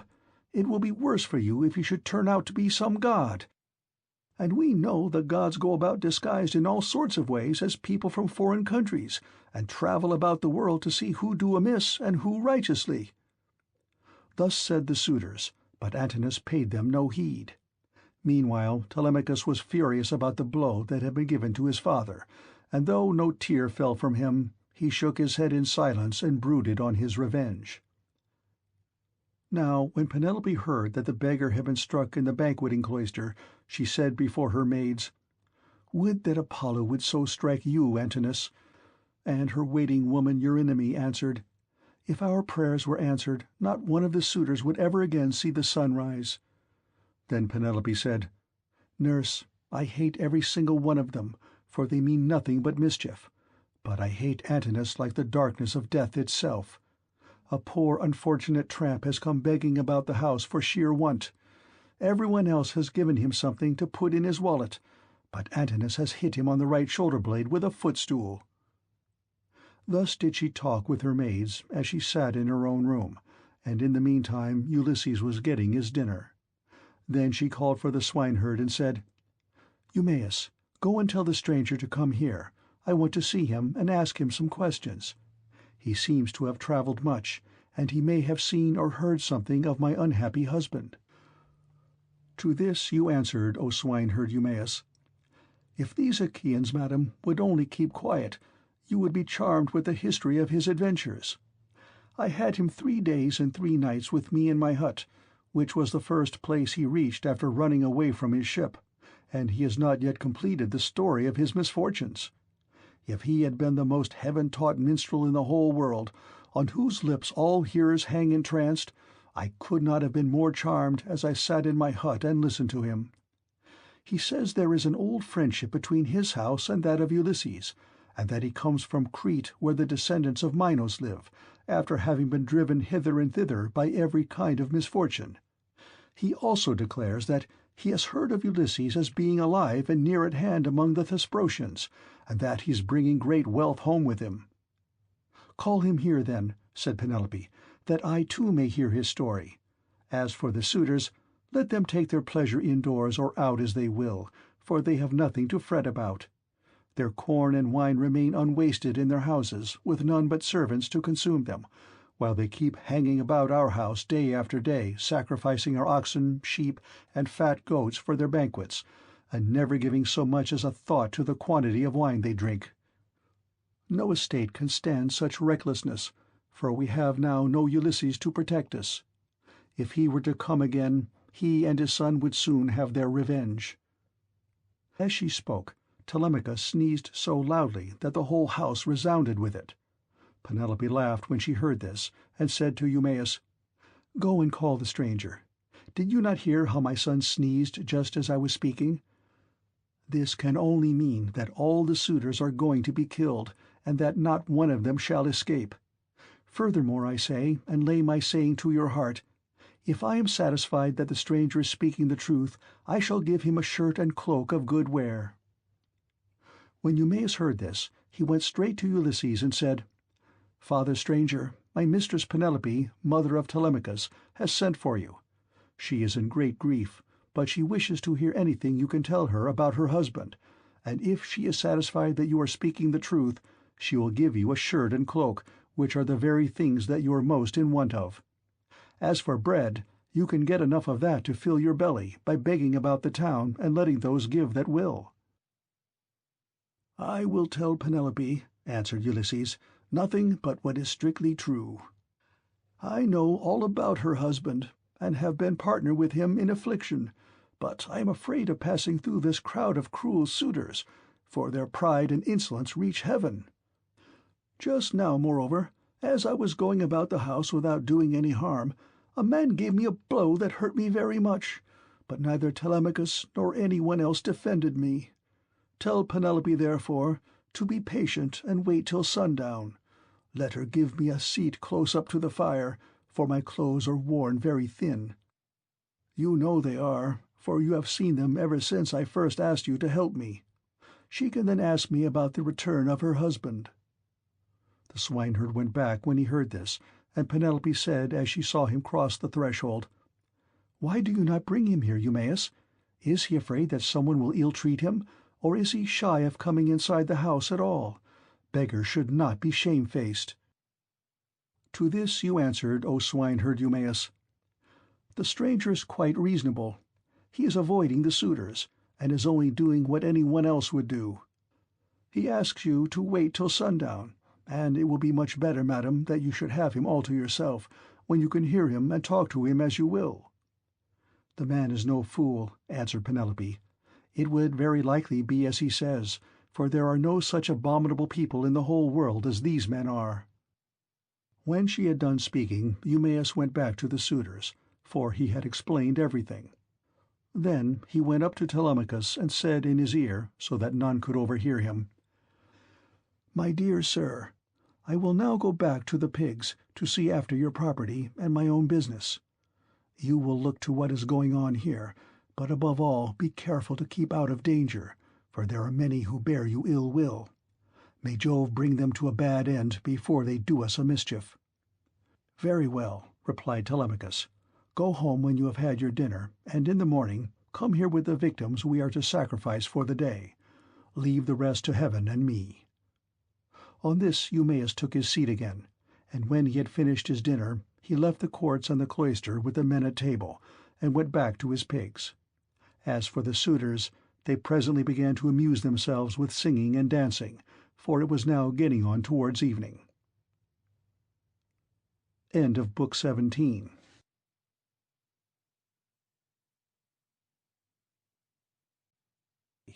Book 18. The Fight with Iris. Ulysses warns Amphimenus. Penelope gets presents from the suitors. The braziers. Ulysses rebukes Eurymachus. Now there came a certain common tramp who used to go begging all over the city of Ithaca, and was notorious as an incorrigible glutton and drunkard. This man had no strength nor stay in him, but he was a great hulking fellow to look at. His real name, the one his mother gave him, was Arneus, but the young men of the place called him Iris, because he used to run errands for anyone who would send him. As soon as he came, he began to insult Ulysses, and to try and drive him out of his own house. "Be off, old man," he cried, "from the doorway, or you shall be dragged out neck and heels. Do you not see that they are all giving me the wink, and wanting me to turn you out by force, only I do not like to do so? Get up, then, and go of yourself, or we shall come to blows." Ulysses frowned on him and said, "My friend, I do you no manner of harm. People give you a great deal, but I am not jealous. There is room enough in this doorway for the pair of us, and you need not grudge me things that are not yours to give. You seem to be just such another tramp as myself, but perhaps the gods will give us better luck by and by. Do not, however, talk too much about fighting, or you will incense me, and old though I am, I shall cover your mouth and chest with blood. I shall have more peace tomorrow if I do, for you will not come to the house of Ulysses any more." Iris was very angry and answered, "You filthy glutton, you run on trippingly like an old fish-fag. I have a good mind to lay both hands about you and knock your teeth out of your head like so many boar's tusks. Get ready, therefore, and let these people here stand by and look on. You will never be able to fight one who is much younger than yourself." Thus roundly did they raid one another on the smooth pavement in front of the doorway. And when Antinous saw what was going on, he laughed heartily and said to the others, "This is the finest sport that you ever saw. Heaven never yet sent anything like it into this house. The stranger and Iris have quarrelled and are going to fight. Let us set them on to do so at once." The suitors all came up laughing and gathered round the two ragged tramps. "Listen to me," said Antinous. There are some goat's paunches down at the fire, which we have filled with blood and fat, and set aside for supper. He who is victorious and proves himself to be the better man shall have his pick of the lot. He shall be free of our table, and we will not allow any other beggar about the house at all."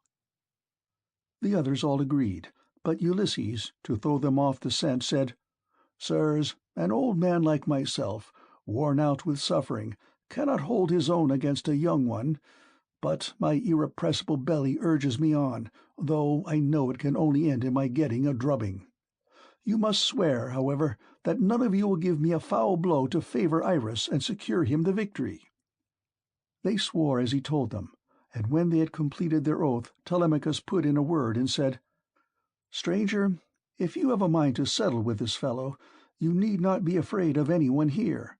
Whoever strikes you will have to fight more than one. I am host, and the other chiefs, Antinous and Eurymachus, both of them men of understanding or of the same mind as I am."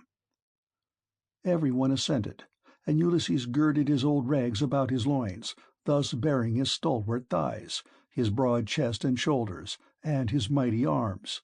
But Minerva came up to him and made his limbs even stronger still. The suitors were beyond measure astonished, and one would turn towards his neighbour, saying, "The stranger has brought such a thigh out of his old rags that there will soon be nothing left of Iris." Iris began to be very uneasy as he heard them, but the servants girded him by force, and brought him into the open part of the court in such a fright that his limbs were all of a tremble. Antinous scolded him and said, "You swaggering bully, you ought never to have been born at all if you are afraid of such an old broken-down creature as this tramp is.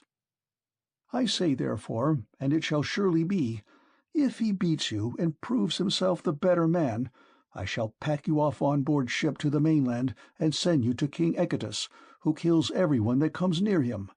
He will cut off your nose and ears and draw out your entrails for the dogs to eat."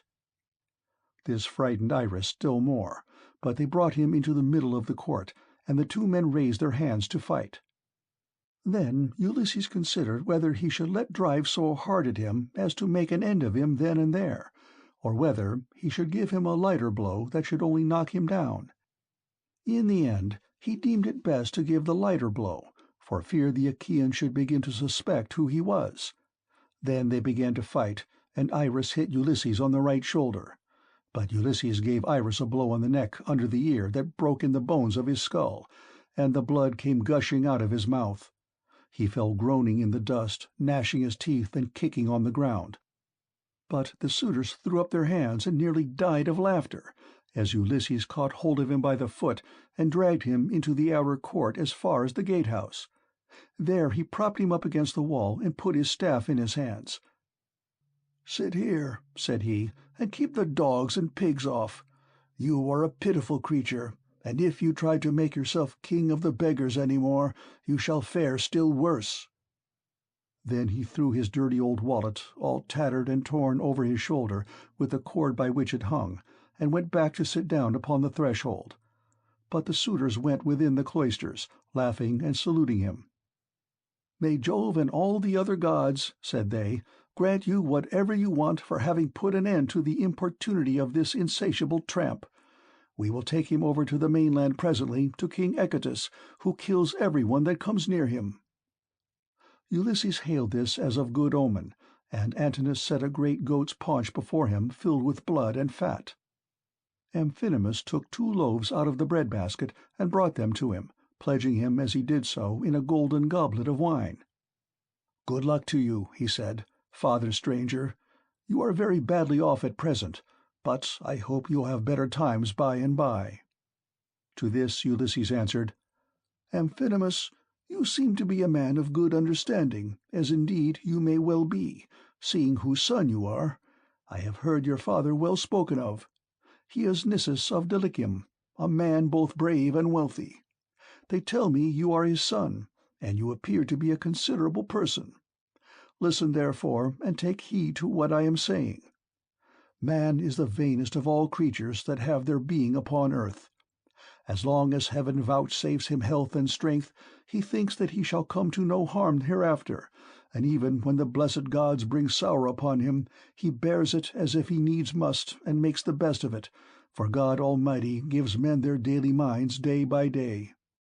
I know all about it, for I was a rich man once, and did much wrong in the stubbornness of my pride, and in the confidence that my father and my brothers would support me.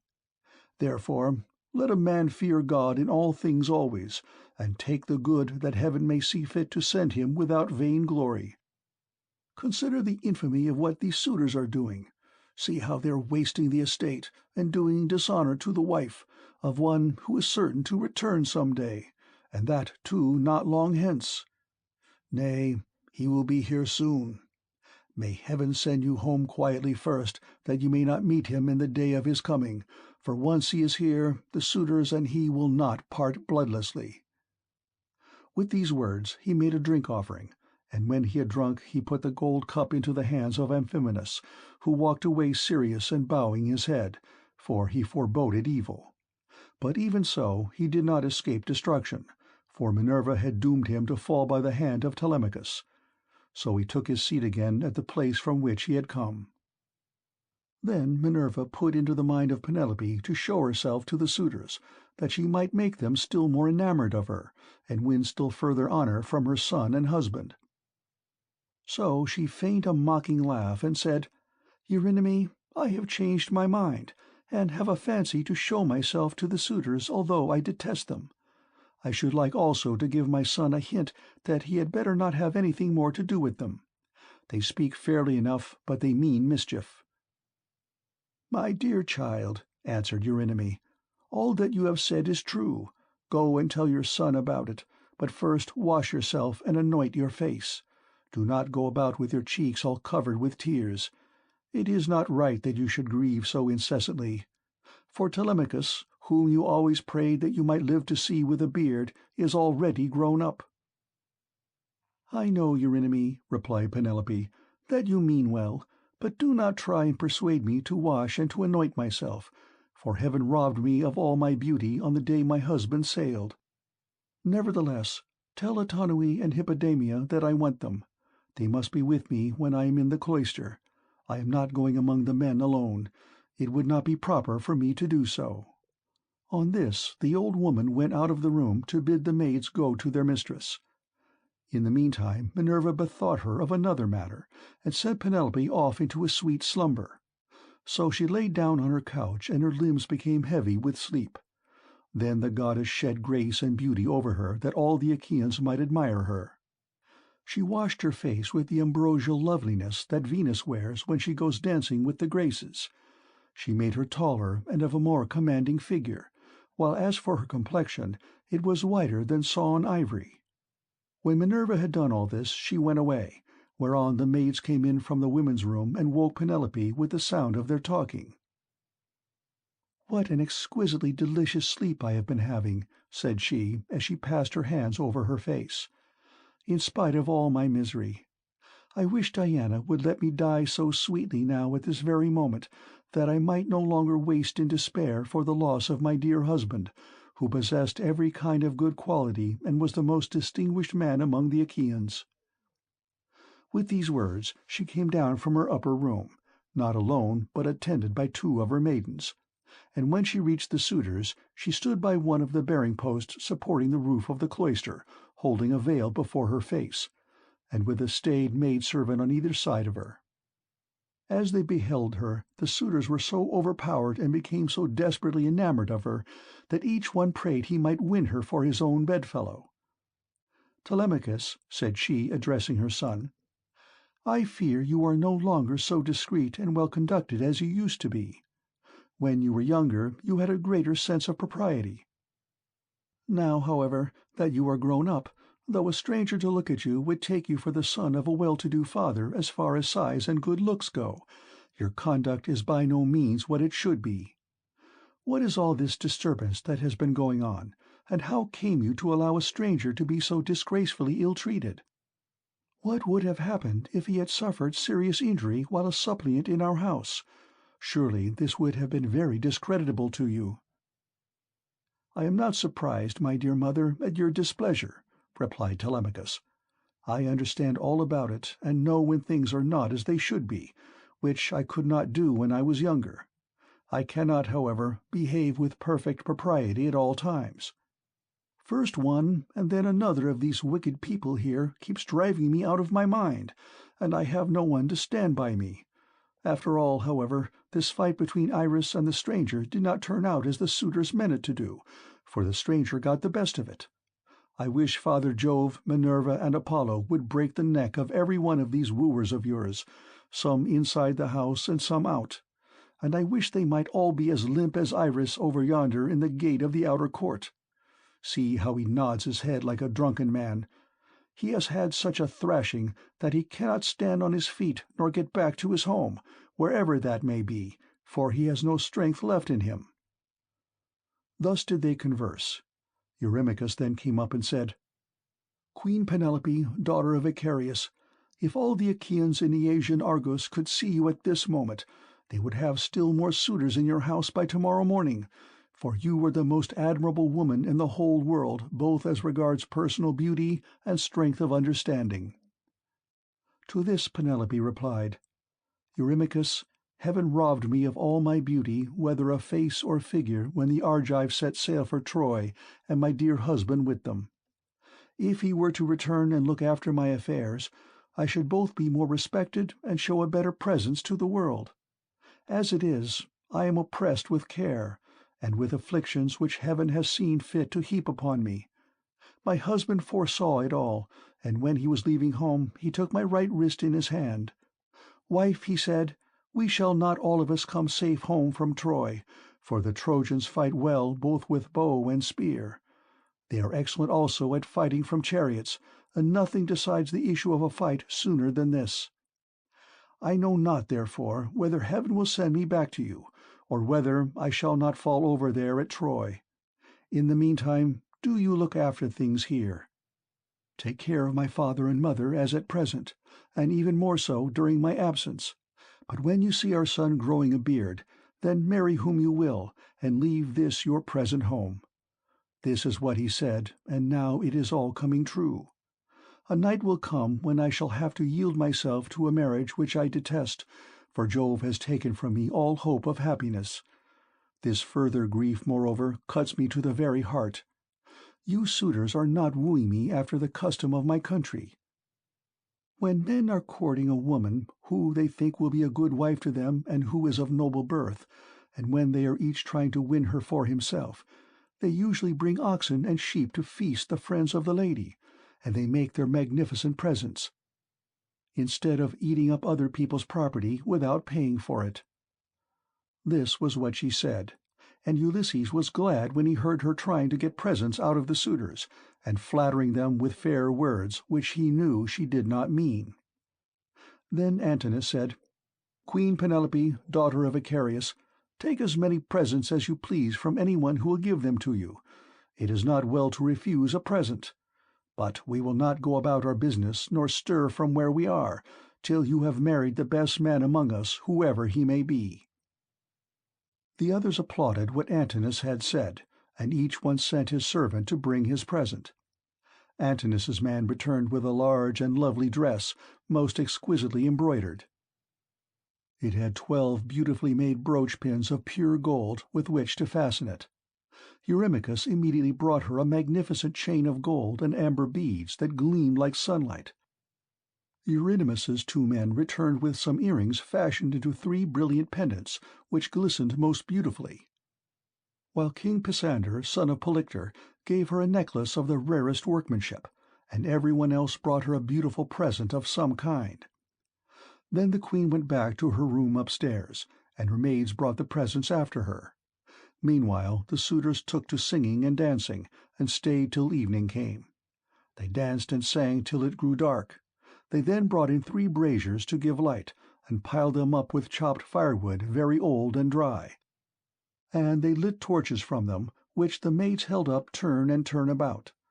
Then Ulysses said, "Maids, servants of Ulysses, who has so long been absent, go to the queen inside the house.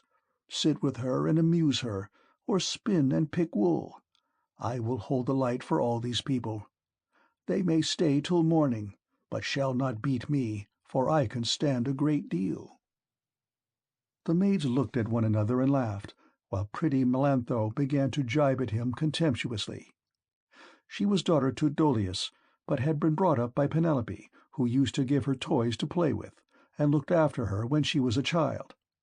But in spite of all this, she showed no consideration for the sorrows of her mistress, and used to misconduct herself with Eurymachus, with whom she was in love. "Poor wretch," said she, "are you gone clean out of your mind? Go and sleep in some smithy or place of public gossips, instead of chattering here. Are you not ashamed of opening your mouth before your betters, so many of them too? Has the wine been getting into your head, or do you always babble in this way? You seem to have lost your wits because you beat the tramp Iris. Take care that a better man than he does not come and cudgel you about the head till he pack you bleeding out of the house." "Vixen," replied Ulysses, scowling at her, "I will go and tell Telemachus what you have been saying, and he will have you torn limb from limb." With these words he scared the women, and they went off into the body of the house. They trembled all over, for they thought he would do as he said. But Ulysses took his stand near the burning braziers, holding up torches and looking at the people, brooding the while on things that should surely come to pass. But Minerva would not let the suitors for one moment cease their insolence, for she wanted Ulysses to become even more bitter against them. She therefore set Eurymachus son of Polybus on to gibe at him, which made the others laugh. "Listen to me," said he, "you suitors of Queen Penelope, that I may speak even as I am minded. It is not for nothing that this man has come to the house of Ulysses. I believe the light has not been coming from the torches, but from his own head, for his hair is all gone, every bit of it." Then turning to Ulysses, he said, "Stranger, will you work as a servant if I send you to the wolds and see that you are well paid? Can you build a stone fence or plant trees? I will have you fed all the year round, and will find you in shoes and clothing. Will you go then? Not you, for you have got into bad ways, and do not want to work. You had rather fill your belly by going around the country begging." "Eurymachus," answered Ulysses, "if you and I were to work one against the other in early summer, when the days are at their longest, give me a good scythe and take another yourself, and let us see which will last the longer or mow the stronger, from dawn till dark when the mowing grass is about. Or if you will plough against me, let us each take a yoke of tawny oxen, well mated and of great strength and endurance. Turn me into a 4-acre field, and see whether you or I can drive the straighter furrow. If again war were to break out this day, give me a shield, a couple of spears, and a helmet fitting well upon my temples. You will find me foremost in the fray, and would cease your jibes about my belly. You are insolent and cruel, and think yourself a great man because you live in a little world, and that a bad one. If Ulysses comes to his own again, the doors of his house are wide, but you will find them narrow when you try to fly through them." Eurymachus was furious at all this. He scowled at him and cried, "You wretch! I will soon pay you out for daring to say such things to me, and in public too. Has the wine been getting into your head, or do you always babble in this way? You seem to have lost your wits because you beat the tramp Iris."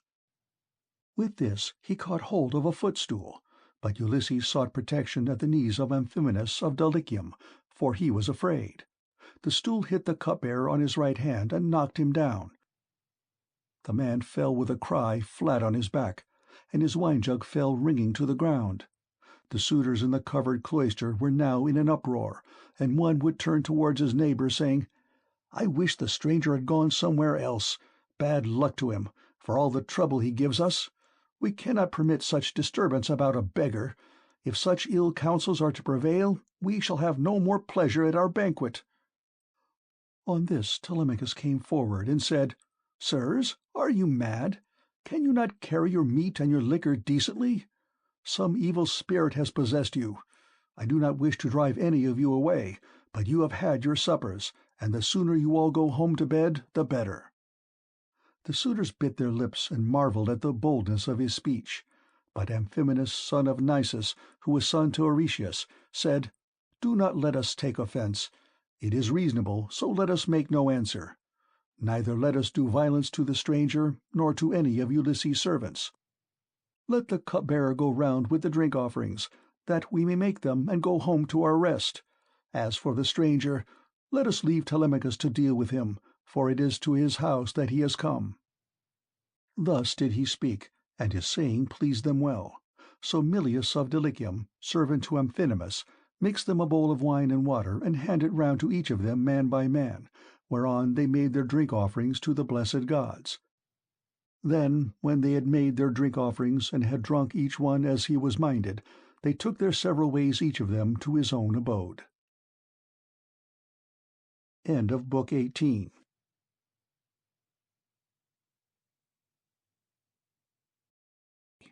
Book 19. Telemachus and Ulysses remove the armor. Ulysses interviews Penelope. Euryclea washes his feet and recognizes the scar on his leg. Penelope tells her dream to Ulysses. Ulysses was left in the cloister, pondering on the means whereby, with Minerva's help, he might be able to kill the suitors. Presently he said to Telemachus, "Telemachus, we must get the armor together and take it down inside. Make some excuse when the suitors ask you why you have removed it. Say that you have taken it to be out of the way of the smoke, inasmuch as it is no longer what it was when Ulysses went away, but has become soiled and begrimed with soot. Add to this more particularly that you are afraid Jove may set them on to quarrel over their wine, and that they may do each other some harm which may disgrace both banquet and wooing, for the sight of arms sometimes tempts people to use them." Telemachus approved of what his father had said, so he called nurse Euryclea and said, "Nurse, shut the women up in their rooms, while I take the armor that my father left behind him down into the storeroom. No one looks after it now my father is gone, and it has got all smirched with soot during my own boyhood. I want to take it down where the smoke cannot reach it." "I wish, child," answered Euryclea, "that you would take the management of the house into your own hands altogether, and look after all the property yourself. But who is to go with you and light you to the storeroom? The maids would have done so, but you would not let them." "The stranger," said Telemachus, "shall show me a light. When people eat my bread they must earn it, no matter where they come from." Euryclea did as she was told, and bolted the women inside their room. Then Ulysses and his son made all haste to take the helmets, shields, and spears inside. And Minerva went before them with a gold lamp in her hand that shed a soft and brilliant radiance, whereon Telemachus said, "Father, my eyes behold a great marvel. The walls, with the rafters, crossbeams, and the supports on which they rest, are all aglow as with a flaming fire. Surely there is some god here who has come down from heaven." "Hush," answered Ulysses. "Hold your peace and ask no questions, for this is the manner of the gods. Get you to your bed, and leave me here to talk with your mother and the maids. Your mother in her grief will ask me all sorts of questions." On this Telemachus went by torchlight to the other side of the inner court, to the room in which he always slept. There he lay in his bed till morning, while Ulysses was left in the cloister pondering on the means whereby, with Minerva's help, he might be able to kill the suitors. Then Penelope came down from her room looking like Venus or Diana, and they set her a seat inlaid with scrolls of silver and ivory near the fire in her accustomed place. It had been made by Icmelius, and had a footstool all in one piece with the seat itself, and it was covered with a thick fleece. On this she now sat, and the maids came from the women's room to join her. They set about removing the tables at which the wicked suitors had been dining, and took away the bread that was left with the cups from which they had drunk. They emptied the embers out of the braziers, and heaped much wood upon them to give both light and heat. But Melantho began to rail at Ulysses a second time, and said, "Stranger, do you mean to plague us by hanging about the house all night and spying upon the women? Be off, you wretch, outside, and eat your supper there, or you shall be driven out with a firebrand."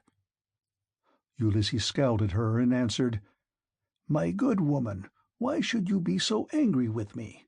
Is it because I am not clean, and my clothes are all in rags, and because I am obliged to go begging about after the manner of tramps and beggars generally? I, too, was a rich man once, and had a fine house of my own. In those days I gave to many a tramp such as I now am, no matter who he might be nor what he wanted. I had any number of servants, and all the other things which people have who live well and are accounted wealthy, but it pleased Jove to take all away from me. Therefore, woman, beware lest you too come to lose that pride and place in which you now wanton above your fellows. Have a care lest you get out of favour with your mistress, and lest Ulysses should come home, for there is still a chance that he may do so. Moreover, though he may be dead as you think he is, yet by Apollo's will he has left a son behind him, Telemachus, who will note anything done amiss by the maids in the house, for he is now no longer in his boyhood." Penelope heard what he was saying, and scolded the maid. "Impudent baggage," said she. "I see how abominably you are behaving, and you shall smart for it. You knew perfectly well, for I told you myself, that I was going to see the stranger and ask him about my husband, for whose sake I am in such continual sorrow." Then she said to her head waiting-woman Eurynome, "Bring a seat with a fleece upon it for the stranger to sit upon while he tells his story, and listen to what I have to say. I wish to ask him some questions."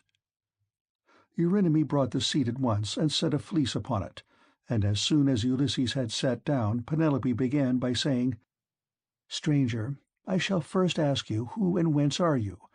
Tell me of your town and parents." "Madam," answered Ulysses, "who on the face of the whole earth can dare to chide with you? Your fame reaches the firmament of heaven itself.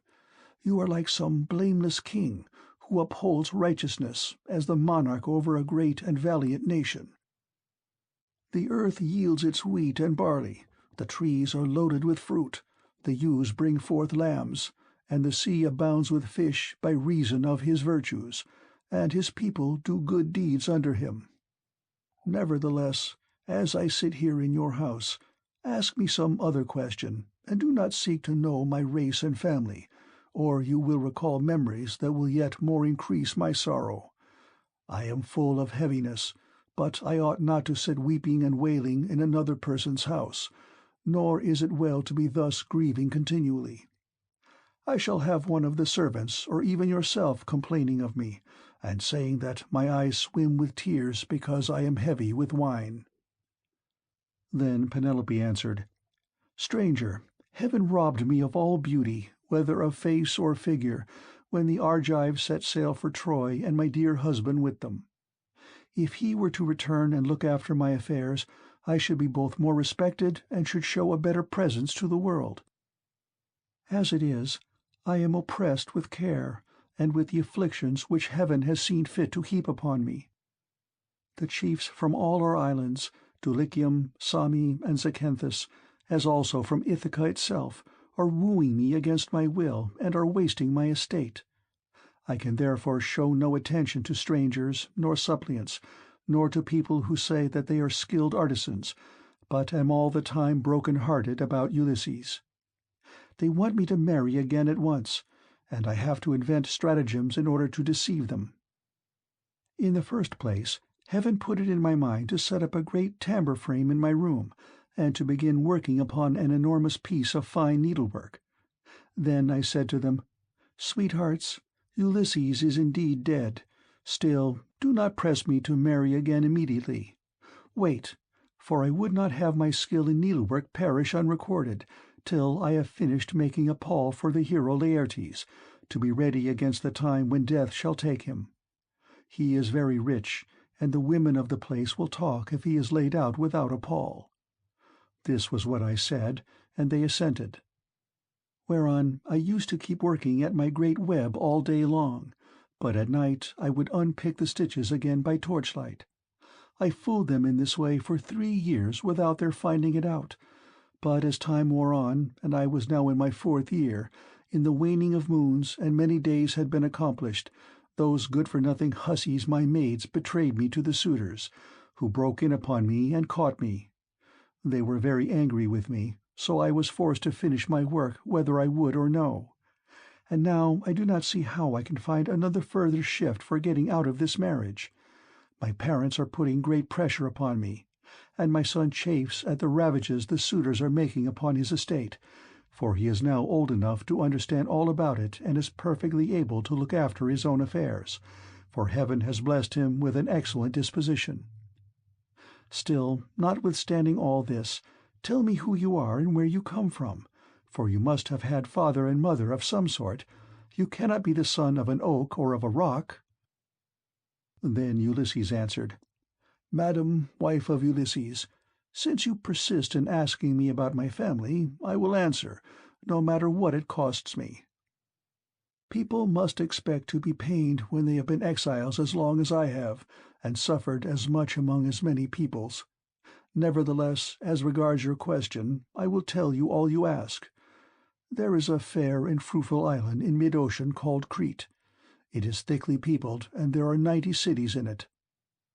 The people speak many different languages, which overlap one another, for there are Achaeans, brave Eteocretans, Dorians of threefold race, and noble Pelasgi. There is a great town there, Knossos, where Minos reigned, who every 9 years had a conference with Jove himself. Minos was father to Deucalion, whose son I am, for Deucalion had 2 sons, Idomeneus and myself. Idomeneus sailed for Troy, and I, who am the younger, am called Aethon. My brother, however, was at once the older and the more valiant of the 2. Hence it was in Crete that I saw Ulysses and showed him hospitality, for the winds took him there as he was on his way to Troy, carrying him out of his course from Cape Malea and leaving him in Amnisus off the cave of Ilithuia, where the harbours are difficult to enter, and he could hardly find shelter from the winds that were then raging. As soon as he got there, he went into the town and asked for Idomeneus, claiming to be his old and valued friend, but Idomeneus had already set sail for Troy some 10 or 12 days earlier. So I took him to my own house and showed him every kind of hospitality, for I had abundance of everything. Moreover, I fed the men who were with him with barley meal from the public store, and got subscriptions of wine and oxen for them to sacrifice to their heart's content. They stayed with me 12 days, for there was a gale blowing from the north, so strong that one could hardly keep one's feet on land. I suppose some unfriendly god had raised it for them, but on the 13th day the wind dropped and they got away." Many a plausible tale did Ulysses further tell her, and Penelope wept as she listened, for her heart was melted. As the snow wastes upon the mountain tops when the winds from south, east, and west have breathed upon it and thawed it till the rivers run blank full with water, even so did her cheeks overflow with tears for the husband who was all the time sitting by her side. Ulysses felt for her and was sorry for her, but he kept his eyes as hard as horn or iron without letting them so much as quiver, so cunningly did he restrain his tears. Then, when she had relieved herself by weeping, she turned to him again and said, "Now, stranger, I shall put you to the test and see whether or no you really did entertain my husband and his men, as you say you did. Tell me, then, how he was dressed, what kind of a man he was to look at, and so also with his companions." "Madam," answered Ulysses, "it is such a long time ago that I can hardly say. 20 years are come and gone since he left my home, and went elsewhither, but I will tell you as well as I can recollect. Ulysses wore a mantle of purple wool, double-lined, and it was fastened by a gold brooch with 2 catches for the pin. On the face of this there was a device that showed a dog holding a spotted fawn between his forepaws, and watching it as it lay panting upon the ground. Everyone marveled at the way in which these things had been done in gold, the dog looking at the fawn and strangling it, while the fawn was struggling convulsively to escape. As for the shirt that he wore next his skin, it was so soft that it fitted him like the skin of an onion, and glistened in the sunlight to the admiration of all the women who beheld it. Furthermore, I say, and laying my saying to your heart, that I do not know whether Ulysses wore these clothes when he left home, or whether one of his companions had given them to him while he was on his voyage, or possibly someone at whose house he was staying made him a present of them, for he was a man of many friends and had few equals among the Achaeans. I myself gave him a sword of bronze and a beautiful purple mantle, double-lined, with a shirt that went down to his feet, and I sent him on board his ship with every mark of honor. He had a servant with him, a little older than himself, and I can tell you what he was like. His shoulders were hunched, he was dark, and he had thick, curly hair. His name was Eurybates, and Ulysses treated him with greater familiarity than he did any of the others, as being the most like-minded with himself. Penelope was moved still more deeply as she heard the indisputable proofs that Ulysses laid before her, and when she had again found relief in tears, she said to him, "Stranger, I was already disposed to pity you, but henceforth you shall be honored and made welcome in my house. It was I who gave Ulysses the clothes you speak of. I took them out of the storeroom and folded them up myself, and gave him also the gold brooch to wear as an ornament. Alas, I shall never welcome him home again. It was by an ill fate that he ever set out for that detested city, whose very name I cannot bring myself even to mention." Then Ulysses answered, "Madam, wife of Ulysses, do not disfigure yourself further by grieving thus bitterly for your loss, though I can hardly blame you for doing so. A woman who has loved her husband and borne him children would naturally be grieved at losing him, even though he were a worse man than Ulysses, who they say was like a god. Still, cease your tears and listen to what I can tell you. I will hide nothing from you, and can say with perfect truth that I have lately heard of Ulysses as being alive and on his way home. He is among the Thesprotians, and is bringing back much valuable treasure that he has begged from one and another of them. But his ship and all his crew were lost as they were leaving the Thrinacian island, for Jove and the sun god were angry with him because his men had slaughtered the sun god's cattle, and they were all drowned to a man. But Ulysses stuck to the keel of the ship and was drifted on to the land of the Phaeacians, who were near of kin to the immortals, and who treated him as though he had been a god, giving him many presents and wishing to escort him home safe and sound. In fact, Ulysses would have been here long ago, had he not thought better to go from land to land gathering wealth. For there is no man living who is so wily as he is. There is no one who can compare with him. Phaedon, king of the Thesprotians, told me all this, and he swore to me, making drink offerings in his house as he did so, that the ship was by the waterside and the crew found who could take Ulysses to his own country. He sent me off first, for there happened to be a Thesprotian ship sailing for the wheat-growing island of Dulichium, but he showed me all the treasure Ulysses had got together, and he had enough lying in the house of King Phaedon to keep his family for 10 generations.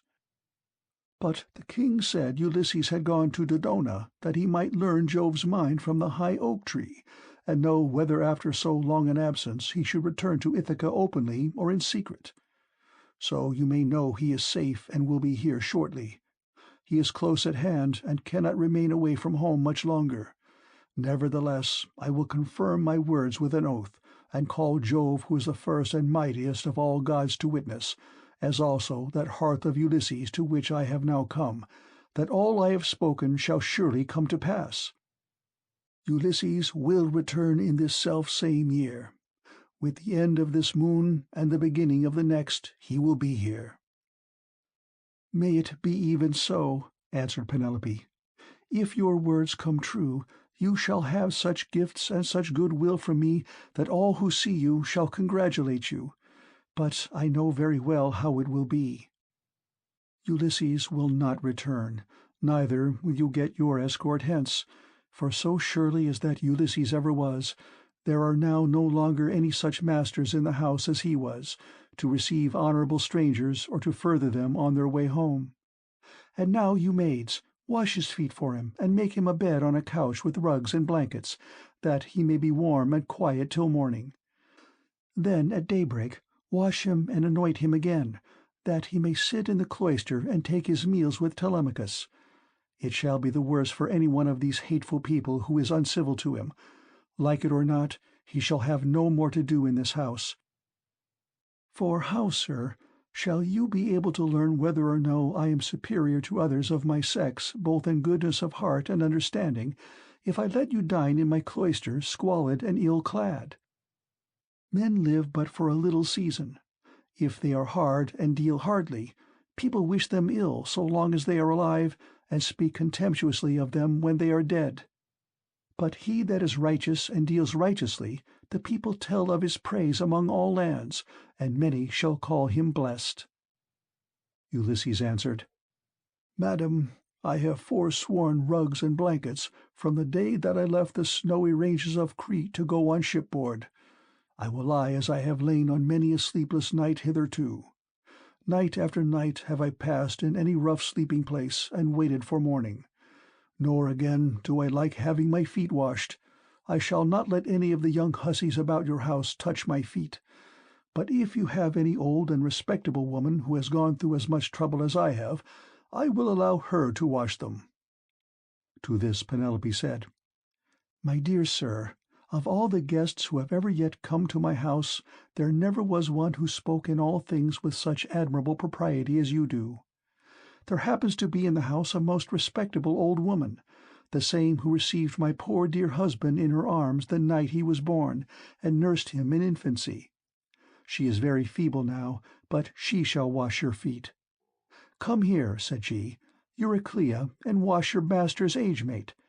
I suppose Ulysses' hands and feet are very much the same now as his are, for trouble ages all of us dreadfully fast. On these words, the old woman covered her face with her hands. She began to weep and made lamentation, saying, My dear child, I cannot think whatever I am to do with you. I am certain no one was ever more God-fearing than yourself, and yet Jove hates you. No one in the whole world ever burned him more thigh-bones, nor gave him finer hecatombs, when you prayed you might come to a green old age yourself, and see your son grow up to take after you. Yet see how he has prevented you alone from ever getting back to your own home.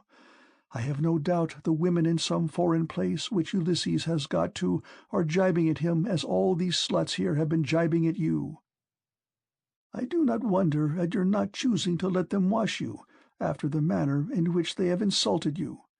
I will wash your feet myself gladly enough, as Penelope has said that I am to do so. I will wash them both for Penelope's sake and for your own, for you have raised the most lively feelings of compassion in my mind. And let me say this, moreover, which pray attend to. We have had all kinds of strangers in distress come here before now, but I make bold to say that no one ever yet came who is so like Ulysses in figure, voice, and feet as you are. Those who have seen us both, answered Ulysses, have always said we were wonderfully like each other, and now you have noticed it too. Then the old woman took the cauldron in which she was going to wash his feet, and poured plenty of cold water into it, adding hot till the bath was warm enough. Ulysses sat by the fire, but ere long he turned away from the light, for it occurred to him that when the old woman had hold of his leg, she would recognize a certain scar which it bore, whereon the whole truth would come out. And indeed, as soon as she began washing her master, she at once knew the scar as one that had been given him by a wild boar when he was hunting on Mount Parnassus with his excellent grandfather Autolycus, who was the most accomplished thief and perjurer in the whole world, and with the sons of Autolycus. Mercury himself had endowed him with this gift, for he used to burn the thigh bones of goats and kids to him, so he took pleasure in his companionship. It happened once that Autolycus had gone to Ithaca and had found the child of his daughter just born. As soon as he had done supper, Euryclea set the infant upon his knees and said, Autolycus, you must find a name for your grandson. You greatly wish that you might have one. Son-in-law and daughter, replied Autolycus, call the child thus. I am highly displeased with a large number of people in one place and another, both men and women. So name the child Ulysses, or the child of anger. When he grows up and comes to visit his mother's family on Mount Parnassus, where my possessions lie, I will make him a present and will send him on his way rejoicing." Ulysses, therefore, went to Parnassus to get the presents from Autolycus, who, with his sons, shook hands with him and gave him welcome. His grandmother Amphithea threw her arms about him and kissed his head, and both his beautiful eyes, while Autolycus desired his sons to get dinner ready, and they did as he told them. They brought in a 5-year-old bull, flayed it, made it ready, and divided it into joints. These they then cut carefully up into smaller pieces and spitted them. They roasted them sufficiently and served the portions round. Thus through the livelong day to the going down of the sun they feasted, and every man had his full share, so that all were satisfied. But when the sun set and it came on dark, they went to bed and enjoyed the boon of sleep. When the child of morning, rosy-fingered Dawn, appeared, the sons of Autolycus went out with their hounds hunting, and Ulysses went too.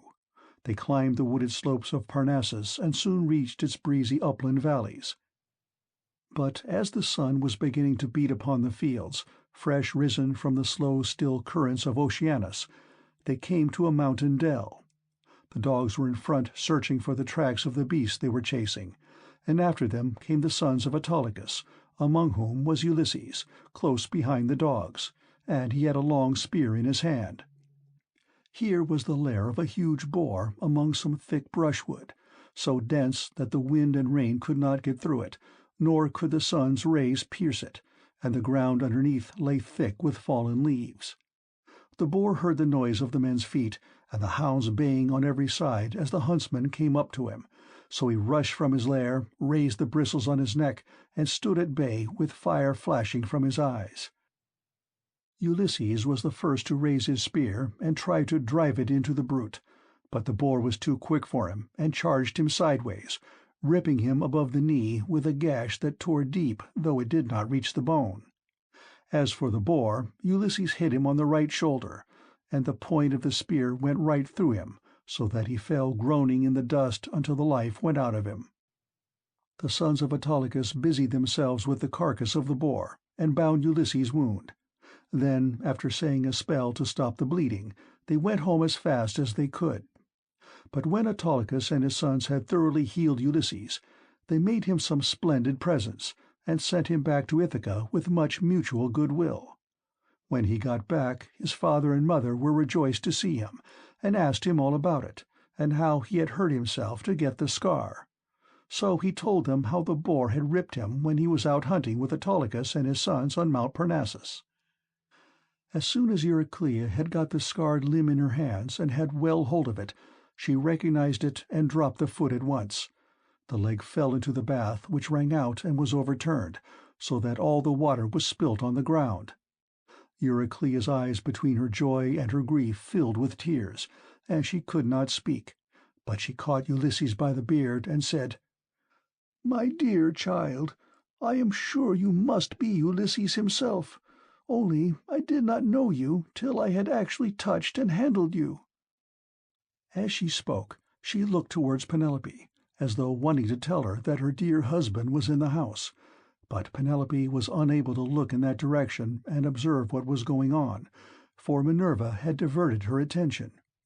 So Ulysses caught Eurycleia by the throat with his right hand, and with his left drew her close to him and said, "Nurse, do you wish to be the ruin of me, you who nursed me at your own breast, now that after 20 years of wandering I am at last come to my own home again? Since it has been borne in upon you by heaven to recognize me, hold your tongue, and do not say a word about it to anyone else in the house, for if you do, I tell you, and it shall surely be, that if heaven grants me to take the lives of these suitors, I will not spare you, though you are my own nurse, when I am killing the other women." "My child," answered Eurycleia, "what are you talking about? You know very well that nothing can either bend or break me. I will hold my tongue like a stone or a piece of iron. Furthermore, let me say, and lay my saying to your heart, when heaven has delivered the suitors into your hand, I will give you a list of all the women in the house who have been ill-behaved, and of those who are guiltless." And Ulysses answered, "Nurse, you ought not to speak in that way. I am well able to form my own opinion about one and all of them. Hold your tongue and leave everything to heaven." As he said this, Euryclea left the cloister to fetch some more water, for the first had been all spilt. And when she had washed him and anointed him with oil, Ulysses drew his seat nearer to the fire to warm himself, and hid the scar under his rags. Then Penelope began talking to him, and said, "Stranger, I should like to speak with you briefly about another matter. It is indeed nearly bedtime, for those at least who can sleep in spite of sorrow. As for myself, heaven has given me a life of such unmeasurable woe that even by day, when I am attending to my duties and looking after the servants, I am still weeping and lamenting during the whole time. Then, when night comes, and we all of us go to bed, I lie awake thinking, and my heart becomes a prey to the most incessant and cruel tortures. As the dun nightingale, daughter of Pandareus, sings in the early spring from her seat in shadiest covert hid, and with many a plaintive trill pours out the tale how by mishap she killed her own child Italus, son of King Zethus, even so does my mind toss and turn in its uncertainty whether I ought to stay with my son here and safeguard my substance, my bondsmen, and the greatness of my house, out of regard to public opinion and the memory of my late husband, or whether it is not now time for me to go with the best of these suitors who are wooing me and make me some magnificent presents. As long as my son was still young and unable to understand, he would not hear of my leaving my husband's house, but now that he is full grown, he begs and prays me to do so, being incensed at the way in which the suitors are eating up his property. Listen then to a dream that I have had, and interpret it for me if you can. I have 20 geese about the house that eat mash out of a trough, and of which I am exceedingly fond. I dreamed that a great eagle came swooping down from a mountain, and dug his curved beak into the neck of each of them till he had killed them all. Presently he soared off into the sky, and left them lying dead about the yard. Whereon I wept in my dream till all my maids gathered round me, so piteously was I grieving because the eagle had killed my geese. Then he came back again, and, perching on a projecting rafter, spoke to me with human voice, and told me to leave off crying. "Be of good courage," he said, "daughter of Icarius. This is no dream, but a vision of good omen that shall surely come to pass. The geese are the suitors, and I am no longer an eagle, but your own husband, who am come back to you, and who will bring these suitors to a disgraceful end." On this I woke, and when I looked out I saw my geese at the trough eating their mash as usual. "This dream, madam," replied Ulysses, "can admit but of one interpretation, for had not Ulysses himself told you how it shall be fulfilled? The death of the suitors is portended, and not one single one of them will escape."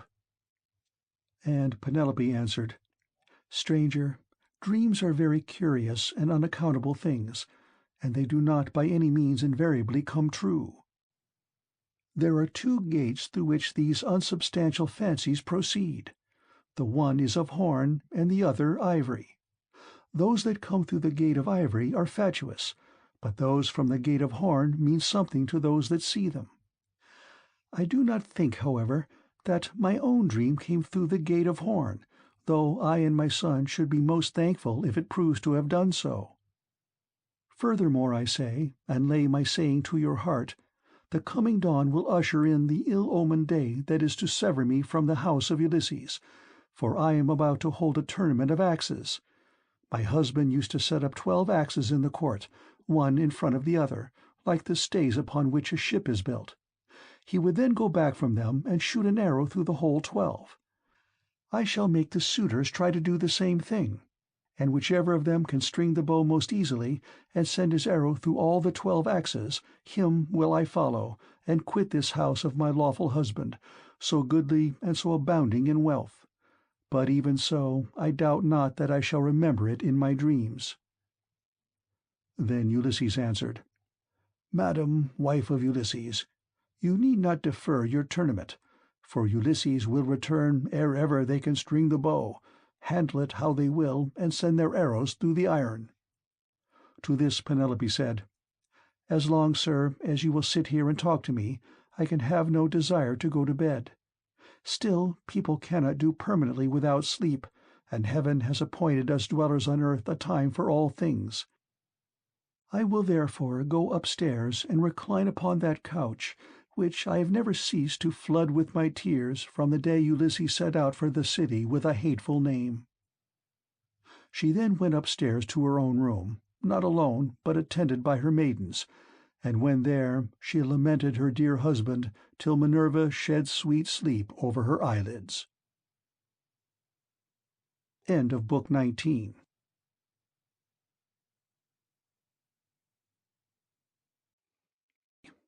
Book 20. Ulysses cannot sleep. Penelope's prayer to Diana. The two signs from heaven. Eumaeus and Felicius arrive. The suitors dine. Ctesippus throws an ox's foot at Ulysses. Theoclymenus foretells disaster and leaves the house. Ulysses slept in the cloister upon an undressed bullock's hide, on the top of which he threw several skins of the sheep the suitors had eaten, and Eurynome threw a cloak over him after he had laid himself down. There, then, Ulysses lay wakefully brooding upon the way in which he should kill the suitors. And by, the women who had been in the habit of misconducting themselves with them left the house giggling and laughing with one another. This made Ulysses very angry, and he doubted whether to get up and kill every single one of them then and there, or to let them sleep one more and last time with the suitors. His heart growled within him, and as a bitch with puppies growls and shows her teeth when she sees a stranger, so did his heart growl with anger at the evil deeds that were being done. But he beat his breast and said, "Heart, be still. You had worse than this to bear on the day when the terrible Cyclops ate your brave companions. Yet you bore it in silence till your cunning got you safe out of the cave, though you made sure of being killed." Thus he chided with his heart, and checked it into endurance, but he tossed about as one who turns a paunch full of blood and fat in front of a hot fire, doing it first on one side and then on the other, that he may get it cooked as soon as possible. Even so did he turn himself about from side to side, thinking all the time how, single-handed as he was, he should contrive to kill so large a body of men as the wicked suitors. But by and by Minerva came down from heaven in the likeness of a woman, and hovered over his head, saying, "My poor unhappy man, why do you lie awake in this way? This is your house, your wife is safe inside it, and so is your son, who is just such a young man as any father may be proud of." "Goddess," answered Ulysses, "all that you have said is true, but I am in some doubt as to how I shall be able to kill these wicked suitors single-handed, seeing what a number of them there always are. And there is this further difficulty, which is still more considerable. Supposing that with Jove's and your assistance I succeed in killing them, I must ask you to consider where I am to escape to from their avengers when it is all over." "For shame," replied Minerva. "Why, anyone else would trust a worse ally than myself, even though that ally were only a mortal and less wise than I am. Am I not a goddess, and have I not protected you throughout in all your troubles? I tell you plainly that even though there were 50 bands of men surrounding us and eager to kill us, you should take all their sheep and cattle, and drive them away with you. But go to sleep. It is a very bad thing to lie awake all night, and you shall be out of your troubles before long." As she spoke, she shed sleep over his eyes, and then went back to Olympus. While Ulysses was thus yielding himself to a very deep slumber that eased the burden of his sorrows, his admirable wife awoke, and sitting up in her bed began to cry. When she had relieved herself by weeping, she prayed to Diana, saying, "Great goddess Diana, daughter of Jove, drive an arrow into my heart and slay me. Or let some whirlwind snatch me up and bear me through paths of darkness, till it drop me into the mouths of overflowing Oceanus, as it did the daughters of Pandareus. The daughters of Pandareus lost their father and mother, for the gods killed them, so they were left orphans. but Venus took care of them, and fed them on cheese, honey, and sweet wine. Juno taught them to excel all women in beauty of form and understanding. Diana gave them an imposing presence, and Minerva endowed them with every kind of accomplishment. But one day, when Venus had gone up to Olympus to see Jove about getting them married, for well does he know both what shall happen and what not happen to everyone, the storm winds came and spirited them away to become handmaids to the dread Erinyes. Even so, I wished that the gods who live in heaven would hide me from mortal sight, or that fair Diana might strike me. For I would fain go even beneath the sad earth, if I might do so still looking towards Ulysses only, and without having to yield myself to a worse man than he was. Besides, no matter how much people may grieve by day, they can put up with it so long as they can sleep at night. For when the eyes are closed in slumber, people forget good and ill alike, whereas my misery haunts me even in my dreams. This very night methought there was one lying by my side who was like Ulysses, as he was, when he went away with his host, and I rejoiced, for I believed that it was no dream, but the very truth itself. On this the day broke, but Ulysses heard the sound of her weeping, and it puzzled him, for it seemed as though she already knew him and was by his side. Then he gathered up the cloak and the fleeces on which he had lain, and set them on a seat in the cloister. But he took the bullock's hide out into the open. He lifted up his hands to heaven and prayed, saying, "Father Jove, since you have seen fit to bring me over land and sea to my own home after all the afflictions you have laid upon me, give me a sign out of the mouth of some one or other of those who are now waking within the house, and let me have another sign of some kind from outside." Thus did he pray. Jove heard his prayer, and forthwith thundered high up among the clouds from the splendor of Olympus, and Ulysses was glad when he heard it. At the same time, within the house, a miller-woman from hard by in the mill-room lifted up her voice and gave him another sign. There were 12 miller-women whose business it was to grind wheat and barley, which are the staff of life. The others had ground their task and had gone to take their rest, but this one had not yet finished, for she was not so strong as they were, and when she heard the thunder, she stopped grinding and gave the sign to her master. "Father Jove," said she, "you who rule over heaven and earth, you have thundered from a clear sky without so much as a cloud in it, and this means something for somebody. Grant the prayer, then, of me, your poor servant, who calls upon you, and let this be the very last day that the suitors dine in the house of Ulysses. They have worn me out with labor of grinding meal for them, and I hope they may never have another dinner anywhere at all." Ulysses was glad when he heard the omens conveyed to him by the woman's speech, and by the thunder, for he knew they meant that he should avenge himself on the suitors. Then the other maids in the house rose and lit the fire on the hearth. Telemachus also rose and put on his clothes. He girded his sword about his shoulder, bound his sandals on to his comely feet, and took a doughty spear with a point of sharpened bronze. Then he went to the threshold of the cloister and said to Eurycleia, "Nurse, did you make the stranger comfortable both as regards bed and board, or did you let him shift for himself? For my mother, good woman though she is, has a way of paying great attention to second-rate people, and of neglecting others who are in reality much better men." "Do not find fault, child," said Eurycleia, "when there is no one to find fault with. The stranger sat and drank his wine as long as he liked. Your mother did ask him if he would take any more bread, and he said he would not. When he wanted to go to bed, she told the servants to make one for him, but he said he was such a wretched outcast that he would not sleep on a bed and under blankets. He insisted on having an undressed bullock's hide and some sheepskins put for him in the cloister, and I threw a cloak over him myself." Then Telemachus went out of the court to the place where the Achaeans were meeting in assembly. He had his spear in his hand, and he was not alone, for his 2 dogs went with him. But Eurycleia called the maids and said, "Come, wake up. Set about sweeping the cloisters and sprinkling them with water to lay the dust. Put the covers on the seats. Wipe down the table, some of you, with a wet sponge. clean out the mixing jugs and the cups, and go for water from the fountain at once. The suitors will be here directly. They will be here early, for it is a feast day." Thus did she speak, and they did even as she had said. 20 of them went to the fountain for water, and the others set themselves busily to work about the house. The men who were in attendance on the suitors also came up and began chopping firewood.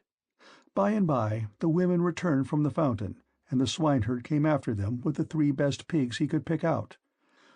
These he let feed about the premises, and then he said good-humouredly to Ulysses, "Stranger, are the suitors treating you any better now, or are they as insolent as ever?" "May heaven," answered Ulysses, "requite to them the wickedness with which they deal high-handedly in another man's house without any sense of shame." Thus did they converse. Meanwhile Melanthius the goatherd came up, for he too was bringing in his best goats for the suitors' dinner, and he had 2 shepherds with him. They tied the goats up under the gatehouse, and then Melanthius began gibing at Ulysses. "Are you still here, stranger," said he, "to pester people by begging about the house? Why can you not go elsewhere? You and I shall not come to an understanding before we have given each other a taste of our fists. You beg without any sense of decency. Are there not feasts elsewhere among the Achaeans as well as here?" Ulysses made no answer, but bowed his head and brooded. Then a 3rd man, Philicius, joined them, who was bringing in a barren heifer and some goats. These were brought over by the boatmen, who are there to take people over when anyone comes to them. So Philicius made his heifer and his goats secure under the gatehouse, and then went up to the swineherd. "Who, swineherd," said he, "is this stranger that is lately come here? Is he one of your men? What is his family? Where does he come from? Poor fellow, he looks as if he had been some great man, but the gods give sorrow to whom they will, even to kings if it so pleases them." As he spoke, he went up to Ulysses and saluted him with his right hand. "Good day to you, father stranger," said he. "You seem to be very poorly off now, but I hope you'll have better times by and by. Father Jove, of all the gods you're the most malicious. We are your own children, yet you show us no mercy in all our misery and afflictions. A sweat came over me when I saw this man, and my eyes filled with tears, for he reminds me of Ulysses, who I fear is going about in just such rags as this man's are, if indeed he is still among the living. If he is already dead and in the house of Hades, then, alas, for my good master, who made me his stockman when I was quite young among the Cephallenians, and now his cattle are countless. No one could have done better with them than I have, for they have bred like ears of corn. Nevertheless, I have to keep bringing them in for others to eat, who take no heed to his son, though he is in the house, and fear not the wrath of heaven, but are already eager to divide Ulysses' property among them, because he has been away so long. I have often thought, only it would not be right while his son is living, of giving off with the cattle to some foreign country. Bad as this would be, it is still harder to stay here and be ill-treated about other people's herds. My position is intolerable, and I should long since have run away and put myself under the protection of some other chief, only that I believe my poor master will yet return, and send all these suitors flying out of the house." "Stockman," answered Ulysses, "you seem to be a very well-disposed person, and I can see that you are a man of sense. Therefore I will tell you, and will confirm my words with an oath. By Jove, the chief of all gods, and by that hearth of Ulysses to which I am now come, Ulysses shall return before you leave this place, and if you are so minded, you shall see him killing the suitors who are now masters here." "If Jove were to bring this to pass," replied the stockman, "you should see how I would do my very utmost to help him." And in like manner Eumaeus prayed that Ulysses might return home. Thus did they converse. Meanwhile the suitors were hatching a plot to murder Telemachus, but a bird flew near them on their left hand, an eagle with a dove in its talons. On this Amphinomus said, "My friends, this plot of ours to murder Telemachus will not succeed. Let us go to dinner instead." The others assented, so they went inside and laid their cloaks on the benches and seats. They sacrificed the sheep, goats, pigs, and the heifer, and when the inward meats were cooked they served them round. They mixed the wine in the mixing bowls, and the swineherd gave every man his cup, while Phalesius handed round the bread in the bread-baskets, and Melanthius poured them out their wine. Then they laid their hands upon the good things that were before them. Telemachus purposely made Ulysses sit in the part of the cloister that was paved with stone. He gave him a shabby-looking seat at a little table to himself, and had his portion of the inward meats brought to him, with his wine in a gold cup. "Sit there," said he, "and drink your wine among the great people. I will put a stop to the gibes and blows of the suitors, for this is no public house, but belongs to Ulysses, and has passed from him to me. Therefore, suitors, keep your hands and your tongues to yourselves, or there will be mischief." The suitors bit their lips and marveled at the boldness of his speech. Then Antinous said, "We do not like such language, but we will put up with it, for Telemachus is threatening us in good earnest. If Jove had let us, we should have put a stop to his brave talk ere now." Thus spoke Antinous, but Telemachus heeded him not. Meanwhile the heralds were bringing the holy hecatomb through the city, and the Achaeans gathered under the shady grove of Apollo. Then they roasted the outer meat, drew it off the spits, gave every man his portion, and feasted to their hearts' content. Those who waited at table gave Ulysses exactly the same portion as the others had, for Telemachus had told them to do so. But Minerva would not let the suitors for one moment drop their insolence, for she wanted Ulysses to become still more bitter against them. Now there happened to be among them a ribald fellow, whose name was Ctesippus, and who came from Same. This man, confident in his great wealth, was paying court to the wife of Ulysses, and said to the suitors, "Hear what I have to say. The stranger has already had as large a portion as anyone else. This is well, but it is not right nor reasonable to ill-treat any guest of Telemachus who comes here. I will, however, make him a present on my own account, that he may have something to give the bath-woman, or to some other of Ulysses' servants." As he spoke, he picked up a heifer's foot from the meat-basket in which it lay, and threw it at Ulysses. But Ulysses turned his head a little aside and avoided it, smiling grimly Sardinian fashion as he did so, and it hit the wall, not him. On this Telemachus spoke fiercely to Ctesippus. "It is a good thing for you," said he, "that the stranger turned his head so that you missed him. If you had hit him, I should have run you through with my spear, and your father would have had to see about getting you buried rather than married in this house. So let me have no more unseemly behavior from any of you, for I am grown up now to the knowledge of good and evil, and understand what is going on, instead of being the child that I have been heretofore. I have long seen you killing my sheep and making free with my corn and wine. I have put up with this, for one man is no match for many, but do me no further violence. Still, if you wish to kill me, kill me. I would far rather die than see such disgraceful scenes day after day, guests insulted, and men dragging the women servants about the house in an unseemly way." They all held their peace, till at last Agellius, son of Damastor, said, "No one should take offence at what has just been said, nor gainsay it, for it is quite reasonable. Leave off, therefore, ill-treating the stranger, or anyone else of the servants who are about the house. I would say, however, a friendly word to Telemachus and his mother, which I trust may commend itself to both. As long, I would say, as you had ground for hoping that Ulysses would one day come home, no one could complain of your waiting and suffering the suitors to be in your house. It would have been better that he should have returned, but it is now sufficiently clear that he will never do so. Therefore, talk all this quietly over with your mother, and tell her to marry the best man, and the one who makes her the most advantageous offer. Thus you will yourself be able to manage your own inheritance, and to eat and drink in peace, while your mother will look after some other man's house, not yours."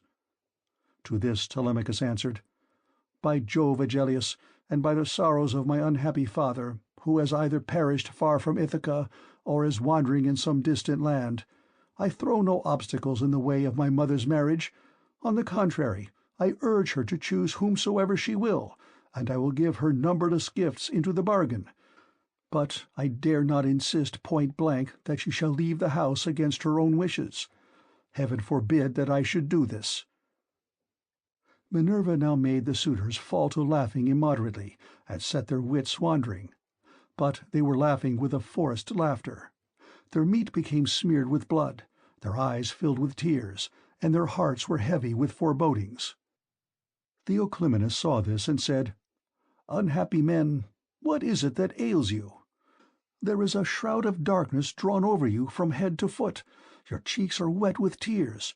The air is alive with wailing voices. The walls and roof beams drip blood. The gate of the cloisters and the court beyond them are full of ghosts trooping down into the night of hell. The sun is blotted out of heaven, and a blighting gloom is over all the land."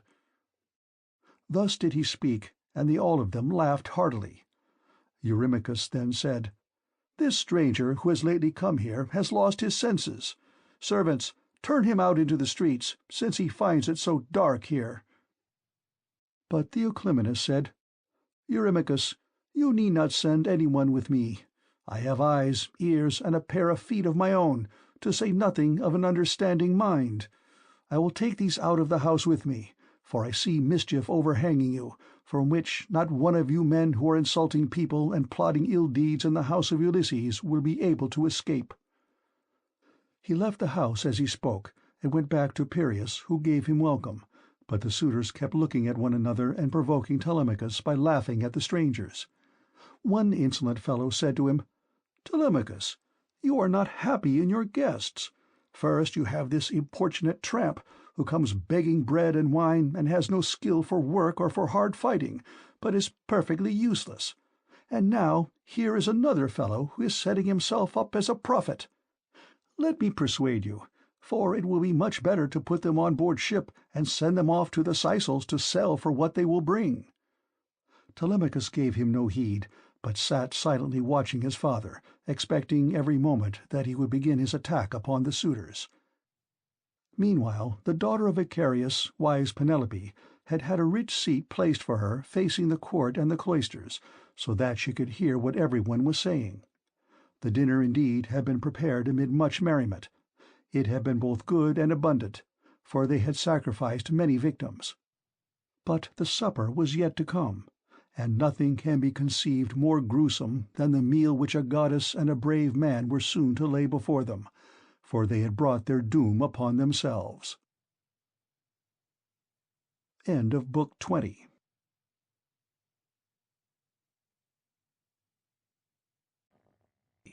Book 21. The Trial of the Axes, during which Ulysses reveals himself to Eumaeus and Felicius. Minerva now put it in Penelope's mind to make the suitors try their skill with the bow and with the iron axes, in contest among themselves, as a means of bringing about their destruction. She went upstairs and got the storeroom key, which was made of bronze and had a handle of ivory. She then went with her maidens into the storeroom at the end of the house, where her husband's treasures of gold, bronze, and wrought iron were kept, and where was also his bow and the quiver full of deadly arrows that had been given him by a friend whom he had met in Lacedaemon, Iphitus the son of Eurytus. The two fell in with one another in Messene at the house of Ortilochus, where Ulysses was staying in order to recover a debt that was owing from the whole people. For the Messenians had carried off 300 sheep from Ithaca, and had sailed away with them and with their shepherds. In quest of these Ulysses took a long journey while still quite young, for his father and the other chieftains sent him on a mission to recover them. Iphitus had gone there also to try and get back 12 brood mares that he had lost, and the mule foals that were running with them. These mares were the death of him in the end, for when he went to the house of Jove's son, mighty Hercules, who performed such prodigies of valor, Hercules, to shame him, killed him, though he was his guest, for he feared not heaven's vengeance, nor yet respected his own table which he had set before Iphitus, but killed him in spite of everything, and kept the mares himself. It was when claiming these that Iphitus met Ulysses, and gave him the bow which mighty Eurytus had been used to carry, and which on his death had been left by him to his son. Ulysses gave him in return a sword and a spear, and this was the beginning of a fast friendship, although they never visited at one another's houses, for Jove's son Hercules killed Iphitus ere they could do so. This bow, then, given him by Iphitus, had not been taken with him by Ulysses when he sailed for Troy. He had used it so long as he had been at home, but had left it behind as having been a keepsake from a valued friend. Penelope presently reached the oak threshold of the storeroom. The carpenter had planed this duly, and had drawn a line on it so as to get it quite straight. He had then set the door-posts into it and hung the doors. She loosed the strap from the handle of the door, put in the key, and drove it straight home to shoot back the bolts that held the doors. These flew open with a noise like a bull bellowing in a meadow, and Penelope stepped upon the raised platform, where the chest stood in which the fair linen and clothes were laid by along with fragrant herbs. Reaching thence, she took down the bow with its bow-case from a peg on which it hung. She sat down with it on her knees, weeping bitterly as she took the bow out of its case, and when the tears had relieved her, she went to the cloister where the suitors were, carrying the bow and the quiver with the many deadly arrows that were inside it. Along with her came her maidens, bearing a chest that contained much iron and bronze which her husband had won as prizes. When she reached the suitors, she stood by one of the bearing-posts supporting the roof of the cloister, holding a veil before her face, and with a maid on either side of her. Then she said, "Listen to me, you suitors, who persist in abusing the hospitality of this house because its owner has been long absent, and without other pretext than that you want to marry me. This, then, being the prize that you are contending for, I will bring out the mighty bow of Ulysses, and whomsoever of you shall string it most easily and send his arrow through each one of 12 axes, him will I follow and quit this house of my lawful husband, so goodly and so abounding in wealth. But even so I doubt not that I shall remember it in my dreams." As she spoke, she told Eumaeus to set the bow and the pieces of iron before the suitors, and Eumaeus wept as he took them to do so as she had bidden him. Hard by, the stockman wept also when he saw his master's bow, but Antinous scolded them. "You country louts," said he, "silly simpletons! Why should you add to the sorrows of your mistress by crying in this way? She has enough to grieve her in the loss of her husband. Sit still, therefore, and eat your dinners in silence, or go outside if you want to cry, and leave the bow behind you. We suitors shall have to contend for it with might and main, for we shall find it no light matter to string such a bow as this is. There is not man of us all who is such another as Ulysses, for I have seen him and remember him, though I was then only a child." This was what he said, but all the time he was expecting to be able to string the bow and shoot through the iron, whereas, in fact, he was to be the first that should taste of the arrows from the hands of Ulysses, whom he was dishonoring in his own house, egging the others on to do so also. Then Telemachus spoke. "Great heavens!" he exclaimed, "Jove must have robbed me of my senses. Here is my dear and excellent mother saying she will quit this house and marry again, yet I am laughing and enjoying myself, as though there were nothing happening. But, suitors, as the contest has been agreed upon, let it go forward. It is for a woman whose peer is not to be found in Pylos, Argos, or Mycene, nor yet in Ithaca, nor on the mainland. You know this as well as I do. What need have I to speak in praise of my mother? Come on, then, make no excuses for delay, but let us see whether you can string the bow or no. I too will make trial of it, for if I can string it and shoot through the iron, I shall not suffer my mother to quit this house with a stranger, not if I can win the prizes which my father won before me." As he spoke, he sprang from his seat, threw his crimson cloak from him, and took his sword from his shoulder. First he set the axes in a row, in a long groove which he had dug for them, and had made straight by line. Then he stamped the earth tight around them, and everyone was surprised when they saw him set them up so orderly, though he had never seen anything of the kind before. This done, he went on to the pavement to make trial of the bow. Thrice did he tug at it, trying with all his might to draw the string, and thrice he had to leave off, though he had hoped to string the bow and shoot through the iron. He was trying for the 4th time, and would have strung it had not Ulysses made a sign to check him in spite of all his eagerness. So he said, Alas, I shall either be always feeble and of no prowess, or I am too young, and have not reached my full strength so as to be able to hold my own if any one attacks me. You others, therefore, who are stronger than I, make trial of the bow and get this contest settled." On this he put the bow down, let it lean against the door that led into the house, with the arrow standing against the top of the bow. Then he sat down on the seat from which he had risen, and Antinous said, "Come on, each of you in his turn, going towards the right from the place at which the cup-bearer begins when he is handing round the wine." The rest agreed, and Leodes, son of Enops, was the first to rise. He was sacrificial priest to the suitors, and sat in the corner near the mixing bowl. He was the only man who hated their evil deeds and was indignant with the others. He was now the first to take the bow and arrow, so he went on to the pavement to make his trial, but he could not string the bow, for his hands were weak and unused to hard work. They therefore soon grew tired, and he said to the suitors, "My friends, I cannot string it. Let another have it. This bow shall take the life and soul out of many a chief among us, for it is better to die than to live after having missed the prize that we have so long striven for, and which has brought us so long together.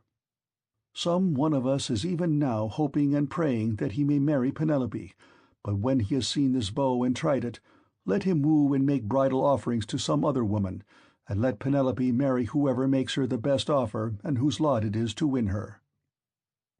On this he put the bow down, letting it lean against the door, with the arrow standing against the top of the bow.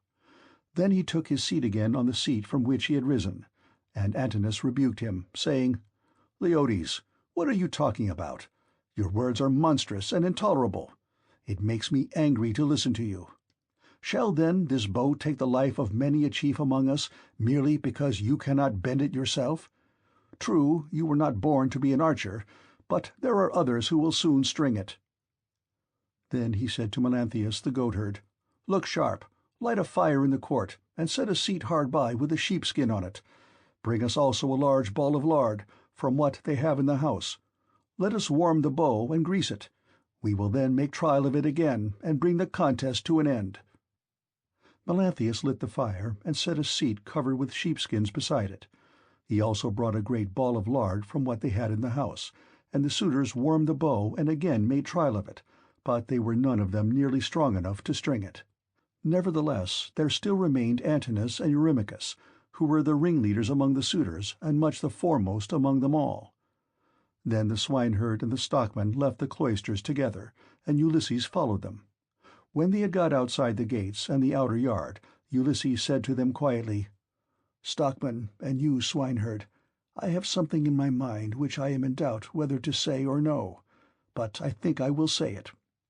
What manner of men would you be to stand by Ulysses, if some god should bring him back here all of a sudden? Say which of you are disposed to do, to side with the suitors or with Ulysses?" "Father Jove," answered the stockman, "would indeed that you might so ordain it. If some god were but to bring Ulysses back, you should see with what might and main I would fight for him." In like words Eumaeus prayed to all the gods that Ulysses might return. When, therefore, he saw for certain what mind they were of, Ulysses said, "It is I, Ulysses, who am here. I have suffered much, but at last, in the 20th year, I am come back to my own country. I find that you two alone of all my servants are glad that I should do so, for I have not heard any of the others praying for my return. To you two, therefore, I will unfold the truth as it shall be. If heaven shall deliver the suitors into my hands, I will find wives for both of you, will give you house and holding close to my own, and you shall be to me as though you were brothers and friends of Telemachus. I will now give you convincing proofs that you may know me and be assured. See, here is the scar from the boar's tooth that ripped me when I was out hunting on Mount Parnassus with the sons of Autolycus." As he spoke, he drew his rags aside from the great scar, and when they had examined it thoroughly, they both of them wept about Ulysses, threw their arms around him, and kissed his head and shoulders, while Ulysses kissed their hands and faces in return. The sun would have gone down upon their mourning if Ulysses had not checked them and said, "Cease your weeping, lest someone should come outside and see us and tell those who are within. When you go in, do so separately, not both together. I will go first, and do you follow afterwards. Let this, moreover, be the token between us. The suitors will all of them try to prevent me from getting hold of the bow and quiver. Do you, therefore, Eumaeus, place it in my hands when you are carrying it about, and tell the women to close the doors of their apartment. If they hear any groaning or uproar as the men fighting about the house, they must not come out. They must keep quiet, and stay where they are at their work. And I charge you, Felicius, to make fast the doors of the outer court, and to bind them securely at once." When he had thus spoken, he went back to the house and took the seat that he had left. Presently his 2 servants followed him inside. At this moment the bow was in the hands of Eurymachus, who was warming it by the fire, but even so he could not string it, and he was greatly grieved. He heaved a deep sigh and said, "I grieve for myself and for us all. I grieve that I shall have to forego the marriage, but I do not care nearly so much about this, for there are plenty of other women in Ithaca and elsewhere. What I feel most is the fact of our being so inferior to Ulysses in strength that we cannot string his bow. This will disgrace us in the eyes of those who are yet unborn." "It shall not be so, Eurymachus," said Antinous, "and you know it yourself. Today is the feast of Apollo throughout all the land. Who can string a bow on such a day as this?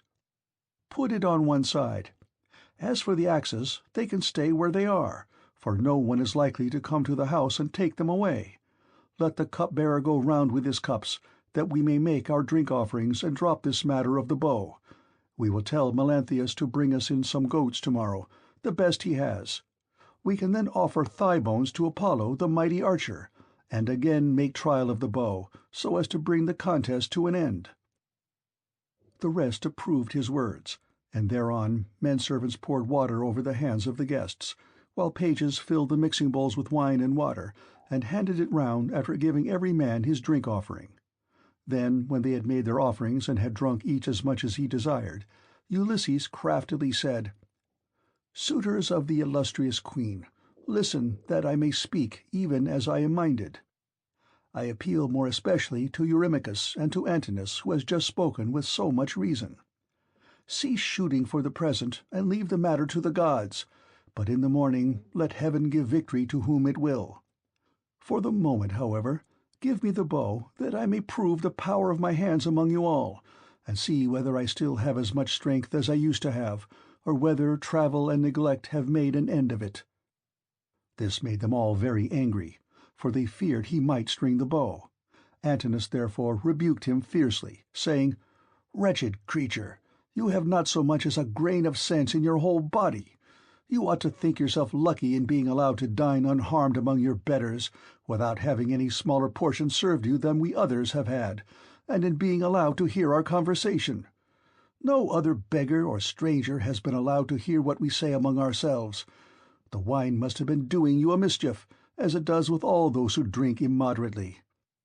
It was wine that inflamed the centaur Eurytion when he was staying with Perithous among the Lapithae. When the wine had got into his head, he went mad and did ill deeds about the house of Perithous. This angered the heroes who were there assembled, so they rushed at him and cut off his ears and nostrils. Then they dragged him through the doorway out of the house, so he went away crazed, and bore the burden of his crime, bereft of understanding. Henceforth, therefore, there was war between mankind and the centaurs, but he brought it upon himself through his own drunkenness. In like manner, I can tell you that it will go hardly with you if you string the bow. You will find no mercy from anyone here, for we shall at once ship you off to King Echetus, who kills everyone that comes near him. You will never get away alive, so drink and keep quiet without getting into a quarrel with men younger than yourself." Penelope then spoke to him. "Antinous," said she, "it is not right that you should ill-treat any guest of Telemachus who comes to this house. If the stranger should prove strong enough to string the mighty bow of Ulysses, can you suppose that he would take me home with him and make me his wife? Even the man himself can have no such idea in his mind. None of you need let that disturb his feasting. It would be out of all reason." "Queen Penelope," answered Eurymachus, "we do not suppose that this man will take you away with him. It is impossible, but we are afraid lest some of the baser sort, men or women among the Achaeans, should go gossiping about and say, 'These suitors are a feeble folk. They are paying court to the wife of a brave man whose bow not one of them was able to string, and yet a beggarly tramp who came to the house strung it once and sent an arrow through the iron.' This is what will be said, and it will be a scandal against us." "Eurymachus," Penelope answered, "people who persist in eating up the estate of a great chieftain and dishonoring his house must not expect others to think well of them. Why then should you mind if men talk as you think they will? This stranger is strong and well built. He says, moreover, that he is of noble birth. Give him the bow, and let us see whether he can string it or no. I say, and it shall surely be, that if Apollo vouchsafes him the glory of stringing it, I will give him a cloak and a shirt of good wear, with a javelin to keep off dogs and robbers, and a sharp sword. I will also give him sandals, and will see him sent safely wherever he wants to go." Then Telemachus said, "Mother, I am the only man either in Ithaca or in the islands that are over against Elis who has the right to let anyone have the bow or to refuse it. No one shall force me one way or the other, not even though I choose to make the stranger a present of the bow outright, and let him take it away with him. Go, then, within the house, and busy yourself with your daily duties, your loom, your distaff, and the ordering of your servants. This bow is a man's matter, and mine above all others, for it is I who am master here." She went wondering back into the house, and laid her son saying in her heart. Then, going upstairs with her handmaids into her room, she mourned her dear husband till Minerva sent sweet sleep over her eyelids. The swineherd now took up the bow and was for taking it to Ulysses, but the suitors clamored at him from all parts of the cloisters, and one of them said, "You idiot, where are you taking the bow to? Are you out of your wits? If Apollo and the other gods will grant our prayer, your own boarhound shall get you into some quiet little place and worry you to death." Eumaeus was frightened at the outcry they all raised, so he put the bow down then and there. But Telemachus shouted at him from the other side of the cloisters, and threatened him, saying, "Father Eumaeus, bring the bow on in spite of them, or, young as I am, I will pelt you with stones back to the country, for I am the better man of the two. I wish I was as much stronger than all the other suitors in the house as I am than you. I would soon send some of them off sick and sorry, for they mean mischief." Thus did he speak, and they all of them laughed heartily, which put them in a better humour with Telemachus. So Eumaeus brought the bow on, and placed it in the hands of Ulysses. When he had done this, he called Euryclea apart, and said to her, "Euryclea, Telemachus says you are to close the doors of the women's apartments. If they hear any groaning or uproar as of men fighting about the house, they are not to come out, but are to keep quiet and stay where they are at their work." Euryclea did as she was told, and closed the doors of the women's apartments. Meanwhile Philetius slipped quietly out and made fast the gates of the outer court.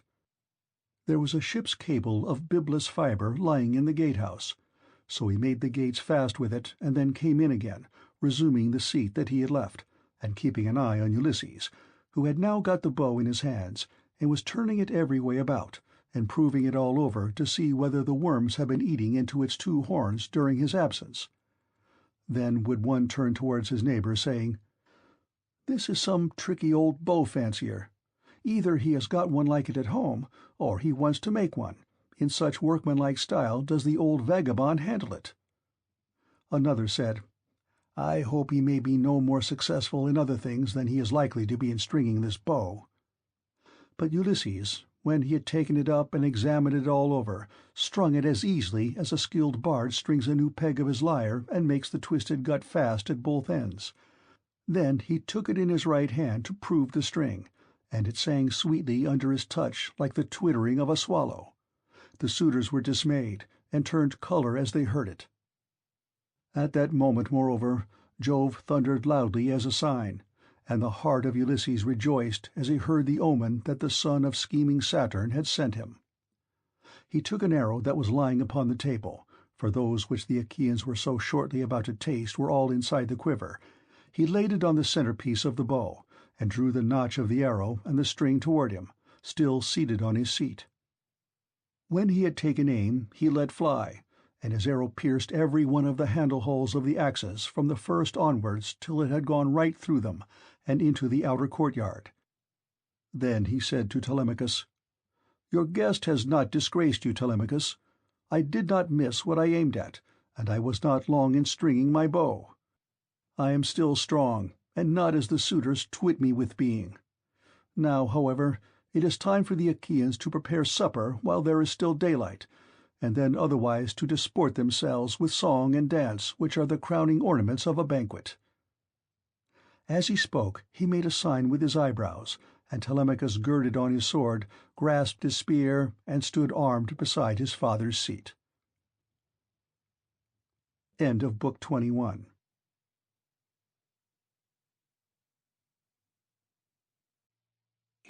Book 22. The Killing of the Suitors. The maids who have misconducted themselves are made to cleanse the cloisters, and are then hanged. Then Ulysses tore off his rags, and sprang on to the broad pavement with his bow and his quiver full of arrows. He shed the arrows onto the ground at his feet, and said, "The mighty contest is at an end.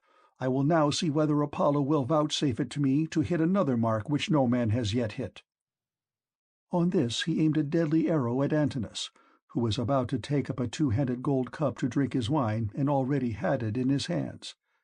He had no thought of death.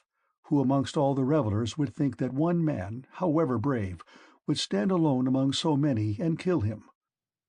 The arrow struck Antinous in the throat, and the point went clean through his neck, so that he fell over and the cup dropped from his hand, while a thick stream of blood gushed from his nostrils. He kicked the table from him and upset the things on it, so that the bread and roasted meats were all soiled as they fell over onto the ground. The suitors were in an uproar when they saw that a man had been hit. They sprang in dismay, one and all of them, from their seats, and looked everywhere toward the walls. But there was neither shield nor spear, and they rebuked Ulysses very angrily. "Stranger," said they, "you shall pay for shooting people in this way. You shall see no other contest. You are a doomed man. Him whom you have slain was the foremost youth in Ithaca, and the vulture shall devour you for having killed him." Thus they spoke, for they thought that he had killed Antinous by mistake, and did not perceive that death was hanging over the head of every one of them. But Ulysses glared at them and said, "Dogs, did you think that I should not come back from Troy? You have wasted my substance, have forced my women servants to lie with you, and have wooed my wife while I was still living. You have feared neither God nor man, and now you shall die." They turned pale with fear as he spoke, and every man looked round about to see whither he might fly for safety, but Eurymachus alone spoke. "If you are Ulysses," said he, "then what you have said is just. We have done much wrong on your lands and in your house. But Antinous, who was the head and front of the offending, lies low already. It was all his doing. It was not that he wanted to marry Penelope. He did not so much care about that. What he wanted was something quite different, and Jove has not vouchsafed it to him. He wanted to kill your son and to be chief man in Ithaca. Now, therefore, that he has met the death which was his due, spare the lives of your people. We will make everything good among ourselves, and pay you in full for all that we have eaten and drunk. Each one of us shall pay you a fine worth 20 oxen, and we will keep on giving you gold and bronze till your heart is softened. Until we have done this, no one can complain of your being enraged against us." Ulysses again glared at him and said, "Though you should give me all that you have in the world both now and all that you ever shall have, I will not stay my hand till I have paid all of you in full.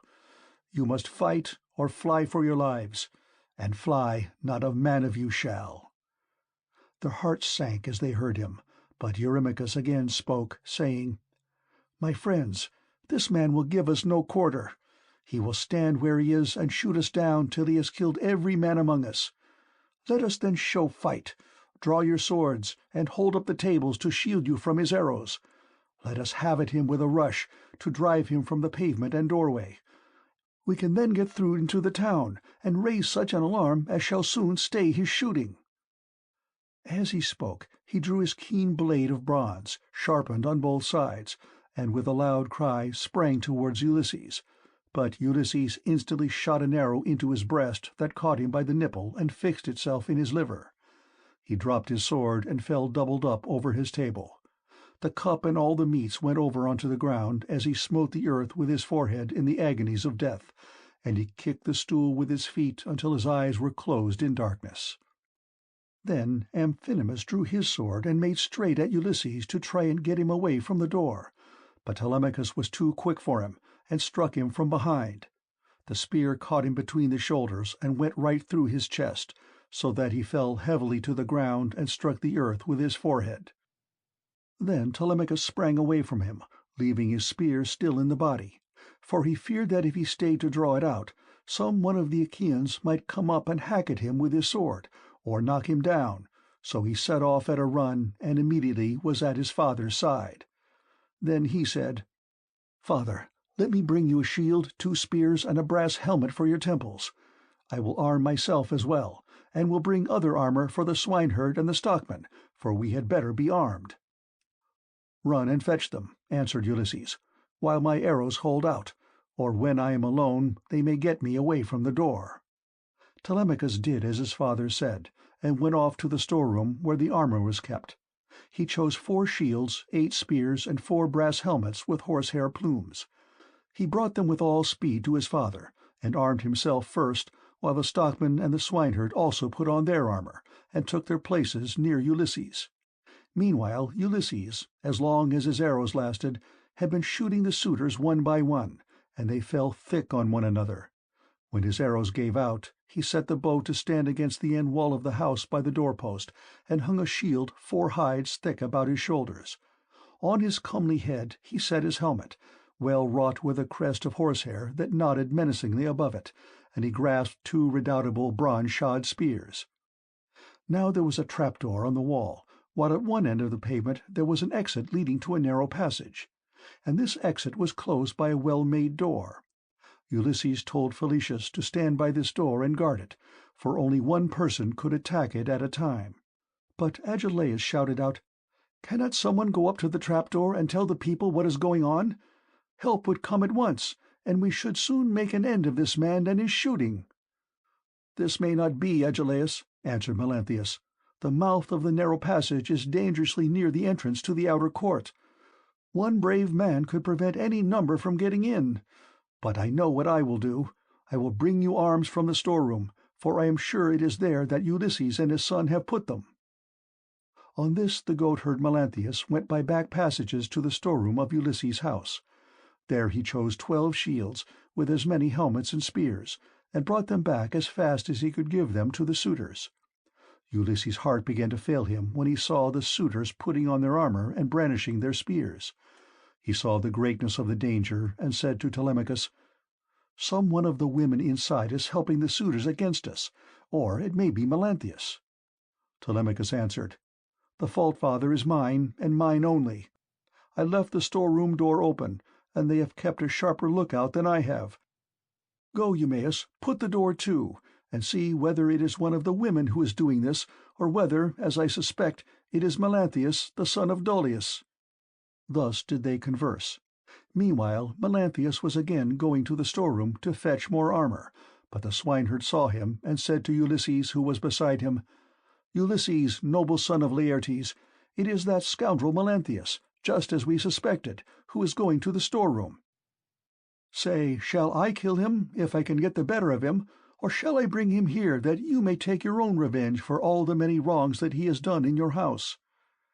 Ulysses answered, "Telemachus and I will hold these suitors in check, no matter what they do. Go back, both of you, and bind Melanthius' hands and feet behind him. Throw him into the storeroom, and make the door fast behind you. Then fasten a noose about his body, and string him close up to the rafters from a high bearing-post, that he may linger on in an agony." Thus did he speak, and they did even as he had said.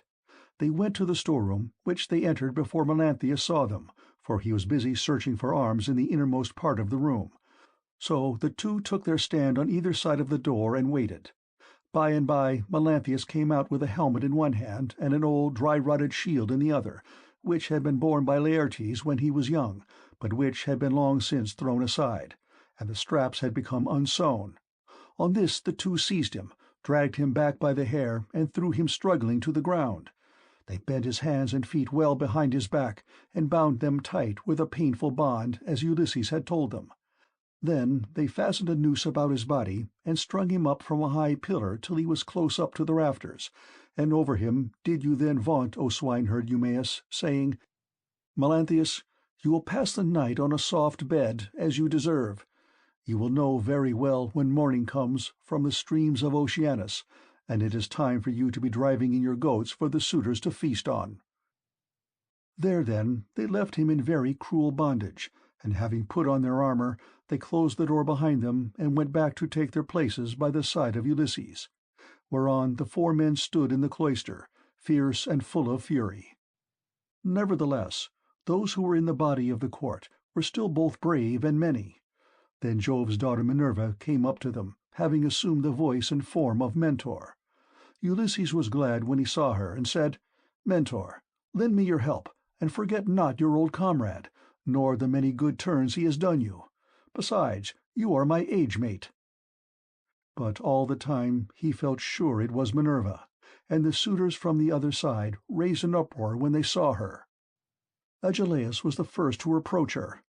Mentor, he cried, do not Ulysses beguile you into siding with him and fighting the suitors. This is what we will do. When we have killed these people, father and son, we will kill you too. You shall pay for it with your head, and when we have killed you, we will take all you have, indoors or out, and bring it into hotchpot with Ulysses' property. We will not let your sons live in your house, nor your daughters, nor shall your widow continue to live in the city of Ithaca.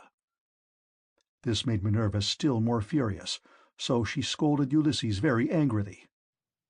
Ulysses, said she, your strength and prowess are no longer what they were when you fought for 9 long years among the Trojans about the noble lady Helen. You killed many a man in those days, and it was through your stratagem that Priam's city was taken. How comes it that you are so lamentably less valiant now than you are in your own ground, face to face with the suitors in your own house? Come on, my good fellow, stand by my side, and see how Mentor, son of Alcimus, shall fight your foes and requite your kindnesses conferred upon him. But she would not give him full victory as yet, for she wished still further to prove his own prowess and that of his brave son. So she flew up to one of the rafters in the roof of the cloister and sat upon it in the form of a swallow. Meanwhile, Agelaus, son of Damastor, Eurynomus, Amphimedon, Demoptolemus, Pisander, and Polybus, son of Polyctor, bore the brunt of the fight upon the suitor side.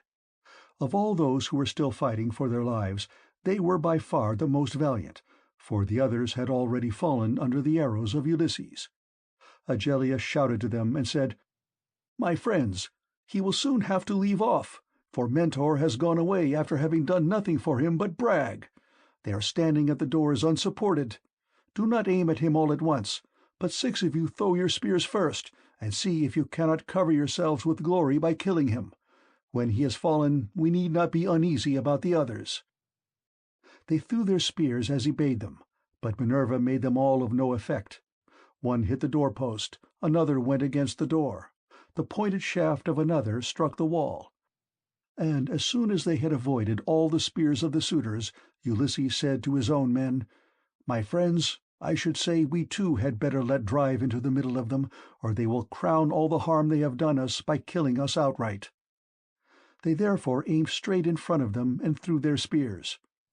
Ulysses killed Demoptolemus, Telemachus Euryades, Eumaeus Elatus, and while the stockmen killed Pisander.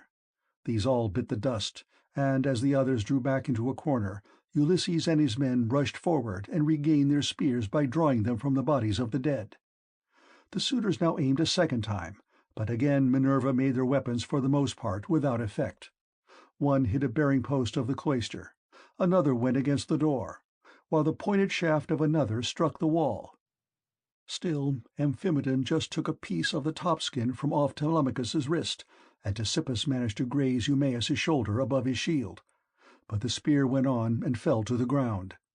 Then Ulysses and his men let drive into the crowd of suitors. Ulysses hit Eurynomus, Telemachus Amphimedon, and Eumaeus Polybus. After this the stockman hit Ctesippus in the breast, and taunted him, saying, "Foul-mouthed son of Polytherses, do not be so foolish as to talk wickedly another time, but let heaven direct your speech, for the gods are far stronger than men. I make you a present of this advice, to repay you for the foot which you gave Ulysses when he was begging about in his own house." Thus spoke the stockman, and Ulysses struck the son of Damastor with a spear in close fight, while Telemachus hit Leocritus son of Evenor in the belly, and the dart went clean through him, so that he fell forward full on his face upon the ground. Then Minerva from her seat on the rafter held up her deadly aegis, and the hearts of the suitors quailed. They fled to the other end of the court like a herd of cattle maddened by the gadfly in early summer, when the days are at their longest. As eagle-beaked, crook-taloned vultures from the mountain swoop down on the smaller birds that cower in flocks upon the ground and kill them, for they cannot either fight or fly, and lookers-on enjoy the sport, even so did Ulysses and his men fall upon the suitors and smite them on every side. They made a horrible groaning as their brains were being battered in, and the ground seethed with their blood. Laertes then caught the knees of Ulysses and said, "Ulysses, I beseech you have mercy upon me and spare me. I have never wronged any of the women in your house, either in word or deed, and I tried to stop the others. I saw them, but they would not listen, and now they are paying for their folly. I was their sacrificing priest. If you kill me, I shall die without having done anything to deserve it, and shall have got no thanks for all the good that I did." Ulysses looked sternly at him and answered, "If you were their sacrificing priest, you must have prayed many a time that it might be long before I got home again, and that you might marry my wife and have children by her. Therefore you shall die." With these words he picked up the sword that Agellius had dropped when he was being killed, and which was lying upon the ground. Then he struck Laertes on the back of his neck, so that his head fell rolling in the dust while he was yet speaking. The minstrel Phemius, son of Terpes, he who had been forced by the suitors to sing to them, now tried to save his life. He was standing near towards the trapdoor, and held his lyre in his hand. He did not know whether to fly out of the cloister and sit down by the altar of Jove that was in the outer court, and on which both Laertes and Ulysses had offered up the thigh bones of many an ox, or whether to go straight up to Ulysses and embrace his knees, but in the end he deemed it best to embrace Ulysses' knees. So he laid his lyre on the ground between the mixing bowl and the silver-studded seat. Then going up to Ulysses he caught hold of his knees and said, "Ulysses, I beseech you have mercy on me and spare me. You will be sorry for it afterwards if you kill a bard who can sing both for gods and men as I can. I make all my lays myself, and heaven visits me with every kind of inspiration. I would sing to you as though you were a god. Do not, therefore, be in such a hurry to cut my head off. Your own son Telemachus will tell you that I did not want to frequent your house and sing to the suitors after their meals, but they were too many and too strong for me, so they made me." Telemachus heard him, and at once went up to his father. "Hold," he cried, "the man is guiltless. Do him no hurt. And we will spare Medon too, who was always good to me when I was a boy, unless Phalecius or Eumaeus has already killed him, or he has fallen in your way when you were raging about the court." Medon caught these words of Telemachus, for he was crouching under a seat beneath which he had hidden by covering himself up with a freshly flayed heifer's hide. So he threw off the hide, went up to Telemachus, and laid hold of his knees. "Here I am, my dear sir," said he. "Stay your hand, therefore, and tell your father, or he will kill me in his rage against the suitors, for having wasted his substance and been so foolishly disrespectful to yourself." Ulysses smiled at him and answered, "Fear not, Telemachus has saved your life, that you may know in future, and tell other people, how greatly better good deeds prosper than evil ones. Go therefore outside the cloister into the outer court, and be out of the way of the slaughter, you and the bard, while I finish my work here inside." The pair went into the outer court as fast as they could, and sat down by Jove's great altar, looking fearfully round, and still expecting that they would be killed. Then Ulysses searched the whole court carefully over, to see if anyone had managed to hide himself and was still living, but he found them all lying in the dust and weltering in their blood. They were like fishes which fishermen have netted out of the sea, and thrown upon the beach to lie gasping for water till the heat of the sun makes an end of them. Even so were the suitors lying all huddled up one against the other. Then Ulysses said to Telemachus, "Call nurse Euryclea. I have something to say to her." Telemachus went and knocked at the door of the women's room. "Make haste," said he, "you old woman who have been set over all the other women in the house. Come outside. My father wishes to speak to you." When Euryclea heard this, she unfastened the door of the women's room and came out, following Telemachus. She found Ulysses among the corpses, bespattered with blood and filth like a lion that has just been devouring an ox, and his breast and both cheeks were all bloody, so that he is a fearful sight. Even so was Ulysses besmirched from head to foot with gore. When she saw all the corpses and such a quantity of blood, she was beginning to cry out for joy, for she saw that a great deed had been done. But Ulysses checked her. "Old woman," said he, "rejoice in silence. Restrain yourself, and do not make any noise about it. It is an unholy thing to vaunt over dead men. Heaven's doom and their own evil deeds have brought these men to destruction, for they respected no man in the whole world, neither rich nor poor, who came near them, and they have come to a bad end as a punishment for their wickedness and folly. Now, however, tell me which of the women in the house have misconducted themselves, and who are innocent." "I will tell you the truth, my son," answered Euryclea. "There are 50 women in the house whom we teach to do things, such as carding wool and all kinds of household work.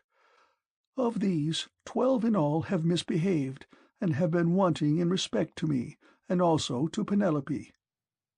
They showed no disrespect to Telemachus, for he has only lately grown, and his mother never permitted him to give orders to the female servants.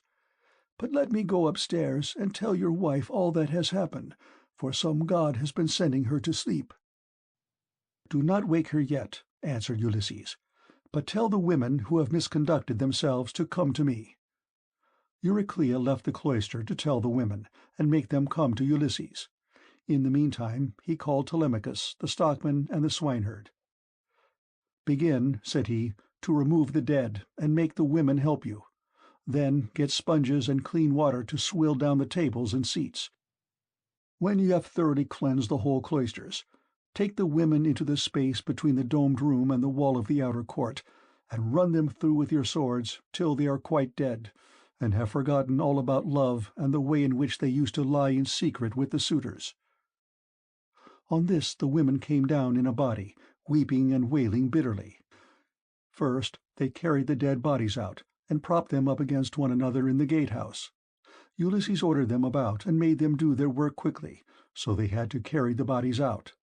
When they had done this, they cleaned all the tables and seats with sponges and water, while Telemachus and the 2 others shoveled up the blood and dirt from the ground, and the women carried it all away and put it out of doors. Then, when they had made the whole place quite clean and orderly, they took the women out and hemmed them in the narrow space between the wall of the domed room and that of the yard, so that they could not get away. And Telemachus said to the other 2, "I shall not let these women die a clean death, for they were insolent to me and my mother, and used to sleep with the suitors." So saying, he made a ship's cable fast to one of the bearing posts that supported the roof of the domed room, and secured it all around the building at a good height, lest any of the women's feet should touch the ground. And as thrushes or doves beat against a net that has been set for them in a thicket just as they were getting to their nest, and a terrible fate awaits them, even so did the women have to put their heads in nooses one after the other and die most miserably. Their feet moved convulsively for a while, but not for very long. As for Melanthius, they took him through the cloister into the inner court. There they cut off his nose and his ears. They drew out his vitals and gave them to the dogs raw, and then, in their fury, they cut off his hands and his feet. When they had done this, they washed their hands and feet and went back into the house, for all was now over. And Ulysses said to the dear old nurse Euryclea, "Bring me sulphur, which cleanses all pollution, and fetch fire also, that I may burn it and purify the cloisters. Go, moreover, and tell Penelope to come here with her attendants, and also all the maidservants that are in the house." "All that you have said is true," answered Euryclea. "But let me bring you some clean clothes, a shirt and cloak.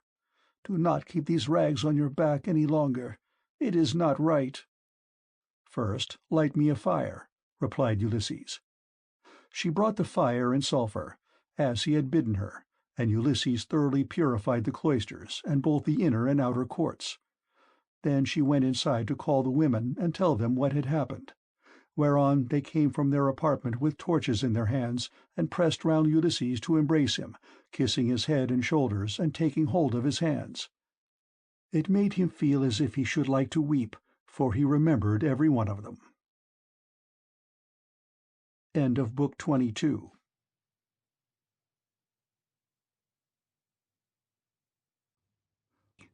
Book 23. Penelope eventually recognizes her husband. Early in the morning, Ulysses, Telemachus, Eumaeus, and Felicius leave the town. Euryclea now went upstairs laughing to tell her mistress that her dear husband had come home. Her aged niece became young again, and her feet were nimble for joy as she went up to her mistress and bent over her head to speak to her. "Wake up, Penelope, my dear child," she exclaimed, "and see with your own eyes something that you have been wanting this long time past. Ulysses has at last indeed come home again, and has killed the suitors who were giving so much trouble in his house, eating up his estate and ill-treating his son." "My good nurse," answered Penelope, "you must be mad. The gods sometimes send some very sensible people out of their minds, and make foolish people become sensible. This is what they must have been doing to you, for you always used to be a reasonable person. Why should you thus mock me when I have trouble enough already, talking such nonsense, and waking me up out of a sweet sleep that had taken possession of my eyes and closed them? I have never slept so soundly from the day my poor husband went to that city with the ill-omened name. Go back again into the women's room. If it had been anyone else who had woke me up to bring me such absurd news, I should have sent her away with a severe scolding. As it is, your age shall protect you." "My dear child," answered Euryclea, "I am not mocking you. It is quite true as I tell you that Ulysses is come home again. He was the stranger whom they all kept on treating so badly in the cloister. Telemachus knew all the time that he was come back, but kept his father's secret that he might have his revenge on all these wicked people." Then Penelope sprang up from her couch, threw her arms round Euryclea, and wept for joy. "But, my dear nurse," said she, "explain this to me. If he has really come home as you say, how did he manage to overcome the wicked suitors single-handed, seeing what a number of them there always were?" "I was not there," answered Euryclea, "and do not know. I only heard them groaning while they were being killed. We sat crouching and huddled up in a corner of the women's room with the doors closed, till your son came to fetch me because his father sent him. Then I found Ulysses standing over the corpses that were lying on the ground all round him, one on top of the other.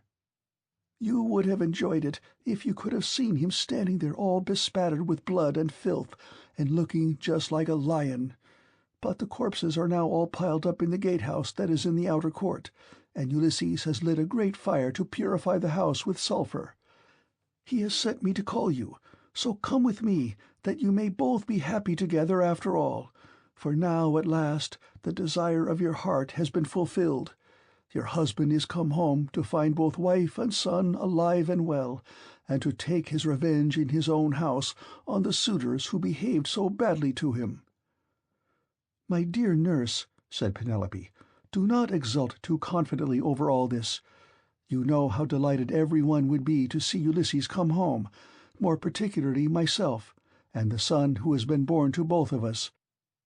But what you tell me cannot be really true. It is some god who is angry with the suitors for their great wickedness, and has made an end of them. For they respected no man in the whole world, neither rich nor poor, who came near them, and they have come to a bad end in consequence of their iniquity. Ulysses is dead, far away from the Achaean land. He will never return home again." Then Nurse Euryclea said, "My child, what are you talking about? But you are all hard of belief, and have made up your mind that your husband is never coming, although he is in the house and by his own fireside at this very moment. Besides, I can give you another proof.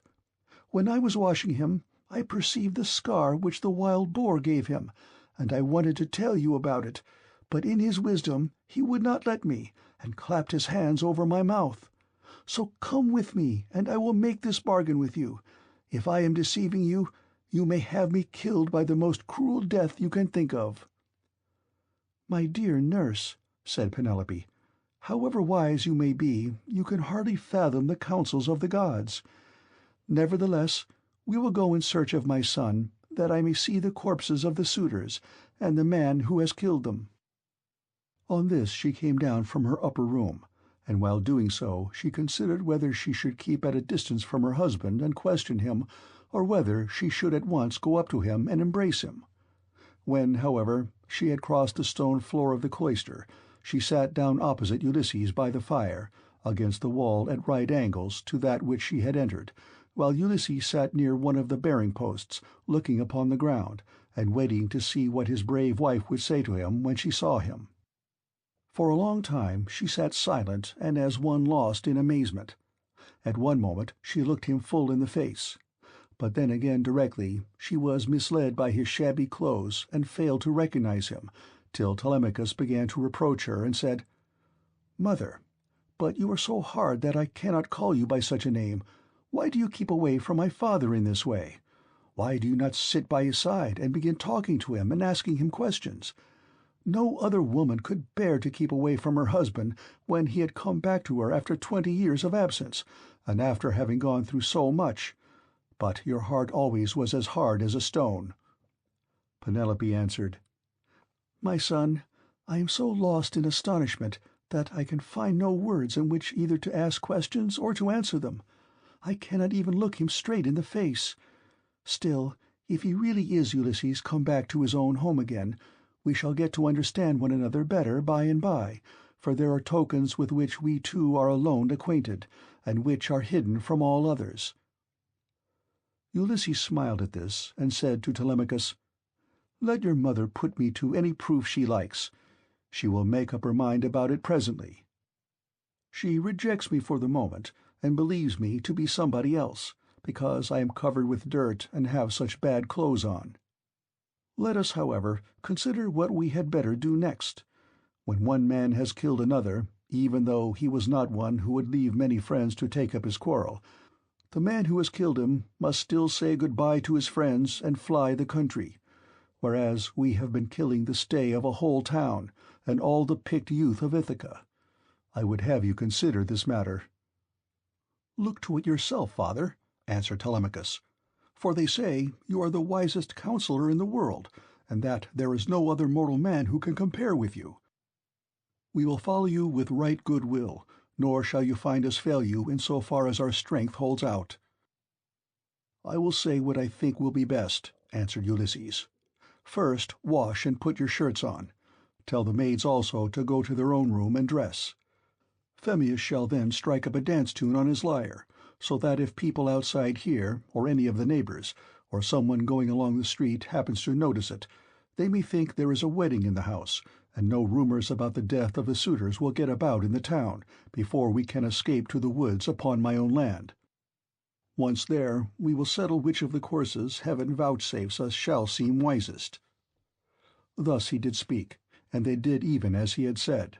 First they washed and put their shirts on, while the women got ready. Then Phemius took his lyre and set them all longing for sweet song and stately dance. The house re-echoed with the sound of men and women dancing, and the people outside said, "I suppose the Queen has been getting married at last. She ought to be ashamed of herself for not continuing to protect her husband's property until he comes home." This was what they said, but they did not know what it was that had been happening. The upper servant Eurynome washed and anointed Ulysses in his own house, and gave him a shirt and cloak, while Minerva made him look taller and stronger than before. She also made the hair grow thick on the top of his head, and flow down in curls like hyacinth blossoms.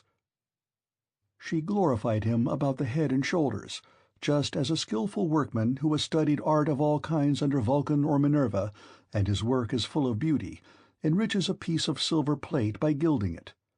He came from the bath looking like one of the immortals, and sat down opposite his wife on the seat he had left.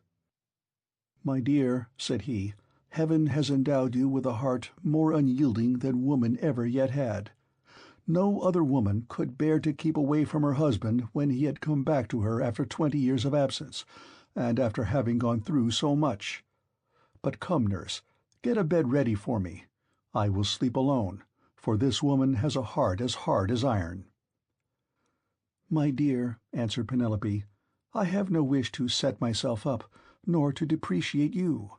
But I am not struck by your appearance, for I very well remember what kind of a man you were when you set sail from Ithaca. Nevertheless, Euryclea, take his bed outside the bedchamber that he himself built. Bring the bed outside this room, and put bedding upon it with fleeces, good coverlets, and blankets." She said this to try him, but Ulysses was very angry, and said, "Wife, I am much displeased at what you have just been saying. Who has been taking my bed from the place in which I left it? He must have found it a hard task, no matter how skilled a workman he was, unless some god came and helped him to shift it. There is no man living, however strong and in his prime, who could move it from its place, for it is a marvelous curiosity which I made with my very own hands. There is a young olive growing within the precincts of the house, in full vigor and about as thick as a bearing-post. I built my room round this with strong walls of stone and a roof to cover them, and I made the doors strong and well-fitting. Then I cut off the top boughs of the olive tree and left the stump standing. This I dressed roughly from the root upwards, and then worked with carpenter's tools well and skilfully, straightening my work by drawing a line on the wood and making it into a bed-prop. I then bored a hole down the middle, and made it the centre-post of my bed, at which I worked till I had finished it, inlaying it with gold and silver. After this I stretched a hide of crimson leather from one side of it to the other. So you see, I know all about it, and I desire to learn whether it is still there, or whether anyone has been removing it by cutting down the olive tree at its roots." When she heard the sure proofs Ulysses now gave her, she fairly broke down. She flew weeping to his side, flung her arms about his neck, and kissed him. "Do not be angry with me, Ulysses," she cried, "you who are the wisest of mankind. We have suffered, both of us. Heaven has denied us the happiness of spending our youth and of growing old together. Do not then be aggrieved or take it amiss that I did not embrace you thus as soon as I saw you. I have been shuddering all the time through fear that someone might come here and deceive me with a lying story, for there are many very wicked people going about. Jove's daughter Helen would never have yielded herself to a man from a foreign country if she had known that the sons of Achaeans would come after her and bring her back. Heaven put it in her heart to do wrong, and she gave no thought to that sin, which has been the source of all our sorrows. Now, however, that you have convinced me by showing that you know all about our bed, which no human being has ever seen but you and I, and a single maidservant, the daughter of Actor, who was given me by my father on my marriage, and who keeps the doors of our room. Hard of belief though I have been, I can mistrust no longer." Then Ulysses in his turn melted, and wept as he clasped his dear and faithful wife to his bosom. As the sight of land is welcome to men who are swimming towards the shore, when Neptune has wrecked their ship with the fury of his winds and waves, a few alone reach the land, and these, covered with brine, are thankful when they find themselves on firm ground and out of danger. Even so was her husband welcome to her as she looked upon him, and she could not tear her two fair arms from about his neck. Indeed, they would have gone on indulging their sorrow till rosy-fingered morn appeared, had not Minerva determined otherwise, and held night back in the far west, while she would not suffer dawn to leave Oceanus, nor to yoke the two steeds Lampus and Phaethon that bear her onward to break the day upon mankind. At last, however, Ulysses said, "Wife, we have not yet reached the end of our troubles. I have an unknown amount of toil still to undergo. It is long and difficult, but I must go through with it, for thus the shade of Tiresias prophesied concerning me, on the day when I went down into Hades to ask about my return and that of my companions. But now let us go to bed, that we may lie down and enjoy the blessed boon of sleep." "You shall go to bed as soon as you please," replied Penelope, "now that the gods have sent you home to your own good house and to your country. But as heaven has put it in your mind to speak of it, tell me about the task that lies before you. I shall have to hear about it later, so it is better that I should be told at once."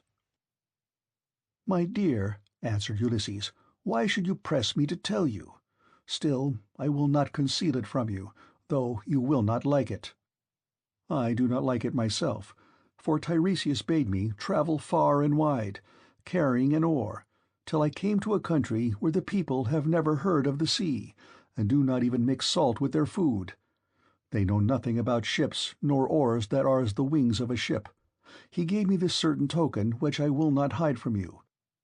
He said that a wayfarer should meet me and ask me whether it was a winnowing shovel that I had on my shoulder. On this I was to fix my oar in the ground and sacrifice a ram, a bull, and a boar to Neptune, after which I was to go home and offer hecatombs to all the gods in heaven, one after the other. As for myself, he said that death should come to me from the sea, and that my life should ebb away very gently when I was full of years and peace of mind, and my people should bless me. All this, he said, should surely come to pass." And Penelope said, "If the gods are going to vouchsafe you a happier time in your old age, you may hope then to have some respite from misfortune." Thus did they converse. Meanwhile Eurynome and the nurse took torches and made the bed ready with soft coverlets. As soon as they had laid them, the nurse went back into the house to go to her rest, leaving the bedchamber woman Eurynome to show Ulysses and Penelope to bed by torchlight. When she had conducted them back to their room, she went back, and they then came joyfully to the rites of their own old bed. Telemachus, Felicius, and the swineherd now left off dancing, and made the women leave off also. They then laid themselves down to sleep in the cloisters. When Ulysses and Penelope had had their fill of love, they fell talking with one another. She told him how much she had had to bear in seeing the house filled with a crowd of wicked suitors who had killed so many sheep and oxen on her account, and had drunk so many casks of wine.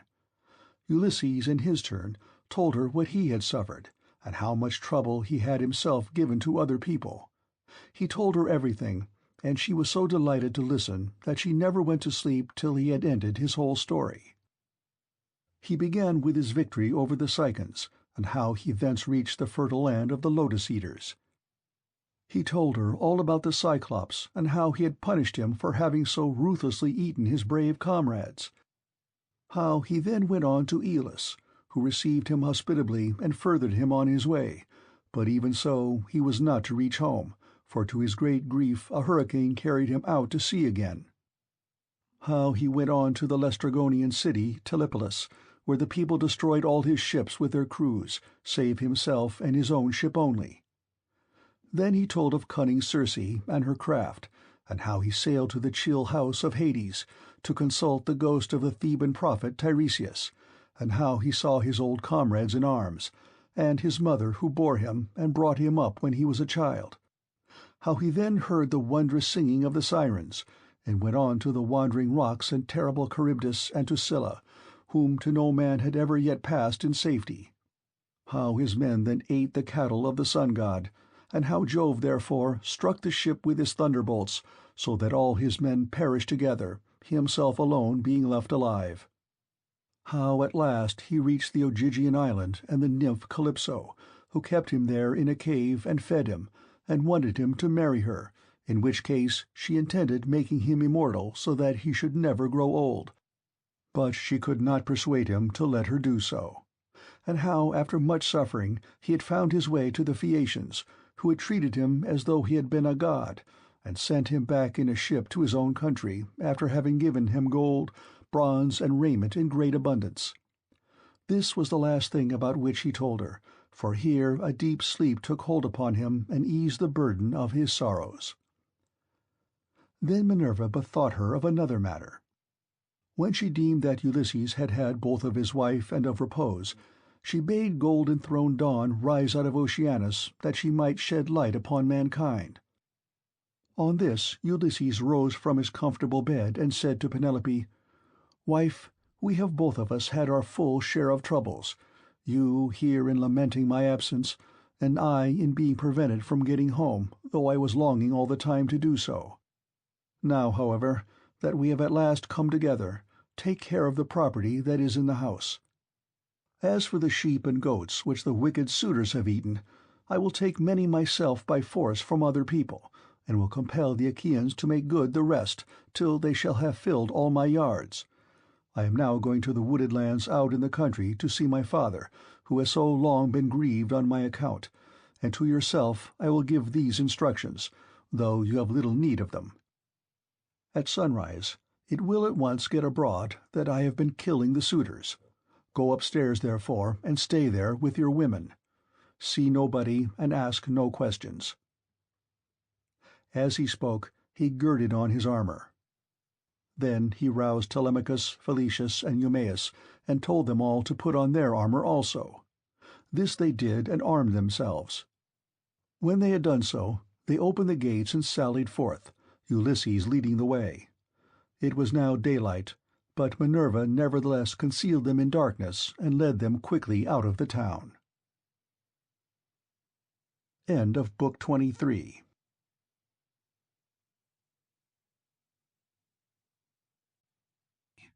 Book 24.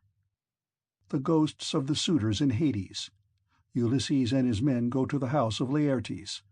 The people of Ithaca come out to attack Ulysses, but Minerva concludes a peace. Then Mercury of Selene summoned the ghosts of the suitors, and in his hand he held the fair golden wand with which he seals men's eyes in sleep, or wakes them just as he pleases. With this he roused the ghosts and led them, while they followed whining and gibbering behind him.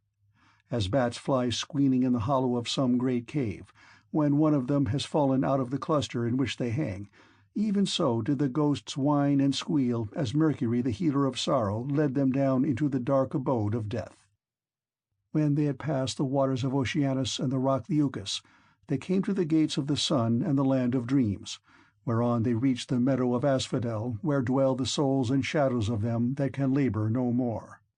Here they found the ghost of Achilles son of Peleus, with those of Patroclus, Antilochus, and Ajax, who was the finest and handsomest man of all the Danaans after the son of Peleus himself. They gathered round the ghost of the son of Peleus, and the ghost of Agamemnon joined them, sorrowing bitterly. Round him were gathered also the ghosts of those who had perished with him in the house of Aegisthus, and the ghost of Achilles spoke first. "Son of Atreus," it said, "we used to say that Jove had loved you better from first to last than any other hero, for you were captain over many and brave men, when we were all fighting together before Troy. Yet the hand of death, which no mortal can escape, was laid upon you all too early. Better for you had you fallen at Troy in the heyday of your renown, for the Achaeans would have built a mound over your ashes, and your son would have been heir to your good name, whereas it has now been your lot to come to a most miserable end." "Happy son of Peleus," answered the ghost of Agamemnon, "for having died at Troy far from Argos, while the bravest of the Trojans and the Achaeans fell round you fighting for your body. There you lay in the whirling clouds of dust, all huge and hugely, heedless now of your chivalry. We fought the whole of the livelong day, nor should we ever have left off if Jove had not sent a hurricane to stay us. Then, when we had borne you to the ships out of the fray, we laid you on your bed and cleansed your fair skin with warm water and with ointments. The Danaans tore their hair and wept bitterly round about you. Your mother, when she heard, came with her immortal nymphs from out of the sea, and the sound of a great wailing went forth over the waters, so that the Achaeans quaked for fear. They would have fled panic-stricken to their ships, had not the wise old Nestor, whose counsel was ever truest, checked them, saying, 'Hold, Argives, fly not the sons of the Achaeans. This is his mother coming from the sea with her immortal nymphs to view the body of her son.' Thus he spoke, and the Achaeans feared no more. The daughters of the old man of the sea stood round you weeping bitterly, and clothed you in immortal raiment. The 9 Muses also came and lifted up their sweet voices in lament, calling and answering one another. There was not an Argive but wept for the pity of the dirge they chaunted.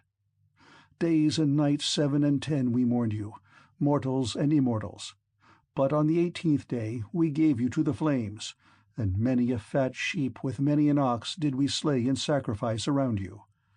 You were burnt in raiment of the gods, with rich resins and with honey, while heroes, horse and foot, clashed their armor round the pile as you were burning, with a tramp as of a great multitude.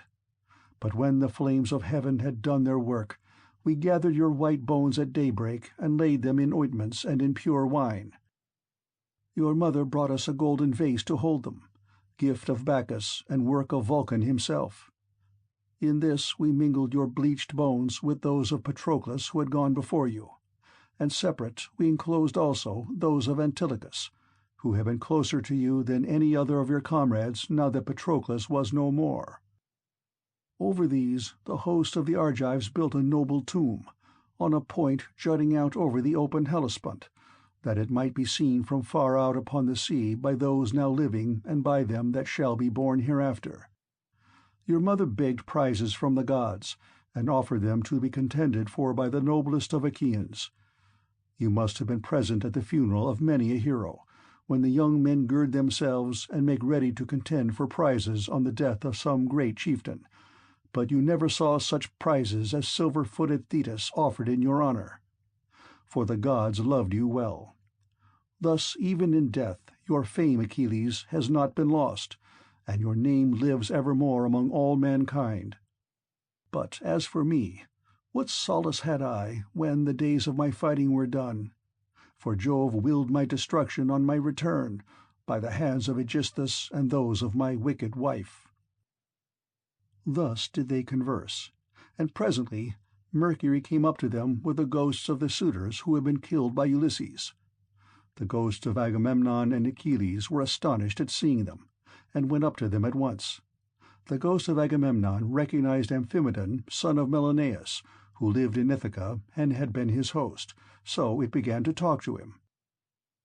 "Amphimedon," it said, "what has happened to all you fine young men, all of an age too, that you are come down here under the ground? One could pick no finer body of men from any city. Did Neptune raise his winds and waves against you when you were at sea? Or did your enemies make an end of you on the mainland, when you were cattle-lifting or sheep-stealing, or while fighting in defense of their wives and city? Answer my question, for I have been your guest. Do you not remember how I came to your house with Menelaus to persuade Ulysses to join us with his ships against Troy? It was a whole month ere we could resume our voyage, for we had hard work to persuade Ulysses to come with us." And the ghost of Amphimedon answered, "Agamemnon, son of Atreus, king of men, I remember everything that you have said, and will tell you fully and accurately about the way in which our end was brought about. Ulysses had been long gone, and we were courting his wife, who did not say point-blank that she would not marry, nor yet bring matters to an end, for she meant to compass our destruction. This, then, was the trick she played us.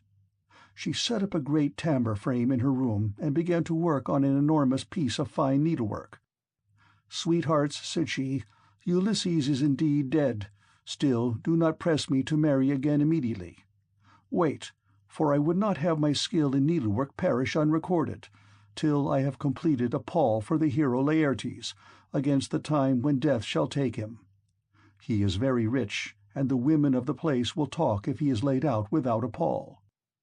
This is what she said, and we assented. Whereupon we could see her working upon her great web all day long, but at night she would unpick the stitches again by torchlight. She fooled us in this way for 3 years without our finding it out, but as time wore on and she was now in her 4th year, in the waning of moons and many days had been accomplished, one of her maids who knew what she was doing told us, and we caught her in the act of undoing her work, so she had to finish it whether she would or no. And when she showed us the robe she had made, after she had had it washed, its splendor was that of the sun or moon." Then some malicious god conveyed Ulysses to the upland farm where his swineherd lives. Thither presently came also his son, returning from a voyage to Pylos, and the two came to the town when they had hatched their plot for our destruction. Telemachus came first, and then after him, accompanied by the swineherd, came Ulysses, clad in rags and leaning on a staff as though he were some miserable old beggar. He came so unexpectedly that none of us knew him, not even the older ones among us, and we reviled him and threw things at him. He endured both being struck and insulted without a word, though he was in his own house.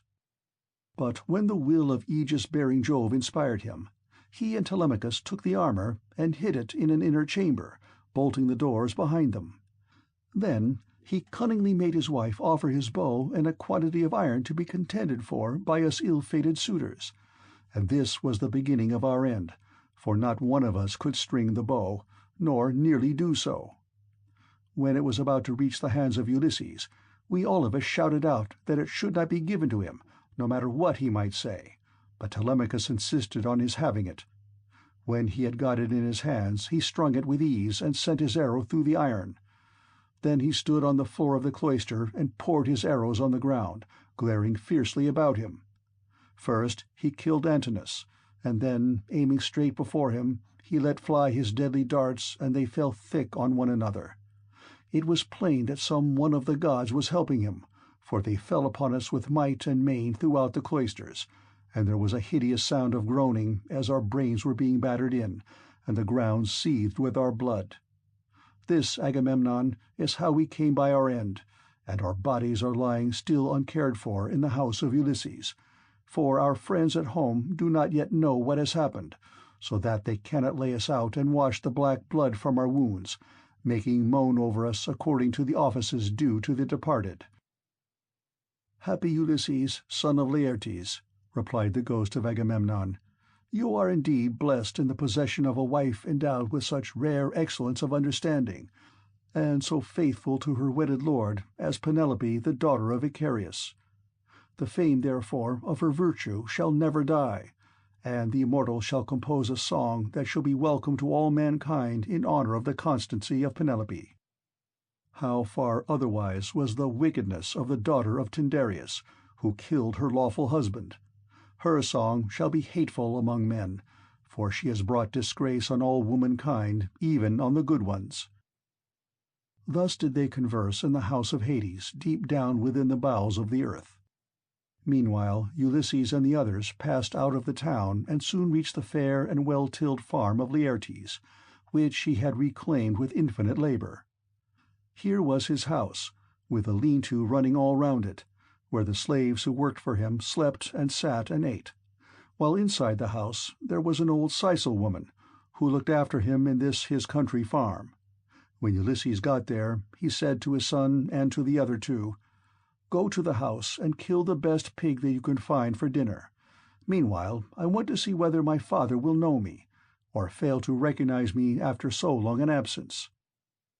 He then took off his armor and gave it to Eumaeus and Felicius, who went straight on to the house, while he turned off into the vineyard to make trial of his father. As he went down into the great orchard, he did not see Dolius, nor any of his sons, nor of the other bondsmen, for they were all gathering thorns to make a fence for the vineyard, at the place where the old man had told them. He therefore found his father alone, hoeing a vine. He had on a dirty old shirt, patched and very shabby. His legs were bound round with thongs of oxhide to save him from the brambles, and he also wore sleeves of leather. He had a goatskin cap on his head, and was looking very woebegone. When Ulysses saw him so worn, so old and full of sorrow, he stood still under a tall pear-tree and began to weep. He doubted whether to embrace him, kiss him, and tell him all about his having come home, or whether he should first question him and see what he would say. In the end he deemed it best to be crafty with him, so in his mind he went up to his father, who was bending down and digging about a plant. "I see, sir," said Ulysses, "that you are an excellent gardener. What pains you take with it, to be sure!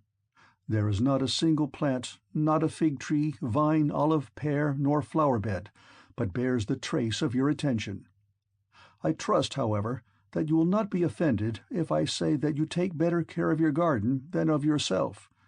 You are old, unsavory, and very meanly clad. It cannot be because you are idle that your master takes such poor care of you. Indeed, your face and figure have nothing of the slave about them, and proclaim you of noble birth.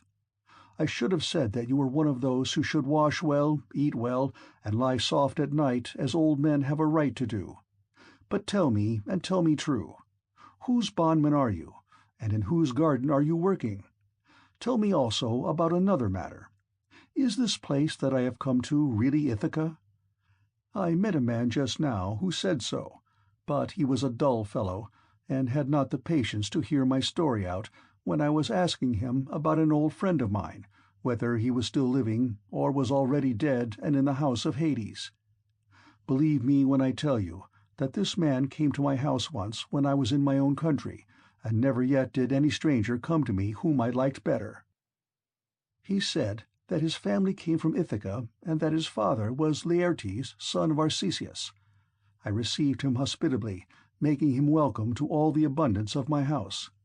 And when he went away, I gave him all customary presents. I gave him 7 talents of fine gold, and a cup of solid silver with flowers chased upon it. I gave him 12 light cloaks, and as many pieces of tapestry. I also gave him 12 cloaks of single fold, 12 rugs, 12 fair mantles, and an equal number of shirts. To all this I added 4 good-looking women skilled in all useful arts, and I let him take his choice.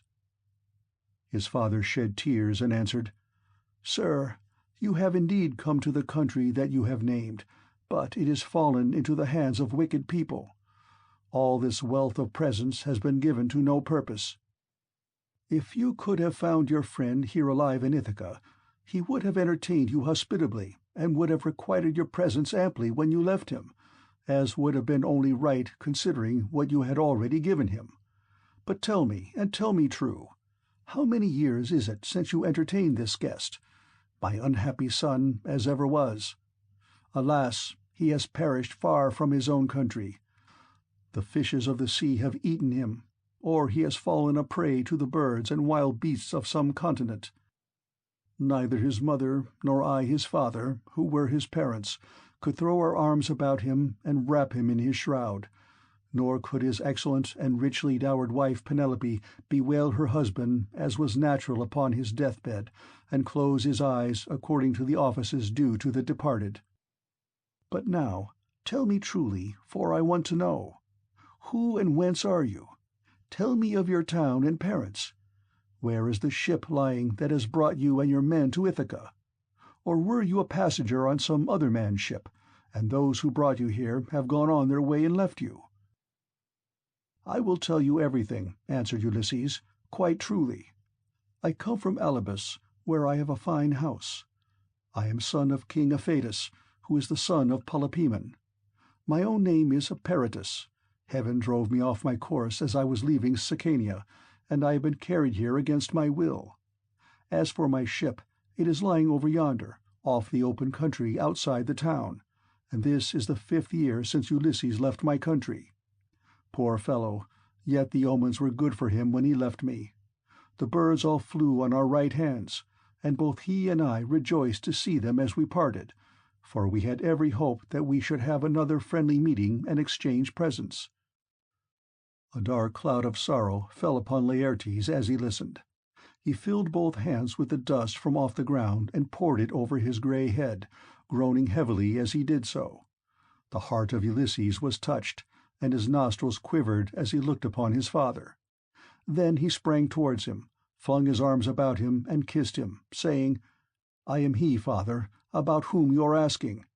I have returned after having been away for 20 years. But cease your sighing and lamentation.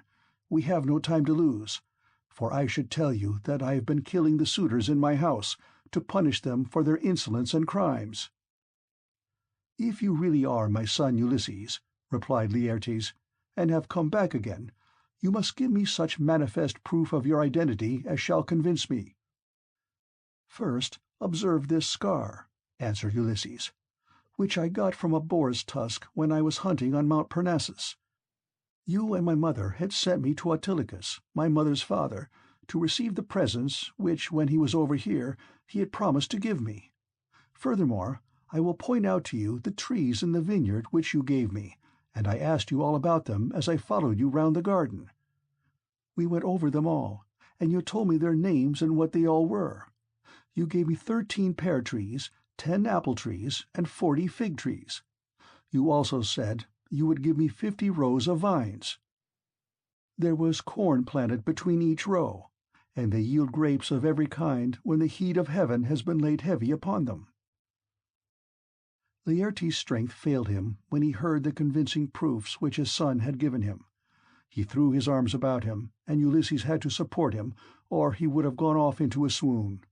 But as soon as he came to and was beginning to recover his senses, he said, "O Father Jove, then you gods are still in Olympus after all, if the suitors have really been punished for their insolence and folly. Nevertheless, I am much afraid that I shall have all the townspeople of Ithaca up here directly, and they will be sending messengers everywhere throughout the cities of the Cephallenians." Ulysses answered, "Take heart, and do not trouble yourself about that, but let us go into the house hard by your garden. I have already told Telemachus, Phalecius, and Eumaeus to go on there and get dinner ready as soon as possible." Thus conversing, the two made their way towards the house. When they got there, they found Telemachus with the stockman and the swineherd cutting up meat and mixing wine with water. Then the old Sicel woman took Laertes inside and washed him and anointed him with oil. She put him on a good cloak, and Minerva came up to him and gave him a more imposing presence, making him taller and stouter than before.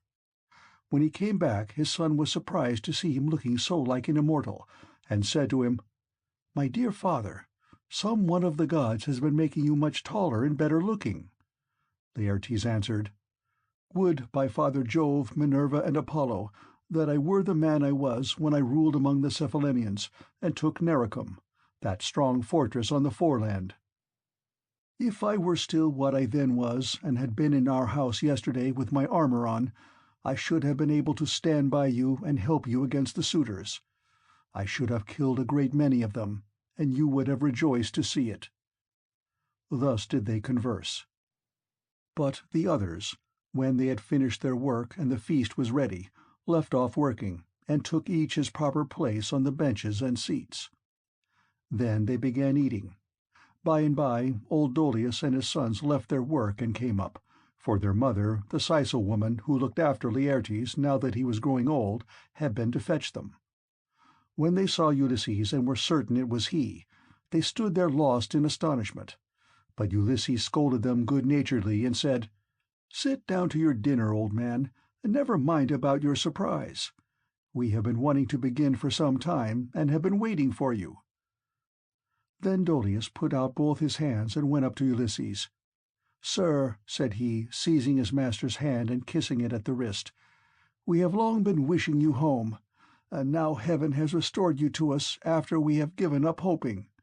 All hail, therefore, and may the gods prosper you.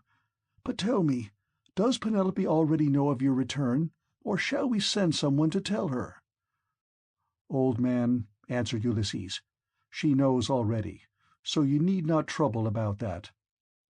On this he took his seat, and the sons of Dolius gathered round Ulysses to give him greeting and embrace him one after the other. Then they took their seats in due order near Dolius their father. While they were thus busy getting their dinner ready, rumour went round the town, and noised abroad the terrible fate that had befallen the suitors. As soon, therefore, as the people heard of it, they gathered from every quarter, groaning and hooting before the house of Ulysses. They took the dead away, buried every man his own, and put the bodies of those who came from elsewhere on board the fishing vessels, for the fishermen to take each of them to his own place. They then met angrily in the place of assembly, and when they were got together, Eupeithes rose to speak. He was overwhelmed with grief for the death of his son Antinous, who had been the first man killed by Ulysses. So he said, weeping bitterly, "My friends, this man has done to the Achaeans great wrong. He took many of our best men away with him in his fleet, and he has lost both ships and men. Now, moreover, on his return, he has been killing all the foremost men among the Cephallenians. Let us be up and doing before he can get away to Pylos or to Elis where the Epeans rule, or we shall be ashamed of ourselves for ever afterwards. It will be an everlasting disgrace to us if we do not avenge the murder of our sons and brothers. For my own part, I should have no more pleasures in life, but had rather die at once. Let us be up, then, and after them before they can cross over to the mainland." He wept as he spoke, and everyone pitied him. But Medon and the bard Phemius had now woke up, and came to them from the house of Ulysses. Everyone was astonished at seeing them, but they stood in the middle of the assembly, and Medon said, "Hear me, men of Ithaca. Ulysses did not do these things against the will of heaven. I myself saw an immortal god take the form of Mentor and stand beside him. This god appeared, now in front of him encouraging him, and now going furiously about the court and attacking the suitors, whereon they fell thick on one another." On this pale fear laid hold of them, and old Halitherses, son of Mastor, rose to speak, for he was the only man among them who knew both past and future. So he spoke to them plainly and in all honesty, saying, "Men of Ithaca, it is all your own fault that things have turned out as they have. You would not listen to me, nor yet to Mentor, when we bade you check the folly of your sons, who were doing much wrong in the wantonness of their hearts, wasting the substance and dishonouring the wife of a chieftain who they thought would not return. Now, however, let it be as I say, and do as I tell you. Do not go out against Ulysses, or you may find that you have been drawing down evil on your own heads." This was what he said, and more than half raised a loud shout, and at once left the assembly. But the rest stayed where they were, for the speech of Halitherses displeased them, and they sided with Eupeithes. They therefore hurried off for their armour, and when they had armed themselves, they met together in front of the city, and Eupeithes led them on in their folly. He thought he was going to avenge the murder of his son, whereas in truth he was never to return, but was himself to perish in his attempt. Then Minerva said to Jove, "Father, son of Saturn, king of kings, answer me this question. What do you propose to do? Will you set them fighting still further, or will you make peace between them?" And Jove answered, "My child, why should you ask me? Was it not by your own arrangement that Ulysses came home and took his revenge upon the suitors?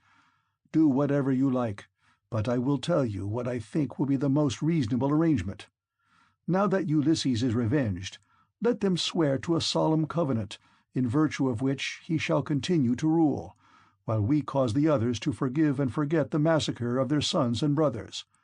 Let them then all become friends as heretofore, and let peace and plenty reign." This was what Minerva was already eager to bring about, so down she darted from off the topmost summits of Olympus. Now when Laertes and the others had done dinner, Ulysses began by saying, "Some of you go out and see if they are not getting close up to us." So one of Dolius's sons went out as he was bid. Standing on the threshold, he could see them all quite clear, and said to Ulysses, "Here they are. Let us put on our armour at once." They put on their armour as fast as they could, that is to say, Ulysses, his 3 men, and the 6 sons of Dolius. Laertes also and Dolius did the same, warriors by necessity in spite of their grey hair. When they had all put on their armour, they opened the gate and sallied forth, Ulysses leading the way. Then Jove's daughter Minerva came up to them, having assumed the form and voice of Mentor. Ulysses was glad when he saw her, and said to his son Telemachus, "Telemachus, now that you are about to fight in an engagement which will show every man's mettle, be sure not to disgrace your ancestors, who were eminent for their strength and courage all the world over." "You say truly, my dear father," answered Telemachus, "and you shall see, if you will, that I am in no mind to disgrace your family." Laertes was delighted when he heard this. "Good heavens!" he exclaimed, "what a day I am enjoying! I do indeed rejoice at it. My son and grandson are vying with one another in the matter of valor." On this Minerva came close up to him and said, "Son of Arcesius, best friend I have in the world, pray to the blue-eyed damsel and to Jove her father. Then poise your spear and hurl it." As she spoke, she infused fresh vigor into him, and when he had prayed to her, he poised his spear and hurled it.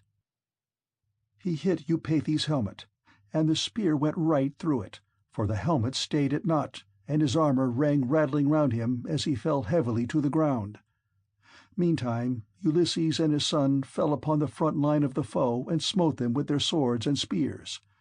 Indeed, they would have killed every one of them, and prevented them from ever getting home again, only Minerva raised her voice aloud and made every one pause. "Men of Ithaca," she cried, "cease this dreadful war, and settle the matter at once without further bloodshed." On this pale fear seized everyone. They were so frightened that their arms dropped from their hands and fell upon the ground at the sound of the goddess' voice, and they fled back to the city for their lives. But Ulysses gave a great cry, and gathering himself together, swooped down like a soaring eagle. Then the son of Saturn sent a thunderbolt of fire that fell just in front of Minerva. So she said to Ulysses, "Ulysses, noble son of Laertes, stop this warfare strife, or Jove will be angry with you." Thus spoke Minerva, and Ulysses obeyed her gladly. Then Minerva assumed the form and voice of Mentor, and presently made a covenant of peace between the two contending parties. The end of The Odyssey by Homer. Thank you for listening. Please like, share, and subscribe